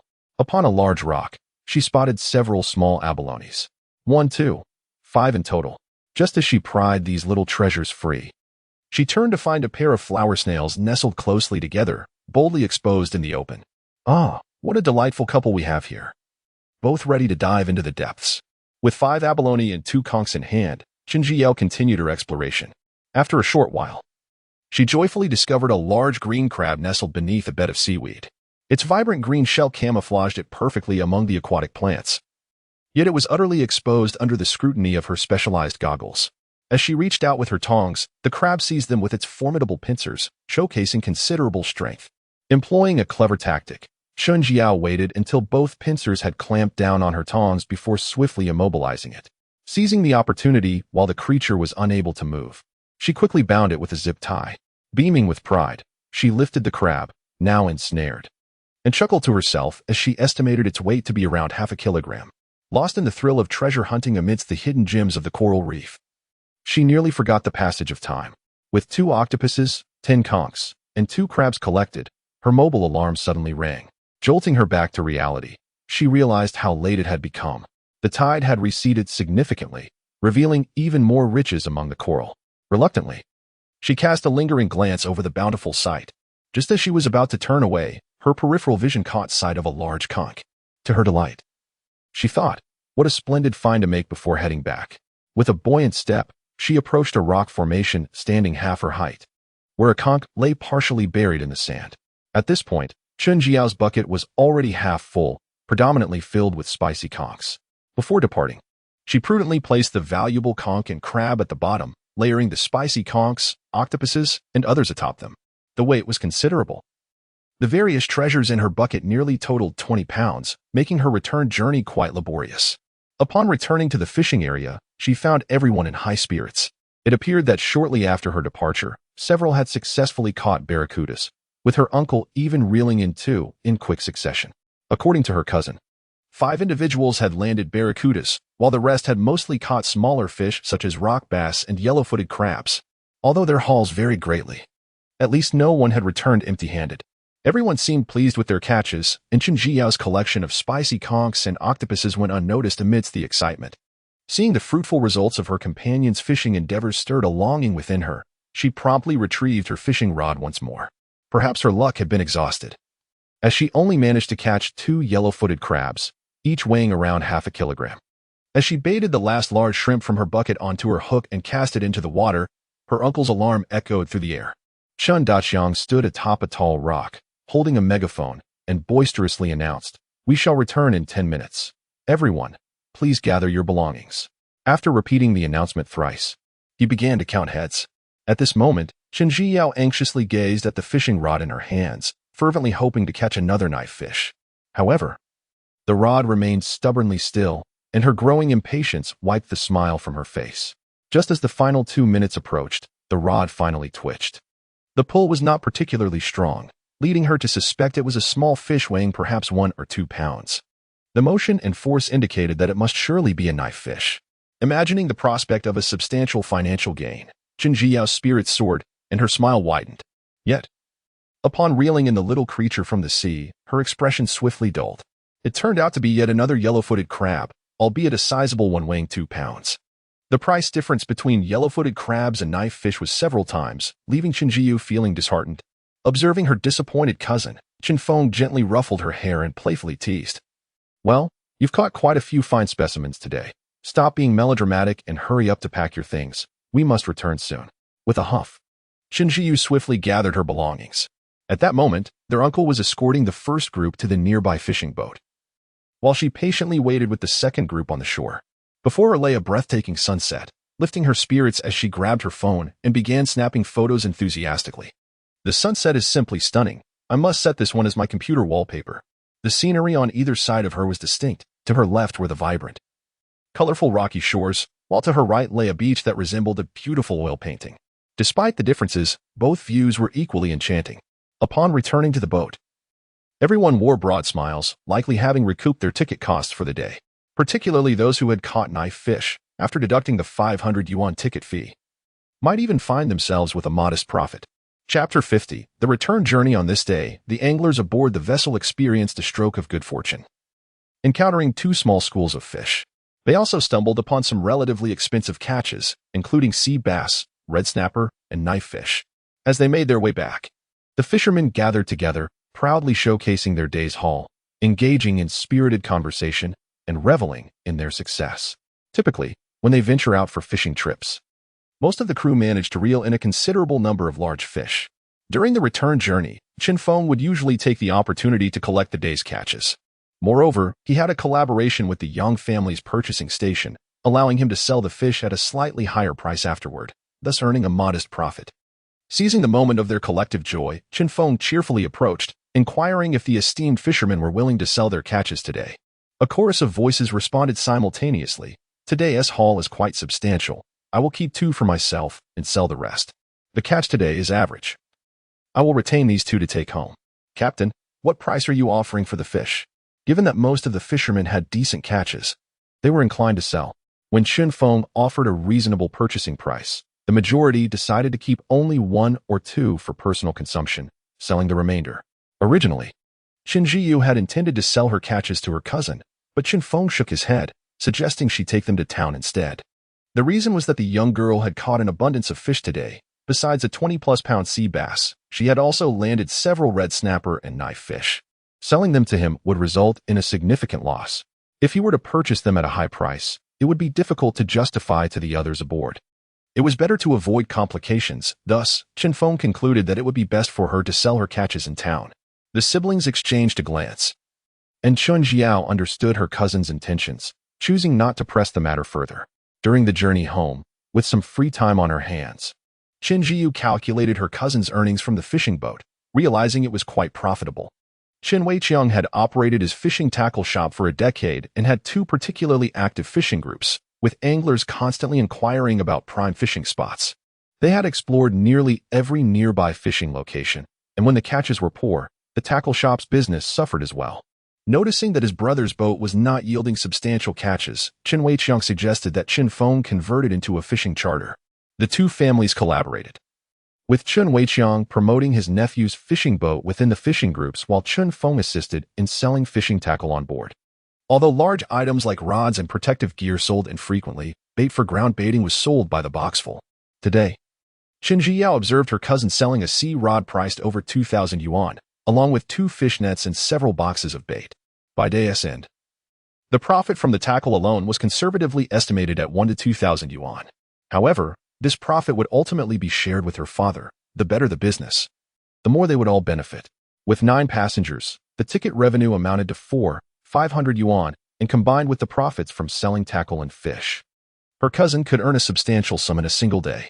Additionally, her uncle was quite skilled at fishing, in addition to several small sea bass. He had caught 2 knife fish and several red snapper, leaving him all smiles throughout the day. In recent months, Chun Feng's fishing vessel has begun to flourish, typically setting sail every weekend for 2 days, while weekdays depend on circumstances. The boat ventures out if there are 8 or more passengers, or if any patrons wish to charter it. Except for rainy or stormy days, the boat manages to embark on approximately 10 excursions each month. According to his father, profits were realized in the first month itself. Today, while fishing, Chen Jiao captured numerous photographs, predominantly featuring herself alongside a sizable bass and images of swordfish. The return journey from Freshwater Island to the town's dock takes over an hour. Seated on the deck, Chen Jiao, brimming with pride, shared her photos in family and fishing gear shop groups. Although others had posted their catches earlier in the group, none matched the grandeur of Chen Jiao's fish. As soon as she uploaded the image of the large bass, the group erupted with excitement. Qin Weiqiang, who had been strolling along the beach with Yin shooting, couldn't contain his exhilaration upon seeing the base in the group chat, bouncing with enthusiasm. Goodness, that base is enormous. It must weigh at least 27 or 28 pounds. Our daughter is truly remarkable. Filled with both pride and envy, he wondered when he would catch such a magnificent fish. Soon after, photos of beautiful pink snapper and swordfish, priced at hundreds per pound, flooded the chat, intensifying Qin Weiqiang's envy. Unable to remain still, he hurried home and urged Grandpa Chen to join him in fishing at the rocky shore. The day's fishing yielded impressive results, prompting many in the group to contact Chen Feng to book tickets for fishing trips. Originally, the boat was only full on weekends, but soon, it was completely booked for several days ahead. Weekend tickets were even sold out for the following week. The entire Chen family was enveloped in joy. Around 7 o'clock, the fishing boat returned to the town's dock, illuminated brilliantly, with numerous vessels arriving laden with their catches. The dock buzzed with activity as the fishermen, having enjoyed a fruitful day, celebrated their success. Cousin Detang had already arranged for boss Xiao Yang to come and collect the fish. After a long period of inactivity, the fishermen reveled in their triumph, with several reluctant to leave the dock, engaging in spirited discussions about their fishing prowess. Amidst the bustling crowd, the siblings accompanied boss Xiao Yang to the purchasing shop for settlement. Knowing their relationship, Yang Jiejun offered a generous price for all the catches. The financial breakdown was as follows. Small base, 3 pounds at 35 yuan per pound, totaling 105 yuan. Giant base, 28 pounds at 45 yuan per pound, totaling 1,260 yuan. Snapper, 13 pounds at 55 yuan per pound, totaling 715 yuan. Swordfish, 2 pounds at 320 yuan per pound, totaling 640 yuan. Stone crab, half a pound at 68 yuan per pound, totaling 34 yuan. Flower snail, 2 pounds at 38 yuan per pound, totaling 76 yuan. Octopus and squid, together 6 pounds at 33 yuan per pound, totaling 119 yuan. Spicy snail, 13 pounds at 18 yuan per pound, totaling 234 yuan. Abalone, 2 pounds at 68 yuan per pound, totaling 136 yuan. Conch, 8 pounds at 120 yuan per pound, totaling 336 yuan. The blue crab weighed 8 pounds, priced at 55 yuan per pound, amounting to a total of 99 yuan. Other small shellfish weighed 3 pounds at 8 yuan per pound, resulting in a total of 24 yuan. With an abundance of items to account for, Yang Jiejun toiled with the calculator for an extended period before finally settling the accounts. Today, Chun Zio's total earnings amounted to 778 yuan. The majority of the profit, 754 yuan, came from fishing, while the earnings from clam digging were a mere 24 yuan. Additionally, there were 3 yellow-footed crabs and several octopuses, which Qin Zio insisted on giving to Qin Feng as a gesture of filial piety towards her uncle. As soon as Qin Zio's earnings were recorded, Qin Feng also calculated his total, which surpassed 7,000 yuan from the sale of fish. Qin Zio refrained from inquiring about the profit margins, as maintaining boundaries is essential. Upon returning home, the courtyard was eerily quiet, with only Grandma Chun and Yin shooting watching television in the living room. Meanwhile, Qin Weiqiang and Grandpa Chen had already dashed off, their faces alight with excitement, to go fishing. Qin Zio retrieved the dishes warming in the pot and, while enjoying her dinner, animatedly recounted the day's fishing haul. The young girl sparkled with vitality, her bright, gleaming eyes radiated joy, prompting those around her to smile involuntarily. Chapter 51. Life in retirement yesterday was filled with fishing and gathering from the sea, leaving Qin Zio utterly exhausted. She drifted into a deep and sweet slumber, during which she found herself in a dream of grandeur. In her dream, she was aboard an enormous cruise ship, vigorously reeling in a fish. The resistance on the fishing rod was unprecedented, surpassing even the strength of a 28-pound giant sea bass she had previously encountered. An exhilarating thrill coursed through her, causing her entire body to tremble with excitement, her lips curling into a broad smile, revealing a set of pearly white teeth. Before long, she successfully hooked a colossal grouper weighing over 30 pounds. Beaming with joy, she posed for a photograph with the fish, only to have it suddenly thrash violently. With a powerful flick of its tail, the grouper wriggled free from her embrace and leaped back into the sea. Chun Jiao watched in disbelief as the magnificent fish vanished before her eyes, feeling as though her entire world had crumbled. My grouper. Suddenly, in reality, Qin Jiyu let out a scream and groggily awakened. What a dreadful nightmare it was, losing a 30-pound grouper. The mere thought of such a significant catch slipping from her grasp would surely leave her fuming for days. The vividness of the nightmare cast a pall over her mood, rendering her spirit low. Reflecting on her profitable fishing trip the day before, she found herself lacking the motivation to venture out to the sea again. Indolently, she rolled over in bed and comfortably nestled back into a peaceful slumber. Soon, she found herself in yet another dream, this time returning to the freshwater island from the previous day, where she encountered a school of needlefish. One after another, she caught fish weighing more than a pound, filling her live fish bucket to capacity. Time slipped away, and Chunjie awoke to the gentle golden sunlight gracing her face. There is nothing quite as delightful as waking up naturally. She unconsciously rubbed her face against the pillow, feeling quite cheerful as she rolled around in bed. The sounds of conversation from downstairs caught her attention. It was her grandmother Chin and Yin Shooting returning from their morning gathering by the sea. Stretching languidly, she strolled to the window, pulling back the curtains that had not been drawn tightly. The warm winter sun flooded the room with light, brightening her mood significantly. As she descended the stairs, she was met with her mother's familiar disapproving glance. After expressing her disdain, Yin Shooting began to chide her daughter. Look at you. Doing no work and sleeping all day. It's past 9, and you're just now getting up. What child is as lazy as you? Nearby, Grandmother Chen smiled gently. Defending her granddaughter, she spent an entire day at sea yesterday. She must be tired. Besides, children need their rest. Indeed. It is true that my grandmother treats me the best. As soon as the words left her lips, Chen Jiyue provocatively glanced at her mother, unaware of the impending consequences, only to receive a swift kick from Yin Shooting. The previously soaring spirit instantly deflated, and the indignant Chen Jiyue could only meekly retreat to the kitchen in search of breakfast. A subtle smile graced Grandma Chen's lips as she watched the playful banter between mother and daughter. The various small seafood delicacies accumulated from the typhoon had already been consumed, leaving only sweet potato porridge and salted duck eggs for breakfast. Observing her daughter dawdling over her meal, the typically fiery Yin Shooting could no longer contain herself and urged her to eat quickly, as they needed to attend to the shop at the convenience store shortly. All right, I understand, Chen Jiyue replied dutifully, though inwardly she thought, as if you don't just want to boss me around. The delivery boy should be arriving soon, and she reminded her to organize the packages upon arrival. Got it. Your Highness will remember, Chen Jiyue mused, reflecting on how long it had been since she last applied makeup since returning to Baisha Village. Before stepping out, she meticulously adorned herself with a vintage-inspired makeup look, donning leaf-shaped earrings and hair accessories infused with traditional elements. With her fair and rosy complexion, oval face, willow-shaped brows, and round apricot eyes, she exuded an air reminiscent of an ancient noblewoman. Before leaving, she noticed that her nearly empty bottle of sunscreen reminded her of the need to purchase more. The sunscreen from the previous gift pack had only been 100 milliliters, proving insufficient for her needs. The convenience store was usually devoid of customers, and at that moment, Chen Jiyue noticed someone lazily seated at the cash register, seemingly lost in thought. Upon accessing the system, she was greeted with the latest points summary. Host, Chen Jiyue level 2, Beachcombing, points, 10, 145 vision range, 2 meters vision duration, 2 hours beachcombing tools, sand shovel, iron shovel, multifunctional tongs, spade, 2 live fish buckets. Seeing the impressive sum of points, Chen Jiyue gleefully opened the system's shop. The sunscreen at 800 points was somewhat pricey, yet its efficacy was undeniable, so she decided to purchase 2 bottles.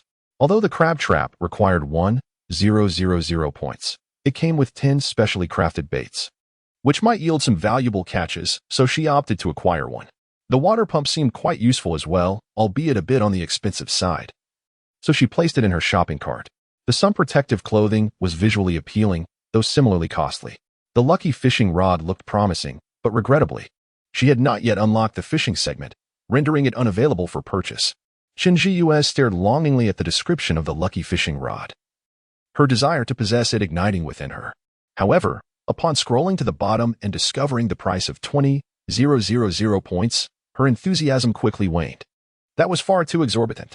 Although these points were not a direct equivalent to real currency, the items in the system were notoriously pricey, and the points required for unlocking new features were utterly outrageous. Despite her considerable earnings from beachcombing, her points dwindled at an alarming rate. Ultimately, Chen Jiyue settled for just 1 bottle of sunscreen and a crab trap before hastily closing the shopping interface. In truth, She yearned to purchase an additional bottle of sunscreen for her beloved mother. However, the efficacy of this sunscreen was so extraordinary that she hesitated to gift it. Just as she exited the system, a hearty laughter resonated at the entrance. Tang Tang, you are truly blossoming into a more exquisite beauty. Were it not for your familiarity, I might not recognize you in public. Chen Jiyu lifted her gaze to discover it was Aunt Lotus from the village's end. Aunt Lotus? You still appear as youthful and lovely as you did in previous years. The young girl's words dripped with sweetness, and Aunt Lotus replied, let us refrain from further flattery. Bring me a bag of 20 pounds of rice and a bottle of the finest peanut oil. Certainly, I shall fetch it for you. Chen Jiyu rose to retrieve the items from the shelf.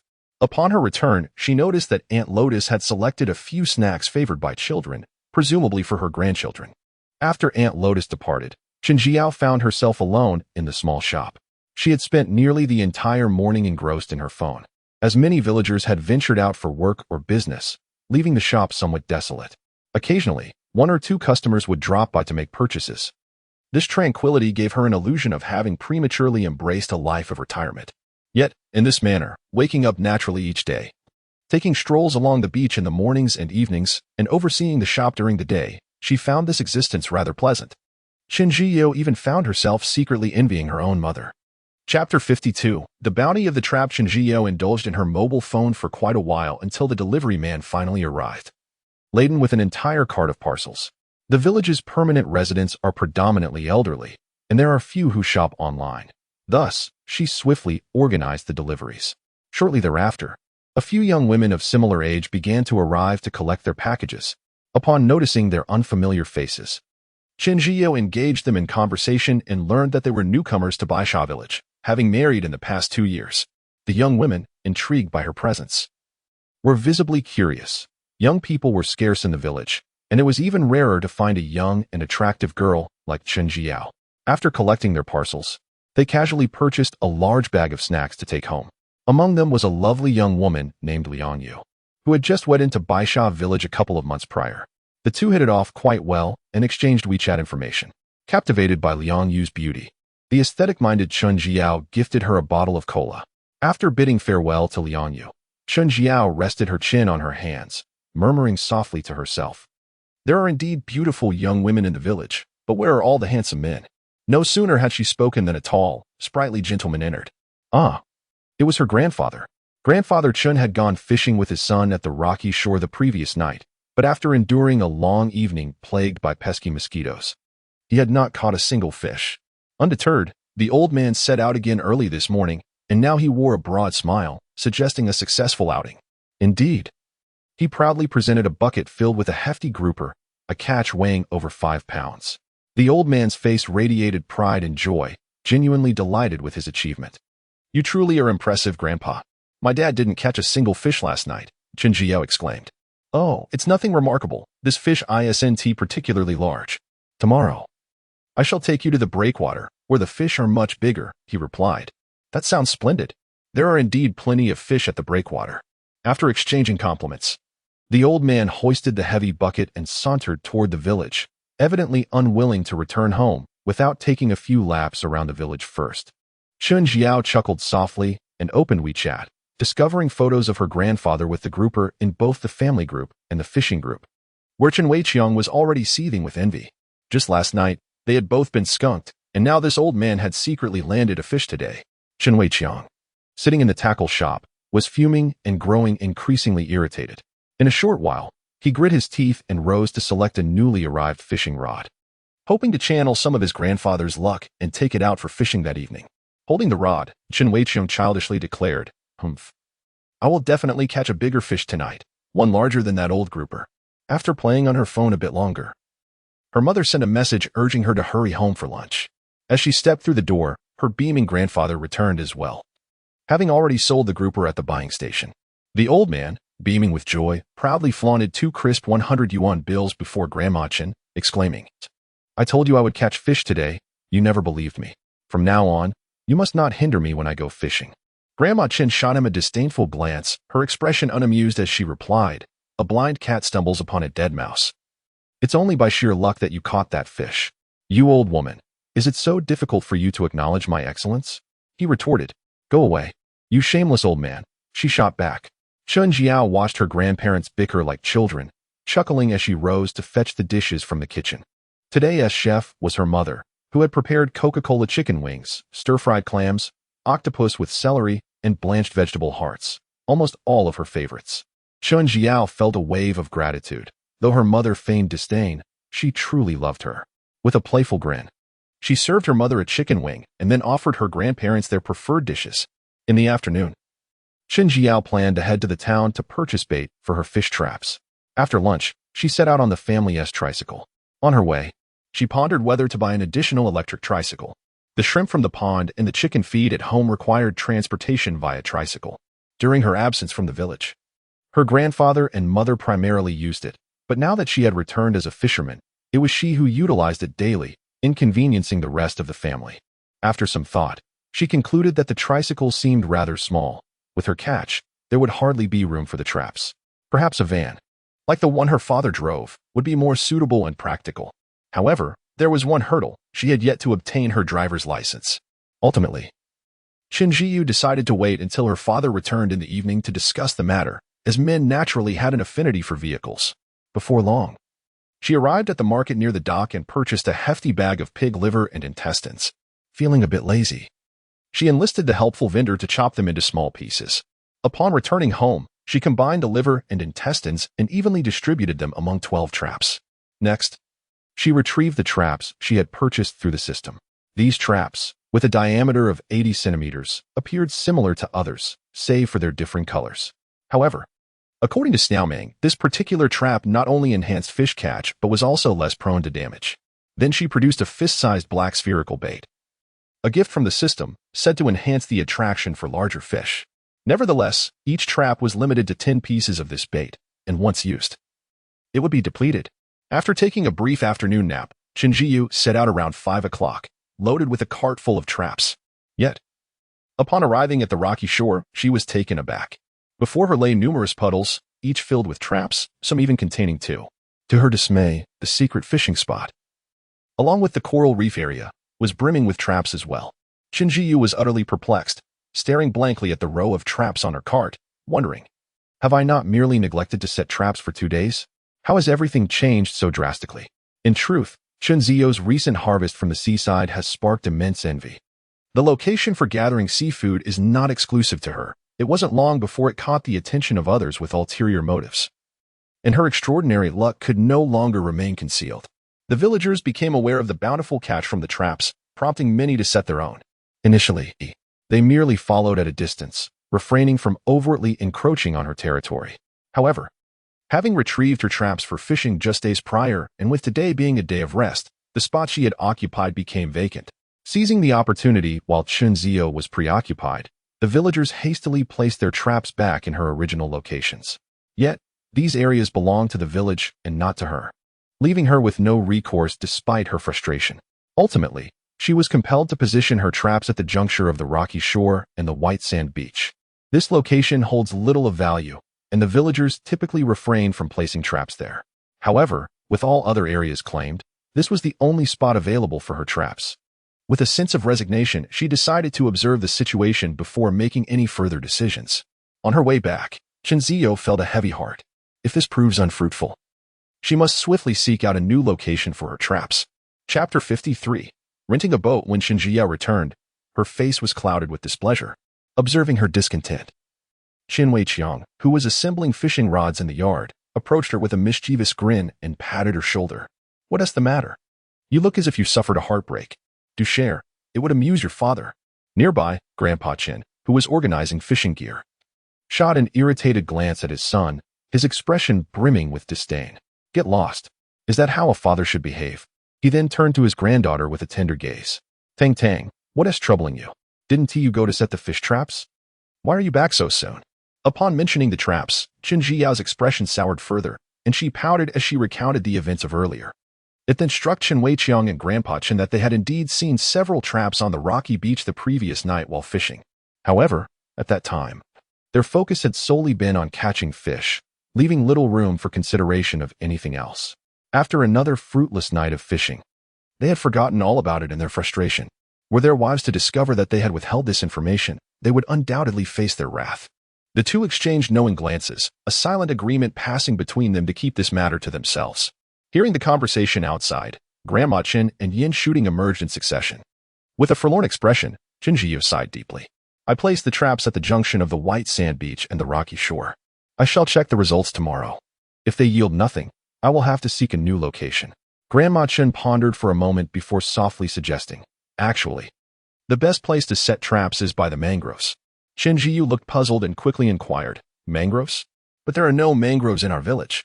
Having grown up in the village, she had never heard of any such surroundings. Suddenly, Grandpa Chen's face lit up as he slapped his thigh. The village may lack them, but there are plenty near Seagull Island. There is a vast expanse of mangroves there. In recent years, many young people from nearby villages have gone away, so fewer people visit that area. I've heard there are plenty of blue crabs and flower crabs there, all particularly plump. The mention of Seagull Island sparked recognition in Qinzhiyao. It was the largest island nearby, situated over 20 kilometers from their village. And a boat ride would take about half an hour. Initially, she felt elated at the thought. But her spirits dampened again as she remembered their fishing boat had been sold. At that moment, the well-informed Yin Shooting chimed in cheerfully, we could rent a boat. Several fishing boats in the village are currently idle. Just the other day, I heard Sister Hahua mention that they have a small fishing boat available for rent. Grandma Chen's interest piqued, and she smiled broadly. Oh, Hahua's family. I recall they have two boats. One is over 20 meters long. And there is also an old fiberglass fishing boat, which is rather small, about 7 or 8 meters long, I believe. Grandpa Chen's face brightened as he looked at his granddaughter. Seagull Island was not far, and a 7 or 8 meter boat would suffice. Moreover, Tang Tang had been quite fortunate lately. Venturing out to the uninhabited island for fishing could likely yield excellent results. Chen Jiyu had returned for less than half a month. Yet she managed to earn over 10,000 yuan through fishing and gathering on the beach, instilling great confidence in Grandpa Chen. The old man harbored a personal desire to accompany his granddaughter on her fishing excursions, hoping to share in her good fortune. Their previous trip to the breakwater had yielded quite a satisfactory catch. Grandma Chen, discerning her husband's intentions, chose not to confront him about it. Contemplating the limited resources of the nearby sea, Chun Jiao realized that even with her special goggles, she couldn't find anything if the beach yielded no treasures. Rather than squabbling over the same patch of land, she deemed it wiser to rent a small boat and venture out to the distant islands for fishing. The thought of the bountiful catch from yesterday filled her with excitement, and the more she pondered, the more feasible this plan seemed. Noticing his daughter's enthusiasm, Chun Weiqiang considered the idea of acquiring a small boat for the grandfather and granddaughter to enjoy. Reminiscing about his own long absence from fishing and longing to catch a hefty 28-pound sea bass. What would the rental cost? He inquired, keenly shifting to the crux of the matter. Yin Shooting recalled that she had previously heard it would be 180 yuan per day or 4,500 yuan for a month. However, given that the boat had not been rented out for several days, she believed they could negotiate. She added with a smile, it's not a large boat. I believe we could settle for about 150 yuan a day or 4,000 yuan a month. Chen Jiao affectionately linked her arm with Yin Shooting's, her face beaming with innocence and charm. Mom, could you please talk to Aunt Hua for me? I wish to rent their boat for a month. Bargaining was a task best suited for her mother. Of course. After dinner, I will take you over, Yin Shooting replied. Given Chen Jiao's recent commendable performance, the family wholeheartedly supported her plan to rent a boat for fishing. Grandpa Chen and Chen Weiqiang were even more enthusiastic than she was. With the boat rental agreement settled, Chen Jiyu excitedly dashed into the kitchen, urging everyone to eat.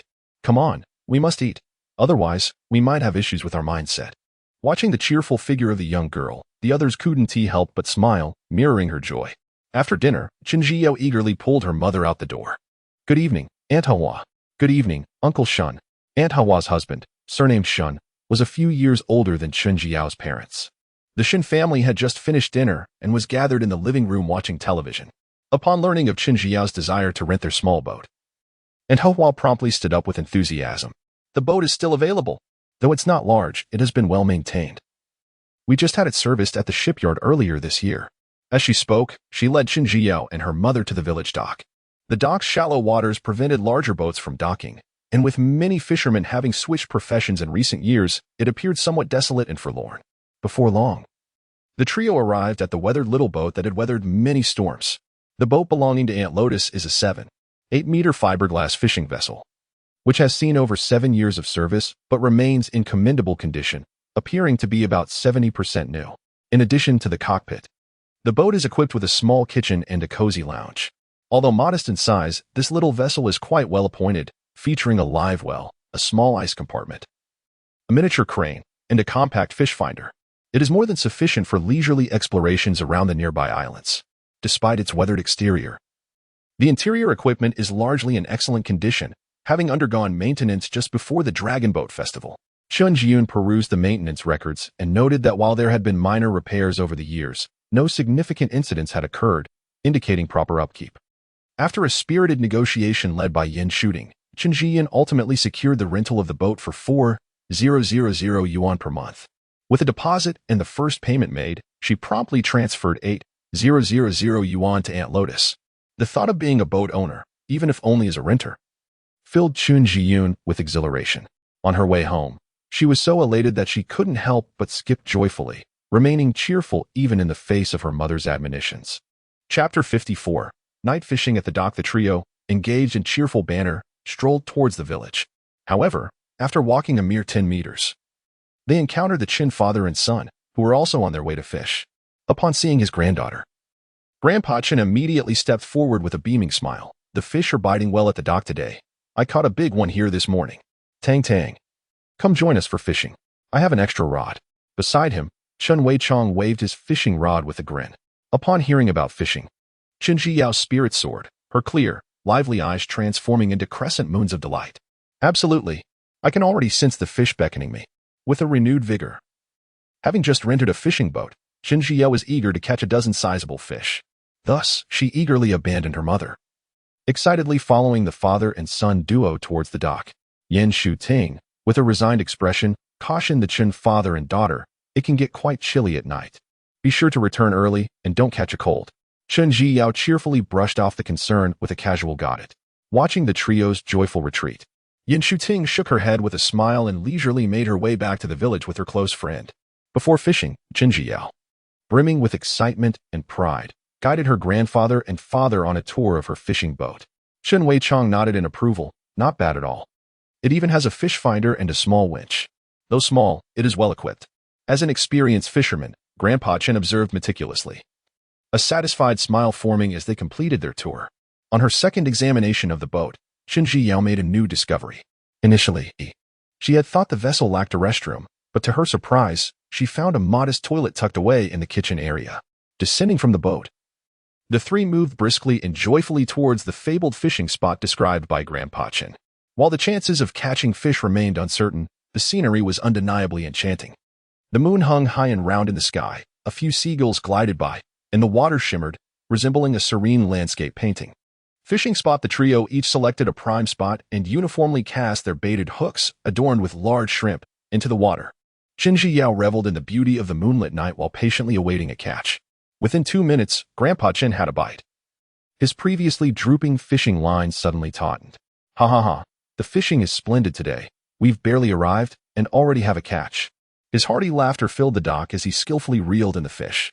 Meanwhile, Chen Wei Chang watched with envy, subtly inching closer to his father's fishing spot in hopes of sharing in the good fortune.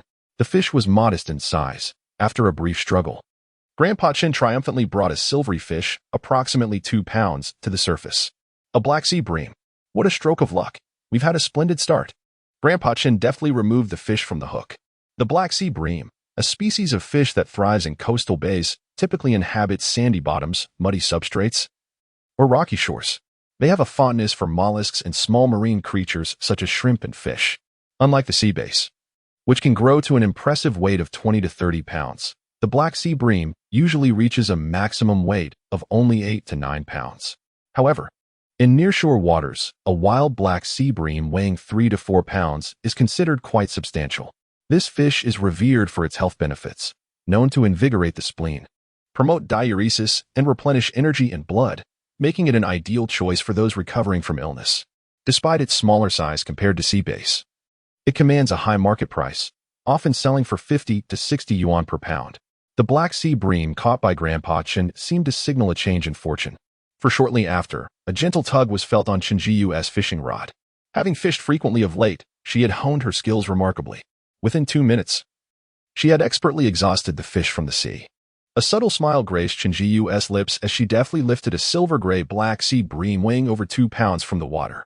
However, she had exerted too much force, and the fish, now desperate in its exhaustion, flailed towards her face. Just as the dark, slippery creature was about to slap her, Chen Jiyu instinctively sidestepped, narrowly avoiding the encounter. Breathless, she secured the captured Black Sea bream to the ground and muttered in exasperation.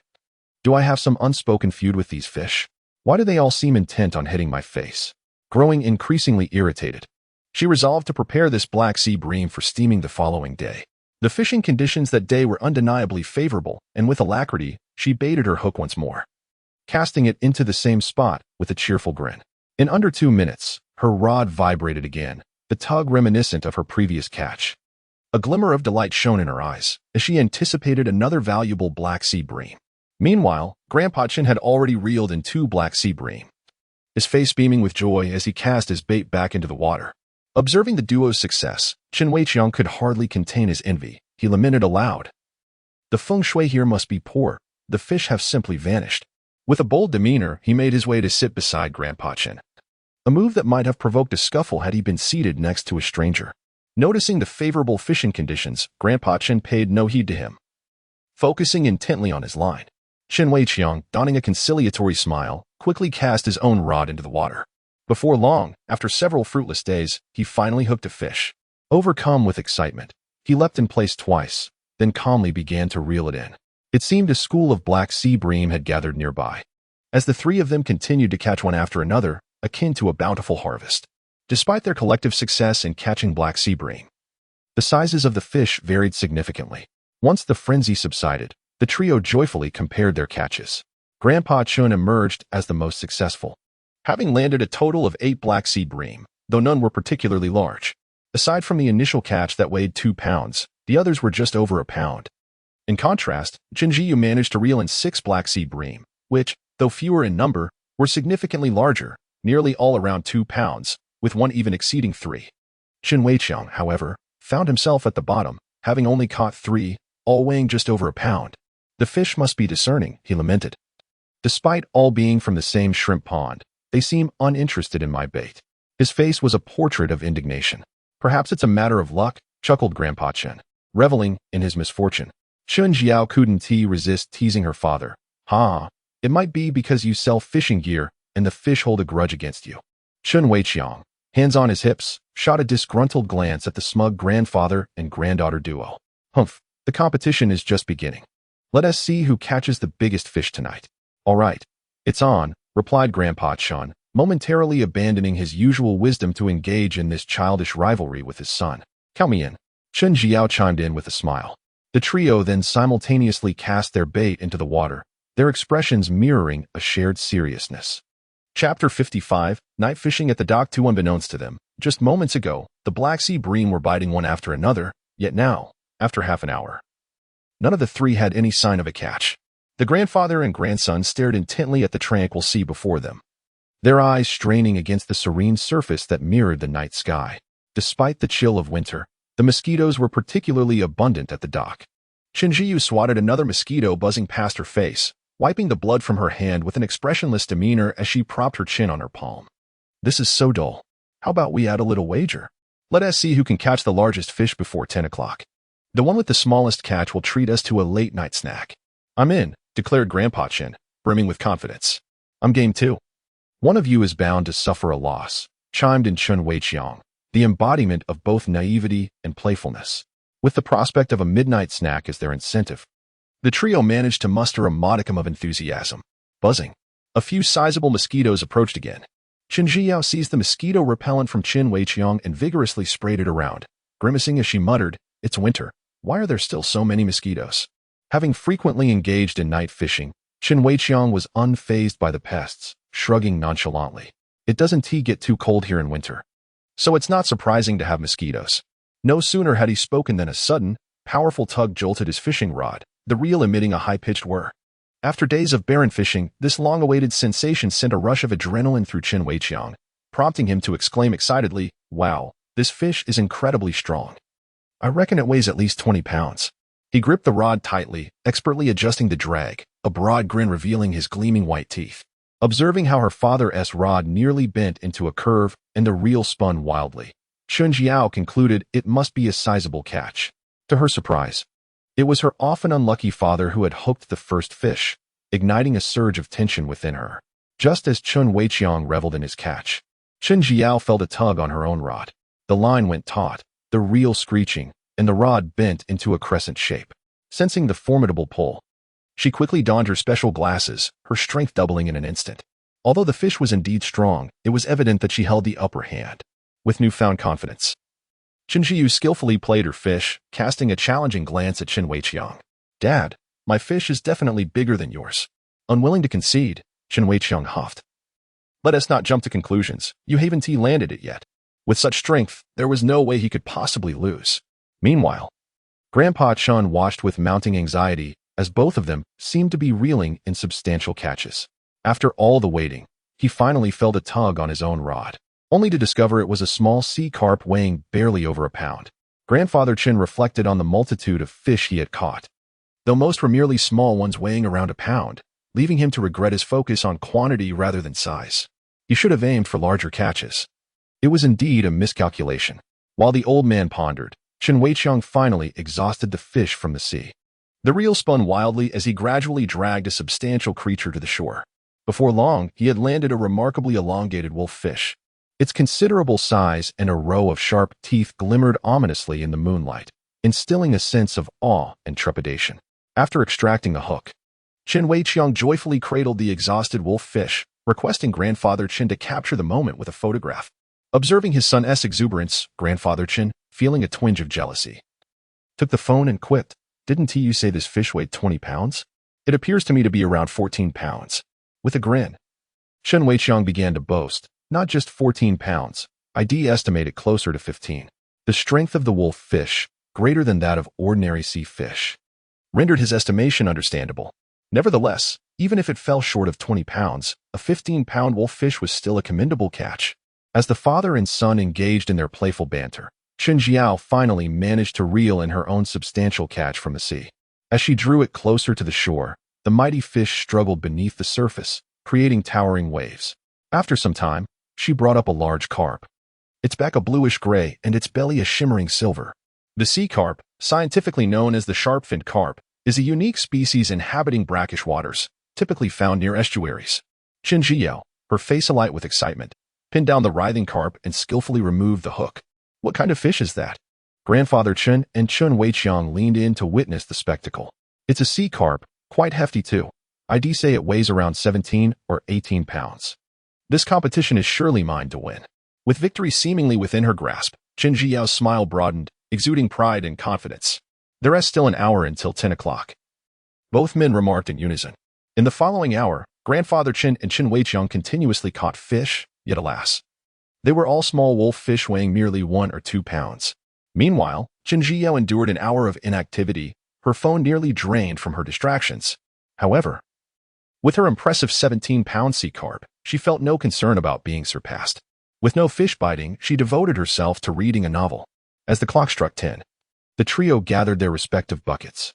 Grandfather Chun's nearly overflowed, filled to the brim with over a pound of black sea bream and a few small wolf fish.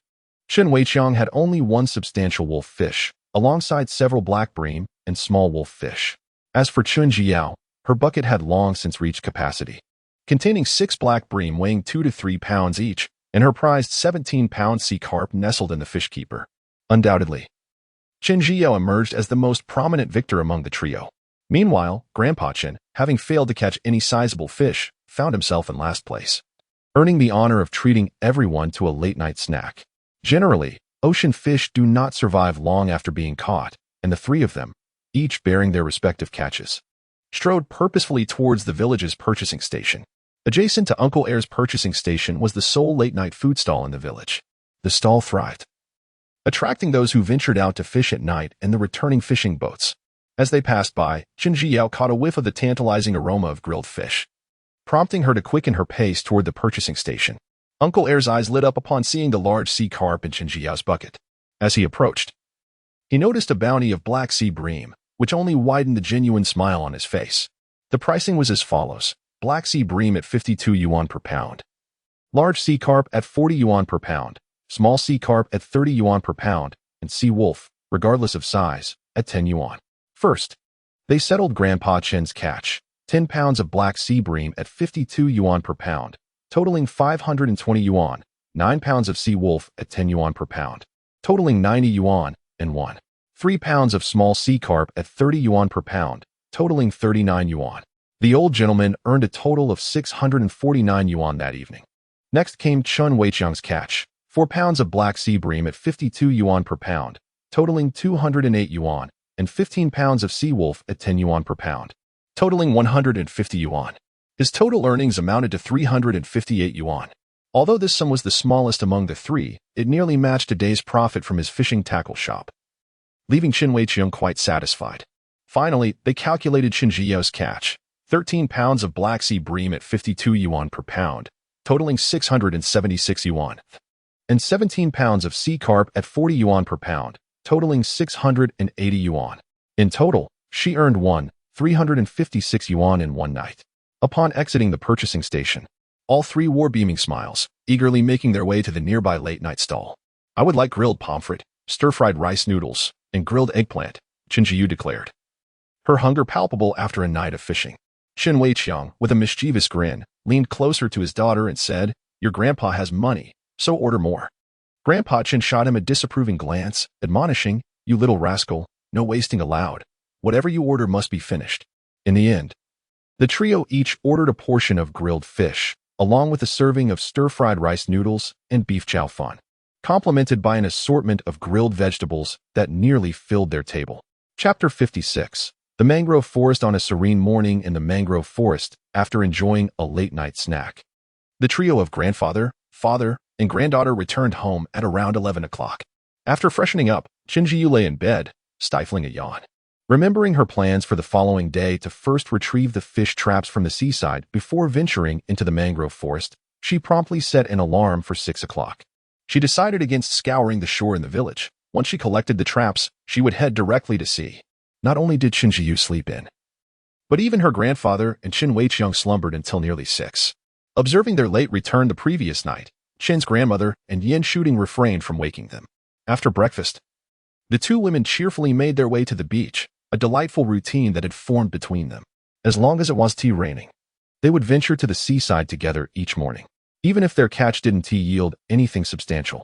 Gathering a few clams or some oysters for a meal was still quite rewarding. As Qin Jiyu stretched and descended the stairs, she found her grandfather and Qin Weiqiang enjoying their breakfast. Noticing his granddaughter's awakening, her grandfather, full of vitality, remarked, "The terrain in the mangrove forest is quite complex, and it's easy to get lost. I shall accompany you." "Sounds great. Let us collect the traps first, then set sail," Qin Jiyu replied with a bright smile. With her experienced grandfather by her side, she felt an overwhelming sense of security. Qin Weiqiang, pursing his lips, chimed in with a hint of jealousy, "Old man, it's clear you just want to go fishing." In response, Qin's grandfather shot back with a sharp retort, "If you don't speak, no one will think you're mute." As the considerate daughter, Qin Jiyu quickly discerned her father's desire to join them for fishing. She cheerfully invited him, "Dad, you earned over 300 yuan yesterday, which should be about the same as a day's income at the tackle shop. Why not come with us to fish and gather at sea? You might earn even more." Qin Weiqiang waved his hand dismissively. "No, I have 2 regular customers coming to select fishing rods today." As a middle-aged man with responsibilities both above and below, he prioritized stability. Aware of his average fishing skills, he preferred to focus on his little shop, content with the occasional thrill of night fishing. When Qin Jiyu and her grandfather arrived at the beach, the tide had receded significantly, making it an opportune moment to gather the traps. The duo split up. Qin Jiyu headed to collect the traps, while her grandfather went to tidy up the newly rented boat. He also intended to contact the fuel supplier and the ice vendor to ensure the boat was stocked. The retreating shoreline was breathtaking.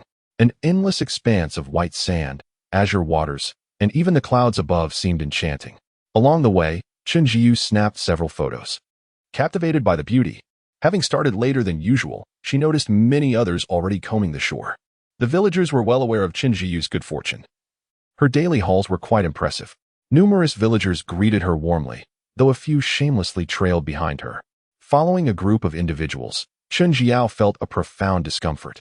Fortunately, The location of the fish traps was not far off, and within mere minutes, she arrived. Observing that the individuals trailing her had dispersed to gather their own catches, she exhaled in relief. Gratefully, she had rented a fishing boat. Henceforth, she would venture to the outer islands for her fishing endeavors, opting not to engage with them any longer. Yesterday, she had set out 13 traps, 6 of which were empty, and 1 was damaged. Among the remaining 6, the first contained 2 sizable crabs, each weighing around half a kilogram. Upon seeing these formidable creatures, a smile finally graced Chen Jiao's face, for they were rather plump. The second trap yielded an unexpected catch of 5 lively fish, each weighing 2 to 3 taels. To her surprise, the traps could indeed ensnare such fish, which were quite valuable. The third trap was a mixed bag containing crabs, flower crabs, octopus, and conch. The fourth and fifth traps revealed fish. One held a bass over 3 kilograms and a pomfret exceeding 2 kilograms, while the other contained 2 nearly 2-kilogram bluefish. To her delight, her haul for the day was quite impressive. These fish alone were worth over 300 yuan. With a beaming smile, she approached the final trap. This one had been purchased through the system. Grasping the rope tethered to a stone, she pulled it upward, feeling its weight and sensing movement within. Chen Jiao held her breath in anticipation as the trap emerged from the water. Upon glimpsing its contents, her eyes widened in astonishment, and she couldn't restrain an exclamation. Goodness! What a massive bluefish! It must weigh at least 5 or 6 kilograms. Given that bluefish priced over 60 yuan per kilogram, this specimen would surely fetch over 100 yuan. Chen Jiao's face beamed with joy, silently praising the system for its remarkable yield. Though others were diligently foraging, their gazes frequently drifted towards her. Upon witnessing the colossal bluefish, their eyes widened in disbelief, jaws agape. Some decided on the spot to place their traps in her vicinity. Once she had gathered her catches, she turned around only to find the surrounding individuals hastily departing. Unfazed, she promptly called her grandfather, requesting him to bring their vehicle. Upon seeing the giant bluefish, her grandfather was equally astonished and carefully loaded it onto the tricycle. What a delightful surprise to encounter so early in the morning. Tang Tang. Your haul today must be remarkable. Haha, I share your sentiments. The grandfather and granddaughter did not return home or head to the collection station. Instead, they directly stored the fish in the live well of the boat. Eagerly, Chen Jiao then made her way to the cockpit, ready to set sail for Seagull Island. Though she lacked a driver's license, she had obtained a fishing boat license long ago. As a descendant of fishermen, how could she possibly be unable to navigate a boat? Setting sail, Chen Jiao joyfully exclaimed, "Let us head out to sea." Meanwhile, her grandfather, with nothing else to occupy his time, retrieved a cast net he had brought from home and began casting it into the ocean repeatedly.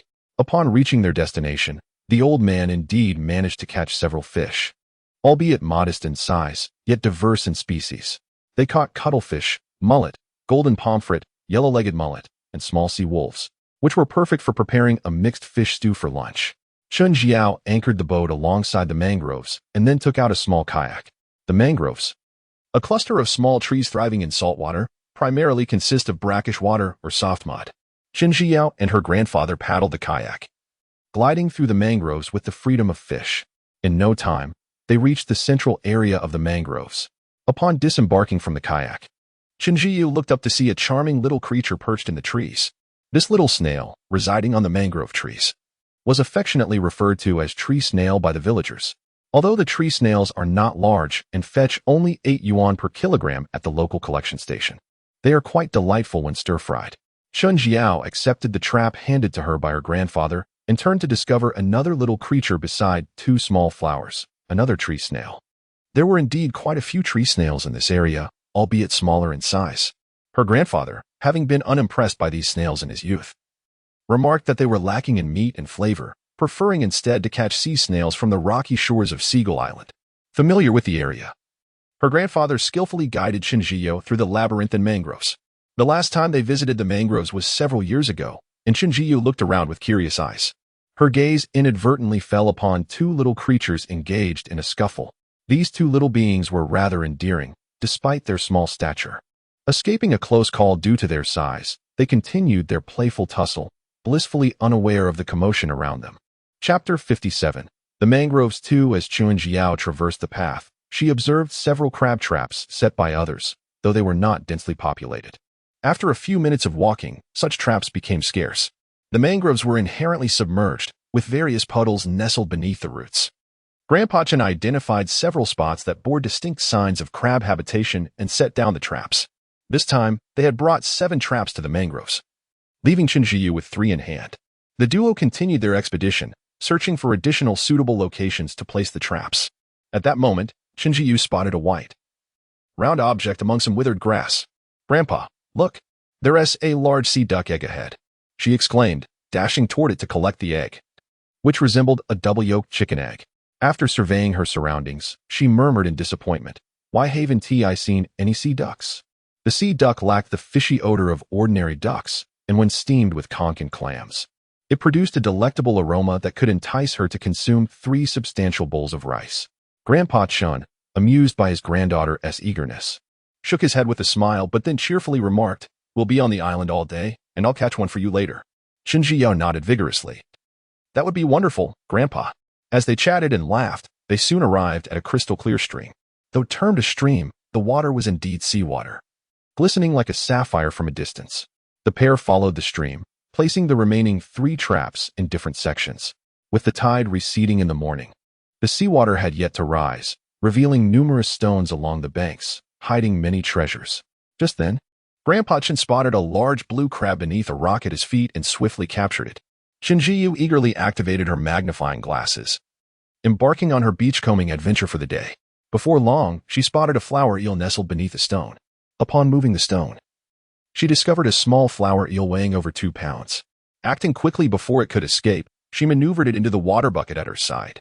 At that moment, hearty laughter erupted from Grandpa Chen nearby.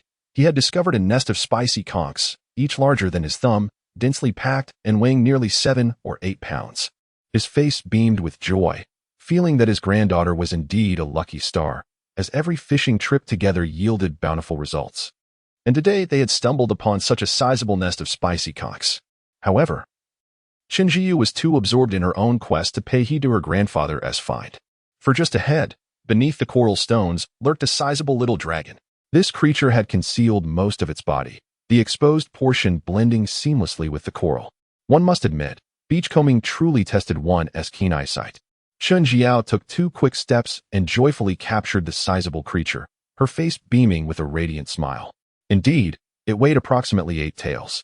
Yet, her adventure was far from over. After merely a few steps, she stumbled upon another nest of small green dragons. Through her, she discerned 2 nearly 1-pound creatures hidden beneath the sand. Overcome with excitement, Chen Jiao leaped into the air, nearly losing her balance as she stepped on a moss-covered rock. However, she brushed off the minor mishap, her face alight with enthusiasm as she eagerly retrieved a sand shovel from her bucket and began to dig fervently. The 2 creatures were buried quite deep, and it was only after excavating a significant hole beside her that she finally secured the clawing little dragons. As she gazed at the 3 vibrant green creatures, Chen Jiao's eyes sparkled with delight. These were indeed precious treasures. With a buoyant step, she approached her grandfather, exuding excitement as she proclaimed, "Grandpa, guess what marvelous find I have." Upon glancing down, Grandpa Chen's face lit up with joy. "Ah, you've discovered a nest of little green dragons." "Indeed, it took quite an effort to unearth them," Chen Jiyu replied, her smile stretching widely, accentuating her adorable dimples. Grandpa Chen reached into the bucket, weighing each little dragon with care. They were quite substantial, totaling an estimated 2 pounds and 8 taels. "You've done well, my dear. That's a tidy sum of 300 yuan, he remarked, feeling a sense of pressure as he observed his granddaughter's impressive catch. Unwilling to concede, the old man lifted his own bucket and continued to sift through the stones. As the tide threatened to rise, Chen Jiao hastened her efforts. Soon, she spotted a curious little creature peeking out from a rocky crevice. "Indeed, this is the first blue crab I've found in the mangrove today." Although the crab weighed a modest 6 taels, Chen Jiao was still immensely pleased. This feisty little creature was swiftly secured, and as she prepared to release the crab, her gaze fell upon a large banyan tree nearby. Its sturdy trunk was surrounded by numerous oddly shaped aerial roots, and the tree bore many hollows of varying sizes, ideal hiding spots for crabs. Through her, she noticed 2 sizable crabs concealed within. With a cheerful demeanor, she extracted the 2 large blue crabs from the river, murmuring, "This mangrove is splendid. Treasures abound." At that moment, the sea began to rise, submerging the previously exposed rocks. Hearing her grandfather's urging voice ahead, Qinjiao was about to head over when she spotted a hefty sea eel swimming swiftly past her, weighing over 3 pounds. With remarkable speed, she managed to capture it. When the grandfather and granddaughter reunited, she noticed that her grandfather was also holding a flapping sea duck. Grandfather Qin proudly lifted the sea duck in his hands, a smile gracing his face as he exclaimed, "While the tide has yet to fully rise, let us venture forth to Seagull Island and gather some sea snails and shells. This evening, we shall prepare a delectable sea snail and duck stew." "Indeed, grandfather, you possess remarkable skills. These few blue crabs are quite substantial. It appears we have stumbled upon a treasure trove of valuable finds today. My granddaughter is truly exceptional," he continued, basking in the praise. "Your teachings are indeed commendable, grandfather." The grandfather and granddaughter then resumed their customary exchange of compliments. Upon returning to the boat, Qin Jiyang swiftly steered the fishing vessel towards the nearby Seagull Island, while Grandfather Qin began to sort through the day's bounty. Grandfather Qin declared, 8 pounds of spicy snails, 2 orchid crabs, 1 blue crab, 1 sea duck, and 6 sea duck eggs. Qin Jiang added, 1 sea duck egg, 2 eels, 3 small lobsters, and 3 blue crabs. Chapter 58. Seagull Island. Seagull Island is in close proximity to the mangroves, and within a few minutes, the fishing boat arrived at a sandy beach on the island. Lacking a dock, Qinjiao had no choice but to transfer the crab pots, fishing gear, and other essentials onto the kayak before paddling to the shore. Although this small island is near the village, it remains undeveloped, with hardly any visitors aside from the local fishermen, resulting in exceptionally clear and pristine waters surrounding it. The water at her feet is so transparent that one can see the seabed, and in the distance, the ocean glimmers like translucent jelly. The beach is remarkably clean due to its sparse human presence, with soft, fine sand scattered all around. Walking on the beach instantly uplifted Qinjiao's spirits. After just a few steps, she noticed some small animal tracks on the sand. The clear yet somewhat chaotic impressions left in the sand, familiar to any child raised by the sea, were undoubtedly made by a crawling octopus. Following the trail of the octopus, she ventured less than 2 meters before spotting a small, exhausted creature, dehydrated from the sun's relentless rays. The poor little thing seemed pitiful, though she expressed sympathy. Qinjiao's grasping tongs were already eagerly reaching out towards it. With little strength left, the octopus was effortlessly caught and tossed into her bucket. After walking a few more steps along the sand shaped like ocean waves, Qinjiao discovered a sizable cat's eye shell. It appeared to be preparing to burrow into the sand. Had she arrived a moment later, it would likely have hidden itself completely. Amused, she picked up the rather unique cat's eye shell, its large, realistic eye captivating her. The tide had risen halfway, and with Qin's grandfather leading the way, they were preparing to place crab pots on the nearby rocky shore. Qinjiao, holding the crab pot in her arms and a bucket for gathering sea treasures, lagged behind her grandfather by several meters. Suddenly, he excitedly waved at her, followed by an enthusiastic call. "Tang Tang, this beach is covered with sea clams. Hurry and bring the net to sift through them." "Coming," Qinjiao replied, setting the crab pot aside and quickening her pace. Soon, she found the ground strewn with small shells resembling sunflower seeds. The scientific name for these sea clams is Maya arenaria, aptly named sea clams here due to their resemblance to sunflower seeds in both shape and size. Their oval shells measure about 2 centimeters in length, are thin, smooth, and come in various colors, including brown, gray, and white. These little creatures typically inhabit muddy flats but can occasionally be spotted on the beach. With her net in hand, Qinjiao swiftly scooped up the mix of fine sand and small shells, collecting around 2 pounds to rinse in the sea. Soon, she emerged with a handful of sea clams that sparkled like precious gems. While these sea clams may not be as large as clams, their meat is exceptionally plump and boasts a superior flavor. Most importantly, the price of sea clams is significantly higher than that of flower clams, fetching at least 30 to 40 yuan per pound at the purchasing station. With the ground strewn with sea clams, the two of them could hardly spare a moment to set down their nets. Qinjiao moved swiftly, gathering these charming little creatures into the fishing net, then sifting and rinsing them in the sea. They repeatedly engaged in these two actions, and as the tide gradually rose, they reluctantly made their way back to shore. At this point, Qinjiao had already collected nearly 5 to 6 pounds of sea clams, while Grandpa Qin's haul was even more impressive, amounting to around 8 pounds. With a beaming smile, Qinjiao gave the vigorous elder a thumbs up, exclaiming, "You're still incredible, Grandpa. Your skills remain sharp. You little girl, your words are so sweet," he replied. Upon reaching the rocky beach, they found that the sea had completely flooded the area, leaving only a few larger rocks visible. With the tide having risen, it was no longer suitable to place their nets in the deeper waters.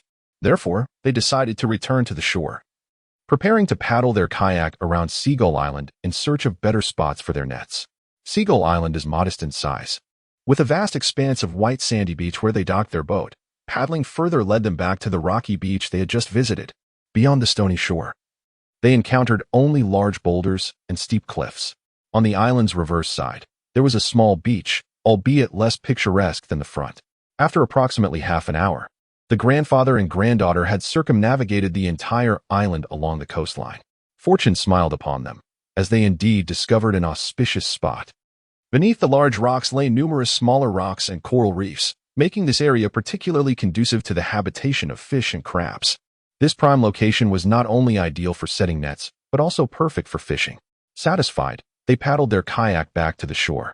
The bait for the nets had already been prepared aboard the boat, and Chun Jiu secured it with a large stone before casting the nets into the sea. Eagerly, they set up their fishing gear and commenced their fishing endeavor. Both grandfather and granddaughter had a penchant for catching large fish, and in unison, they attached a lively shrimp to hook number 3 before beginning to fish at the bottom.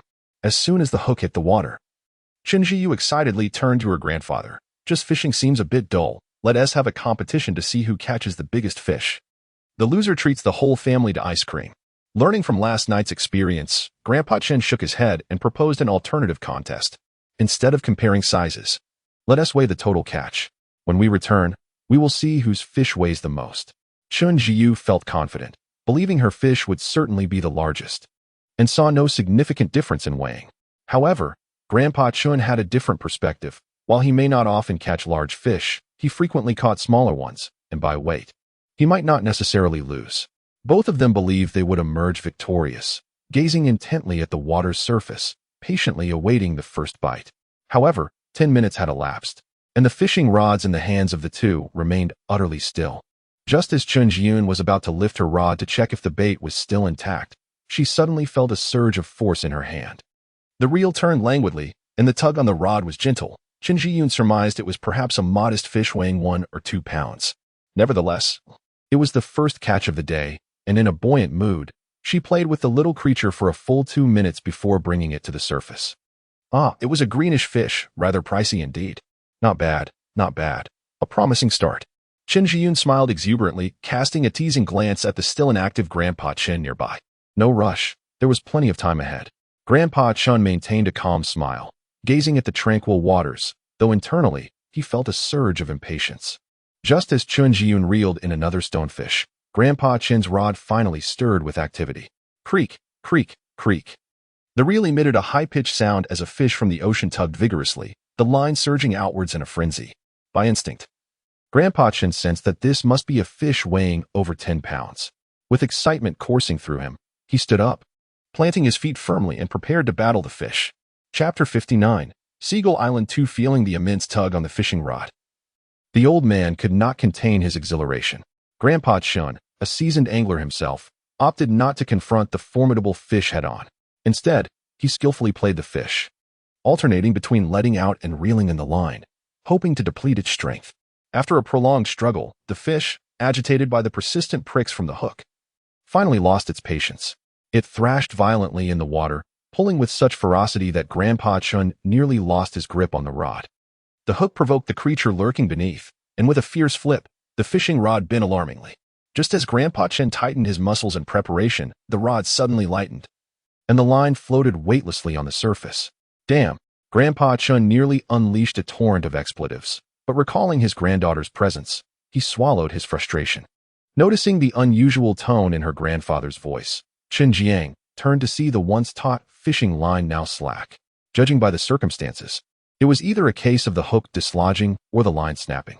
Observing her grandfather's fury, which caused him to pound his thigh in agitation, she refrained from speaking, fearing his ire might be redirected toward her. In a previous fishing trip, she had witnessed two brothers turn against each other after a fish escaped their grasp, an event that had provided her with considerable entertainment. As Grandpa Chun reeled in the line, he discovered that the segment closest to the hook had vanished. Clearly, it had been severed. With a string of curses, he replaced it with a thicker line, determined to prevent another mishap. Fortune smiled upon him. Within a minute of casting his new line, he felt another fish tugging. Though this one was somewhat less powerful, it still weighed a respectable 7 or 8 pounds. Grandpa Chen's earlier ire dissipated, replaced by a beaming smile as he adjusted the tension on the rod. The fishing conditions today were favorable, with large fish biting. Meanwhile, Chen Jiang felt a pang of envy as she watched her grandfather reel in 2 sizable catches. Why had she not hooked a single fish? Was there even any fish around? After landing that solitary bluefish, she had sat idly for half an hour without so much as a nibble, let alone a modest stonefish. Her grandfather, in contrast, was animatedly engaged in a tug-of-war with the sea creatures. Alas, the good fortune was fleeting. Before he could exhaust the fish he was grappling with, the rod slackened once more. After 2 consecutive line breaks, both involving substantial fish, Grandpa Chun was filled with regret, wishing he could leap into the water and reclaim his lost catches. Taking a few deep breaths, he struggled to regain his composure. The escape of 2 fish had left him psychologically rattled. Finally, he resignedly switched to a size 6 hook, intending to target smaller fish in the upper layers. Just as he finally managed to catch a stonefish, Chen Jiyang was on the verge of growing moldy from her long wait. Her neck now adorned with several itchy mosquito bites. As Chun Jiao pondered over the peculiarities of her fishing experience, she began to suspect that perhaps the location itself harbored unfavorable feng shui, or maybe the waters were devoid of fish altogether. Yet, her grandfather, Shi Jiogong, merely 3 to 4 meters away, was consistently reeling in one catch after another. Although the fish were not particularly large, they were indeed being caught. Just as Chun Jiao began to drift into slumber, the fishing rod in her hand suddenly stirred with activity. Her half-closed eyes sparkled with renewed vigor, banishing all traces of fatigue. Despite the minimal tug on the rod, she welcomed the challenge with a beaming smile, enthusiastically reeling in her catch. After about 2 minutes, sensing that this small fish lacked vitality, she fervently cranked the reel, drawing the little creature from the depths of the sea. Soon, a small grouper, pale with a brownish back adorned with numerous spots, soared onto the shore. Its unusual appearance left her momentarily puzzled, unable to identify the specific type of grouper. Seeking assistance, she turned to her grandfather. "Grandpa, what kind of grouper is this?" The elder, upon seeing the fish in his granddaughter's hands, was filled with excitement. His voice rising in pitch, "This is a mouse grouper. It's quite a prized catch, comparable in value to the esteemed East Star grouper." Chun Jiao's voice escalated in astonishment. "Is it really that expensive? This one must weigh at least 2 pounds, so it could be worth over 1,000. No longer daring to handle the fish carelessly, she treated it with utmost delicacy, carefully removing the hook and gently placing it into the live fish bucket. The mouse grouper, named for its head resembling that of a mouse, is a highly valued species of grouper, typically white with a plethora of black spots. Its coloration can shift according to surrounding light conditions. These fish often inhabit rocky reefs, exhibiting fierce carnivorous tendencies and strong territorial behavior. Not only are mouse groupers delectable, but they also serve as exquisite ornamental fish, ranking among the most expensive types of grouper available. While Chen Jiao's grandfather had successfully caught several smaller groupers, each weighing merely 2 to 3 tails, their combined weight amounted to around 2 pounds. In contrast, Chen Jiao boasted 2 fish in her bucket, one over a pound, a chingy fish, and the other a 2-pound mouse grouper. Overall, her haul significantly outweighed her grandfather's, both in quantity and value. With victory seemingly within her grasp, Chen Jiu radiated joy, confident that she had secured the win in their friendly competition, just as she reveled in her triumph while scrolling through her phone. Her grandfather's fishing rod jolted once more, this time signaling a substantial catch. However, the old man was using a smaller hook, heightening his anxiety as he feared that this 5 to 6 pound fish might slip away. After a tense 10 minutes of reeling in the fish, he successfully landed a 5-pound pearl grouper. With the prize catch in hand, he turned to Chen Jiao with a triumphant grin, exclaiming, "They say there is still plenty of time left, and look, this big fish just took the bait." With the addition of the pearl grouper, the elder's total catch suddenly surpassed hers. Though she could not compete in weight, Chen Jiao consoled herself with the higher market value of her catch. An hour later, as her stomach rumbled with hunger, they both noticed their buckets at their feet were filled with fish. Grandpa Chun had a 5-pound pearl grouper, a sea wolf weighing over 2 pounds, and 9 stonefish. In contrast, Chen Jiao had only a single green fish and a mouse grouper. While she excelled in terms of price, she was significantly lagging in weight. With an entire afternoon still ahead, there was no need for haste. After encouraging herself, she patted her growling stomach and checked her phone, realizing it was already 12:30. They swiftly tidied up their belongings and paddled back to the fishing boat. Chinjiyu selected some squid, octopus, and a few small fish to prepare a large pot of seafood noodles. Garnished with vibrant green scallions, the dish was visually tantalizing.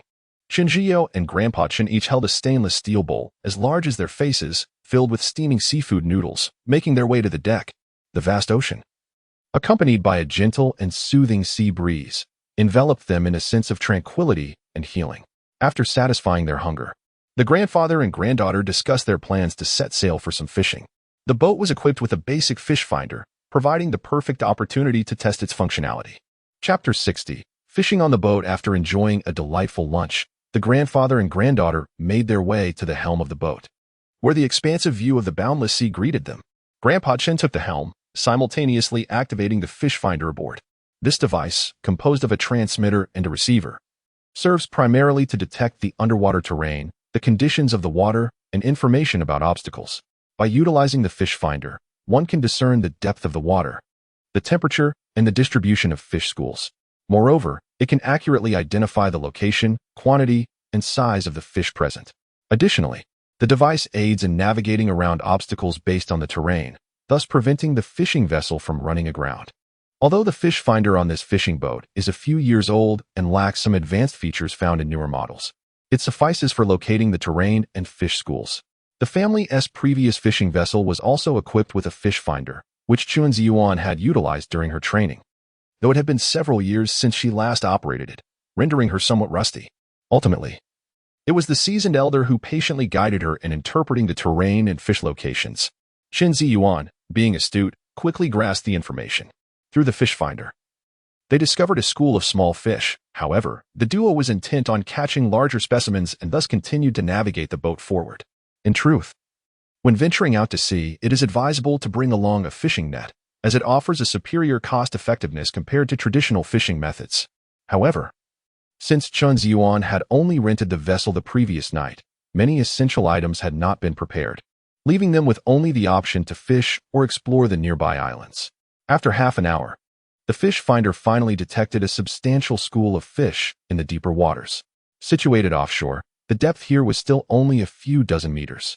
Chun Ziyuan anchored the boat, and the two, filled with enthusiasm, gathered their fishing gear and made their way to the deck.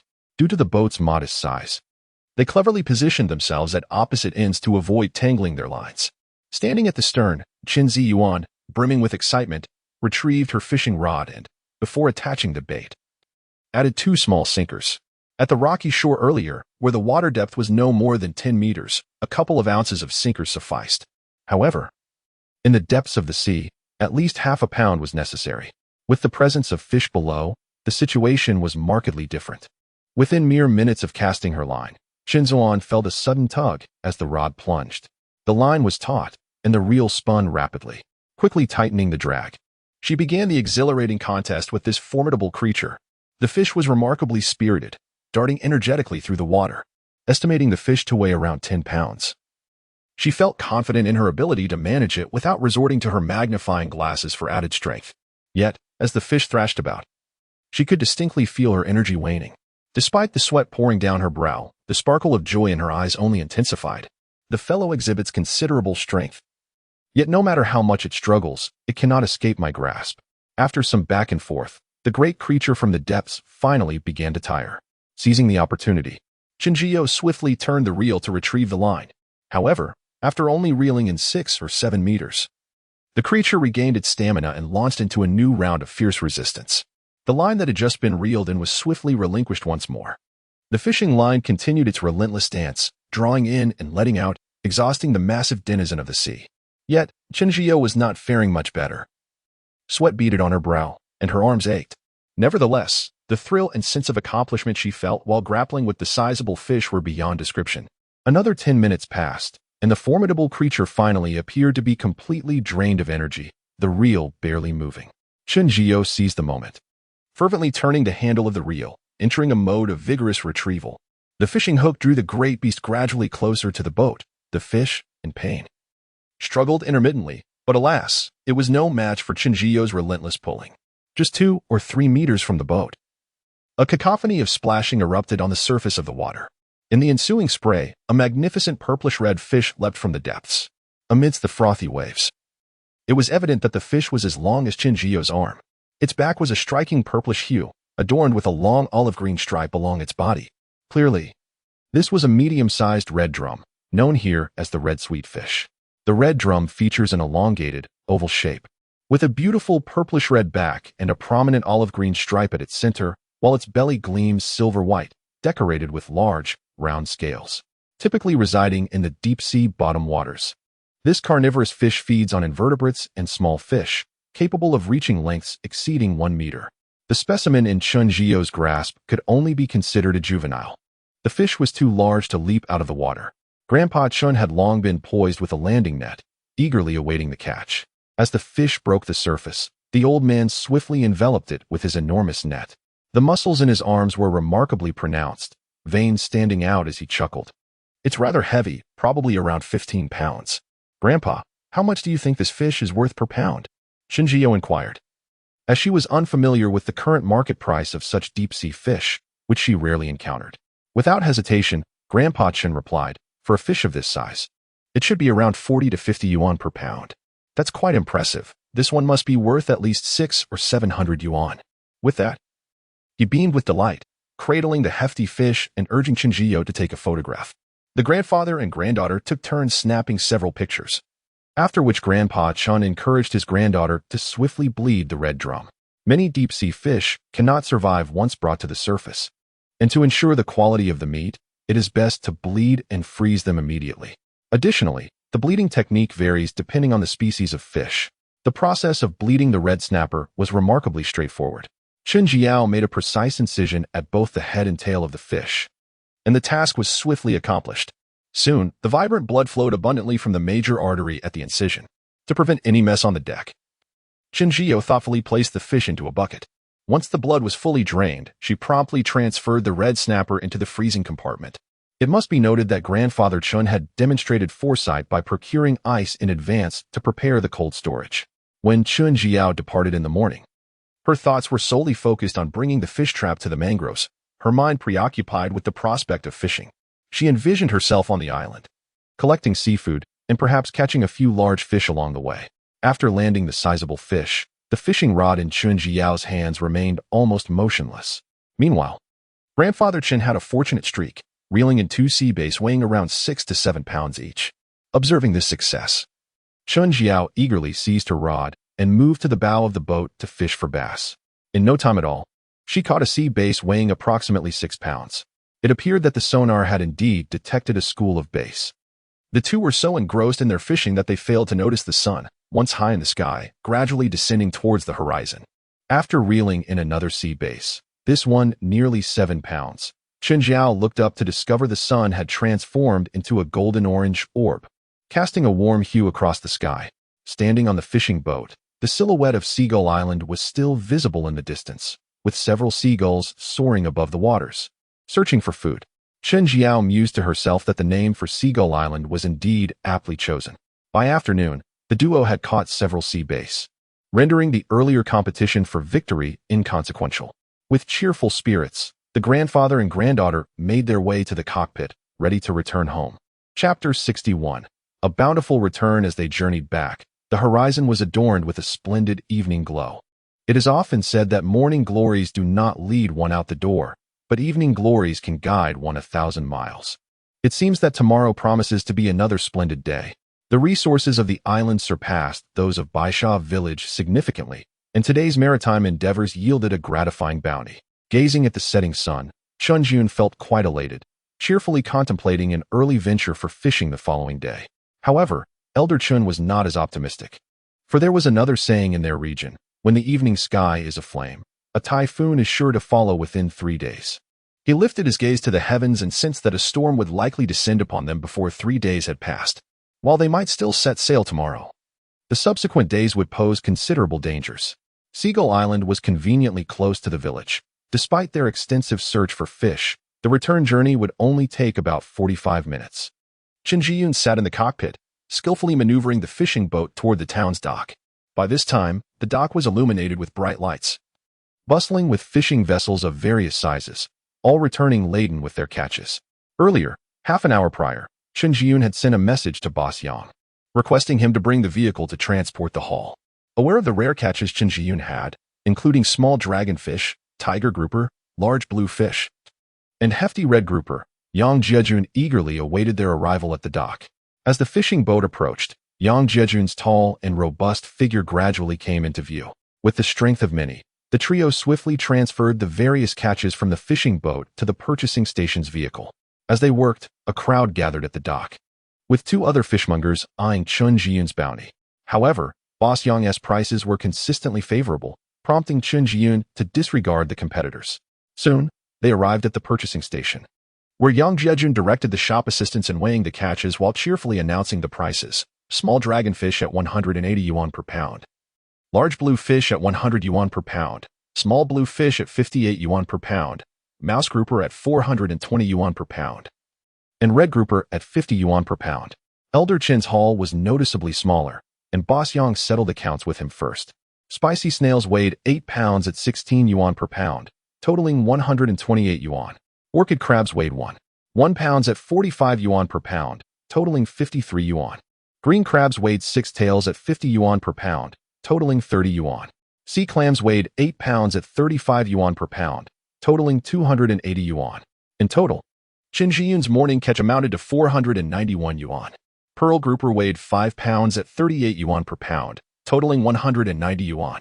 Sea wolves weighed 4 pounds at 10 yuan per pound, totaling 40 yuan. Stone crab weighed 2 pounds at 65 yuan per pound, totaling 130 yuan. Sea bass weighed 24 pounds at 35 yuan per pound, totaling 840 yuan. The total from fishing reached 1,200 yuan, clearly surpassing the earnings from beachcombing. Boss Yang rounded the figure to a neat total and transferred 1,700 yuan directly. Upon seeing the payment notification on his phone, Elder Chen beamed with delight, nearly yearning to set sail for a night of fishing immediately.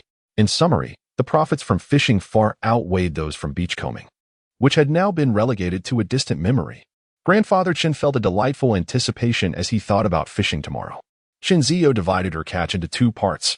Firstly, the harvest from beachcombing and traps included 5 pounds of blue crabs at 50 yuan per pound, totaling 250 yuan. 3 pounds of jumping fish at 68 yuan per pound, amounting to 89 yuan. 2 pounds of orchid crabs at 45 yuan per pound, totaling 54 yuan. 1 pound of octopus, which came to 30 yuan, 1 pound of flower snails, totaling 35 yuan, 3 pounds of bass at 35 yuan per pound, amounting to 105 yuan. 8 pounds of golden pomfret at 26 yuan per pound, totaling 99 yuan. 7 pounds of small bluefish at 58 yuan per pound, amounting to 215 yuan. 6 pounds of large bluefish at 100 yuan per pound, totaling 560 yuan. 5 pounds of eels at 53 yuan per pound, amounting to 265 yuan. 6 pounds of small lobsters at 180 yuan per pound, totaling 648 yuan, and 5 pounds of clams at 35 yuan per pound, amounting to 175 yuan. The total income from beachcombing and traps reached 2,525 yuan, and the system points increased correspondingly by 25 points. Next, her fishing catch included 5 pounds of small bluefish at 58 yuan per pound, totaling 87 yuan, 2 pounds of grouper at 420 yuan per pound, amounting to 840 yuan. 15 pounds of red snapper at 50 yuan per pound, totaling 750 yuan, and 22 pounds of sea bass at 35 yuan per pound, amounting to 770 yuan. From fishing, Chen Zio earned 2,447 yuan, bringing her total income for the day to 4,972 yuan. Upon receiving the receipt from Boss Yang, Chen Zio was somewhat astonished, realizing she had already recouped a month's rent.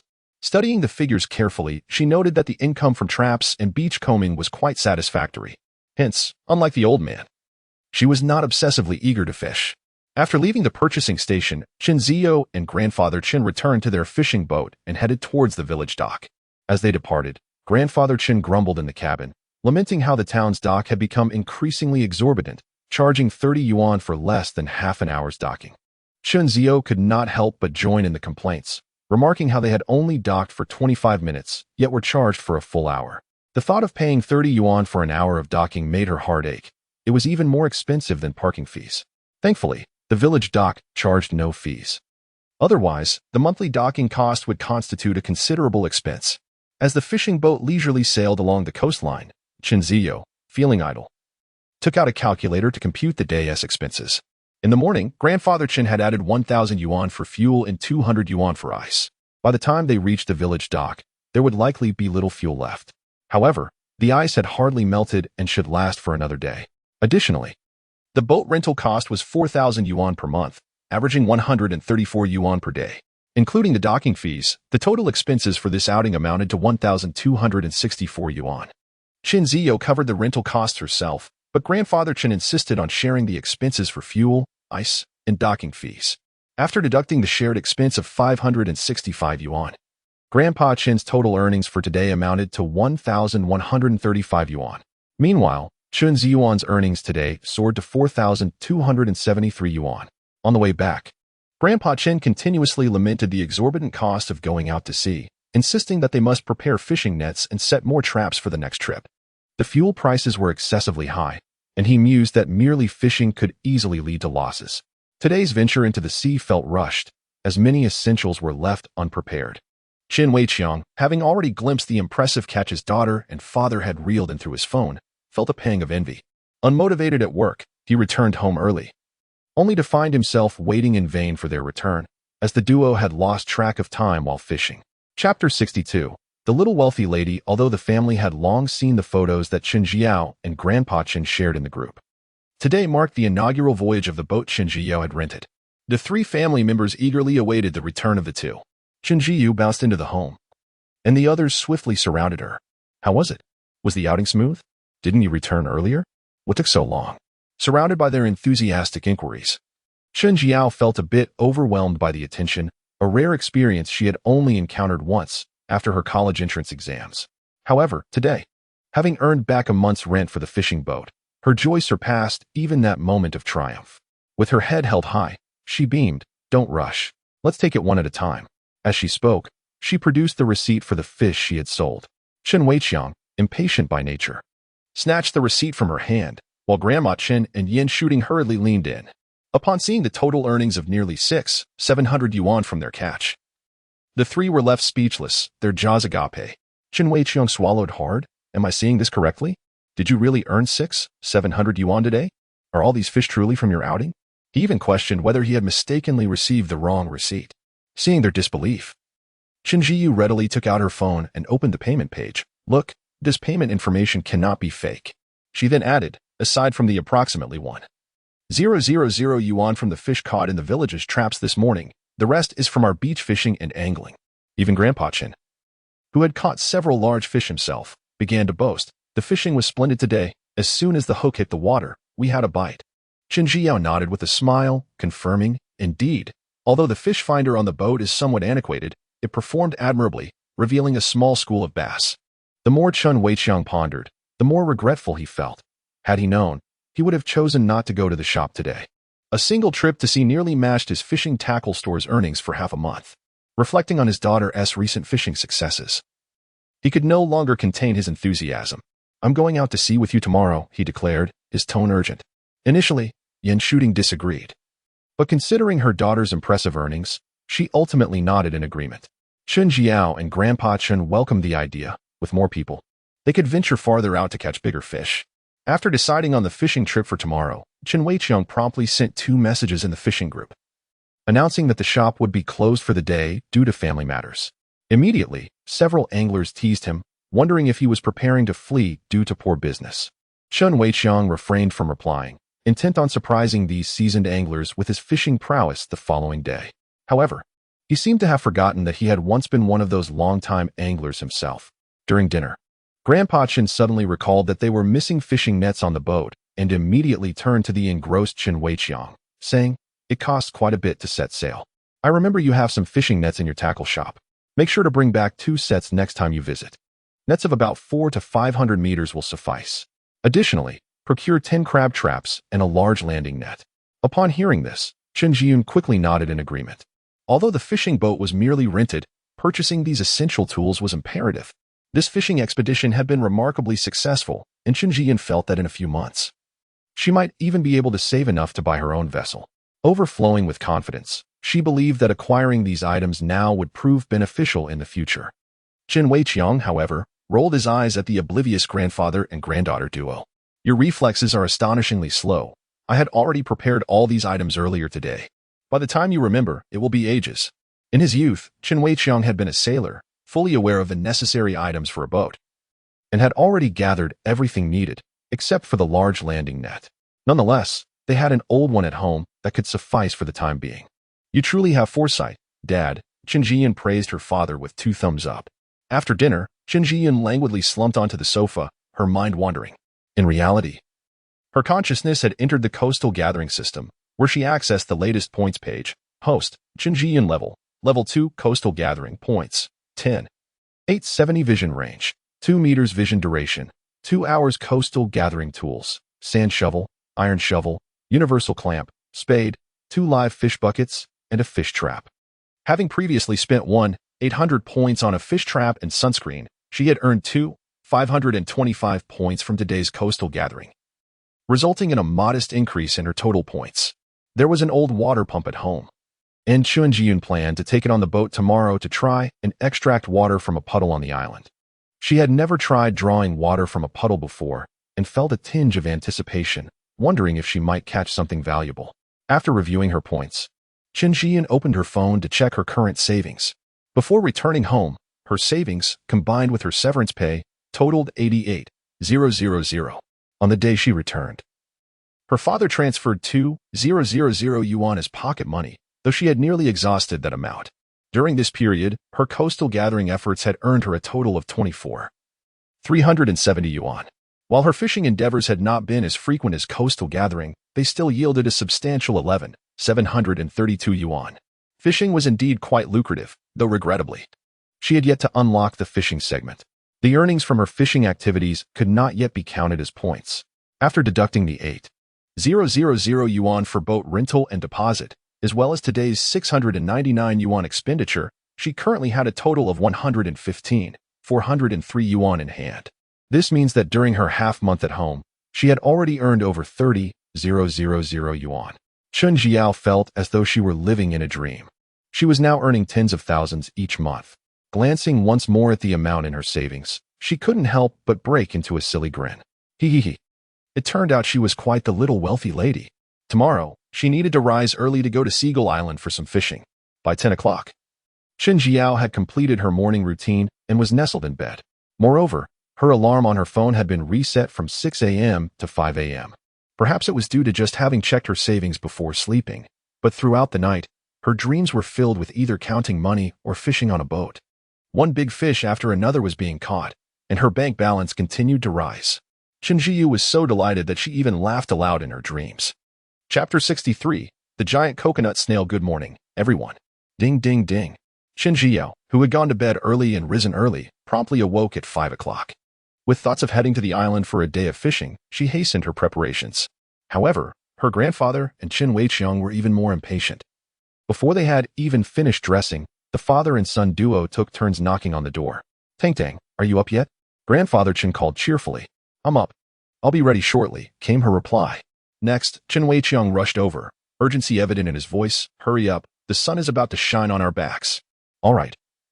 I know, stop hurrying me. Thus, amidst the flurry of activity, a beautiful day commenced. When the trio arrived at the dock, it was only 5:30. Yet many early risers were already out collecting sea treasures. At that moment, the fuel delivery person arrived with a small tank truck, filling the fishing boat with gasoline and replenishing 2 spare fuel cans aboard. With the additional gasoline, they could venture further into the deep sea today to catch larger fish. Although there was still some fuel left from yesterday, they added 2 more cans, with fuel expenses totaling 1,000 yuan. Chen Jiao transferred the payment and set sail. The three had agreed the previous evening that Chen Jiao would cover the boat rental, while the fuel and other expenses would be shared equally. Today's weather was splendid, with numerous boats traversing the sea, some headed for the distant depths, while others fished near the nearby islands. When their fishing boat reached Seagull Island, dawn was just breaking, and the sun was rising in the distance. They did not rush to disembark, but instead steered the boat to the outer edge of a rocky area to set their nets. The nets were crafted from fine, transparent nylon threads designed to be nearly invisible underwater, making it difficult for fish to detect them. When fish swam into the nets, their smooth scales often got caught in the mesh. The nets came in various specifications, allowing for custom sizes of mesh openings and lengths. Last night, Chen Weiqiang had brought back 2 nets, one with small openings, intended for catching smaller fish weighing about 1 to 2 pounds, and another with larger openings, suitable for capturing fish over 3 or 4 pounds. In the shallow waters near the beach, where mostly smaller fish resided, they opted to deploy the net with small openings. Following that, Chen Zhiyou navigated the boat to the deeper rocky area where they had caught mouse grouper and pearl grouper the previous day, lowering the net with larger openings. To avoid grounding the fishing boat, she did not approach too closely. As they set the nets, Grandfather Chen and Chen Weiqiang arranged 10 new crab traps along the net's perimeter. Just as the nets were secured, Chen Zhiyou spotted a small fishing boat, about 4 to 5 meters long, anchored near the mangroves, likely collecting traps. At that moment, the tide had receded halfway, and Chen Zhiyou decided to first explore the island before returning to gather the traps. Seeing no objections from the father and son, she piloted the fishing boat towards the sandy beach directly in front of Seagull Island. As with yesterday, the 3 individuals paddled their small kayak from the beach to the island. It was yet another splendid day. Today, they set out early, and the sea had just receded significantly, making it perfect for foraging. Gazing across the shore, they spotted several clams, conchs, and moon snails. These trivial sea creatures did not pique their interest, prompting them to head towards the rocky shore ahead. Along the way, Chen Zhiyou casually collected a few unburied cat's eye snails and octopuses. After walking for approximately 3 to 4 minutes, they arrived at the rocky beach. Chen Zhiyou immediately noticed a swiftly swimming octopus not far away. This agile creature moved rapidly through the water, seeming ready to escape. Without hesitation, Chen Zhiyou grabbed the net from her bucket and swiftly pursued it, successfully capturing it in the net. "Octopus caught," she exclaimed, laughing. "No matter how fast you swim, you cannot escape my grasp." Weighing the net in her hands, she estimated the octopus to be around 4 to 5 ounces. The area around Seagull Island remained largely undeveloped, with particularly clear waters. The sand, small stones, and various sea creatures beneath the surface were all visible. Just as Chen Zhiyou placed the octopus into the bucket, she lifted her gaze to see a small sea eel moving slowly ahead. The eel appeared somewhat sluggish and lacked luster, indicating it might have been injured. However, Chen Zhiyou felt no sympathy. Her thoughts were solely on her potential earnings. Without a moment's hesitation, she chased after it and swiftly captured the little creature in her bucket. As soon as the sea eel entered the bucket, it curled up, revealing numerous wounds, as if it had been bitten by something. At that moment, Chen Weiqiang excitedly called out, "Dad, Tang Tang, come here." There's a massive cluster of spicy snails, at least a dozen pounds. Meanwhile, Grandpa Chen was busy digging for blue crabs in a crevice, too preoccupied to respond. Besides, he had already collected quite a few spicy snails and clams the previous day and had lost interest in these small creatures. With a dismissive tone, he replied, "They are hardly valuable. You can handle it yourself." Seeing that his father and sister were slow to arrive and hearing his father's disdainful words, Chen Weiqiang felt quite aggrieved, sensing that even the family dog held a higher status than he did. As for Chen Zhiyou, she was astonished by a coconut snail nearly the size of her face. The few coconuts she had previously collected weighed no more than a pound, but the one in her hands was at least 3 pounds. She wondered if such a large coconut snail might contain a beautiful pearl. Holding the enormous coconut snail, she examined it closely, yet the shell obscured her view. Thinking of the possibility of a small pearl within, she quickly sought out her slumbering imagination. "Xiaoming, Xiaoming, can you use your X-ray vision to see if there's a pearl inside the coconut snail?" Little Ming was indulging in a deep slumber when she was abruptly awakened by a voice tinged with the raspiness of someone just rising from bed. Previously, when you were at level 1, this was not visible. However, you have now ascended to level 2 of the tidal gathering segment, allowing you to discern whether there are pearls within. For now, you can only perceive a vague silhouette, but once you reach level 3, the structure within will be revealed with clarity. To her surprise, this X-ray feature was quite remarkable. It even allowed a glimpse into the contents of the coconut shell. Chen Zhiyou's voice was laced with excitement. "Of course, I am an exceptionally user-friendly tidal gathering system. Moreover, the beautiful pearls you gather can be counted as achievements, and the money from selling them can be converted into points." As soon as Little Ming finished her sentence, Chen Zhiyou eagerly activated the X-ray glasses. She then picked up a massive coconut shell and scrutinized it closely. After a moment of inspection, she indeed discovered a shadow the size of a fingernail on one side of the shell's back. The shape appeared somewhat peculiar, unlike what she had seen online. Nevertheless, this discovery was enough to bring Chunzio joy, for it was said that among thousands of coconut shells, finding a single beautiful pearl was rare. With no tools at hand to open the shell, Chunzio reluctantly placed her precious find into the bucket and continued her tidal gathering. Where there is one, there may be another. Perhaps nearby, there were more coconut shells harboring tiny pearls. Chapter 64. The Search for Coconut Snails. Suddenly, a wave crashed, splashing droplets of water onto Chunzio's legs. She gazed out at the sea and noticed that the tide had receded significantly. Many small sea creatures, once thriving beneath the waves, had been cruelly abandoned by the ocean, now stranded upon the rocky shore. With her mind set on finding coconut snails, Chunzio promptly activated her magnifying glasses and strode swiftly toward the deeper rocks left exposed by the retreating tide. However, locating coconut snails proved to be a challenging endeavor. After walking several meters, she had only discovered a few small seashells, yielding no significant finds. Suddenly, beside a large stone, she spotted two small creatures adorned with beautiful patterns, clearly relatives of the coconut snail, the sea snail. Although the price of sea snails paled in comparison to that of coconut snails, they were still worth collecting, fetching over 30 yuan per pound. Chunzio carefully placed the two small snails into her bucket, only to turn and find a stranded little black fish in a small puddle ahead. The fish, a deep gray-black, blended seamlessly with the neighboring rocks. It flailed anxiously in the water, unable to escape. Approaching with her net, Chunzio realized it was a black sea bream, weighing approximately a pound. Swiftly, she scooped it up, adding an effortless 40 yuan to her catch. Her spirits soared, and a radiant smile lit up her face. Not far away, Chen Weicheng was even luckier. In a puddle about a meter deep, he discovered 4 sizable black sea breams. Chunzio could hear his excited laughter from a distance. At that moment, Chen Weicheng found great joy in the tide-pooling experience, relishing the assurance that he would not return empty-handed. While Chunzio remained focused on her quest for coconut snails, she stumbled upon another delightful find. On a large rock covered in seaweed, she spotted a gray-black abalone securely affixed to the surface. Seizing the opportunity, she deftly pried it loose with her sand shovel. This abalone was quite plump, weighing around 2 to 3 taels, and she gleefully tossed it into her bucket. Continuing her exploration around the rock, she soon discovered 2 additional, slightly smaller abalones on the backside. These 3 wild abalones were indeed quite hefty, though still insufficient for a satisfying meal.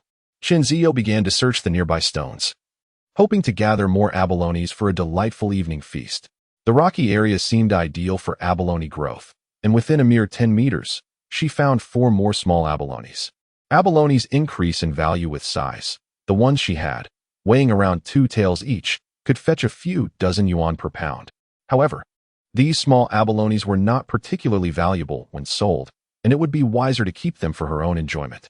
Having returned home late the previous night, she had yet to prepare the large sea duck. These abalones would be perfect for a seafood duck stew that evening. Gazing at the plump little abalones nestled in the bucket, Chunzio smiled contentedly as she made her arrangements. After a few steps, she discovered a fist-sized blue crab hidden within a small crevice of a massive boulder. The creature was well concealed, and despite her best efforts with her versatile pincers, she could not reach it. The stone was too large, and even if her strength were doubled, it would be futile to move it.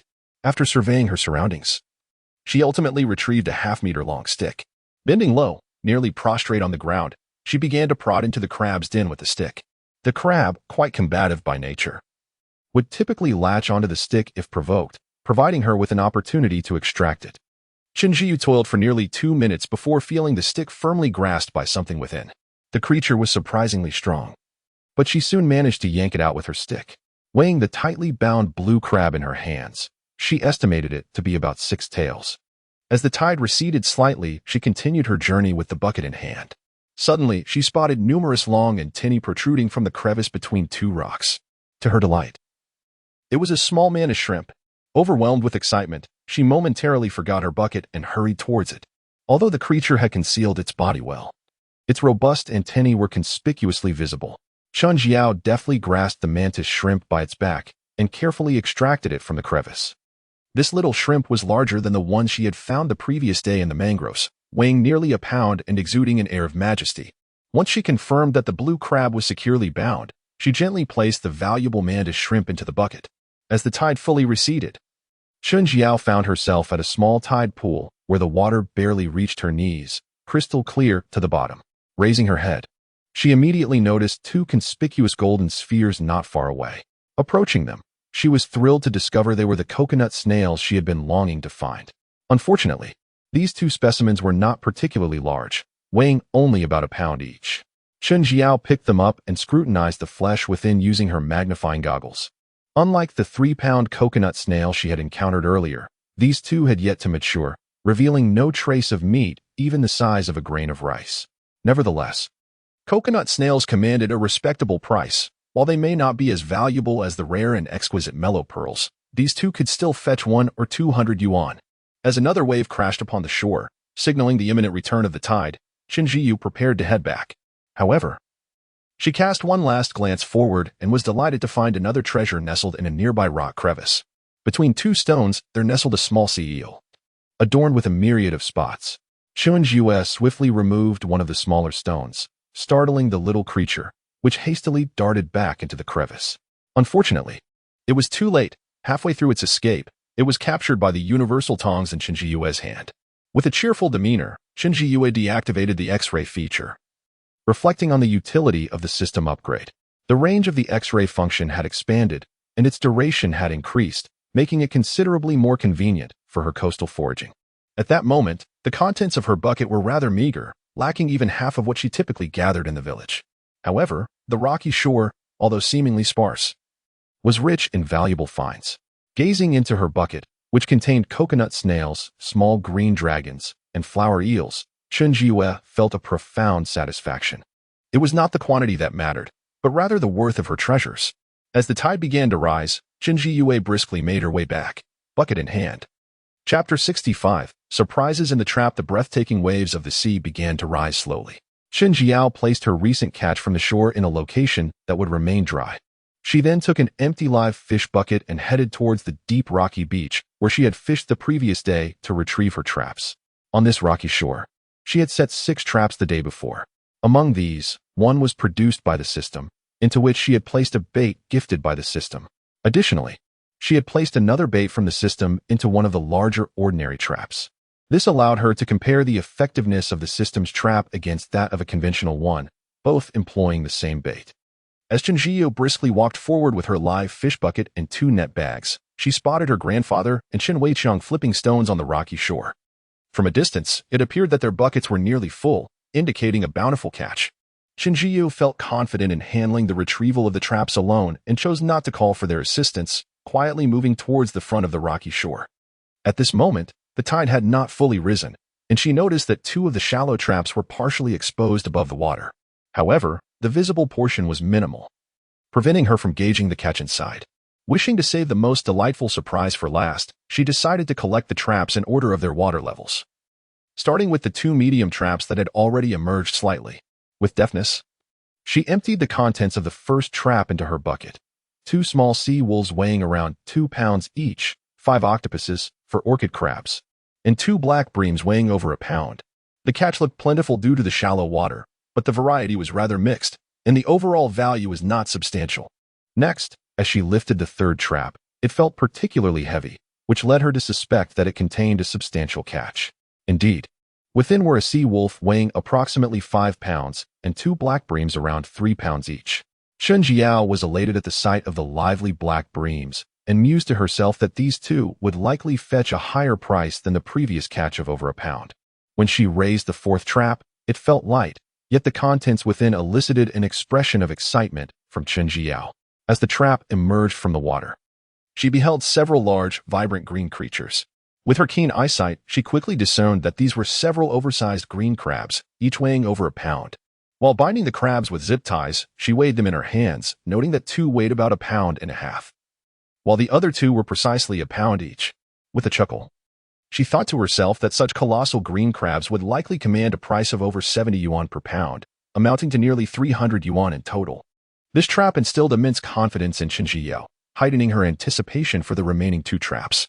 The 5th trap, a combination of an ordinary trap and the system's bait, felt particularly heavy as she began to pull it up.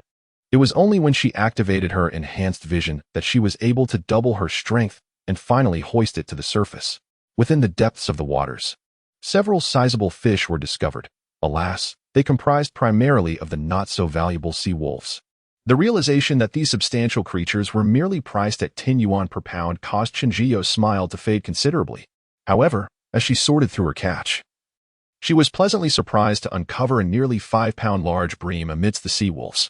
Her voice lifted with excitement at the sight of this splendid specimen, which could fetch at least 60 to 70 yuan per pound. In total, the fifth trap contained 4 sea wolves, each exceeding 5 pounds, along with a 5-pound bream. Observing the bounty within the bucket, Chenjiao nodded to herself, recognizing the effectiveness of the system's bait even for ordinary traps. While it could not guarantee the specific type of fish attracted, it assured a minimum size, with all the captured fish exceeding 5 pounds. That magnificent bream alone could potentially yield over 300 yuan. The final trap, though not as heavily laden as the previous one, nonetheless harbored valuable specimens: a 4-pound giant eel, a tiger grouper weighing over 6 pounds, and an exceptionally large coconut snail exceeding 4 pounds. Chenjiao had initially assumed that the system's bait was solely capable of attracting marine fish. She was astonished to find that it could even draw in coconut snails. Delighted by the presence of these precious catches, Chenjiao rejoiced internally. It appeared that the traps produced by the system were best complemented by this bait. The combination ensured both size and quality in the haul. Furthermore, the system's bait proved to be a true treasure, albeit regrettably not available for individual purchase. Reflecting on the fact that only 10 pieces were included with the purchase of each trap, Chenjiao couldn't help but silently lament the system's stinginess. As the trap was hoisted up, Grandfather Chen and Chen Weiqiang approached, their excitement palpable upon seeing the impressive haul. Grandfather Chen proudly lifted the arm-length tiger grouper, urging his granddaughter to capture the moment in a photograph, his joy reminiscent of a fisherman who had just landed the catch of a lifetime. Yet, he remained silent about the origin of the fish, leaving others to speculate its capture by trap. Meanwhile, Chen Weiqiang, having not secured a large fish, resorted to posing with the sizable eel for the photo. Chenjiao, somewhat exasperated, complied with the whims of these two childish men, dutifully taking their pictures. After some time, the father and son cheerfully made their way toward the kayak with their catch. At that moment, Chenjiao finally had the opportunity to examine the enormous coconut snail, which was nearly the size of her own head. Through her magnifying lens, she discerned a shadow at the edge of the snail's flesh, slightly larger than a fingernail. It was a mellow pearl, and Chenjiao felt a surge of excitement, nearly squealing with delight. This shadow appeared to be significantly larger and more rounded than the first coconut snail she had encountered earlier. Although she had never personally harvested a mellow pearl, she had researched the topic online not long ago.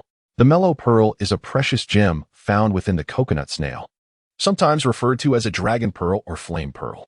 The mellow pearls predominantly exhibit hues of tangerine, orange, yellow, and brownish yellow. Their shapes vary widely, including irregular, oval, and nearly round forms. Generally, the nearly round Mei-Lu pearls possess a higher collectible value and are consequently more expensive. Due to their inability to be cultivated artificially, Mei-Lu pearls are exceedingly rare. It is said that those in pristine condition can fetch several million at auction. However, most of these pearls are irregular in shape. Discovering a perfectly round Mei-Lu pearl is indeed an arduous challenge. She has searched on certain online platforms, finding that irregular Mei-Lu pearls can be purchased for a few thousand. Oval or round variants are available in the price range of 10 to 20,000. Thus, Chenjiao perceives the pricing of these pearls as somewhat inflated, feeling it may be a result of market speculation. She wonders if there are actually buyers. Nonetheless, this treasure is serendipitous, and Chenjiao's heart is filled with curiosity and excitement. With thoughts of venturing onto the boat to collect coconut snails, she quickens her pace, practically breaking into a run. Chapter 66. The Giant Conch on Seagull Island today. Chenjiao's harvest from the beach was already loaded onto the kayak by her father and grandfather. Now, the two of them held in their hands the fruits of their labor from the morning. Their catch was quite impressive, with their buckets nearly brimming. In Grandpa Chen's bucket, a substantial collection of spicy whelks, flower snails, and sea snails lay alongside several large crabs. Meanwhile, Chen Weiqiang carried 2 net bags filled to the brim with large spicy whelks, and his bucket contained several black sea bream and a few octopuses. The father and son duo could be described as triumphant, cheerfully striding toward the fishing boat with their bounty. Suddenly, Chenjiao hurried up from behind. swinging a gigantic conch in her hand as she exclaimed, "Dad, Grandpa, look at this conch. It's so large, there might be a beautiful pearl inside. Once we get on the boat, let us find something to crack it open and take a look." She had already researched online, discovering that the price of a beautiful pearl could be quite steep, with even moderately good specimens fetching upwards of 10,000 yuan each. Some had even sold at astronomical auction prices. She wasn't overly greedy. She would be satisfied with a single pearl worth around 10,000 yuan. Surely, both conchs contained at least one small pearl of decent quality, right? Grandpa Chen furrowed his brow, softly advising his granddaughter, "This conch is indeed quite large. But beautiful pearls are exceedingly rare and may not be present." Feeling a twinge of financial concern, he added, "A conch of this size is worth several hundred yuan." On the other hand, Qin Weiqiang, emboldened, gazed eagerly at the conch that resembled a large head. This hefty specimen must be extraordinary. A 4-pound conch is quite rare. There may very well be a beautiful pearl inside. Let us open it and see. Chun Jiao nodded enthusiastically, "Right? That's exactly what I was thinking. It must contain a pearl." She could not disclose her secret about the X-ray glasses and pretended that her belief in the pearl's presence was merely intuition. The two exchanged excited remarks, leaving Grandpa Chen feeling overwhelmed. With a resigned expression, he finally relented, reasoning that since they had found the conch at sea, there was no harm in opening it for fun. At the very least, they could enjoy the conch meat. If they consumed the conch themselves, it wouldn't be a loss. Concerned that directly cracking the shell might damage any potential pearls within, and feeling a sense of regret at the thought of destroying such a beautiful shell, Grandpa Chen decided to take a different approach. He retrieved 2 pieces of iron wire and carefully hooked them onto the conch meat, suspending both conchs from the wall. Is this really enough? So simple? Chen Jiyu was somewhat perplexed by her grandfather's actions. Noticing her confusion, Grandpa Chen smiled and explained, "The shell of the conch is quite heavy. If we hang it for about 10 minutes, the meat will detach on its own, and both the meat and the shell will remain intact." Chen Weiqiang, ever thoughtful, placed 2 buckets beneath the conchs to catch any pearls that might drop, ensuring they wouldn't get lost. "You're so clever, Dad." Chun Jiao, with a beaming smile, gave him a thumbs up. Thinking that the meat could be extracted in just about 10 minutes, she felt no urgency to collect the traps from the mangroves. After a short wait, indeed, some of the meat began to emerge slowly, yet the coveted mellow pearl was still not in sight. Chun Jiao quickly activated her phone's camera and began recording a video of the 2 coconut snails. If a mellow pearl were to appear, this video might prove useful in the future. On the wall hung 2 coconut snails, one weighing 3 pounds and the other over 4, both appearing quite enormous. Such hefty shells hanging from the meat were surely too much for the coconut snails to bear, and within just a few minutes, half of the meat had already been extracted. At this moment, Qin Jiyu discreetly activated her X-ray glasses, and she observed shadows within the meat gradually shifting outward. Approximately 2 minutes later, one of the smaller coconut snails unexpectedly released an oddly shaped object. The mellow pearl was irregular, appearing neither perfectly round nor square, with 2 small protrusions. Its hue was a yellow-brown, adorned with faint patterns. To be honest, the object was not unattractive, yet it could hardly be described as beautiful. Chen Jiao picked up this purportedly rare mellow pearl, feeling quite anxious. Would someone truly be willing to pay a hefty sum for such an unsightly object? Spending 10,000 or several thousand on it seemed utterly ludicrous. Just as Chen Jiyu was lost in her worries, a faint sound emanated from the corner, as though something had fallen into the bucket. Chen Weiqiang and Grandpa Chen, who had been squatting nearby, both exclaimed in excitement upon seeing what was in the bucket. It was a round, mellow pearl. Chun Jiao dashed over, grasping the pearl in her hands.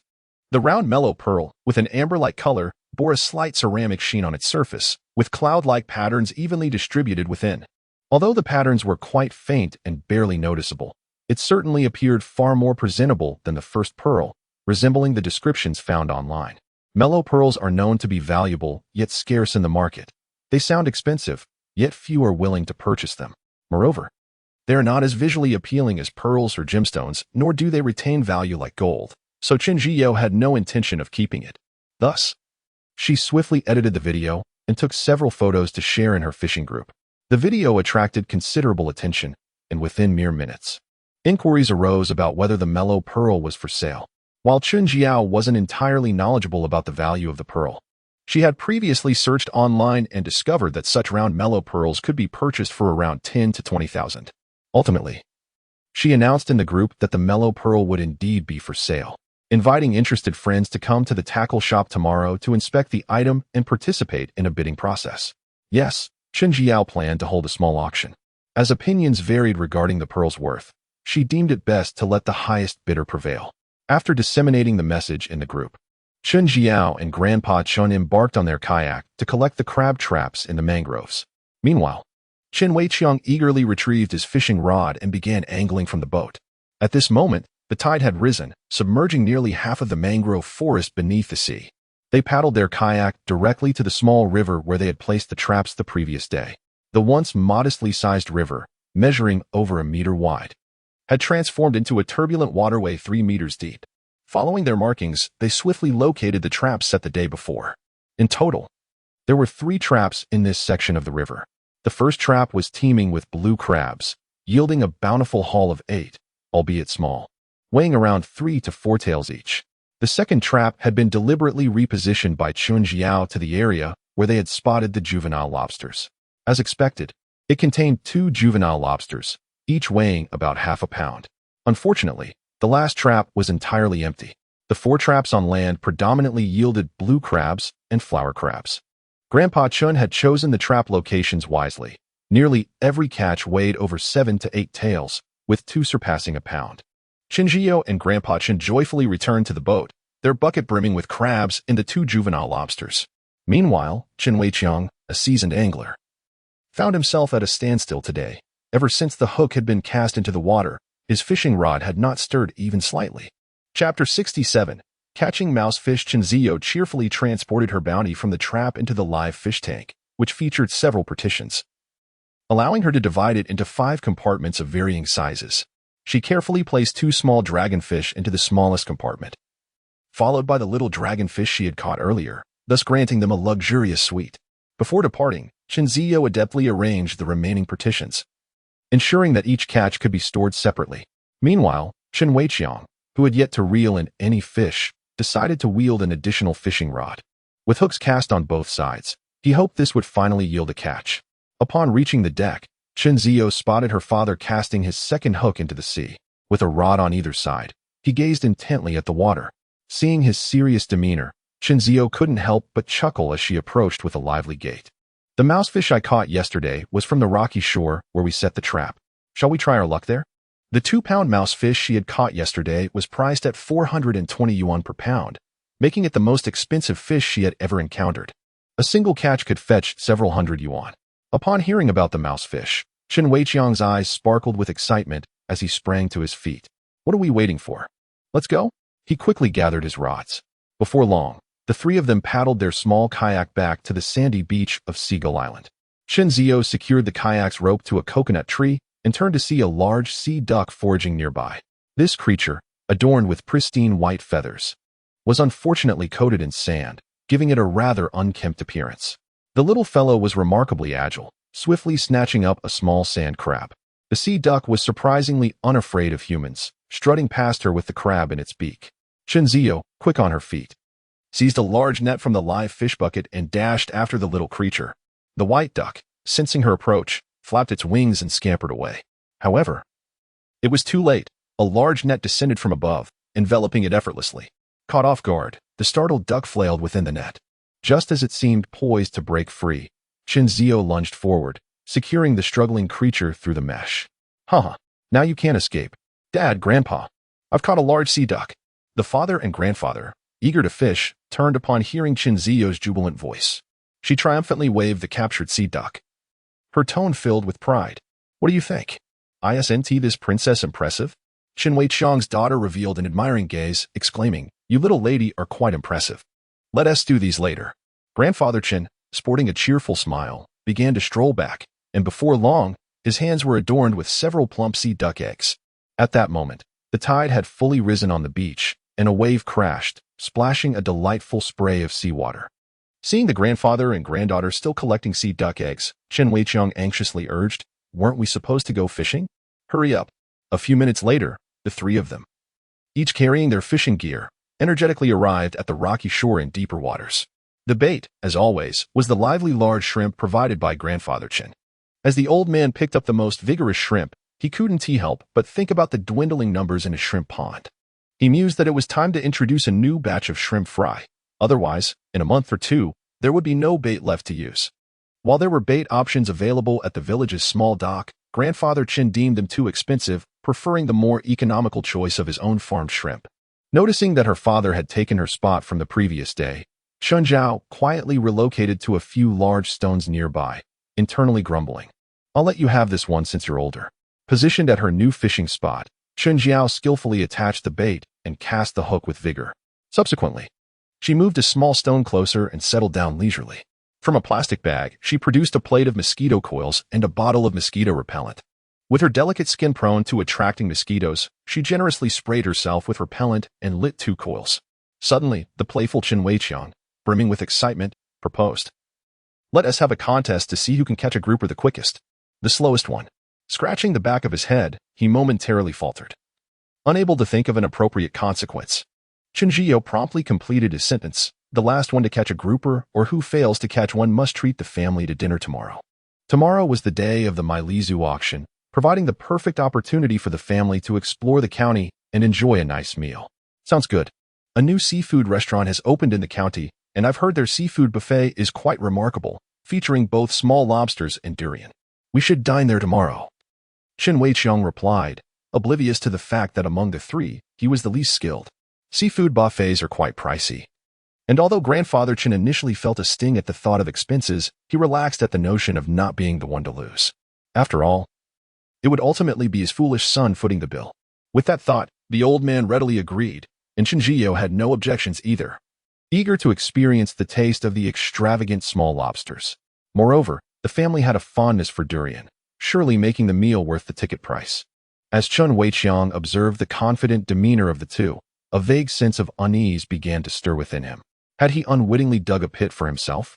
However, brimming with confidence, he swiftly cast aside any doubts, firmly believing that he would be the first to catch the elusive mouse grouper. At that moment, the fishing rod in his hand suddenly dipped. Feeling the tug from the rod, Chen Weiqiang was filled with exhilaration. Ha ha ha, I've got a fish. The pull isn't too strong. It must weigh around 2 pounds. Perhaps it's the mouse grouper. Ha ha ha. He sensed victory beckoning him, delightfully reeling in his catch. The 2 individuals nearby, witnessing his prompt success, felt a pang of envy, their hearts tightening with unease. The sea fish was not particularly large, and Chen Weiqiang didn't take long to reel it in. Within 2 minutes, he had brought a small fish from the depths. Regrettably, it was not the mouse grouper he had yearned for, but rather a 2-pound red snapper. Although it wasn't the coveted mouse grouper, this red snapper was still worth over 50 yuan per pound, quite commendable. Chen Weiqiang placed the rosy-hued snapper into his bucket, feeling as if he had consumed a potent tonic, his body brimming with energy. The next catch would undoubtedly be the mouse grouper, his tone laced with pride and satisfaction. Chapter 68. Catching the mouse cod 2. Watching others catch fish while he remained empty-handed was a bitter pill for him to swallow. Both Grandpa Chen and Chen Zhiyou felt a surge of anxiety as they observed the rapid success of their companion. Chen Zhiyou, emulating her father, hastily rigged up a spare fishing rod with bait, wielding 1 rod in each hand. Meanwhile, Grandpa Chen, who had only brought a single rod, repeatedly slapped his thigh in frustration, lamenting how he had forgotten his backup. Feeling as though he had incurred a loss of a fortune, he glared in indignation. Before long, a gentle tug emanated from the spare rod to Chen Zhiyou's left. The fish exhibited little strength, and she estimated its weight to be around 1 or 2 pounds. Yet, she felt an odd familiarity in its movements and the tension on the line. A faint smile graced her lips as she concluded it must be a mouse cod. Oh, my beloved mouse cod, do hurry into my bucket, she mused. With the fish offering negligible resistance, she swiftly cranked the reel, forcefully hauling it from the depths. Although the creature lacked strength, it flailed desperately, its agile tail splashing water in a flurry. Amidst the frothy waves, Chen Zhiyou spotted a flat, gray-brown silhouette. With a hint of displeasure, she murmured, "Oh, it's merely a flounder. I thought it was a mouse cod. What a disappointment." The flounder, scientifically known as the Paralichthys olivaceus, is distinguished by its flat, diamond-shaped body, predominantly adorned in shades of brown or gray. Much like pomfret, flounders are devoid of small spines, making them both delectable and affordable. An excellent choice among seafood. The market price for flounder hovers around 20 to 30 yuan per pound, with purchasing stations offering approximately 20 yuan. This 2-pound flounder was perfect for steaming. Chen Weiqiang, observing the flounder in his daughter's grasp, smiled warmly and remarked, Though this fish is inexpensive, its flavor is quite delightful. How about we steam it for lunch? Chunjio removed the hook and replied nonchalantly, "Sure, I was too hungry after yesterday's seafood noodles. We should prepare a pot of rice. Perhaps we can catch a few rockfish and make some fish soup as well." "Absolutely. The soup made from rockfish is the most exquisite." Chen Weicheng nodded in satisfaction, knowing it was a dish he relished. Grandpa Chen, who lacked culinary skills, silently fished, refraining from uttering a word. However, it was peculiar that despite Chen Zhio's intentions to catch rockfish for soup, not a single one had been caught in the span of half an hour. The trio had only managed to reel in flounders, black sea bream, and gilthead bream, while the usually abundant rockfish eluded them entirely. Another half hour slipped by, and within Chen Zhio's live fish bucket resided only a solitary flounder and two small black sea bream weighing around a pound each. Grandpa Chen and Chen Weiqiang fared even worse, with merely a gilthead bream and a flounder to show for their efforts. The mouse cod they yearned for remained conspicuously absent, and not a single large fish had made an appearance.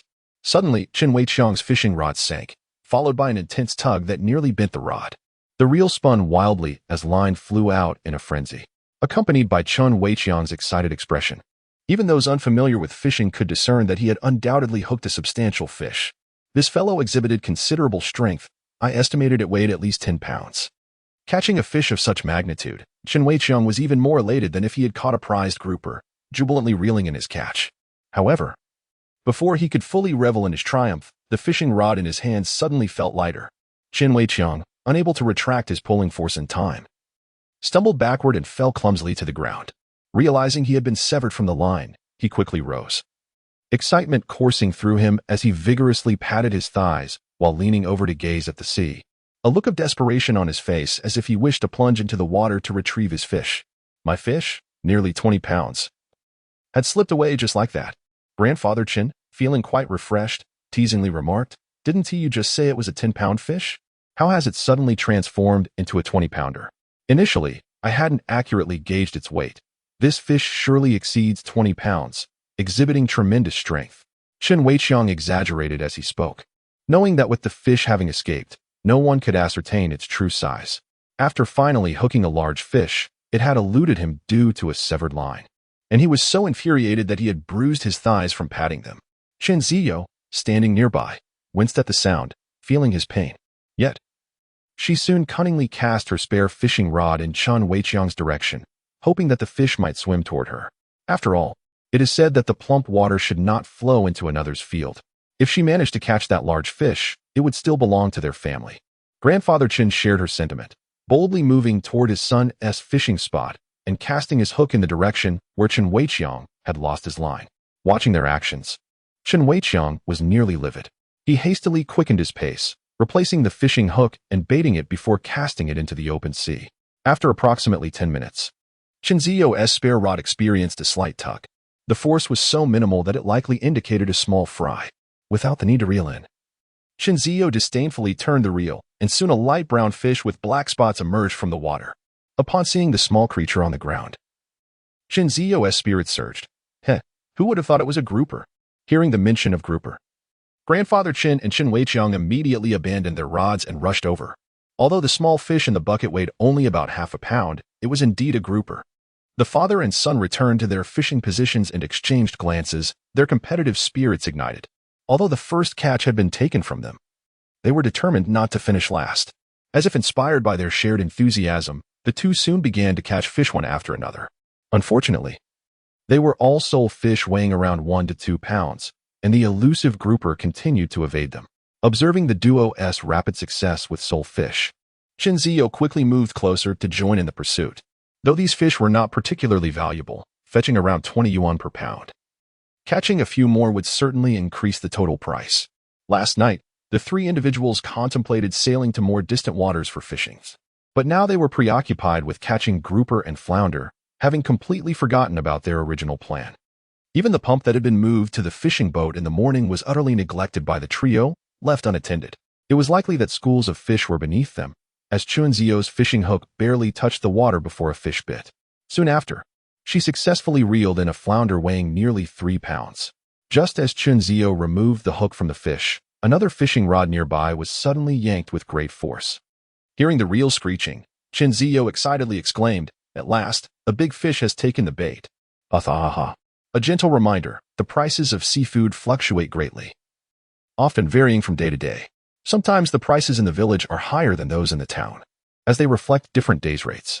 Chapter 69. After over 2 hours of fishing, only a few small catches had graced the line, but at last, a substantial fish was hooked, causing Chen Ziyu to leap with excitement. The strength of the creature beneath the waves was formidable. She promptly adjusted the drag and assumed a more comfortable stance to begin the battle. The sharp hook pierced the fish's lip, inciting its fury. Suddenly, the mighty creature thrashed violently, darting through the water with remarkable speed. It surged forward, only to retreat in pain, causing the fishing line to alternate between tension and slack. Seizing the opportunity, Chen Ziyu swiftly reeled in the line as the fish swam back, loosening the drag when it charged ahead to tire it out. Gradually, the once vigorous fish began to show signs of fatigue, yet Chen Ziyu herself was growing weary. Nevertheless, she declined the eager offers of help from Chen Weiqiang and Grandpa Chen, insisting, I can handle it myself. Engrossed in her pursuit, she refused to relinquish her grip on the rod. As the fish beneath began to tire, she activated her enhanced vision. Instantly, the fatigue that had weighed upon her dissipated, and her body surged with renewed vigor. She relished the exhilarating boost of strength that accompanied this newfound ability. After skillfully maneuvering the fish for several more minutes, she sensed that its stamina was nearly depleted. The reel's rotation slowed, almost coming to a halt. Recognizing the opportune moment, she began to furiously reel in the line, her hands a blur as they worked the rod. Just as the line was drawn in by several meters, the tautness abruptly slackened, sending Chen Ziyu tumbling backward onto the ground. Rather than offering sympathy, Chen Weiqiang, in a rather smug tone, mocked, Oh dear, it seems you've lost it too. His tone was insufferably teasing. Grandpa Chen stifled a smirk of schadenfreude and hurried over to assist his granddaughter, casting a warning glare at his son. Chen Weiqiang sheepishly rubbed his nose, aware of his familial position. This fish is quite formidable. I suspect it's the one your father lost earlier, Grandpa Chen speculated. Assuming it was the same large fish from before, Chen Jiao reeled in the line, noting that the hook remained intact, clearly indicating that it had merely unhooked itself. Regardless of whether it had come unhooked or broken free, it amounted to the same outcome. The fish had escaped. Frustration bubbled within her as she watched the prized catch slip away, her hands unconsciously slapping against her thighs as if to dismiss the pain. After rebaiting her hook, she turned only to discover that her previous spot had been claimed by Chen Weiqiang and Grandpa Chen. You two are being rather excessive, she exclaimed. Observing his daughter's grimace, Chen Weiqiang smiled benignly and remarked, That big fellow has probably not ventured far. I shall avenge you, and surely reel it in. Grandfather Chen remained silent yet evidently shared his son's sentiment. The father and son were captivated by the hefty catch that had previously severed their line, their eyes ablaze with excitement and anticipation. Qin Ziyuan, feeling neglected, pitifully retreated to the side. I shan't play with you too.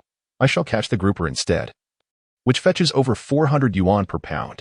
As if in compensation for the lost catch, the moment her hook splashed into the water, she sensed a tug.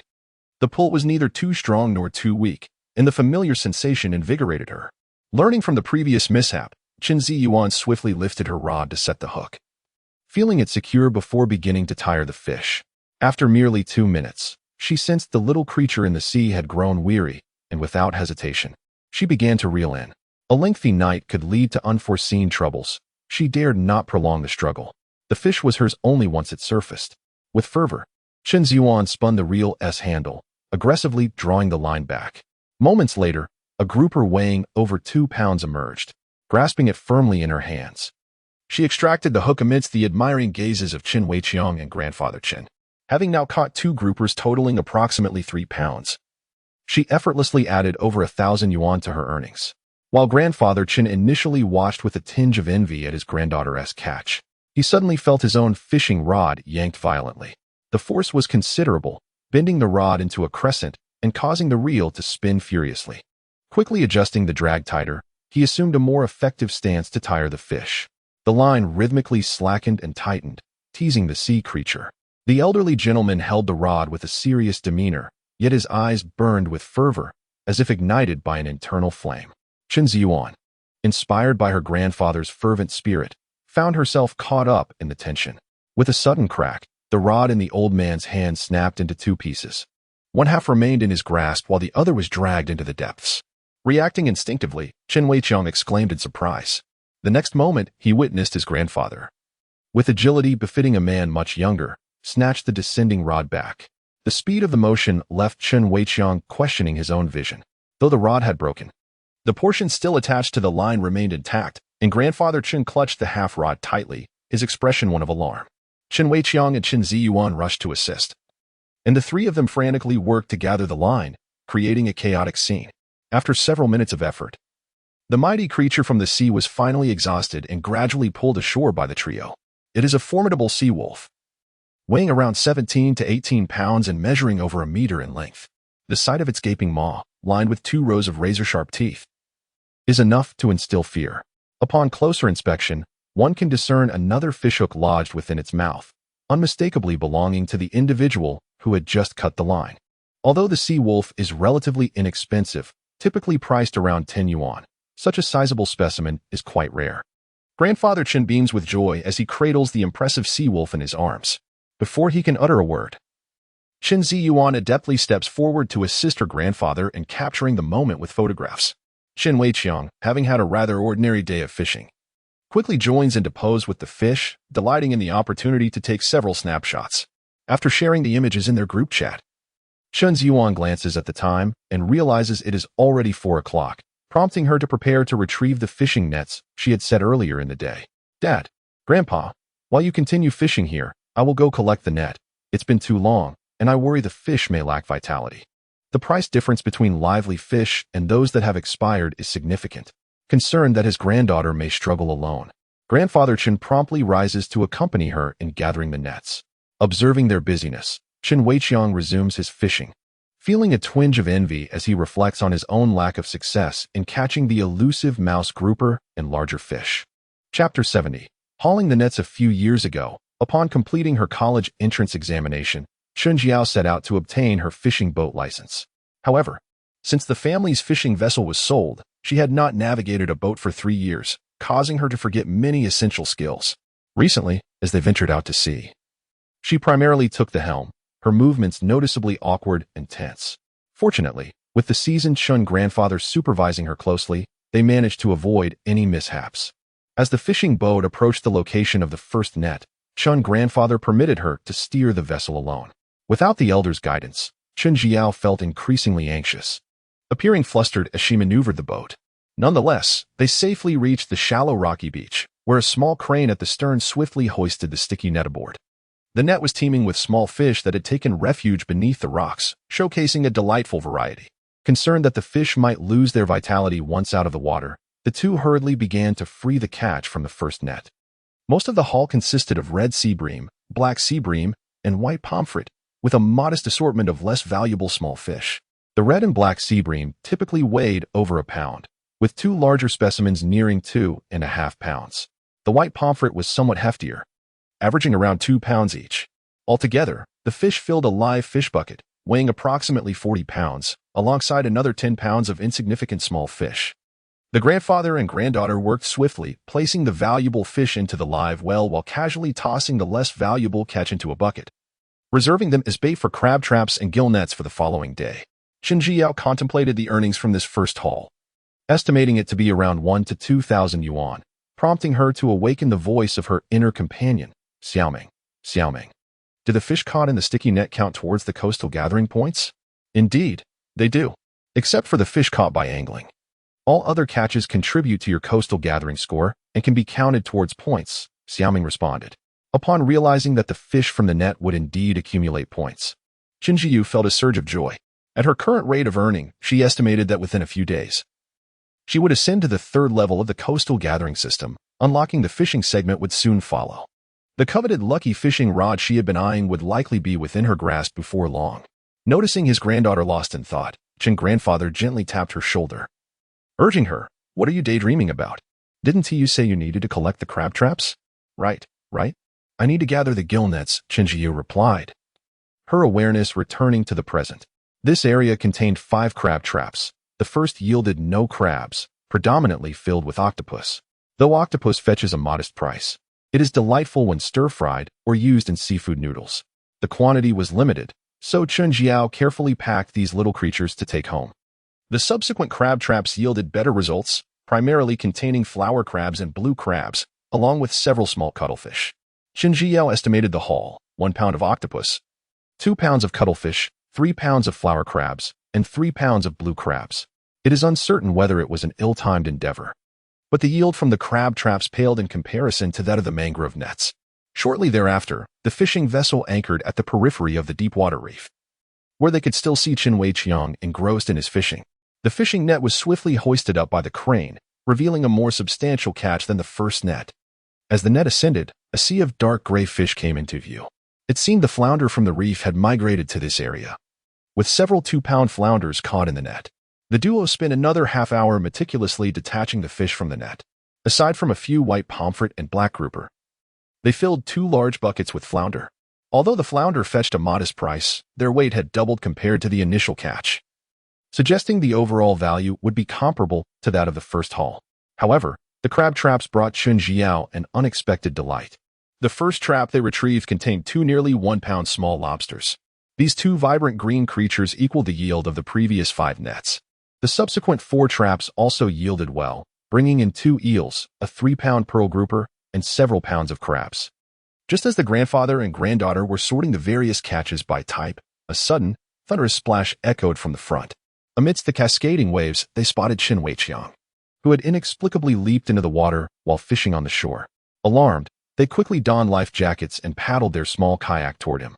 As they drew closer, the situation became clearer. At that moment, Chen Weiqiang was clinging tightly to a broken fishing rod, while a large fish beneath the surface thrashed desperately. Chen Zhiyao couldn't help but admire her father's tenacity in pursuit of a catch. Without hesitation, they paddled over to assist him. Fortunately, the fish was already fatigued, and soon the 3 of them managed to haul it onto the kayak. Upon seeing the fish, Chen Zhiyao's jaw dropped in astonishment. It was a colossal pearl grouper weighing around 10 pounds. It was her first encounter with such a sizable grouper, despite its somewhat unattractive appearance. Its size suggested it could command a price that would likely double. At that moment, Chen Weiqiang, drenched and sporting several scratches from the rocks, wore an expression of sheer exhilaration and joy. He had nearly lost the grouper, but quick reflexes had prompted him to leap into the water in pursuit. Grandfather Chen looked at his carefree son with a mix of irritation and concern, muttering under his breath. Yet, Chen Weiqiang, cradling the 10-pound grouper, was grinning like a pleased puppy, utterly oblivious to his father's admonishments. Fortunately, the fishing vessel was not far away, and soon they returned aboard. Grandfather Chen tossed a spare set of clothes at his son, urging him to change. However, as he turned away, his gaze betrayed an unmistakable envy. 10 pounds of grouper, a catch he could only dream of. Today, Chen Zhiyao caught nothing but small fish, which left her feeling quite envious. The thought of the little green dragons and mouse groupers on the boat alleviated her spirits somewhat.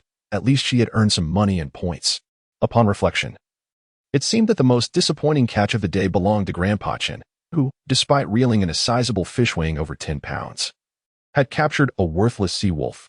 Chen Zhiyao couldn't help but feel a twinge of schadenfreude as she cast a glance at the old man. It appeared that today's modest haul wouldn't even suffice for tomorrow's meal. On the return journey, Chen Zhiyao was once again at the helm of the boat. After 2 days of hands-on training, she had gradually regained her touch and was steering with a commendable finesse. Although Seagull Island was merely a stone's throw from the village, reaching the dock in town required a considerable detour. It took Chen Zhiyao nearly an hour and a half to navigate the fishing vessel to the town's dock. By this time, Boss Yang was already waiting anxiously beside the vehicle at the purchasing station. Chapter 71. A new upgrade at the harbor during the evening. This voyage saw the deployment of 2 additional fishing nets and 10 crab traps. The catch was evidently more abundant than the previous day, featuring several valuable specimens. Yang Jiejun was well aware that Chen Zhiyao had already caught 2 mouse groupers, along with numerous small dragonfish, true snappers, and black sea breams. He arrived at the dock early, anxious to prevent anyone from intercepting their haul. While aboard the vessel, Grandpa Chen and Chen Weiqiang had meticulously sorted the catch by type and size. All that remained was to transport the fish down in baskets. Before long, the 4 of them arrived at the purchasing station with a truck brimming with their bounty. Yang Jiejun's gaze was transfixed on a 10-pound pearl grouper, and with a beaming smile, he began to announce the prices. Pearl grouper, 80 yuan. Mouse grouper, 420 yuan. Tiger grouper, 50 yuan. Small dragonfish, 188 yuan. Coconut snail, 110 yuan. Sea eel, 56 yuan. Large blue crab, 70 yuan. Small blue crab, 50 yuan. Orchid crab, 45 yuan. Cuttlefish, 35 yuan. Large true snapper, 70 yuan. Small true snapper, 56 yuan. Large black sea bream, 60 yuan. Small black sea bream, 50 yuan. Flounder, 23 yuan. Yang Jejun clutched the two mouse groupers tightly, while an assistant hurriedly stepped forward to weigh Chen Jiyao's catch. The sea wolf weighed 28 pounds, priced at 10 yuan per pound, totaling 280 yuan. The coconut snail weighed 1 pounds, priced at 110 yuan per pound, amounting to 231 yuan. The sea eel weighed 10 pounds, at 56 yuan per pound, summing up to 560 yuan. The tiger grouper weighed 5 pounds, costing 50 yuan per pound, totaling 325 yuan. The pearl grouper weighed 3 pounds, priced at 36 yuan per pound, amounting to 108 yuan. The orchid crab weighed 22 pounds, priced at 45 yuan per pound, totaling 990 yuan. The large blue crab weighed 3 pounds, at 70 yuan per pound, amounting to 210 yuan. The small blue crab weighed 23 pounds, totaling 1,150 yuan. The small dragon fish weighed 5 pounds, priced at 188 yuan per pound, amounting to 940 yuan. The cuttlefish weighed 3 pounds, costing 35 yuan per pound, totaling 105 yuan. The large black sea bream weighed 6 pounds, priced at 60 yuan per pound, amounting to 360 yuan. The small black sea bream weighed 33 pounds, totaling 1,650 yuan. The large true snapper weighed 5 pounds, priced at 70 yuan per pound, totaling 350 yuan, while the small true snapper weighed 30 pounds, at 56 yuan per pound, amounting to 1,680 yuan. The white pomfret weighed 28 pounds, priced at 23 yuan per pound, summing to 644 yuan. The flounder weighed 50 pounds, priced at 23 yuan per pound, totaling 1,150 yuan. The mouse grouper weighed 2 pounds, at 420 yuan per pound, amounting to 1,344 yuan. Today's catch was indeed plentiful, and Chen Jiyu listened intently as the tally continued to rise. Ultimately, her total earnings for the day reached an impressive 12,077 yuan. Upon hearing that her income had surpassed 10,000, Chen Jiyao's eyes widened in astonishment, rendering her momentarily speechless. Yang Jejun then began to settle the accounts with Grandpa Chen. Seizing the opportunity while others were distracted, Chen Jiyu swiftly accessed the coastal system, contemplating that such a significant profit might enable her to achieve another level. As anticipated, the system's page had indeed been updated. Host, Chen Jiyu level 3 coastal, points, 1384 vision range, 3 meters vision duration, 3 hours coastal tools, sand shovel, iron shovel, universal clamp, spade, 2 live fish buckets, and a net. Having lost nearly 1,500 points, it seems that this is the profit earned from today's fishing. Congratulations, Tang Tang. You have successfully unlocked level 3 of the coastal exploration segment. Xiaoming's voice has noticeably matured, sounding a few years older than before. Congratulations again, Xiaoming. You have certainly grown. Although her voice still exudes youthful vitality, it is evident that she has matured slightly. Tang Tang, the coastal exploration segment is now fully unlocked. Once you accumulate 30,000 points, you will be able to unlock level 1 of the fishing segment. Chen Jiao remained silent. Naturally, she also wished to unlock the fishing segment, but the requirement of 30,000 points was daunting to contemplate. However, she could not afford to remain stagnant. Currently, the fishing segment is still locked, and the earnings from fishing do not count towards points, which is truly a shame. Keep it up, Tang Tang. You earned over 10,000 points today. At this rate, you will upgrade in just a few days. Xiaoming incessantly encouraged her. As the coastal exploration system, it hoped that the host would hasten the unlocking of the fishing segment so that the points from fishing would not go to waste. Then, with great enthusiasm, Xiaoming continued, after unlocking level 3 of the coastal exploration segment, the system shop will also feature some new items. Tang Tang, if you have time tonight, you might want to take a look. There could be delightful surprises. Chen Jiao immediately inquired with urgency, what surprises? Are there any baits for the crab traps? Can I purchase the lucky fishing rod? Xiaoming playfully teased, you will find out if you go see for yourself. Chen Jiao yearned to explore the system's marketplace. But the acquisition station was too crowded, and she hesitated to linger, quickly closing the system. When Chen Jiyu returned to her senses, Grandpa Chen's catch was nearly settled. Spicy snails, 8 pounds at 16 per pound, totaling 128. Flower snails, 4 pounds at 37 per pound, totaling 148. Sea snails, 3 pounds at 36 per pound, totaling 108. Orchid crabs, 3 pounds at 45 per pound, totaling 135. Small true sea bream, 5 pounds at 56 per pound, totaling 84. Dover sole, 12 pounds at 23 per pound, totaling 276. Sea wolves, 17 pounds at 10 per pound, totaling 170. Today, the old gentleman's total earnings from the sea amounted to 1,049. While it did not surpass yesterday's haul, it was still quite commendable. Finally, there were Chen Weiqiang's catches, spicy snails, 16 pounds at 16 per pound, totaling 256. Black sea bream, 6 pounds at 50 per pound, totaling 300. Octopus, 2 pounds at 30 per pound, totaling 60. Small true sea bream, 2 pounds at 56 per pound, totaling 67. Dover sole, 12 pounds at 23 per pound, totaling 276.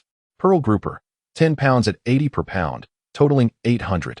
Upon receiving a transfer notification of 1,759, Chen Weiqiang was overjoyed, his smile wide and his stride buoyant. Today he spent 1,000 on fuel, plus an additional 30 for parking, totaling 1,030. This amount was shared among the three, with each person receiving only 343. After deducting the shared expenses, Grandpa Chen earned 706 yuan today, while Chen Weiqiang accumulated 1,416 yuan. Additionally, Chen Jiyun needed to deduct another 134 yuan for the boat rental fee, bringing the total earnings for the day to 11,600 yuan. Furthermore, they only ventured to Seagull Island today, and less than half of the fuel was consumed, suggesting significant savings on fuel for their next outing. Chen Jiyun joyfully mused that even after accounting for the fishing boat rental, it was still more economical than purchasing tickets to fish at sea. Upon returning to the dock, night had fully descended, and a glance upward revealed a myriad of twinkling stars. Chen Jiyun hopped onto the boat with delight. They sped back as the fishing boat raced toward home, where a meal awaited them.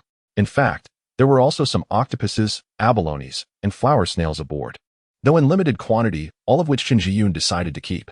Having made a considerable profit today, she felt it essential to treat herself well.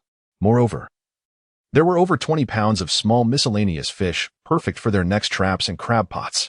Chapter 72. The Auction of the Mellow Pearl last night. When Chen Weiqiang announced his intention to close shop for a day, everyone mocked him for wanting to abandon his post. As evening approached, the sight of his post showcasing a 10-pound grouper sent the fishing enthusiasts in the group into a frenzy. Messages flooded in, with many inquiring about the location of his catch.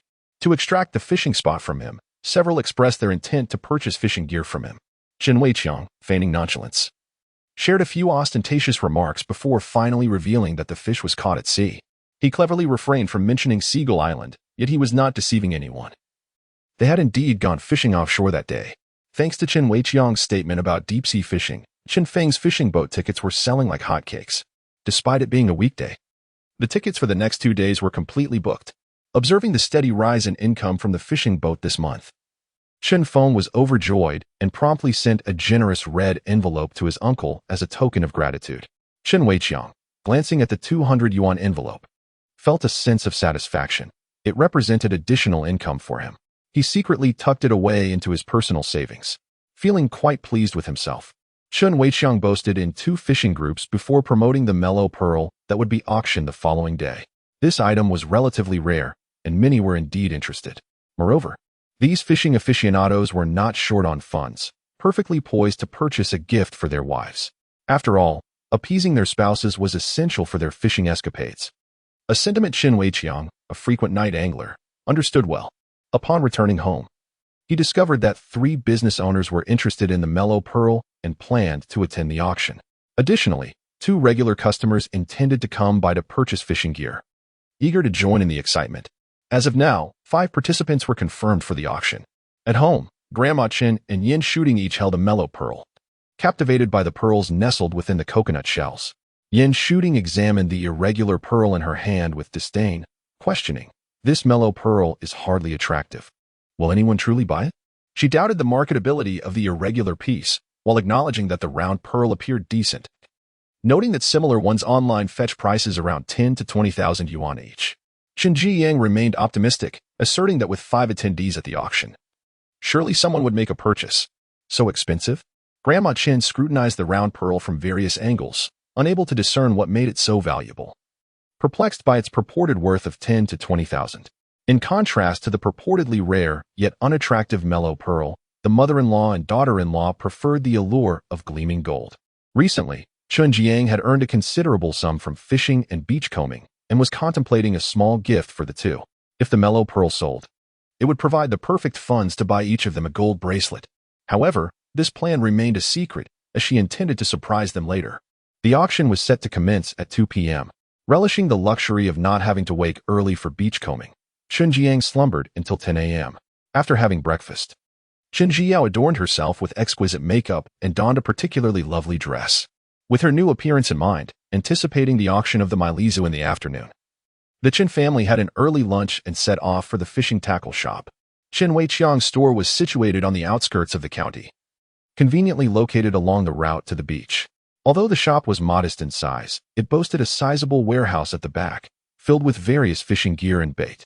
In addition to Chen's shop, there were 2 other fishing tackle stores that had recently opened nearby. Since the arrival of these new competitors, Chen's business had suffered a considerable share of the market.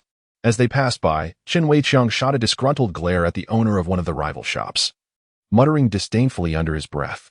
Not long after they entered the store, 2 men in their 30s arrived, regular patrons of the fishing tackle shop. One, tall and dressed in a white coat, was a wealthy heir with the surname Li. He rarely worked, spending his days either fishing or on his way to fish. The other, clad in a black windbreaker, was his friend, another affluent heir. Both were seasoned fishing enthusiasts, wielding rods that often cost over 10,000 yuan, with even the cheapest ones priced in the thousands. Upon seeing these 2 patrons, Chen Weiqiang cheerfully showcased all his finest merchandise, including several rods priced over 10,000 yuan and various exorbitantly priced fishing tools. The 2 gentlemen were there to purchase gear, and under Chen Weiqiang's enthusiastic persuasion, they each bought a rod for 10,000 yuan. Chen Jiyu was astonished that a fishing rod could command such a price, viewing the 2 men as if they were chubby lambs ready for slaughter. Yet, the men showed no concern about the cost. They had rods even pricier than that. With ample family wealth at their disposal, they had no need to venture into entrepreneurship. Besides the rods, they also purchased several large boxes of bait. When it came time to pay, their eyes remained unblinking, exuding an air of extravagance. Knowing that the 2 men would also be attending the auction, Chen Jiyu felt an even greater sense of joy and eagerly served them cups of hot tea. Soon, 2 more businessmen arrived, also intending to partake in the auction. However, just as the event was about to commence, the last guest sent a message indicating he could not attend due to unforeseen circumstances. Although Chen Jiao felt a twinge of disappointment, she understood that some matters were beyond control, and the auction proceeded as planned. The Mailizu was not priced exorbitantly. It followed a transparent bidding process with a set reserve price. The reserve price for the 2 pearls had been decided the previous day. The irregular one was set at 2,000 yuan, while the round one was set at 8,000 yuan. The first to be auctioned was the slightly flawed irregular Mailizu, which, after a long wait, finally attracted a bidder who raised his paddle, securing it at the reserve price of 2,000 yuan. Although it was merely the base price, Chen Jiao felt quite satisfied. The sale of that small pearl nearly equaled her earnings from a day spent gathering seafood. As the second round, circular Mailizu was presented, a palpable seriousness enveloped the audience, their expressions reflecting a newfound gravitas. The starting bid for the second Mailizu was set at 8,000 yuan, and the auction commenced. No sooner had Chen Weiqiang announced the opening than Li Shuai, who had previously purchased fishing gear, promptly raised his paddle, bidding 8,500 yuan. Following suit, a benevolent-looking middle-aged gentleman raised his paddle, declaring a bid of 9,000 yuan. After a brief pause, a robust man with a sun-kissed complexion, unmistakably a seasoned angler, joined the fray with a bid of 9,500 yuan. Just as Li Shuai appeared poised to raise his paddle once more, a companion beside him tugged at his sleeve and whispered, "This pearl isn't particularly exquisite. Is 10,000 yuan really worth it? You could buy another fishing rod instead." Despite his family's affluence, Li Shuai, embodying the quintessential frugality of a Guangdong native, considered the advice. "My sister-in-law adores this trinket. I'll procure it to win her favor," he declared, lifting his paddle once again with a bid of 10,000 yuan. Until this point, there had been continuous bidding, yet with the figure now at 10,000 yuan, silence fell over the room. 10,000 yuan, first call. 10,000 yuan, second call. 10,000 yuan, third call. Sold.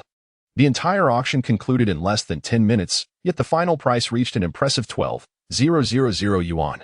Qin Ziyu was exceedingly pleased, her lips curving upwards in delight. This sum was perfectly suited for purchasing 2 grand gold bracelets, sure to delight both her grandmother and mother. The remaining funds would conveniently allow for new attire for her grandfather and father.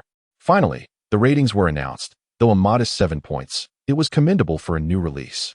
Heartfelt gratitude was extended to all the readers for their generous rewards, comments, ratings, error corrections, and encouragement for updates.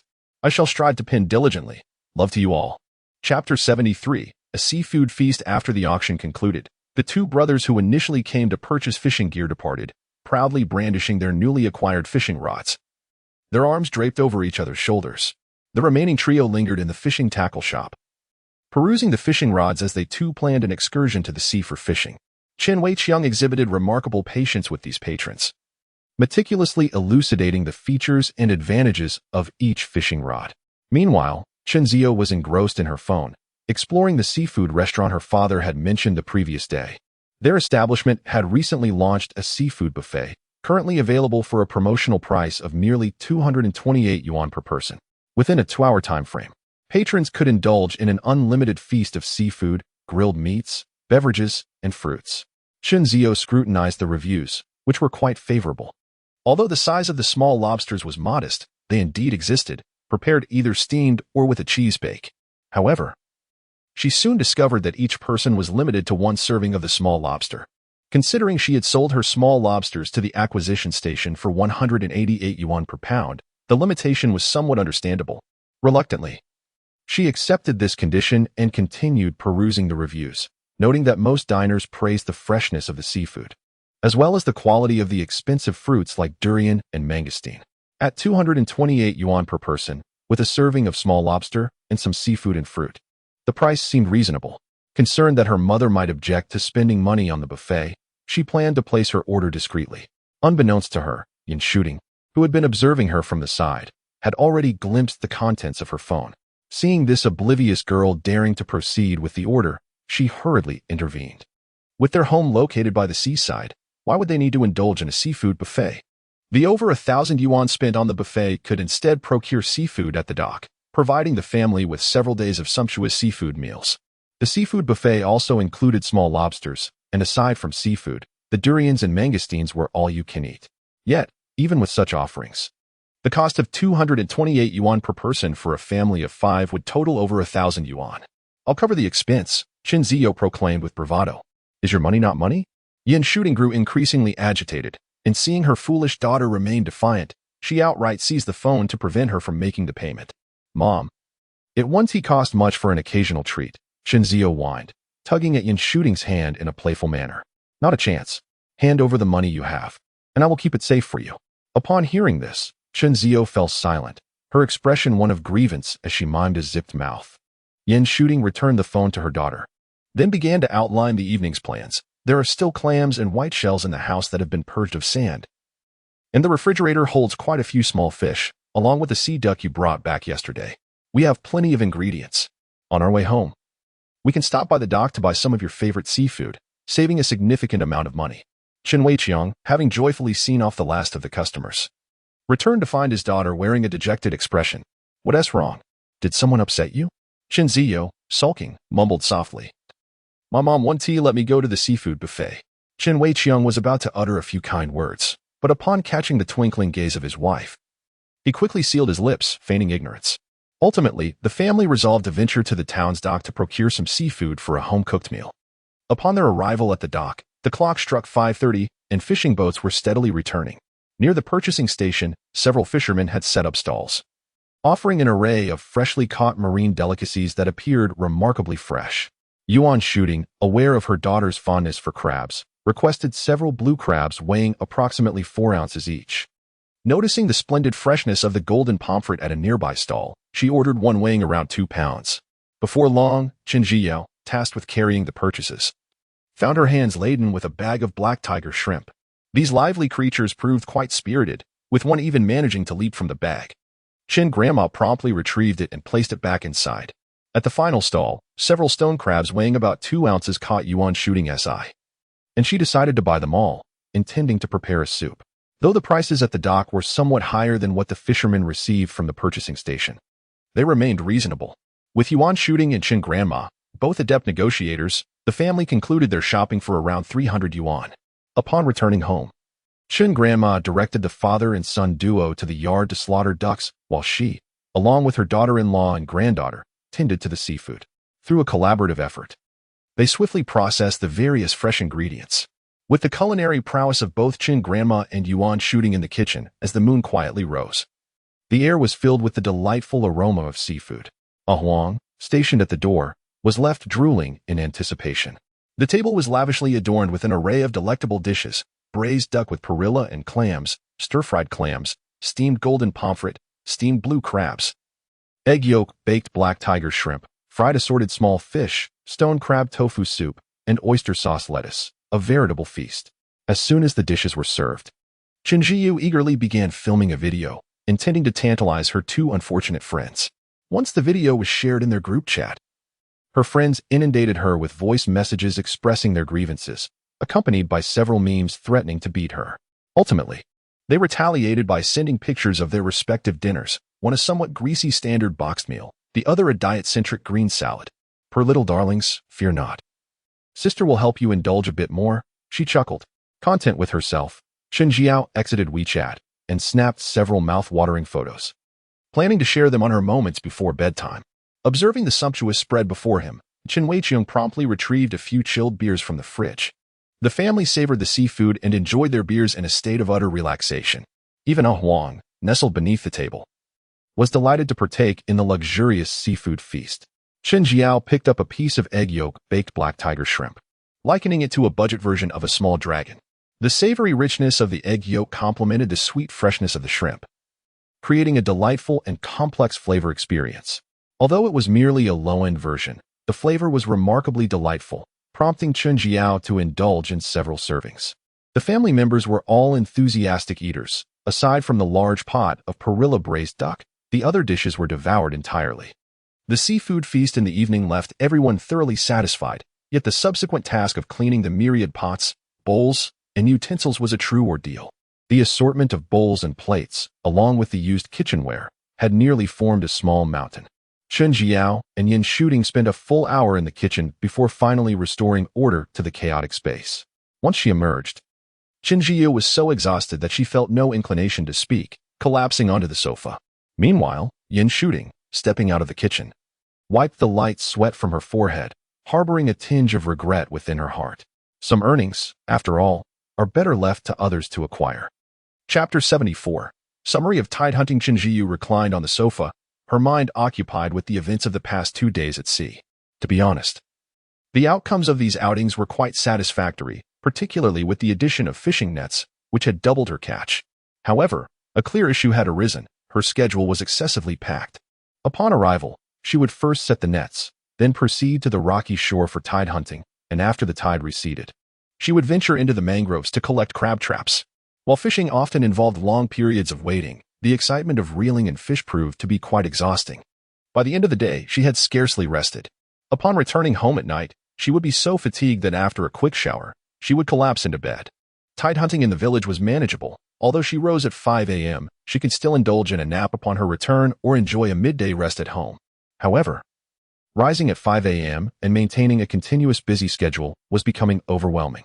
Chen Zhiyao contemplated that if this pace continued, she would need to adjust her future routines. With this thought, she promptly sat up from the sofa and walked briskly to her room to open her computer. On the screen, she created a table to summarize the outcomes of her 2 sea excursions. The first outing yielded a total income of 3,972 yuan, while the second brought in 12,077 yuan. The contrast was striking. The income from the second trip had, astonishingly, doubled that of the first. Reflecting on the differences, Chen Zhiyao noted that the second outing had included the catch from crab traps, along with 2 fishing nets and 10 crab pots. Utilizing fishing nets had proven to be the most time-efficient method with the highest yield, a strategy she wished to maintain. She even considered acquiring additional fishing nets. The crab pots, while yielding average results, were convenient and required little effort. As for the crab traps in the mangroves, despite their commendable yield, they demanded considerable time and energy to navigate the waterways and locate suitable spots.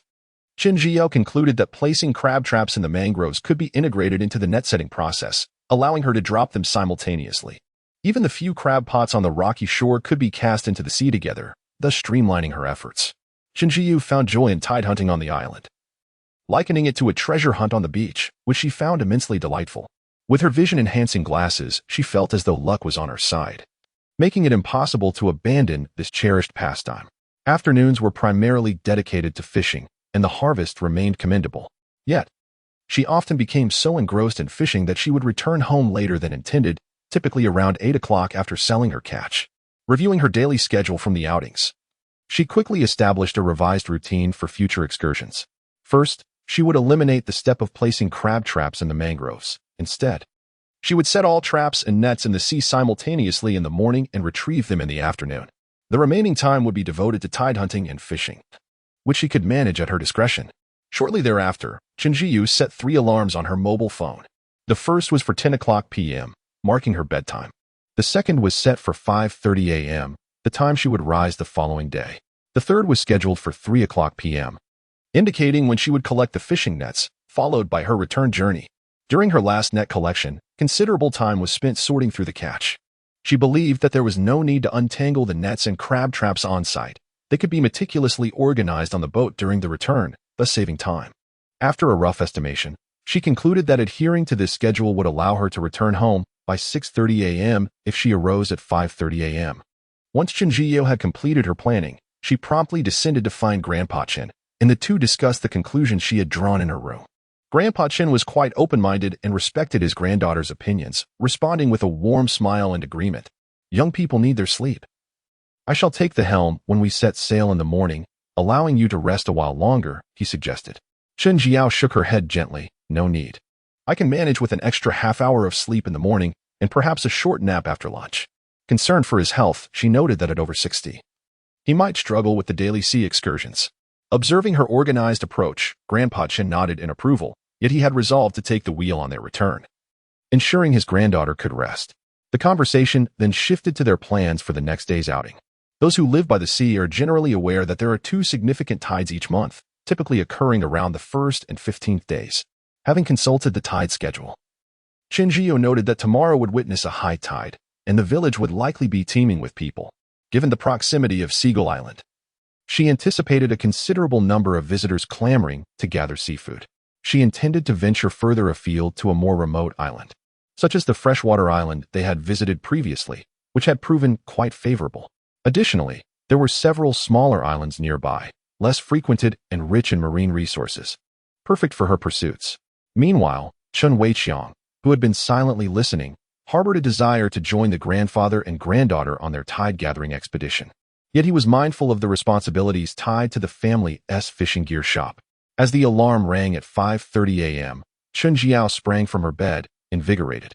Murmuring to herself, "An extra half-hour of sleep makes all the difference. I feel so much more refreshed." Descending from the 2nd floor, she found Grandma Chen and Yin Shooting preparing to head out for the tide gathering, with breakfast set aside for her. Initially, she had wished for the 2 women to accompany her to the island, but her mother could not abandon the family's convenience store, and Grandma was preoccupied with the chickens in the shrimp pond and orchard, making it impossible for them to leave. Arriving at the village dock, the sun had risen, and the tide was receding. The beach was bustling with early risers gathering seafood, creating a lively scene. Upon reaching the dock, they found the fuel delivery attendant waiting by the fishing boat. Since their previous destination was not far, Chen Jiao opted to add just 400 yuan worth of fuel today, along with 100 yuan for ice to stock the freezer. Having completed all preparations, Chen Jiao eagerly set sail on her fishing boat. Off to sea, the sunrise over the ocean was splendid. Today, the tide was receding, and the sea was bustling with activity. Numerous fishing boats were casting their nets, while many individuals on nearby islands were gathering seafood. As the sun gradually ascended, the fishing boat ventured further away from the village, delving deeper into the vast ocean. The fish finder occasionally detected fish swimming nearby, albeit only a few solitary ones or small schools. However, seasoned fishermen would not halt their pursuit under such circumstances. Chapter 75, Dolphin Island's Tide Gathering. Good morning, everyone. The fishing boat steadily approached the depths of the sea, and after approximately half an hour, Chunjio caught sight of the silhouette of Seagull Island. However, they had arrived too late. Fishing boats were already at work on the island, and she could see several individuals gathering seafood on the beach from a distance. Though Chunjio had no intention of gathering seafood at Seagull Island, she merely glanced at it as they passed by. She remained steadfast in her original plan to head directly to Freshwater Island. The thought of the three-blade fish on the island filled her with excitement. During their journey, the fishing boat passed several uninhabited small islands, all of which were likely being worked by fishermen or were sites of tidal gathering. These small islands, being close to the mainland, had long been noticed by the local fishermen. After sailing for an hour and a half, they finally neared Freshwater Island. However, there was a familiar fishing boat anchored on the sandy beach, marked with the name Fishing Number 1, belonging to her uncle's family. From a distance, Chun Feng was seen fishing with a group of anglers at the spot where they had previously caught three-blade fish, while her aunt and cousin were gathering seafood on the adjacent rocky shore. Although the island was quite large, the presence of both families gathering seafood together was somewhat awkward. Chunjio felt that it was unnecessary to join them and thus decided to steer the boat towards two other uninhabited small islands to the left, hoping to avoid any entanglements. At that moment, Grandpa Chin cheerfully suggested, "Tang Tang, steer the boat towards the left to Dolphin Island. There's a vast expanse of rocky beach there, rich in marine resources. Additionally, I discovered a mysterious cave on the island a couple of years ago, filled with treasures worth exploring." The granddaughter had yet to visit this enigmatic cave, and Grandpa Chun planned to surprise her. "Sounds great. I haven't been to Dolphin Island in ages. Today is the perfect opportunity to revisit it." Dolphin Island was named as such because dolphins were often sighted in the vicinity, much like their dolphin town. A few years ago, Chunjio had visited Dolphin Island for tidal gathering, but after the passage of time, she had nearly forgotten the terrain. With her grandfather guiding her, she navigated the fishing boat to a pristine stretch of white sand beach and then took a small boat to the shore. An hour and 40 minutes had elapsed since they departed from the dock, and by now, the tide had receded significantly, revealing a plethora of stranded small seafood on the beach. The grandfather and granddaughter joyfully collected cat's eye shells and octopuses while making their way swiftly towards the rocky shore. The rocky beach and white sand beach were interconnected, and in less than 5 minutes, they arrived at a stretch of rocky terrain. At this point, the water had retreated quite far, prompting Chunjio to don her diving goggles to save time. As she lowered her head, she discovered a massive conch shell hidden beneath a large rock, nearly camouflaged with its surroundings. The little creature was well hidden, and with great effort, Chunjio used her to reach for it. The creature before her was nearly the size of Chunjio's small fist, adorned with several tiny barnacles, presenting an appearance that spoke of enduring the trials of time. Chunjio, her eyes sparkling with joy, picked up the large sea snail, weighing it in her hand with a smile. It was quite heavy, likely around 2 to 3 taels. She placed the sea snail into her bucket and continued her journey under the sun. Before long, a splash of turquoise in the distance caught her attention. Could it be a green fish? Chunjio quickened her pace, eagerly racing towards it. Soon, she spotted a particularly vibrant little fish, indeed a green fish. And it was rather sizable, at least 1.5 pounds. However, as she approached, she noticed the fish remained still, leading her to wonder if it had met its end. Nevertheless, when she reached out to grasp it, she felt a faint struggle. The sight of the fish still flicking its tail restored the smile on her face. Thank goodness, this little creature was still alive. After walking a few more steps, Chunjio glanced down to discover a rock encrusted with oysters. A gentle reminder, the following may be unsettling for those averse to clusters. The rock was entirely obscured by a dense layer of plump oysters. These oysters were unlike the large ones typically encountered at late-night stalls. They were an older variety, smaller in size but possessing exceptionally rich and flavorful meat. Thinking of her father, who enjoyed oysters, Chunjio hastily retrieved her sand shovel and pried them free. Although these oysters appeared diminutive, they were surprisingly heavy. And after collecting them all, she had about 10 pounds. The weight was cumbersome, and rather than lugging them along to the shore, she decided to leave them there. However, just a few steps later, she was delighted to spot a yellow-green figure hidden beneath a small coral reef. The little creature was well concealed among the oddly shaped coral stones, Without her vision-enhancing glasses, she would have never noticed such a sizable green fish lurking within. Huh. You were unfortunate to cross paths with me, she chuckled. With her versatile tongs, she swiftly reached into the crevice of the reef and extracted a yellow-green fish, adorned with small blue spots. Quite a striking specimen, suitable for an aquarium. This little one was similar in size to the previous green fish, also weighing over a pound. Within less than 5 minutes of searching the shore, Chenjiao had already collected 2 green fish, uplifting her spirits immensely. The marine resources surrounding the island were indeed far richer than those found in her village. She glanced down at her net brimming with oysters. They weren't particularly heavy, so she decided to keep them, as returning home would waste precious time. With her vision-enhancing glasses now activated, her strength had effectively doubled. She was now brimming with vitality. One hand grasping a bucket and the other wielding a versatile clipper, striding confidently toward the sea. Along the way, she casually collected a few sizable conchs and 2 octopuses that were cleverly concealed. Suddenly, she spotted a small fish adorned with 9 orange diagonal stripes nestled within the crevices of the rocks ahead. Chenjiao's eyes widened in astonishment as she exclaimed, "Goodness! There's actually a knife fish here." Without a moment's hesitation, she set down her bucket and hurried over. Upon arrival, her excitement escalated. Indeed, it was a knife fish.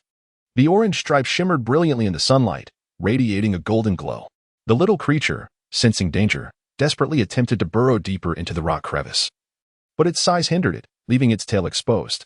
With a swift motion of her versatile clipper, Chenjiao successfully extracted the little creature. This knife fish was only the size of a palm and weighed around 6 or 7 taels, yet its price was exorbitant. Reflecting on the fact that this fish could fetch over 300 yuan per gene, she couldn't help but glance around, greedily hoping to find another knife fish. Meanwhile, her lips continued to murmur, "Strange, aren't knife fish typically found at the brackish water's edge? I recall that this small island seems devoid of fresh water." Chapter 76. Dolphin Island. Tide gathering to Chenjiao traversed a significant portion of the rocky beach, yet the elusive 3-bladed fish remained undiscovered. As she passed by a small pool formed by towering rocks, her gaze was suddenly drawn to a peculiar sea snail within. This unusual creature bore long, tentacle-like appendages reminiscent of an octopus, and its appearance echoed that of a spider. Locally, this oddity is known as the spider snail, aptly named due to its striking resemblance to the arachnid. Its conical shell displayed distinct spiral patterns and a vibrant array of colors, resembling a spider in form, thus earning its designation. This remarkable specimen not only boasts a unique aesthetic, but is also quite palatable. Its limited availability allows it to fetch a price of 40 to 50 yuan per pound at the purchasing station. Just this one weighed over half a pound. Chenjiao cradled the hefty spider snail in her hands, her face radiating with joy. Spider snails typically inhabit areas near coral reefs, primarily feeding on algae and smaller mollusks. After taking a few more steps, Chenjiao discovered another, even more vividly colored spider snail nestled beneath a patch of seaweed. This particular specimen was quite attractive and would serve well as a decorative piece. Chenjiao resolved to keep both spider snails, intending to prepare the meat for dinner while sending the shells to her 2 friends in Guangzhou. These unfortunate working souls lacked the time to visit the seaside, so she would send them some charming little shells instead.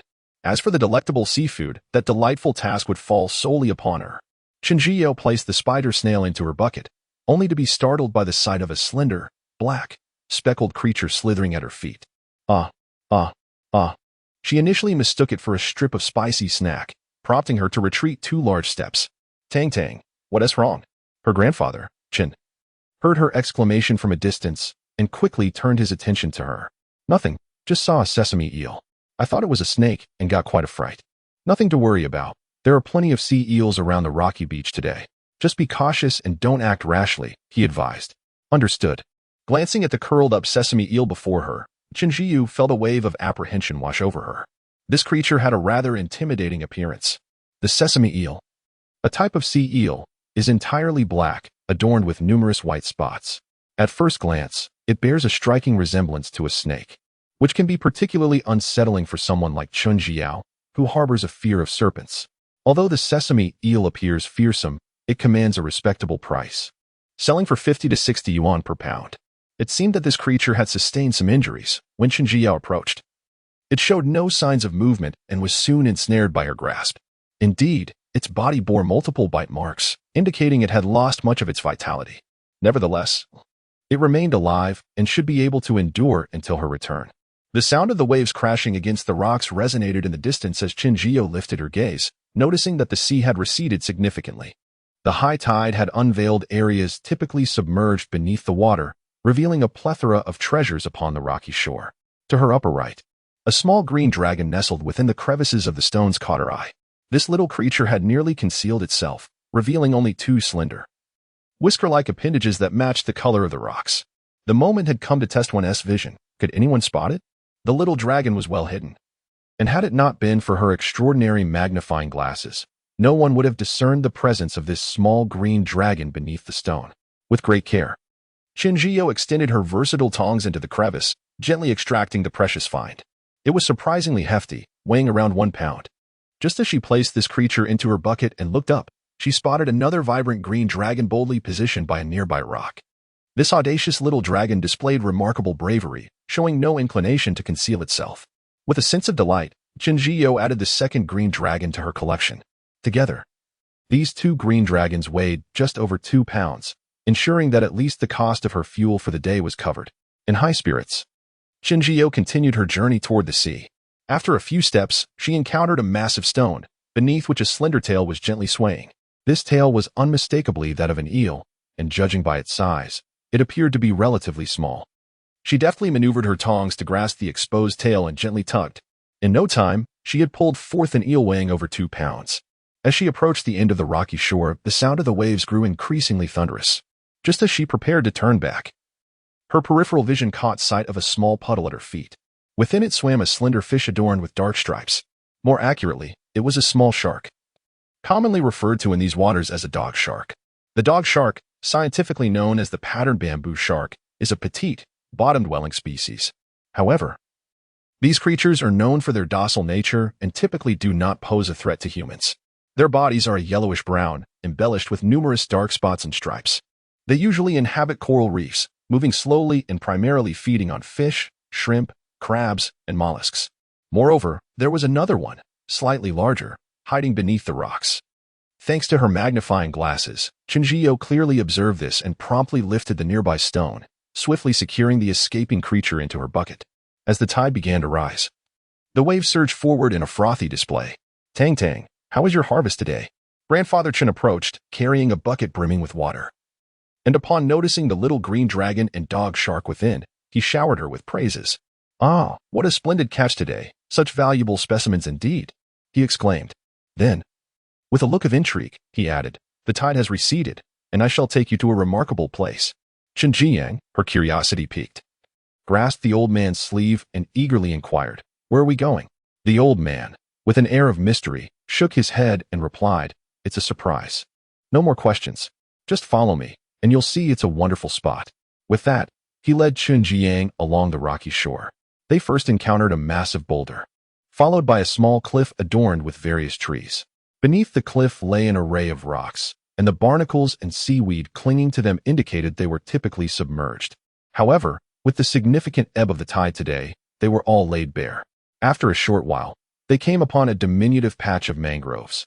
Though it was particularly small, consisting of only a few sparse trees, Grandfather Chen expertly guided his granddaughter to the rear of this modest grove. To their astonishment, nestled behind the small trees was a cave, standing 1 meter tall and half a meter wide. Chapter 77.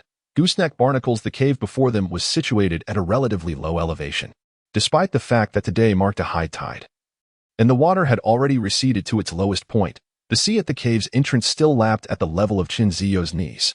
Should the tide rise, it would likely submerge everything. A few sparsely scattered small trees stood nearby, yet they could not withstand the relentless crashing of the waves, which surged forward continuously. Another fierce wave drenched half of both individuals.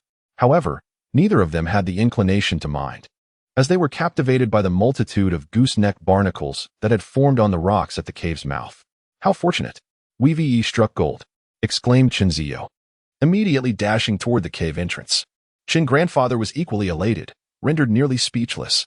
Previously, he had discovered numerous small blue dragons and abalones in this cave, and he had come again with hopes of finding these delicacies, only to be met with this unexpected windfall. The thought that these oddly shaped little creatures could sell for nearly 200 yuan per pound quickened his pace. Gooseneck barnacles, as they are known abroad, resemble both Buddha's hand and a dog's paw. Locals typically refer to them as Buddha's hand snails or dog paw snails. These barnacles are said to be relatives of crabs. Their taste and texture somewhat akin to crab meat, albeit even sweeter and more succulent when simply steamed. They primarily inhabit the crevices of rocks frequently battered by waves or the sheer cliffs above, subsisting on a diet of plankton, thriving particularly well in turbulent waters. However, due to their perilous growing locales, harvesting them poses considerable danger, with numerous individuals tragically losing their lives each year in pursuit of these barnacles. Renowned for their exquisite flavor and peculiar appearance, gooseneck barnacles have earned the moniker seafood from hell. Their delightful sweetness has made them highly sought after in Europe, and due to the difficulties involved in gathering them, they can reportedly fetch hundreds of euros per pound across the continent. The price of gooseneck barnacles in China is also exorbitant, comparable to that of small blue dragons. Both sides of the cave entrance were adorned with numerous gooseneck barnacles, allowing the grandfather and granddaughter to each claim a side. Chunzio first attempted to pry one off with her hand, discovering that they were firmly affixed, with none budging. Not only did these creatures taste akin to crab meat, but their shells, while appearing thin, were surprisingly robust. After a brief moment of contemplation, she swiftly retrieved a sand scoop from their bucket. With a single scoop, she managed to dislodge several. Crack, crack, one by one. These little treasures were liberated by Chunzio's diligent scooping, an exhilarating process that relieved her stress. Observing the efficacy of the scoop, she cheerfully called out to her grandfather behind her, "Grandpa, using the sand scoop makes it much quicker to gather these Buddha's hand snails." "Indeed, you need not remind me. Back in the day, when I harvested Buddha's hand snails off the coast, your father had yet to be born," Chin grandfather replied, pride evident in his voice. His hands unceasingly at work, each scoop yielding yet another small cluster of gooseneck barnacles. The sound of scraping echoed as the two individuals, without uttering a word, diligently removed the gooseneck barnacles from their surroundings. Remarkably, this endeavor proved to be quite relieving, despite the crashing waves that occasionally struck them with a sting. The relentless waves continued to batter the entrance of the cave, yet both were undeterred, hastening their efforts. Except for the smaller among them, the others had successfully pried off the barnacles. Chunjiyu wiped her brow, unsure whether the moisture was from perspiration or sea spray, and lifted the water bucket in her hand, which now weighed nearly 10 pounds. This object was rather heavy, as even a small piece weighed several ounces. Meanwhile, Grandpa Chin's bucket brimmed with barnacles, weighing over 10 pounds. Gazing at these precious treasures, the old man's delight was palpable, his smile widening. Chunjiao straightened her back, massaging her sore muscles, and admired her grandfather with 2 thumbs up. "Grandpa, you're incredible! How did you discover these barnacles?" She assumed that the barnacles outside the cave were the surprise her grandfather had mentioned earlier. In truth, prior to their arrival, the old man had no idea there were so many precious treasures here. However, in a bid to maintain his dignity, Grandpa Chin reframed his story. During a previous visit to the shore, he had stumbled upon this small cave, where he had also found a small lobster and several sizable abalones. He spoke with conviction. Upon hearing that there were lobsters and wild abalones within the cave, Chunjiao's eyes sparkled with excitement. "Grandpa, let us go explore the cave." By now, the water had risen to the mid-thigh of Chunjiao, yet both were wholly focused on the prospect of discovering lobsters and abalones. At that moment, Grandpa Chin produced 2 headlamps he had prepared earlier. The once dim cave became illuminated, and Chunjiao curiously surveyed her surroundings. The cave was slightly larger than the entrance, resembling a small rectangle about 2 meters wide and 3 meters deep, with a thin layer of soft sand beneath their feet. The surrounding rocks had taken on bizarre shapes due to the relentless erosion of the waves over time. After taking just a few steps, Chunjiu spotted several beautiful abalones perched on the rocks at her waist height. "Wild abalones. Grandpa, there really are abalones here," she exclaimed, quickly using her shovel to pry the little creatures from their rocky perches. Meanwhile, Grandpa Chin, with a cheerful demeanor, was exploring the slightly lower sandy area and soon emerged with a nearly 1-pound lobster. Hearing her grandfather's hearty laughter, Chunjiao turned around in curiosity, only to lock eyes with the wriggling lobster in his grasp. As a food enthusiast, she exclaimed, "What a plump lobster! Steamed, it must be delicious." No sooner had she spoken than the lobster began to thrash about even more vigorously, yet ultimately, it was inexorably placed into the water bucket by her grandfather. In the rocky crevices of the cave, alongside small abalones, there were numerous notably large conchs, which Chunjiao effortlessly gathered into her bucket. Soon, she discovered an even larger abalone nestled within a fissure in the rocks. However, this little creature clung on tenaciously, and the position made it difficult to wield her spade effectively. At that moment, a gentle reminder echoed in her mind. Tang Tang, you can simply use the. Chen Zhiyao smacked her thigh in realization. She nearly forgot the. With determination, she skillfully extracted a particularly plump wild abalone from the crevice. Though it wasn't as large as the palm-sized ones her grandfather had mentioned, it was still quite substantial. With a sense of delight, Chen Zhiyao placed it into her bucket. Suddenly, within the depths of the cave, she exclaimed with excitement, "Wow, I'm going to strike it rich." Chapter 78. Disturbing the little green dragon's nest beneath the rocks to the left of Chen Zhiyao. Numerous small stone caves of various sizes had been formed due to the relentless assault of ocean waves. These naturally occurring caverns had become sanctuaries for certain small creatures. Through her magnifying glasses, she discerned several sizable green dragons nestled within these tiny niches. With her versatile clamp extended towards the largest cavity on the left, she deftly extracted a small green dragon, larger than her palm, with ease. "Grandfather, come quickly. There are numerous little green dragons here," Chen Zhiyao exclaimed, holding aloft the hefty creature, weighing over a pound, beckoning her grandfather to join her. Although she had made the discovery, this locale was indeed her grandfather's secret haven, and she had no intention of claiming it solely for herself. At that moment, her grandfather was bent over, foraging in the water, soon emerging with a beaming smile, brandishing a small green dragon weighing around 7 or 8 tails. "I have found quite a few little green dragons as well." Chen Zhiyao, standing on her tiptoes, skeptically glanced into her grandfather's bucket. To her astonishment, there were indeed 2 feisty little green dragons inside, and they were of substantial size. With no further hesitation, she promptly collected the 5 small dragons, 2 large and 3 smaller ones, into her bucket. "Ha ha, come to your sister's bucket." The 2 larger green dragons each weighed over a pound, while the others were somewhat smaller, yet still around half a pound each. They resembled a family unit, a pair of parents with their 3 offspring. Alas, this unfortunate family had crossed paths with Chen Zhiyao and was captured in its entirety. Moreover, nestled in the crevices of the rocks were several sizable sea snails, which Chen Zhiyao joyfully gathered as well. These snails were quite substantial, with about 3 weighing a pound, resulting in several pounds of large sea snails added to her haul. Meanwhile, her grandfather also reaped a bountiful harvest, with 5 small green dragons in his own bucket. However, the little creatures he found were more uniform in size, predominantly weighing around 7 or 8 tails. Chen Zhiyao glanced at the impressive specimens in her bucket, then at her grandfather's, her excitement palpable. Today had indeed been a successful venture into the little green dragon's nest. Her grandfather, equally delighted, remarked, "You are quite fortunate, Sugar. The last time I visited, I only caught 4 little green dragons, yet today we have 10. This location is splendid. It boasts gooseneck barnacles outside, alongside little green dragons and abalones inside, a true treasure trove." Chen Zhiyao, bubbling with enthusiasm, suggested, "Let us make it a monthly affair, visiting during the low tide." At that moment, her grandfather excavated several large oysters from a nearby rock, cheerfully replying, "Certainly. Although this island is somewhat distant, it is abundant in various small seafood." He then added a note of caution, "However, after taking these valuable creatures, there may not be as many treasures on our next visit.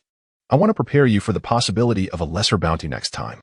Indeed, the gooseneck barnacles grow slowly, requiring several months before they can be harvested again. The small sea dragons and abalones they had gathered would not be available again anytime soon. Suddenly, waves surged into the cave, and the water was rapidly rising to the chest of the 2. Grandpa Chun hastily pulled his granddaughter towards the exit. Just as they emerged from the cave, a towering wave crashed down upon them, leaving them drenched from head to toe. Despite their predicament, they clutched the bucket tightly, fearful that the gooseneck barnacles and small sea dragons inside might be swept away by the tide. Chen Zhiyao stumbled as the wave hit her, nearly losing her footing. But fortunately, Grandpa Chen steadied her. The ground was slick and treacherous, covered with sharp barnacles and oysters, making it easy to slip and fall. The grandfather and granddaughter supported each other as they hurried towards the shore. No sooner had they taken a few steps than another small wave struck them. The contents of Chen Zhiyao's bucket were too numerous, and the largest sea dragon was thrashing about, desperately trying to leap out, almost escaping into the waves. Chen Zhiyao quickly pressed it back into the bucket. The other smaller sea dragons were equally restless, attempting to make their escape.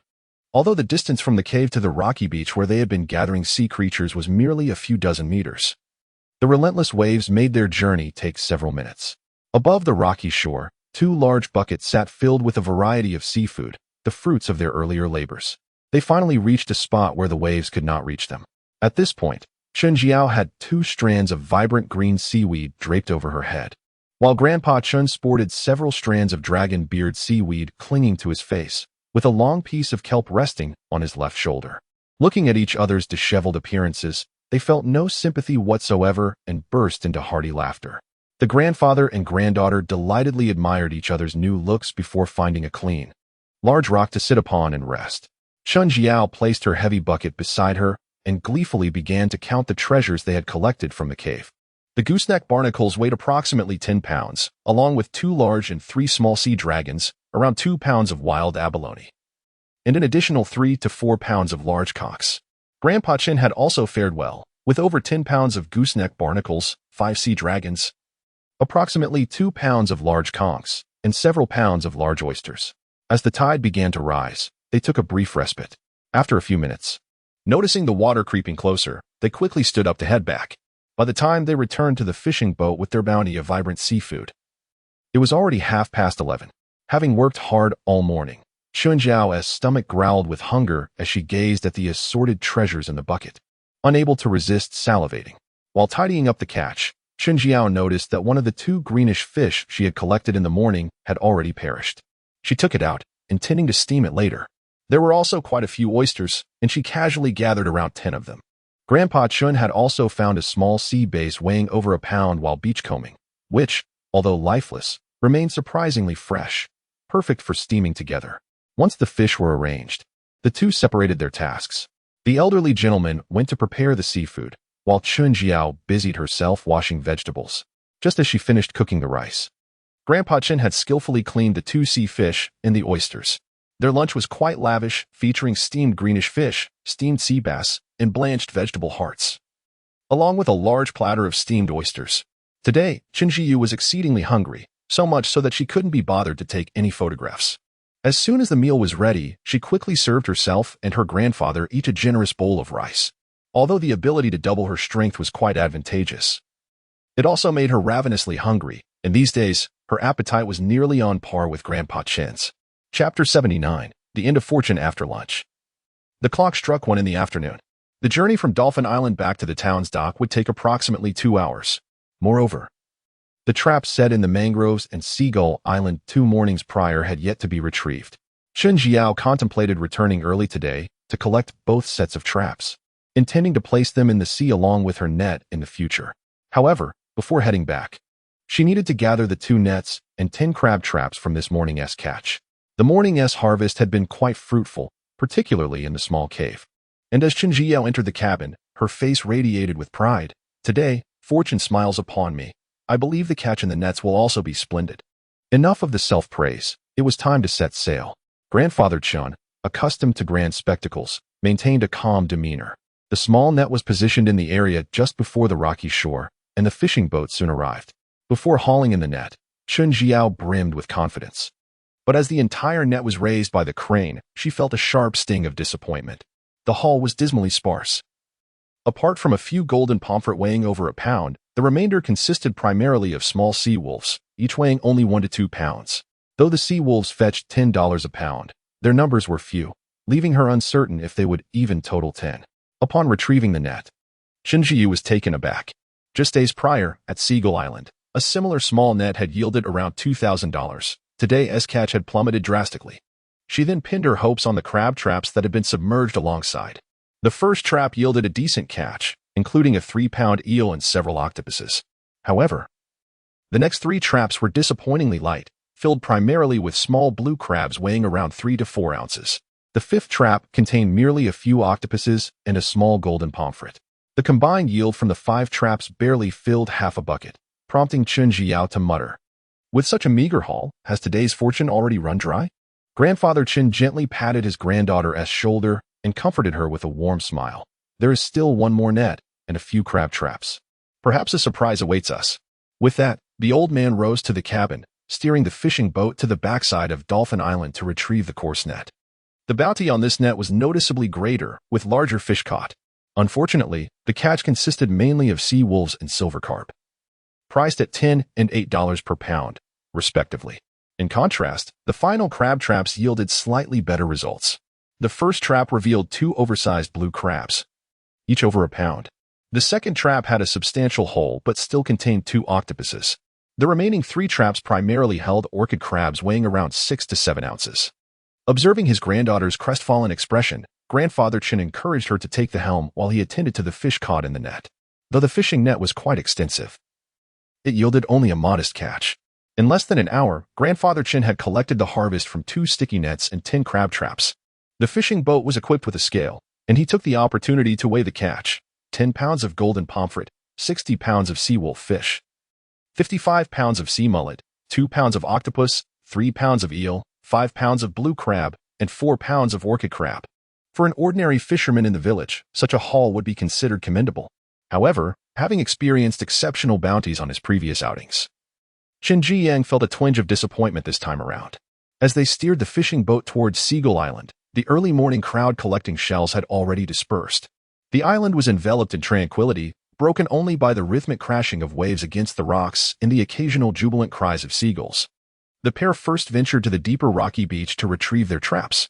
They had set out 7 traps in total, only 1 was provided by the system, while the other 6 were sourced from their own fishing gear store.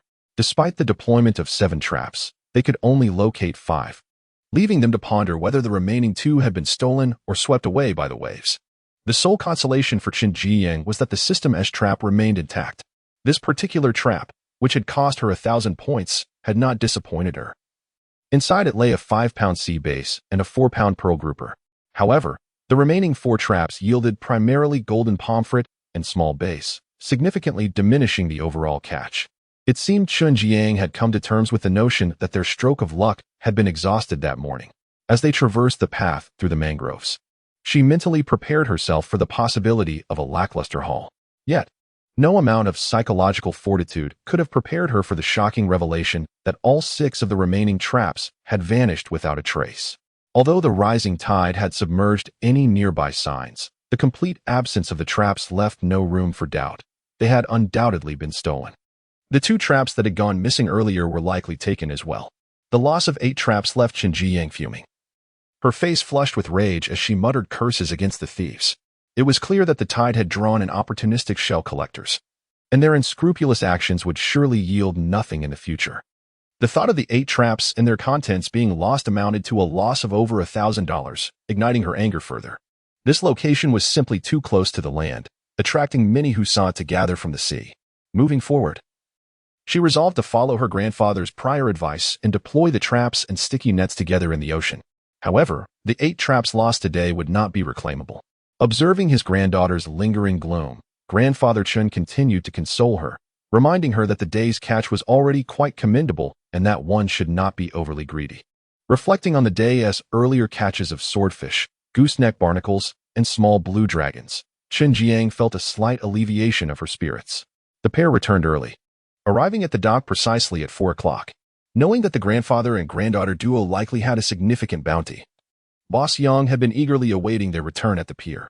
As soon as the fishing boat docked, he eagerly leaped aboard to assist in unloading the catch. Upon noticing the gooseneck barnacles and the small mannish shrimp on the vessel, Yang Jejun's round eyes sparkled with astute brilliance. These rare, exquisite seafood delicacies are typically sold at a premium, and if he managed to secure this batch, he could potentially earn a substantial profit by reselling them. Upon returning to the purchasing station, Yang Jejun directed the laborers to weigh the catch while he personally weighed the barnacles and mannish shrimp. The Buddha's hand snails were of decent size, priced at 180 yuan per jean. As for the mannish shrimp, those exceeding 1 jean were priced at 200 yuan per jean, while those under a jean were set at 185 yuan per jean. At that moment, one of the assistants brought over the knife fish that Qin Zhiyao had collected earlier in a small bucket. "Boss, why don't you set the price for this knife fish?" he suggested. Almost overlooking the knife fish, he noted its smaller size and decided it could only be priced at 280 yuan per jean. Although this price was significantly lower than the previous knife fish, the size was indeed smaller, and Qin Zhiyao nodded in satisfaction.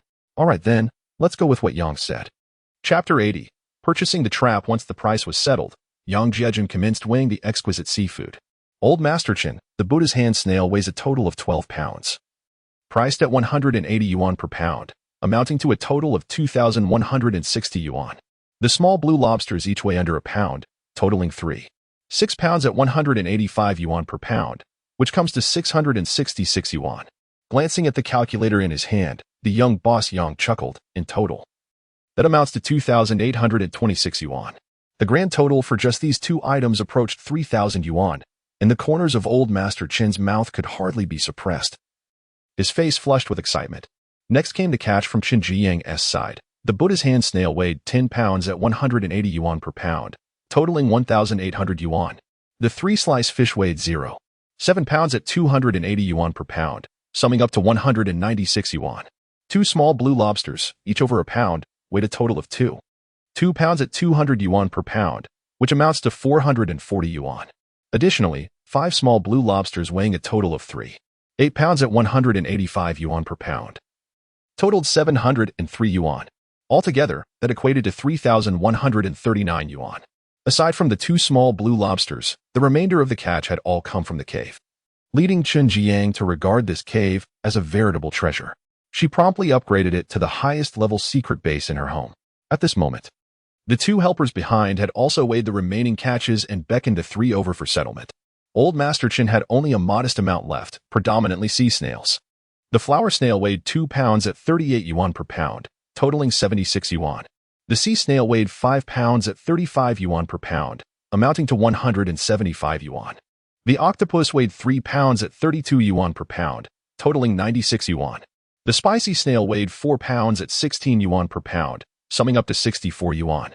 Adding this to the previous 2,826 yuan brought the grand total to 3,237 yuan. The old man was overwhelmed with excitement upon seeing the payment notification on his phone. This marked the most lucrative day he had experienced in the past half-month, even surpassing his earnings from previous sea outings. Filled with vigor, he felt rejuvenated, convinced that he could continue at sea for several more years without issue. Qin Jiyang's catch was comparatively abundant, and Yang Jiejun toiled for some time before finalizing the calculations. The sea snail weighed 6 pounds at 35 yuan per pound, totaling 210 yuan. The octopus weighed 3 pounds at 32 yuan per pound, amounting to 96 yuan. The eel weighed 12 pounds at 56 yuan per pound, totaling 672 yuan. The dogfish weighed 5 pounds at 85 yuan per pound, summing to 425 yuan. The abalone weighed 2 pounds at 120 yuan per pound, totaling 240 yuan. The golden pomfret weighed 10 pounds at 26 yuan per pound, amounting to 260 yuan. The sea wolf weighed 60 pounds at 10 yuan per pound, totaling 600 yuan. The sea herring weighed 55 pounds at 8 yuan per pound, summing to 440 yuan. The large blue crab weighed 3 pounds at 71 yuan per pound, totaling 164 yuan. The small blue crabs weighed 3 pounds at 45 yuan per pound, amounting to 135 yuan. Adding this to the previous 3,139 yuan, the grand total reached 6,381 yuan. Although this was merely half of the last time's total, it was still quite commendable, exceeding the monthly salary of many. Furthermore, the actual time spent beachcombing was limited, and there had been no fishing involved today. Chen Jiao felt quite content. As she emerged from the collection point, the pier was bustling with activity. Fishing boats were busy unloading their catch, and the seafood vendors were lively and crowded. Along the way, several enthusiastic stall owners inquired if she would like to purchase seafood, but Chen Jiu politely declined each time. She had already set aside some orchid crabs and oysters from the fishing boats, as well as a stunning greenish fish she had collected earlier on the rocky shore. Coupled with some stock she had at home, this was enough to sustain her family for 2 to 3 days. On her return, she was aboard her grandfather's boat, lazily reclining on the deck as she accessed the latest points page. Host, Chun Jiao Level 3, Beachcombing. Points, 7765 viewing range, 3 meters viewing duration, 3 hours beachcombing tools, sand shovel, iron shovel, multi-purpose tongs, spade, 2 live fish buckets, and a bottom trap. Seeing her accumulated 7,765 points, Qin Jiyu delightedly opened the system shop, eager to procure additional beachcombing tools. The moment the shop opened, the bottom trap stood out prominently, priced at 1,000 points each, with an additional offering of 10 baits. Although the system's bottom trap was somewhat pricey, its effectiveness was undeniable, generally yielding more than 2 large fish daily. Remembering the traps she had lost today, Chen Zhiyao, without a second thought, placed 8 traps into her shopping cart. Suddenly, a gleeful voice echoed in her mind. Tang Tang, you currently possess only over 7,000 points. You cannot afford 8 bottom traps. Chen Zhiyao paused for a moment, then murmured softly, I almost forgot that the traps cost 1,000 points each. With a sigh of financial constraint, she reluctantly removed 6 from her cart. Continuing to browse the new products, she stumbled upon the bait that came with the traps, only to be astonished that it was priced at 300 points per piece. This is outrageous, she exclaimed. The bait is supposedly complimentary with the purchase of the traps. Yet it's being sold separately for 300 points each? The traps are already 1,000 points and include 10 pieces of bait. Purchasing 10 separately would cost 3,000 points. How absurd. Unperturbed, the voice explained, the 10 pieces of bait that accompany the bottom traps are merely to let you test their effectiveness. Once you upgrade to the fishing section, this complimentary offer will no longer exist, and subsequent purchases will adhere to this pricing. Feeling cheated, Chen Zhiyao concluded that buying the bait was less sensible than acquiring 2 additional bottom traps instead. Before unlocking the fishing section, she could stockpile more traps, thus avoiding the extra expense for the bait. Chen Zhiyao felt quite clever and continued to browse with a cheerful disposition. The lucky fishing rod she had previously admired remained gray, indicating it could not be purchased until the fishing section was unlocked. And she still had a long way to go before reaching the 10,000 points required for the rod. Alas, the items within the system are exceedingly expensive. With 7,000 points, one can scarcely procure a few items. After a sigh of lamentation, Chen Zhiyu reluctantly purchased the 4 crab traps residing in her shopping cart. At that moment, the system's points page refreshed. Host, Chen Zhiyu level 3, Tide Chaser, points 3, 765 vision range, 3 meters duration of X-ray vision, 3 hours tide chasing tools, sand shovel, iron shovel, universal clamp, spade, 2 live fish buckets, 5 crab traps. Upon returning home, it was still not yet 6 o'clock, and for the first time, the grandfather and grandson duo had arrived home before Chen Weiqiang. Chen Zhiyu glanced at the time on her phone, feeling quite pleased. After all, with her golden finger, there was no need to be as busy as before, exhausting herself to such an extent. Cheerfully, she carried the small bucket of seafood she had set aside into the kitchen. While cooking, Yin shooting, upon seeing the abundance of orchid crabs and a sizable blue fish, could not help but begin to chide. These blue fish and orchid crabs are rather costly. You might as well sell them directly. Today, during the low tide, your grandmother and I collected quite a number of small eels by the sea, along with many clams and white clams. It should suffice for several days' meals. Chen Zhiyao paid her no heed, asserting that although the orchid crabs appeared plentiful, there was little meat once cooked. I will take half to Uncle's house and the rest. Mother, you can steam entirely. Yin shooting shot her a disapproving glance. Got it, but do take some clams and white clams along. We have plenty at home. All right. I assure you I will complete the task, Chen Zhiyao replied with a grin as she cheerfully exited the house, carrying the water bucket. Chapter 81. Should we purchase the boat? The calm before the storm. Uncle's house was not far away, situated just behind the small grocery store, and it took only a few minutes to reach it. As Chen Zhiyao made her way there, her elder cousin and his wife were busy tidying up the leftover catch in the yard. Brother and sister-in-law, you've had quite a good haul today. Upon hearing Chen Zhiyao's melodious voice, Shen Qingmei turned around with a smile, saying, Tang Tang, you arrived just in time. We saved 2 fish for you. Your brother was just about to take them over. Indeed, we are quite in sync. There were plenty of crabs in the crab traps today. I brought some orchid crabs and clams. With that, Chen Zhiyao gleefully presented the water bucket she was carrying to Shen Qingmei.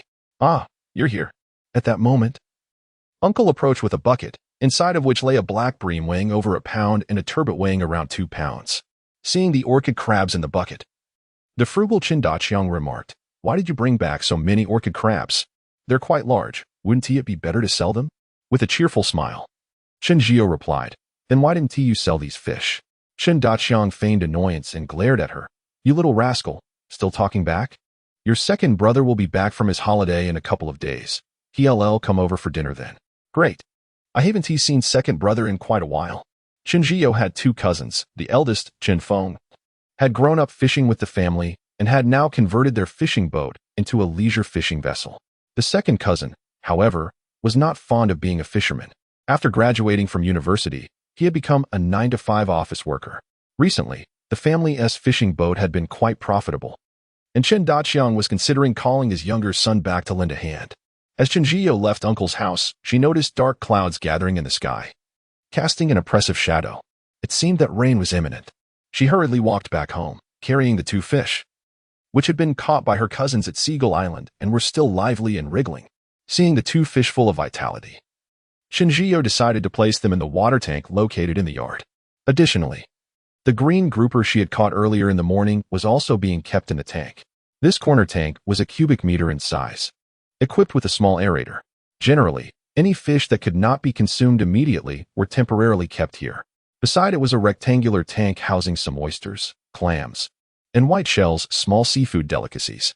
Upon returning to the kitchen, Chen Zhiyo could already smell the delightful aroma wafting through the air. Once again, they were having a seafood feast. A large steamer was divided into 2 tiers. The upper tier held plump orchid crabs, while the lower tier contained a whole, unseasoned oyster. In addition, there was freshly prepared braised eel and clams and white shells that were about to be cooked. Chen Zhiyo eagerly assisted in the kitchen, keen to learn from Yin Shooting. Yin Shooting had a perfect sense of timing while cooking. Just as Chen Zhiyo placed the final dish on the table, the sound of footsteps approached the door, one light, one heavy. Chen Zhiyo was quite familiar with the footsteps echoing in her home. She immediately recognized that her father and grandmother had returned. The clouds in the sky thickened ominously, and just as dinner was halfway through, a light rain began to fall outside. Although there was no wind, the air felt stifling, reminiscent of the foreboding signs of a typhoon. Chen Zhiyo glanced at the courtyard, now dampened by the rain, realizing that a trip to sea would be unfeasible the following day.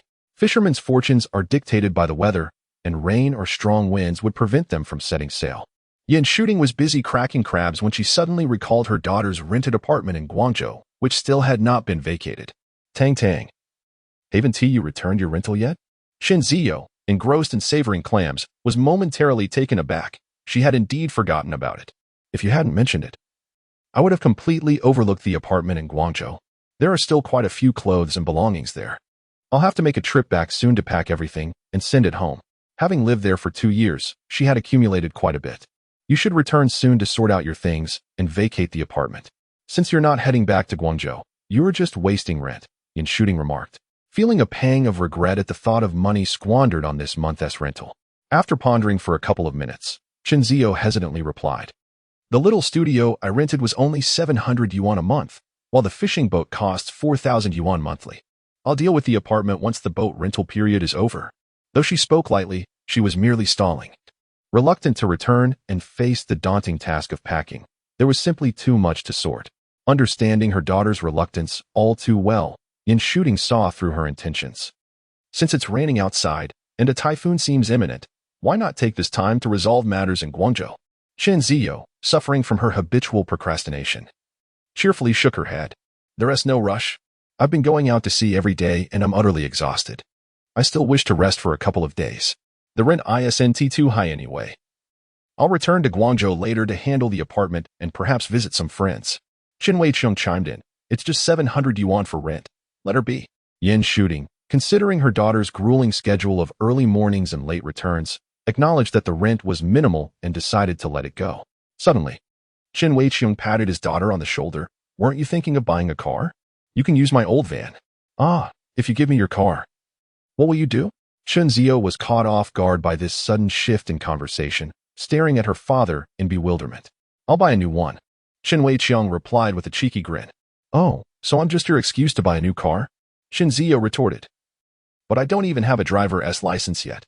She had intended to return home to rest and obtain her license, but had completely forgotten amidst her fishing endeavors. Furthermore, given that she was now sailing daily, the necessity of a license seemed rather moot. Yin Shooting shot Chen Weicheng a disapproving look. "Isn't that car perfectly fine? Let her use it for now. Tang Tang is out on the fishing boat every day, so she doesn't really need a car." Chen Jiao also thought about it. Now that she was sailing out to sea, she had no need for a tricycle, but she could purchase an electric bike for convenience. In the village, an electric bike was indeed more practical. Suddenly, Grandpa Chen, who had been silent, suggested, instead of buying a vehicle, why not consider acquiring a boat? "Tang Tang has had quite a good harvest at sea lately. I believe we should buy that old boat from Aunt Hua." Upon hearing about the boat, Chen Jiao's eyes brightened. Grandpa, how much would it cost to buy Antahua's boat? After a moment of contemplation, the old man replied, that boat is only 8 meters long, and they have used it for over 7 years. It isn't worth much. I reckon we could purchase it for a few thousand yuan. Grandma Chen expressed her disagreement, believing that buying the boat was not a prudent decision. They have used that boat for 7 years, even if we buy it. It won't last long, and many parts on it are aging. The maintenance expenses could exceed the cost of purchasing the boat. If it's just a few thousand yuan, that is essentially equivalent to a year's rent. Chen Jiao mused, feeling somewhat tempted. With her shellfish gathering system, she would soon unlock the fishing module, and if the boat could serve her for a few years, it would indeed be a worthwhile investment. Seeing his daughter's eager expression, Chen Weiqiang advised, "There's no rush. Let us wait until the boat's rental period is up and then reassess. Besides, there are several boats available for rent in the village, some of which are quite new."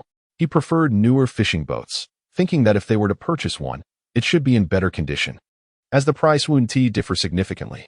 Yin Shooting, aware that her daughter had earned quite a bit from shellfish gathering and fishing lately, agreed in her heart. Buying a boat is a significant matter. It's best to think it through thoroughly, and we don't necessarily have to settle for this particular boat. I will ask around in the village to see if there are any other boats for sale.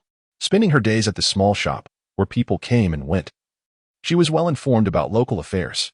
Chen Jiao nodded cheerfully, recognizing that there was no urgency. They could discuss it further once the fishing boat's lease was up. Grandma Chen said little more, simply urging her granddaughter to consider the decision carefully. Chapter 82. The King of Fish, Red Grouper. After dinner, the rain intensified, causing the fruit trees in the yard to sway violently, shedding a multitude of leaves. It is often said that the greater the storm, the more valuable the fish. Within the fishing group, there were several determined individuals eager to embark on a night fishing expedition. Despite Chen Weiqiang's attempts to dissuade them, he could not quell the fervor of these avid anglers. Chen Jiu, who had taken to the sea daily, had no intention of braving such torrential rain for fishing and opted instead for a restful slumber to enhance her beauty. Since returning home to embrace the life of a fisherman, she had grown accustomed to sleeping by 10 p.m., and as the hour approached, she would inevitably succumb to drowsiness. No longer was she the Chen Jiu who would stay awake until the wee hours. On rainy days, slumber is most delightful, and Chen Jiu slept soundly from 10 p.m. until 9 a.m. the following morning.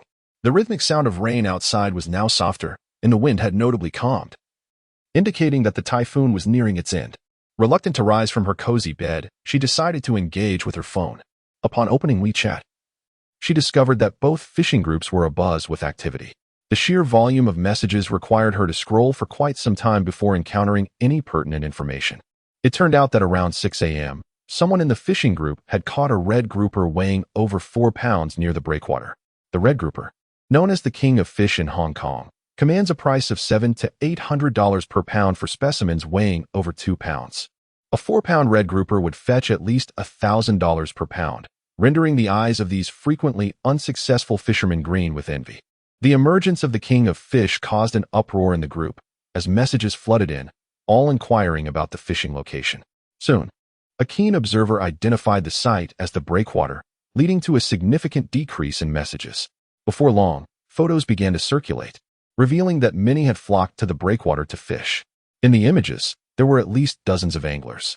To Chen Jiu's astonishment, the story continued. The large red grouper had been sold for $5,000 immediately upon being caught. The thought of such a lucrative fish left her utterly envious.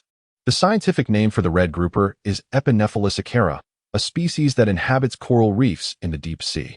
Its elongated and flattened body typically exhibits a brown or red hue adorned with red spots. The red grouper is highly esteemed in Hong Kong and Guangdong, frequently gracing the tables of high-end banquets. Moreover, it is known to possess health benefits, including the ability to combat thrombosis, lower blood pressure, and prevent and treat various ailments such as myocardial infarction, coronary heart disease, vasculitis, and cerebral arteriosclerosis. Thus, the red grouper is not merely a delectable dish, but also a health supplement, maintaining a consistently high market price.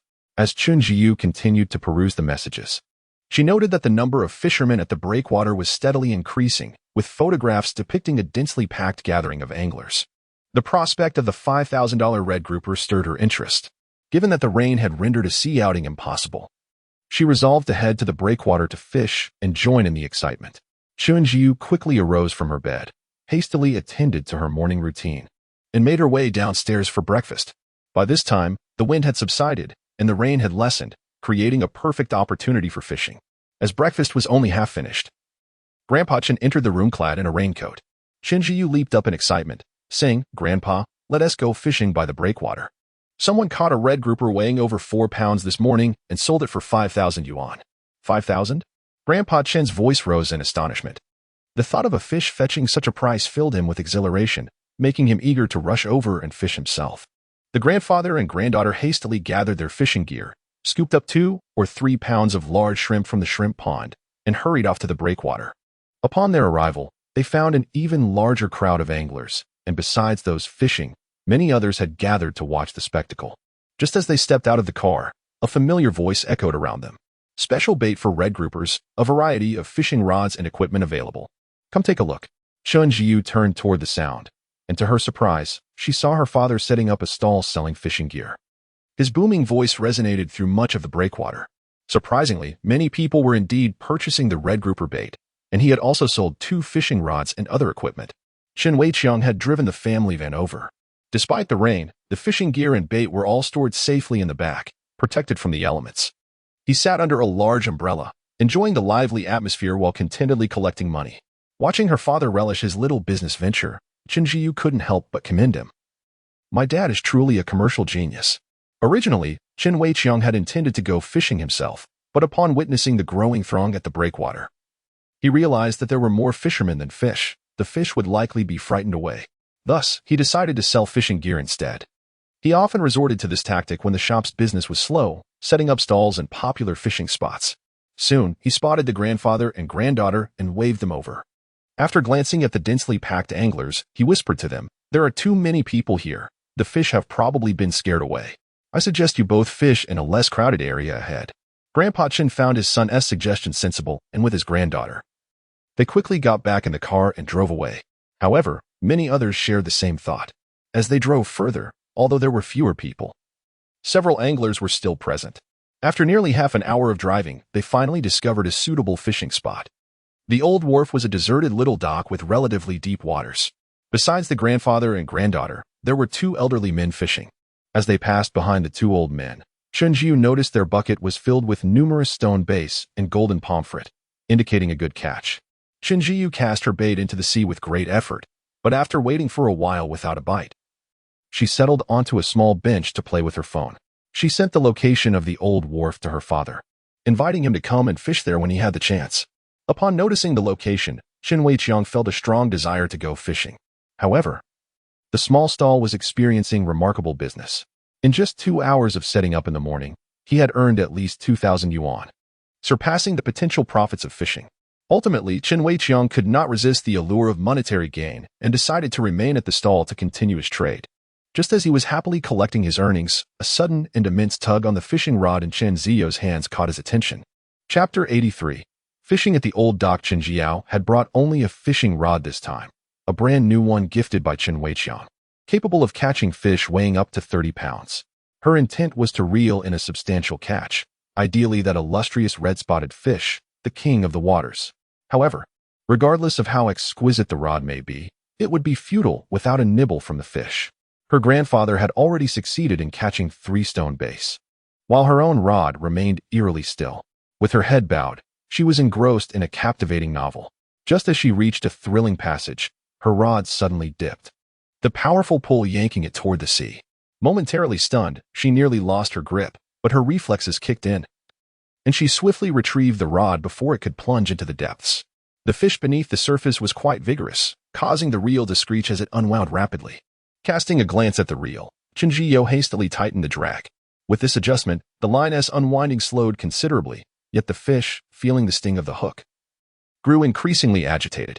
Observing the commotion below, she noted the mounting resistance and promptly loosened the drag slightly to commence the battle. Estimating the force, she surmised that the fish weighed around 5 or 6 pounds, not particularly large. Therefore, she opted not to use her vision-enhancing glasses and instead engaged in the art of angling. With deft skill, she manipulated the reel, alternating between loosening and tightening the line to gradually deplete the fish's energy. After about 5 minutes, her grandfather, who had been catching stone bass in quick succession, watched her intently. "Tang Tang, you must be weary. Allow me to assist in reeling in the fish for a while. Sure, I could use a break, she replied, instantly recognizing his ulterior motive but choosing not to address it. She smiled and passed the rod to him. No sooner had the rod changed hands than a fish took the bait on her grandfather's line. Seeing the rod bend significantly, Chen Zhiyao rushed over to help. However, the fish was not particularly strong, and the reel hardly moved. After 2 minutes, she effortlessly brought it to the surface, a small, delicate sea bream, weighing about a pound, yet charming in appearance. With agility, she removed the hook and tossed the fish into her grandfather's bucket. Perhaps it was a matter of luck, but within 5 minutes of standing at her grandfather's fishing spot, she had landed 2 stone bass. Though modest in size, the quantity made up for it. After a few minutes of struggle with the fish, her grandfather realized that the one on the line was nearing exhaustion and quickly handed the rod back to Chen Zhiyao. Hurry, this one is spent. Reel it in. Leave it to me, she assured him. A glance at the reel revealed it was nearly motionless. She grasped the handle with fervor, rapidly winding the line back in. The larger fish continued its desperate struggle, but the waves it created only served to enhance the spectacle. Before long, she had successfully drawn up a slender, silver-gray mackerel. Grandfather Chen, with swift reflexes, skillfully netted the fish, beaming as he pulled it ashore. Indeed, this mackerel is quite sizable. You, my dear, have done well to catch such a valuable specimen on your very first try. Chen Zhiyu grinned widely, excitedly unhooking the fish. This mackerel must weigh around 6 pounds. Grandfather weighed it in his hands, chuckling, it's just over 5 pounds, almost 6. The mackerel, scientifically known as the four-fingered mackerel, boasts a silvery gray hue and a long, laterally compressed body.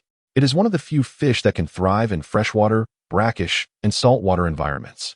However, capturing mackerel is quite a challenge, making it a rare find in the market, with prices exceeding 50 yuan per pound. Grandfather Chen, grinning from ear to ear, cradled the fish and urged Chen Zhiyao to snap a photo. This mackerel could fetch at least 300 yuan. You are indeed fortunate, my girl. The old man felt a twinge of envy for his granddaughter, as he only seemed to catch smaller fish like the stone bass. With a playful smile, Chen Zhiyao quipped, perhaps I should buy a lottery ticket on my way home?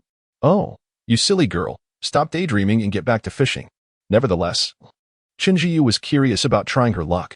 Her fortune had been favorable lately, though it seemed there were no places to buy lottery tickets in town. Such a pity.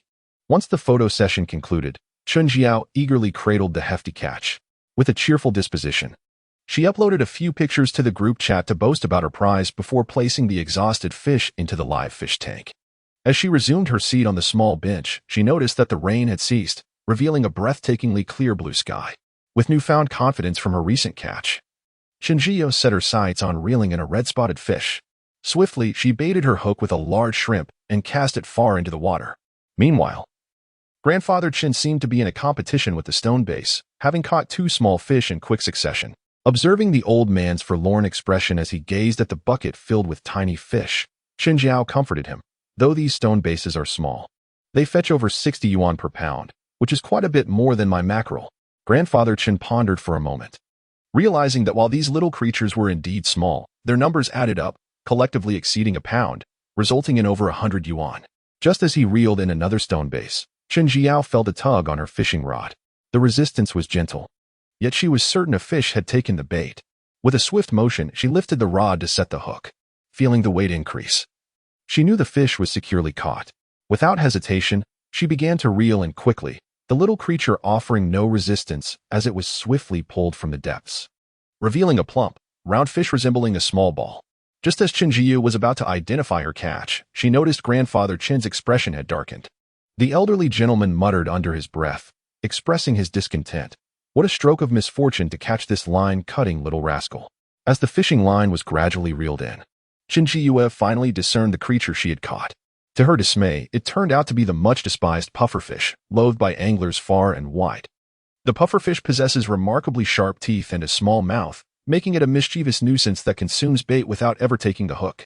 Even if fortune favored the angler and it did bite, its razor-sharp teeth would most likely sever the fishing line, earning it the moniker line-cutting little prince. Though the flesh of the pufferfish is exquisitely delectable, its liver and blood are highly toxic, posing a grave risk of poisoning and even death upon consumption. Thus, it is deemed inedible. Even if caught, it typically ends up serving as nothing more than a shoe brush. Both Grandfather Chun and the two elderly gentlemen beside him regarded the pufferfish in Chun Jiue's hands with evident disdain. Chapter 84. Fishing at the Old Wharf. 2. The pufferfish, known in their region as Qingyu, Jipa, or Gui fish, typically inhabits saltwater, though it can also thrive in freshwater environments. This charming creature is adorned with short, bristly spines. Its dorsal side a deep brown while its belly is a pristine white. When threatened, it has the remarkable ability to inflate into a round, buoyant sphere. Despite its notorious reputation among anglers, the pufferfish possesses an undeniable cuteness. As Chenjiu gazed at the fish, her mind became entranced by its adorableness. She contemplated her empty fish tank at home and pondered bringing it back to care for in her aquarium. Just as she placed the pufferfish into her bucket, she noticed that the two elderly gentlemen on her left and her grandfather on her right had shifted away considerably. At that moment, Grandpa Chen urged from the front, "Tang Tang, you've caught a pufferfish. Come over here quickly. It's all right. This little creature is quite delightful.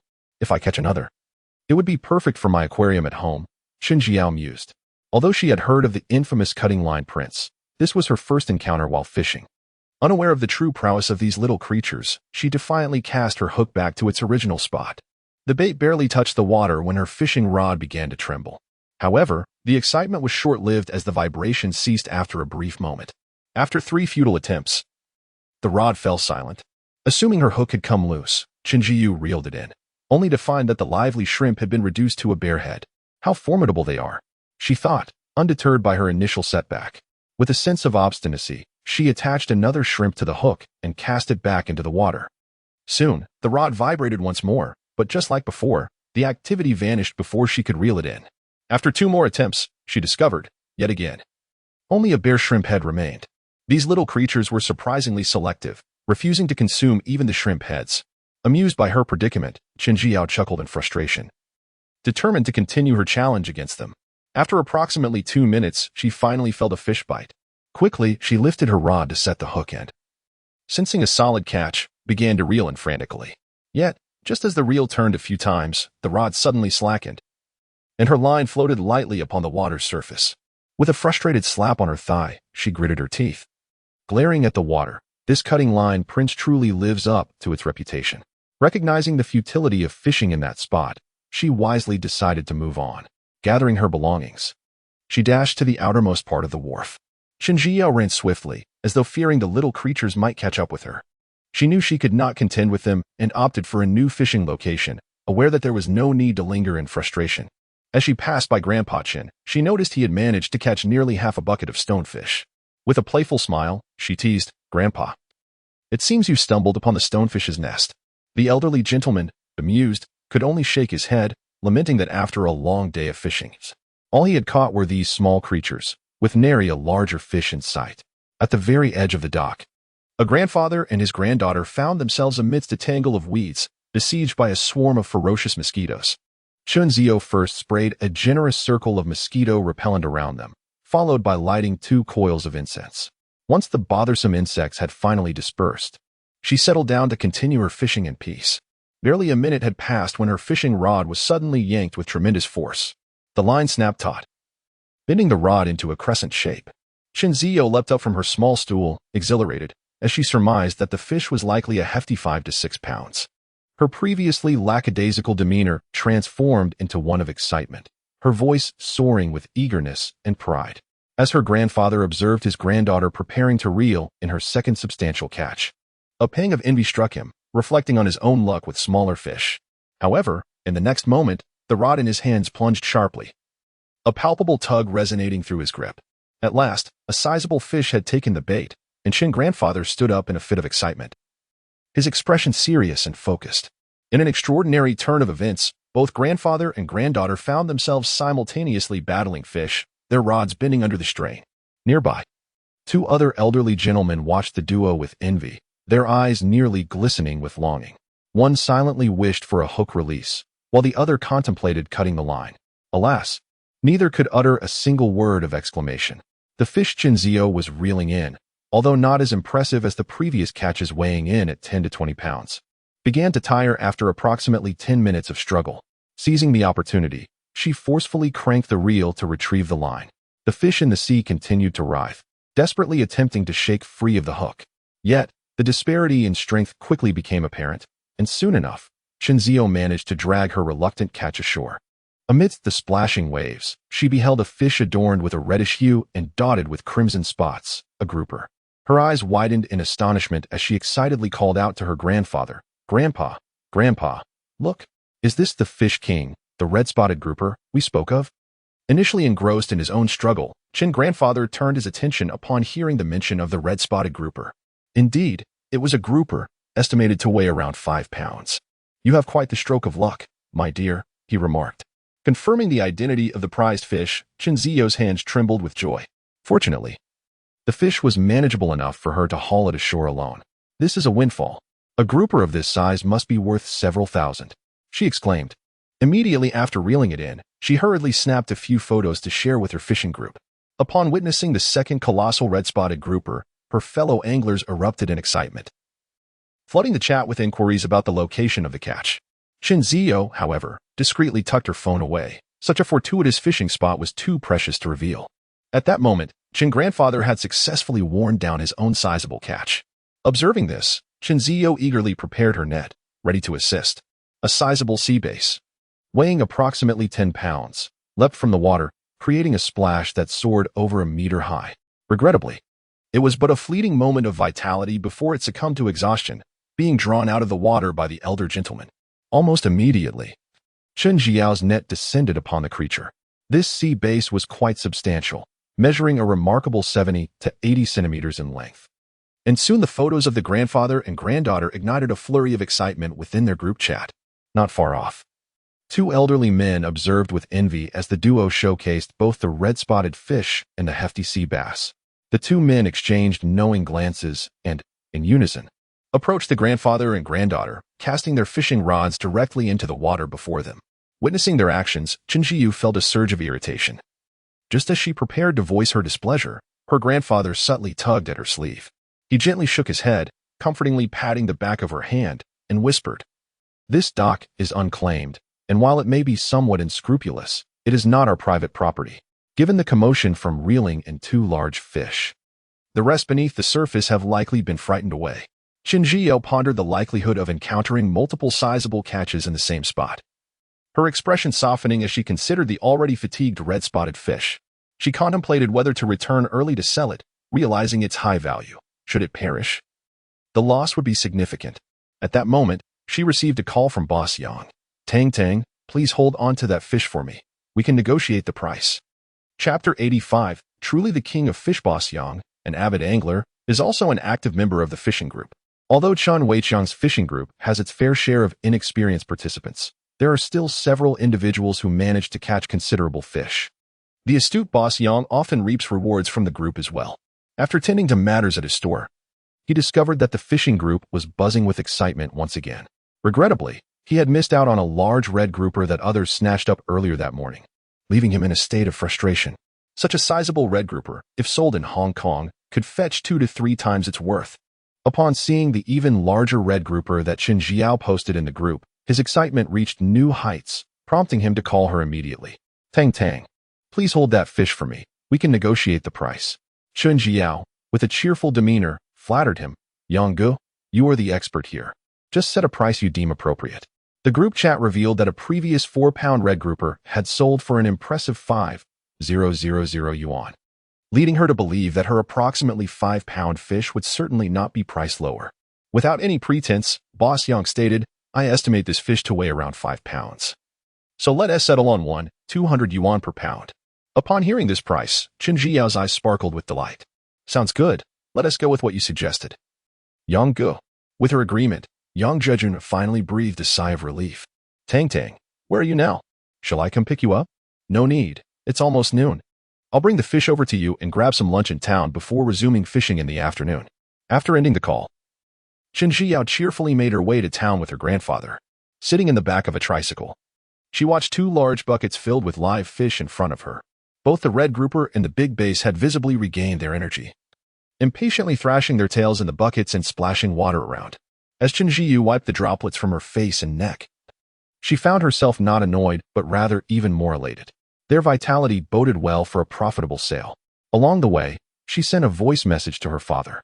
"Dad, Grandpa and I are heading to town to sell fish and grab some lunch. What would you like to eat? I can bring you something back. That works perfectly, as I can't step away right now. Just get whatever you're having and pack me a portion. I'm not picky. All right, I'll figure it out. Afterward, Chen Weiqiang sent his daughter a red envelope. Upon opening it, she found it contained 100 yuan, and with a smile in her eyes, she whispered, "Looks like Dad's fishing stall is doing quite well today." Just then, her grandfather's hearty laughter echoed. "Have you seen how many anglers there are over by the slope? Just the bait for attracting fish would sell for quite a sum. Your father is quite clever. He even set up a loudspeaker to sell red grouper bait. He got my brain." With a touch of pride, he added, "And you've inherited my cleverness, haha." The bond between the grandfather and granddaughter was evident, prompting Chen Jiao to tease him. "You should say that in front of Grandma." The old gentleman fell silent. He was not intimidated. Rather, he was simply being true to his heart.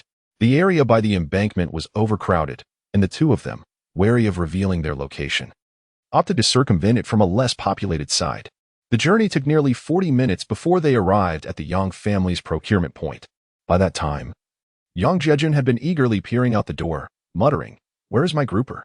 He had already arranged a buyer in Hong Kong, and the price was quite favorable. All that remained was the arrival of the fish. Upon spotting the familiar pair from a distance, Yang Jejun rushed forward with enthusiasm, his demeanor reminiscent of someone making a good impression on their in-laws for the first time. The sight of the lively grouper in the back of the vehicle further brightened his smile. Boss Yang, carrying a hefty bucket, hurried over to the weighing station.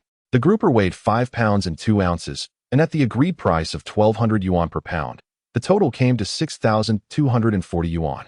After carefully placing the grouper, Yang Jejun noticed another fish in the bucket, a sizable horse mackerel, weighing 5 pounds and 6 ounces, priced at 55 yuan per pound, totaling 308 yuan. Chen Jiyu had already caught 2 fish that morning, yielding a total income of 6,548 yuan. Viewing the payment notification on her phone brought her immense joy. Indeed, the grouper was a true king of fish, worth as much as an average person's monthly salary. At this point, Yang Jejun began settling accounts with the old gentleman. The large sea bass was also commendable, displaying considerable vitality. However, due to its commonality, he could only offer 42 yuan per pound. The true sea bream was somewhat diminutive at 50 yuan per pound.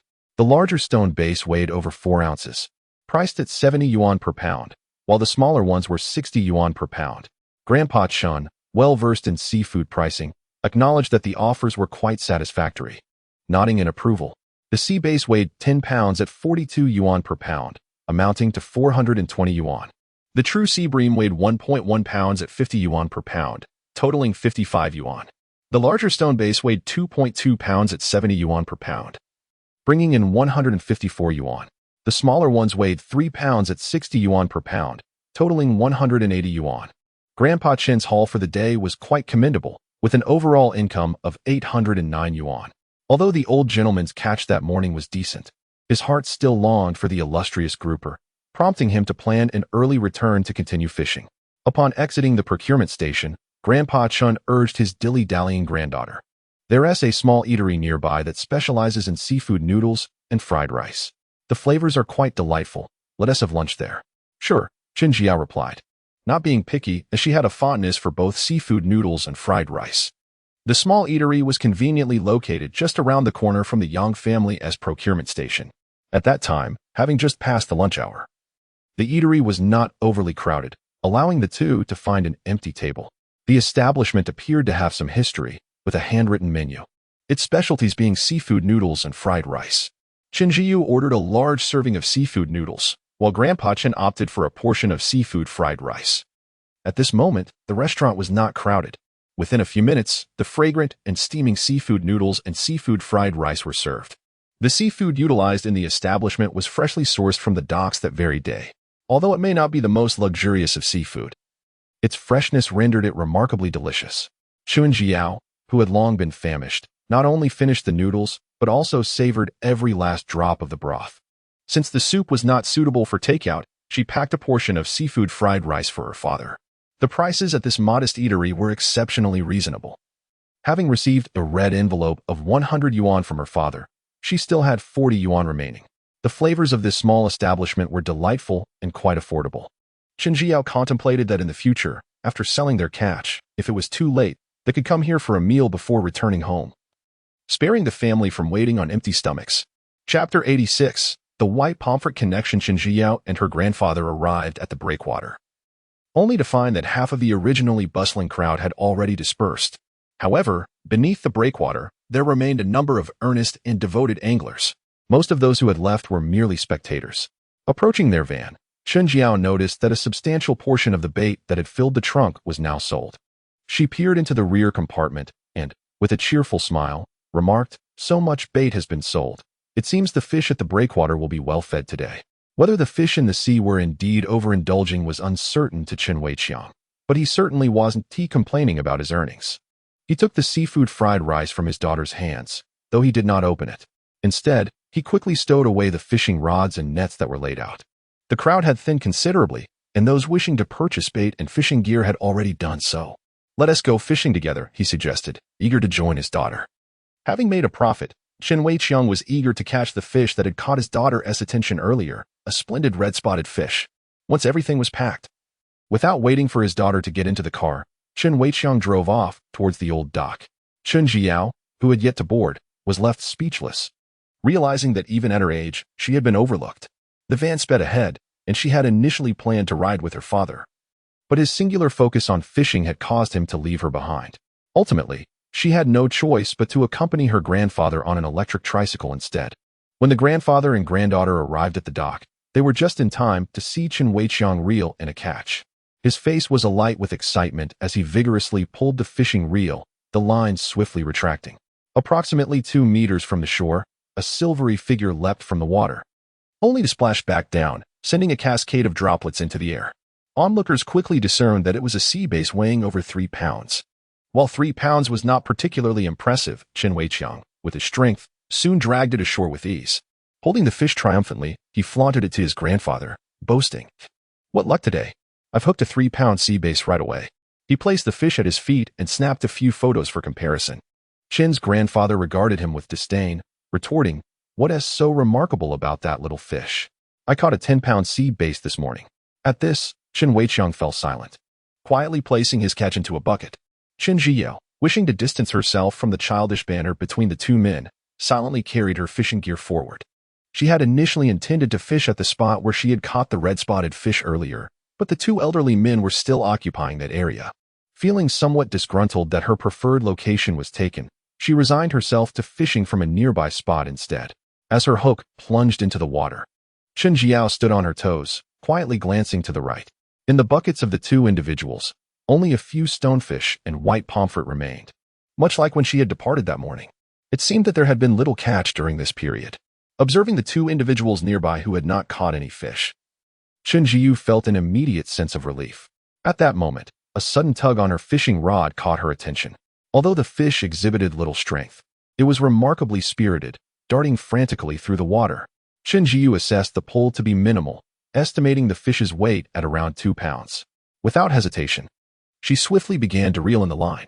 The fish struggled valiantly to swim forward, attempting to escape the hook's grasp, only to be helplessly drawn back by the line.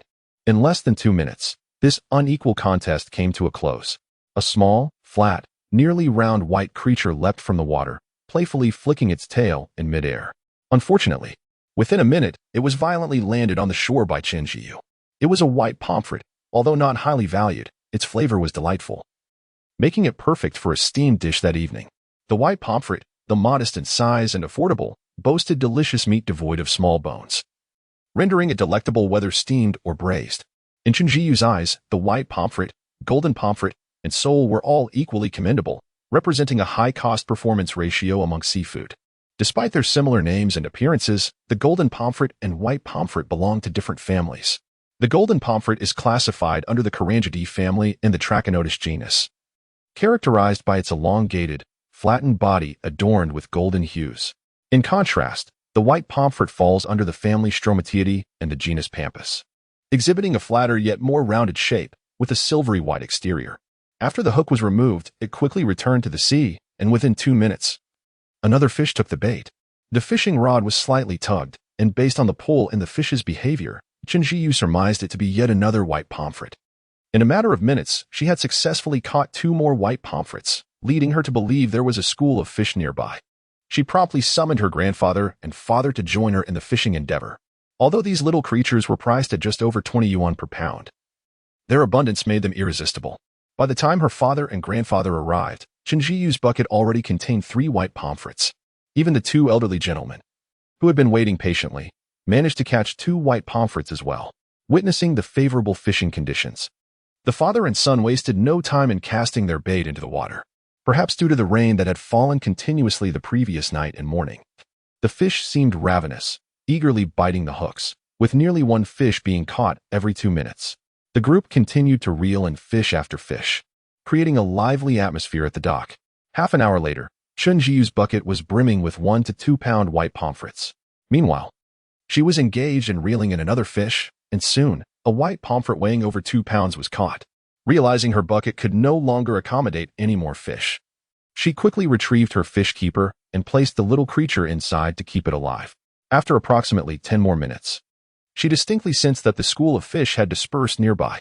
For several minutes, the individuals surrounding had not caught a single fish. Observing that the school of fish had dispersed, Chen Zhiyun removed the fish from her catch basket and cheerfully squatted beside the bucket, holding her catch. "Dad, please take a few pictures for me." Such vanity, Chen Weiqiang teased, yet after the photos were taken, he too donned a grin, mimicking his daughter by squatting next to his own catch for her to photograph him. The fish caught by Grandpa Chen and Chen Weiqiang were nearly identical, each perfectly filling a bucket, while Chen Zhiyun had a few more. Although the afternoon did not yield any rare or expensive catches, the abundance of white pomfret was quite satisfactory. The trio deemed the day to be truly perfect. The fishing conditions at this dock were excellent, leading them to designate this old pier as their newest secret fishing spot.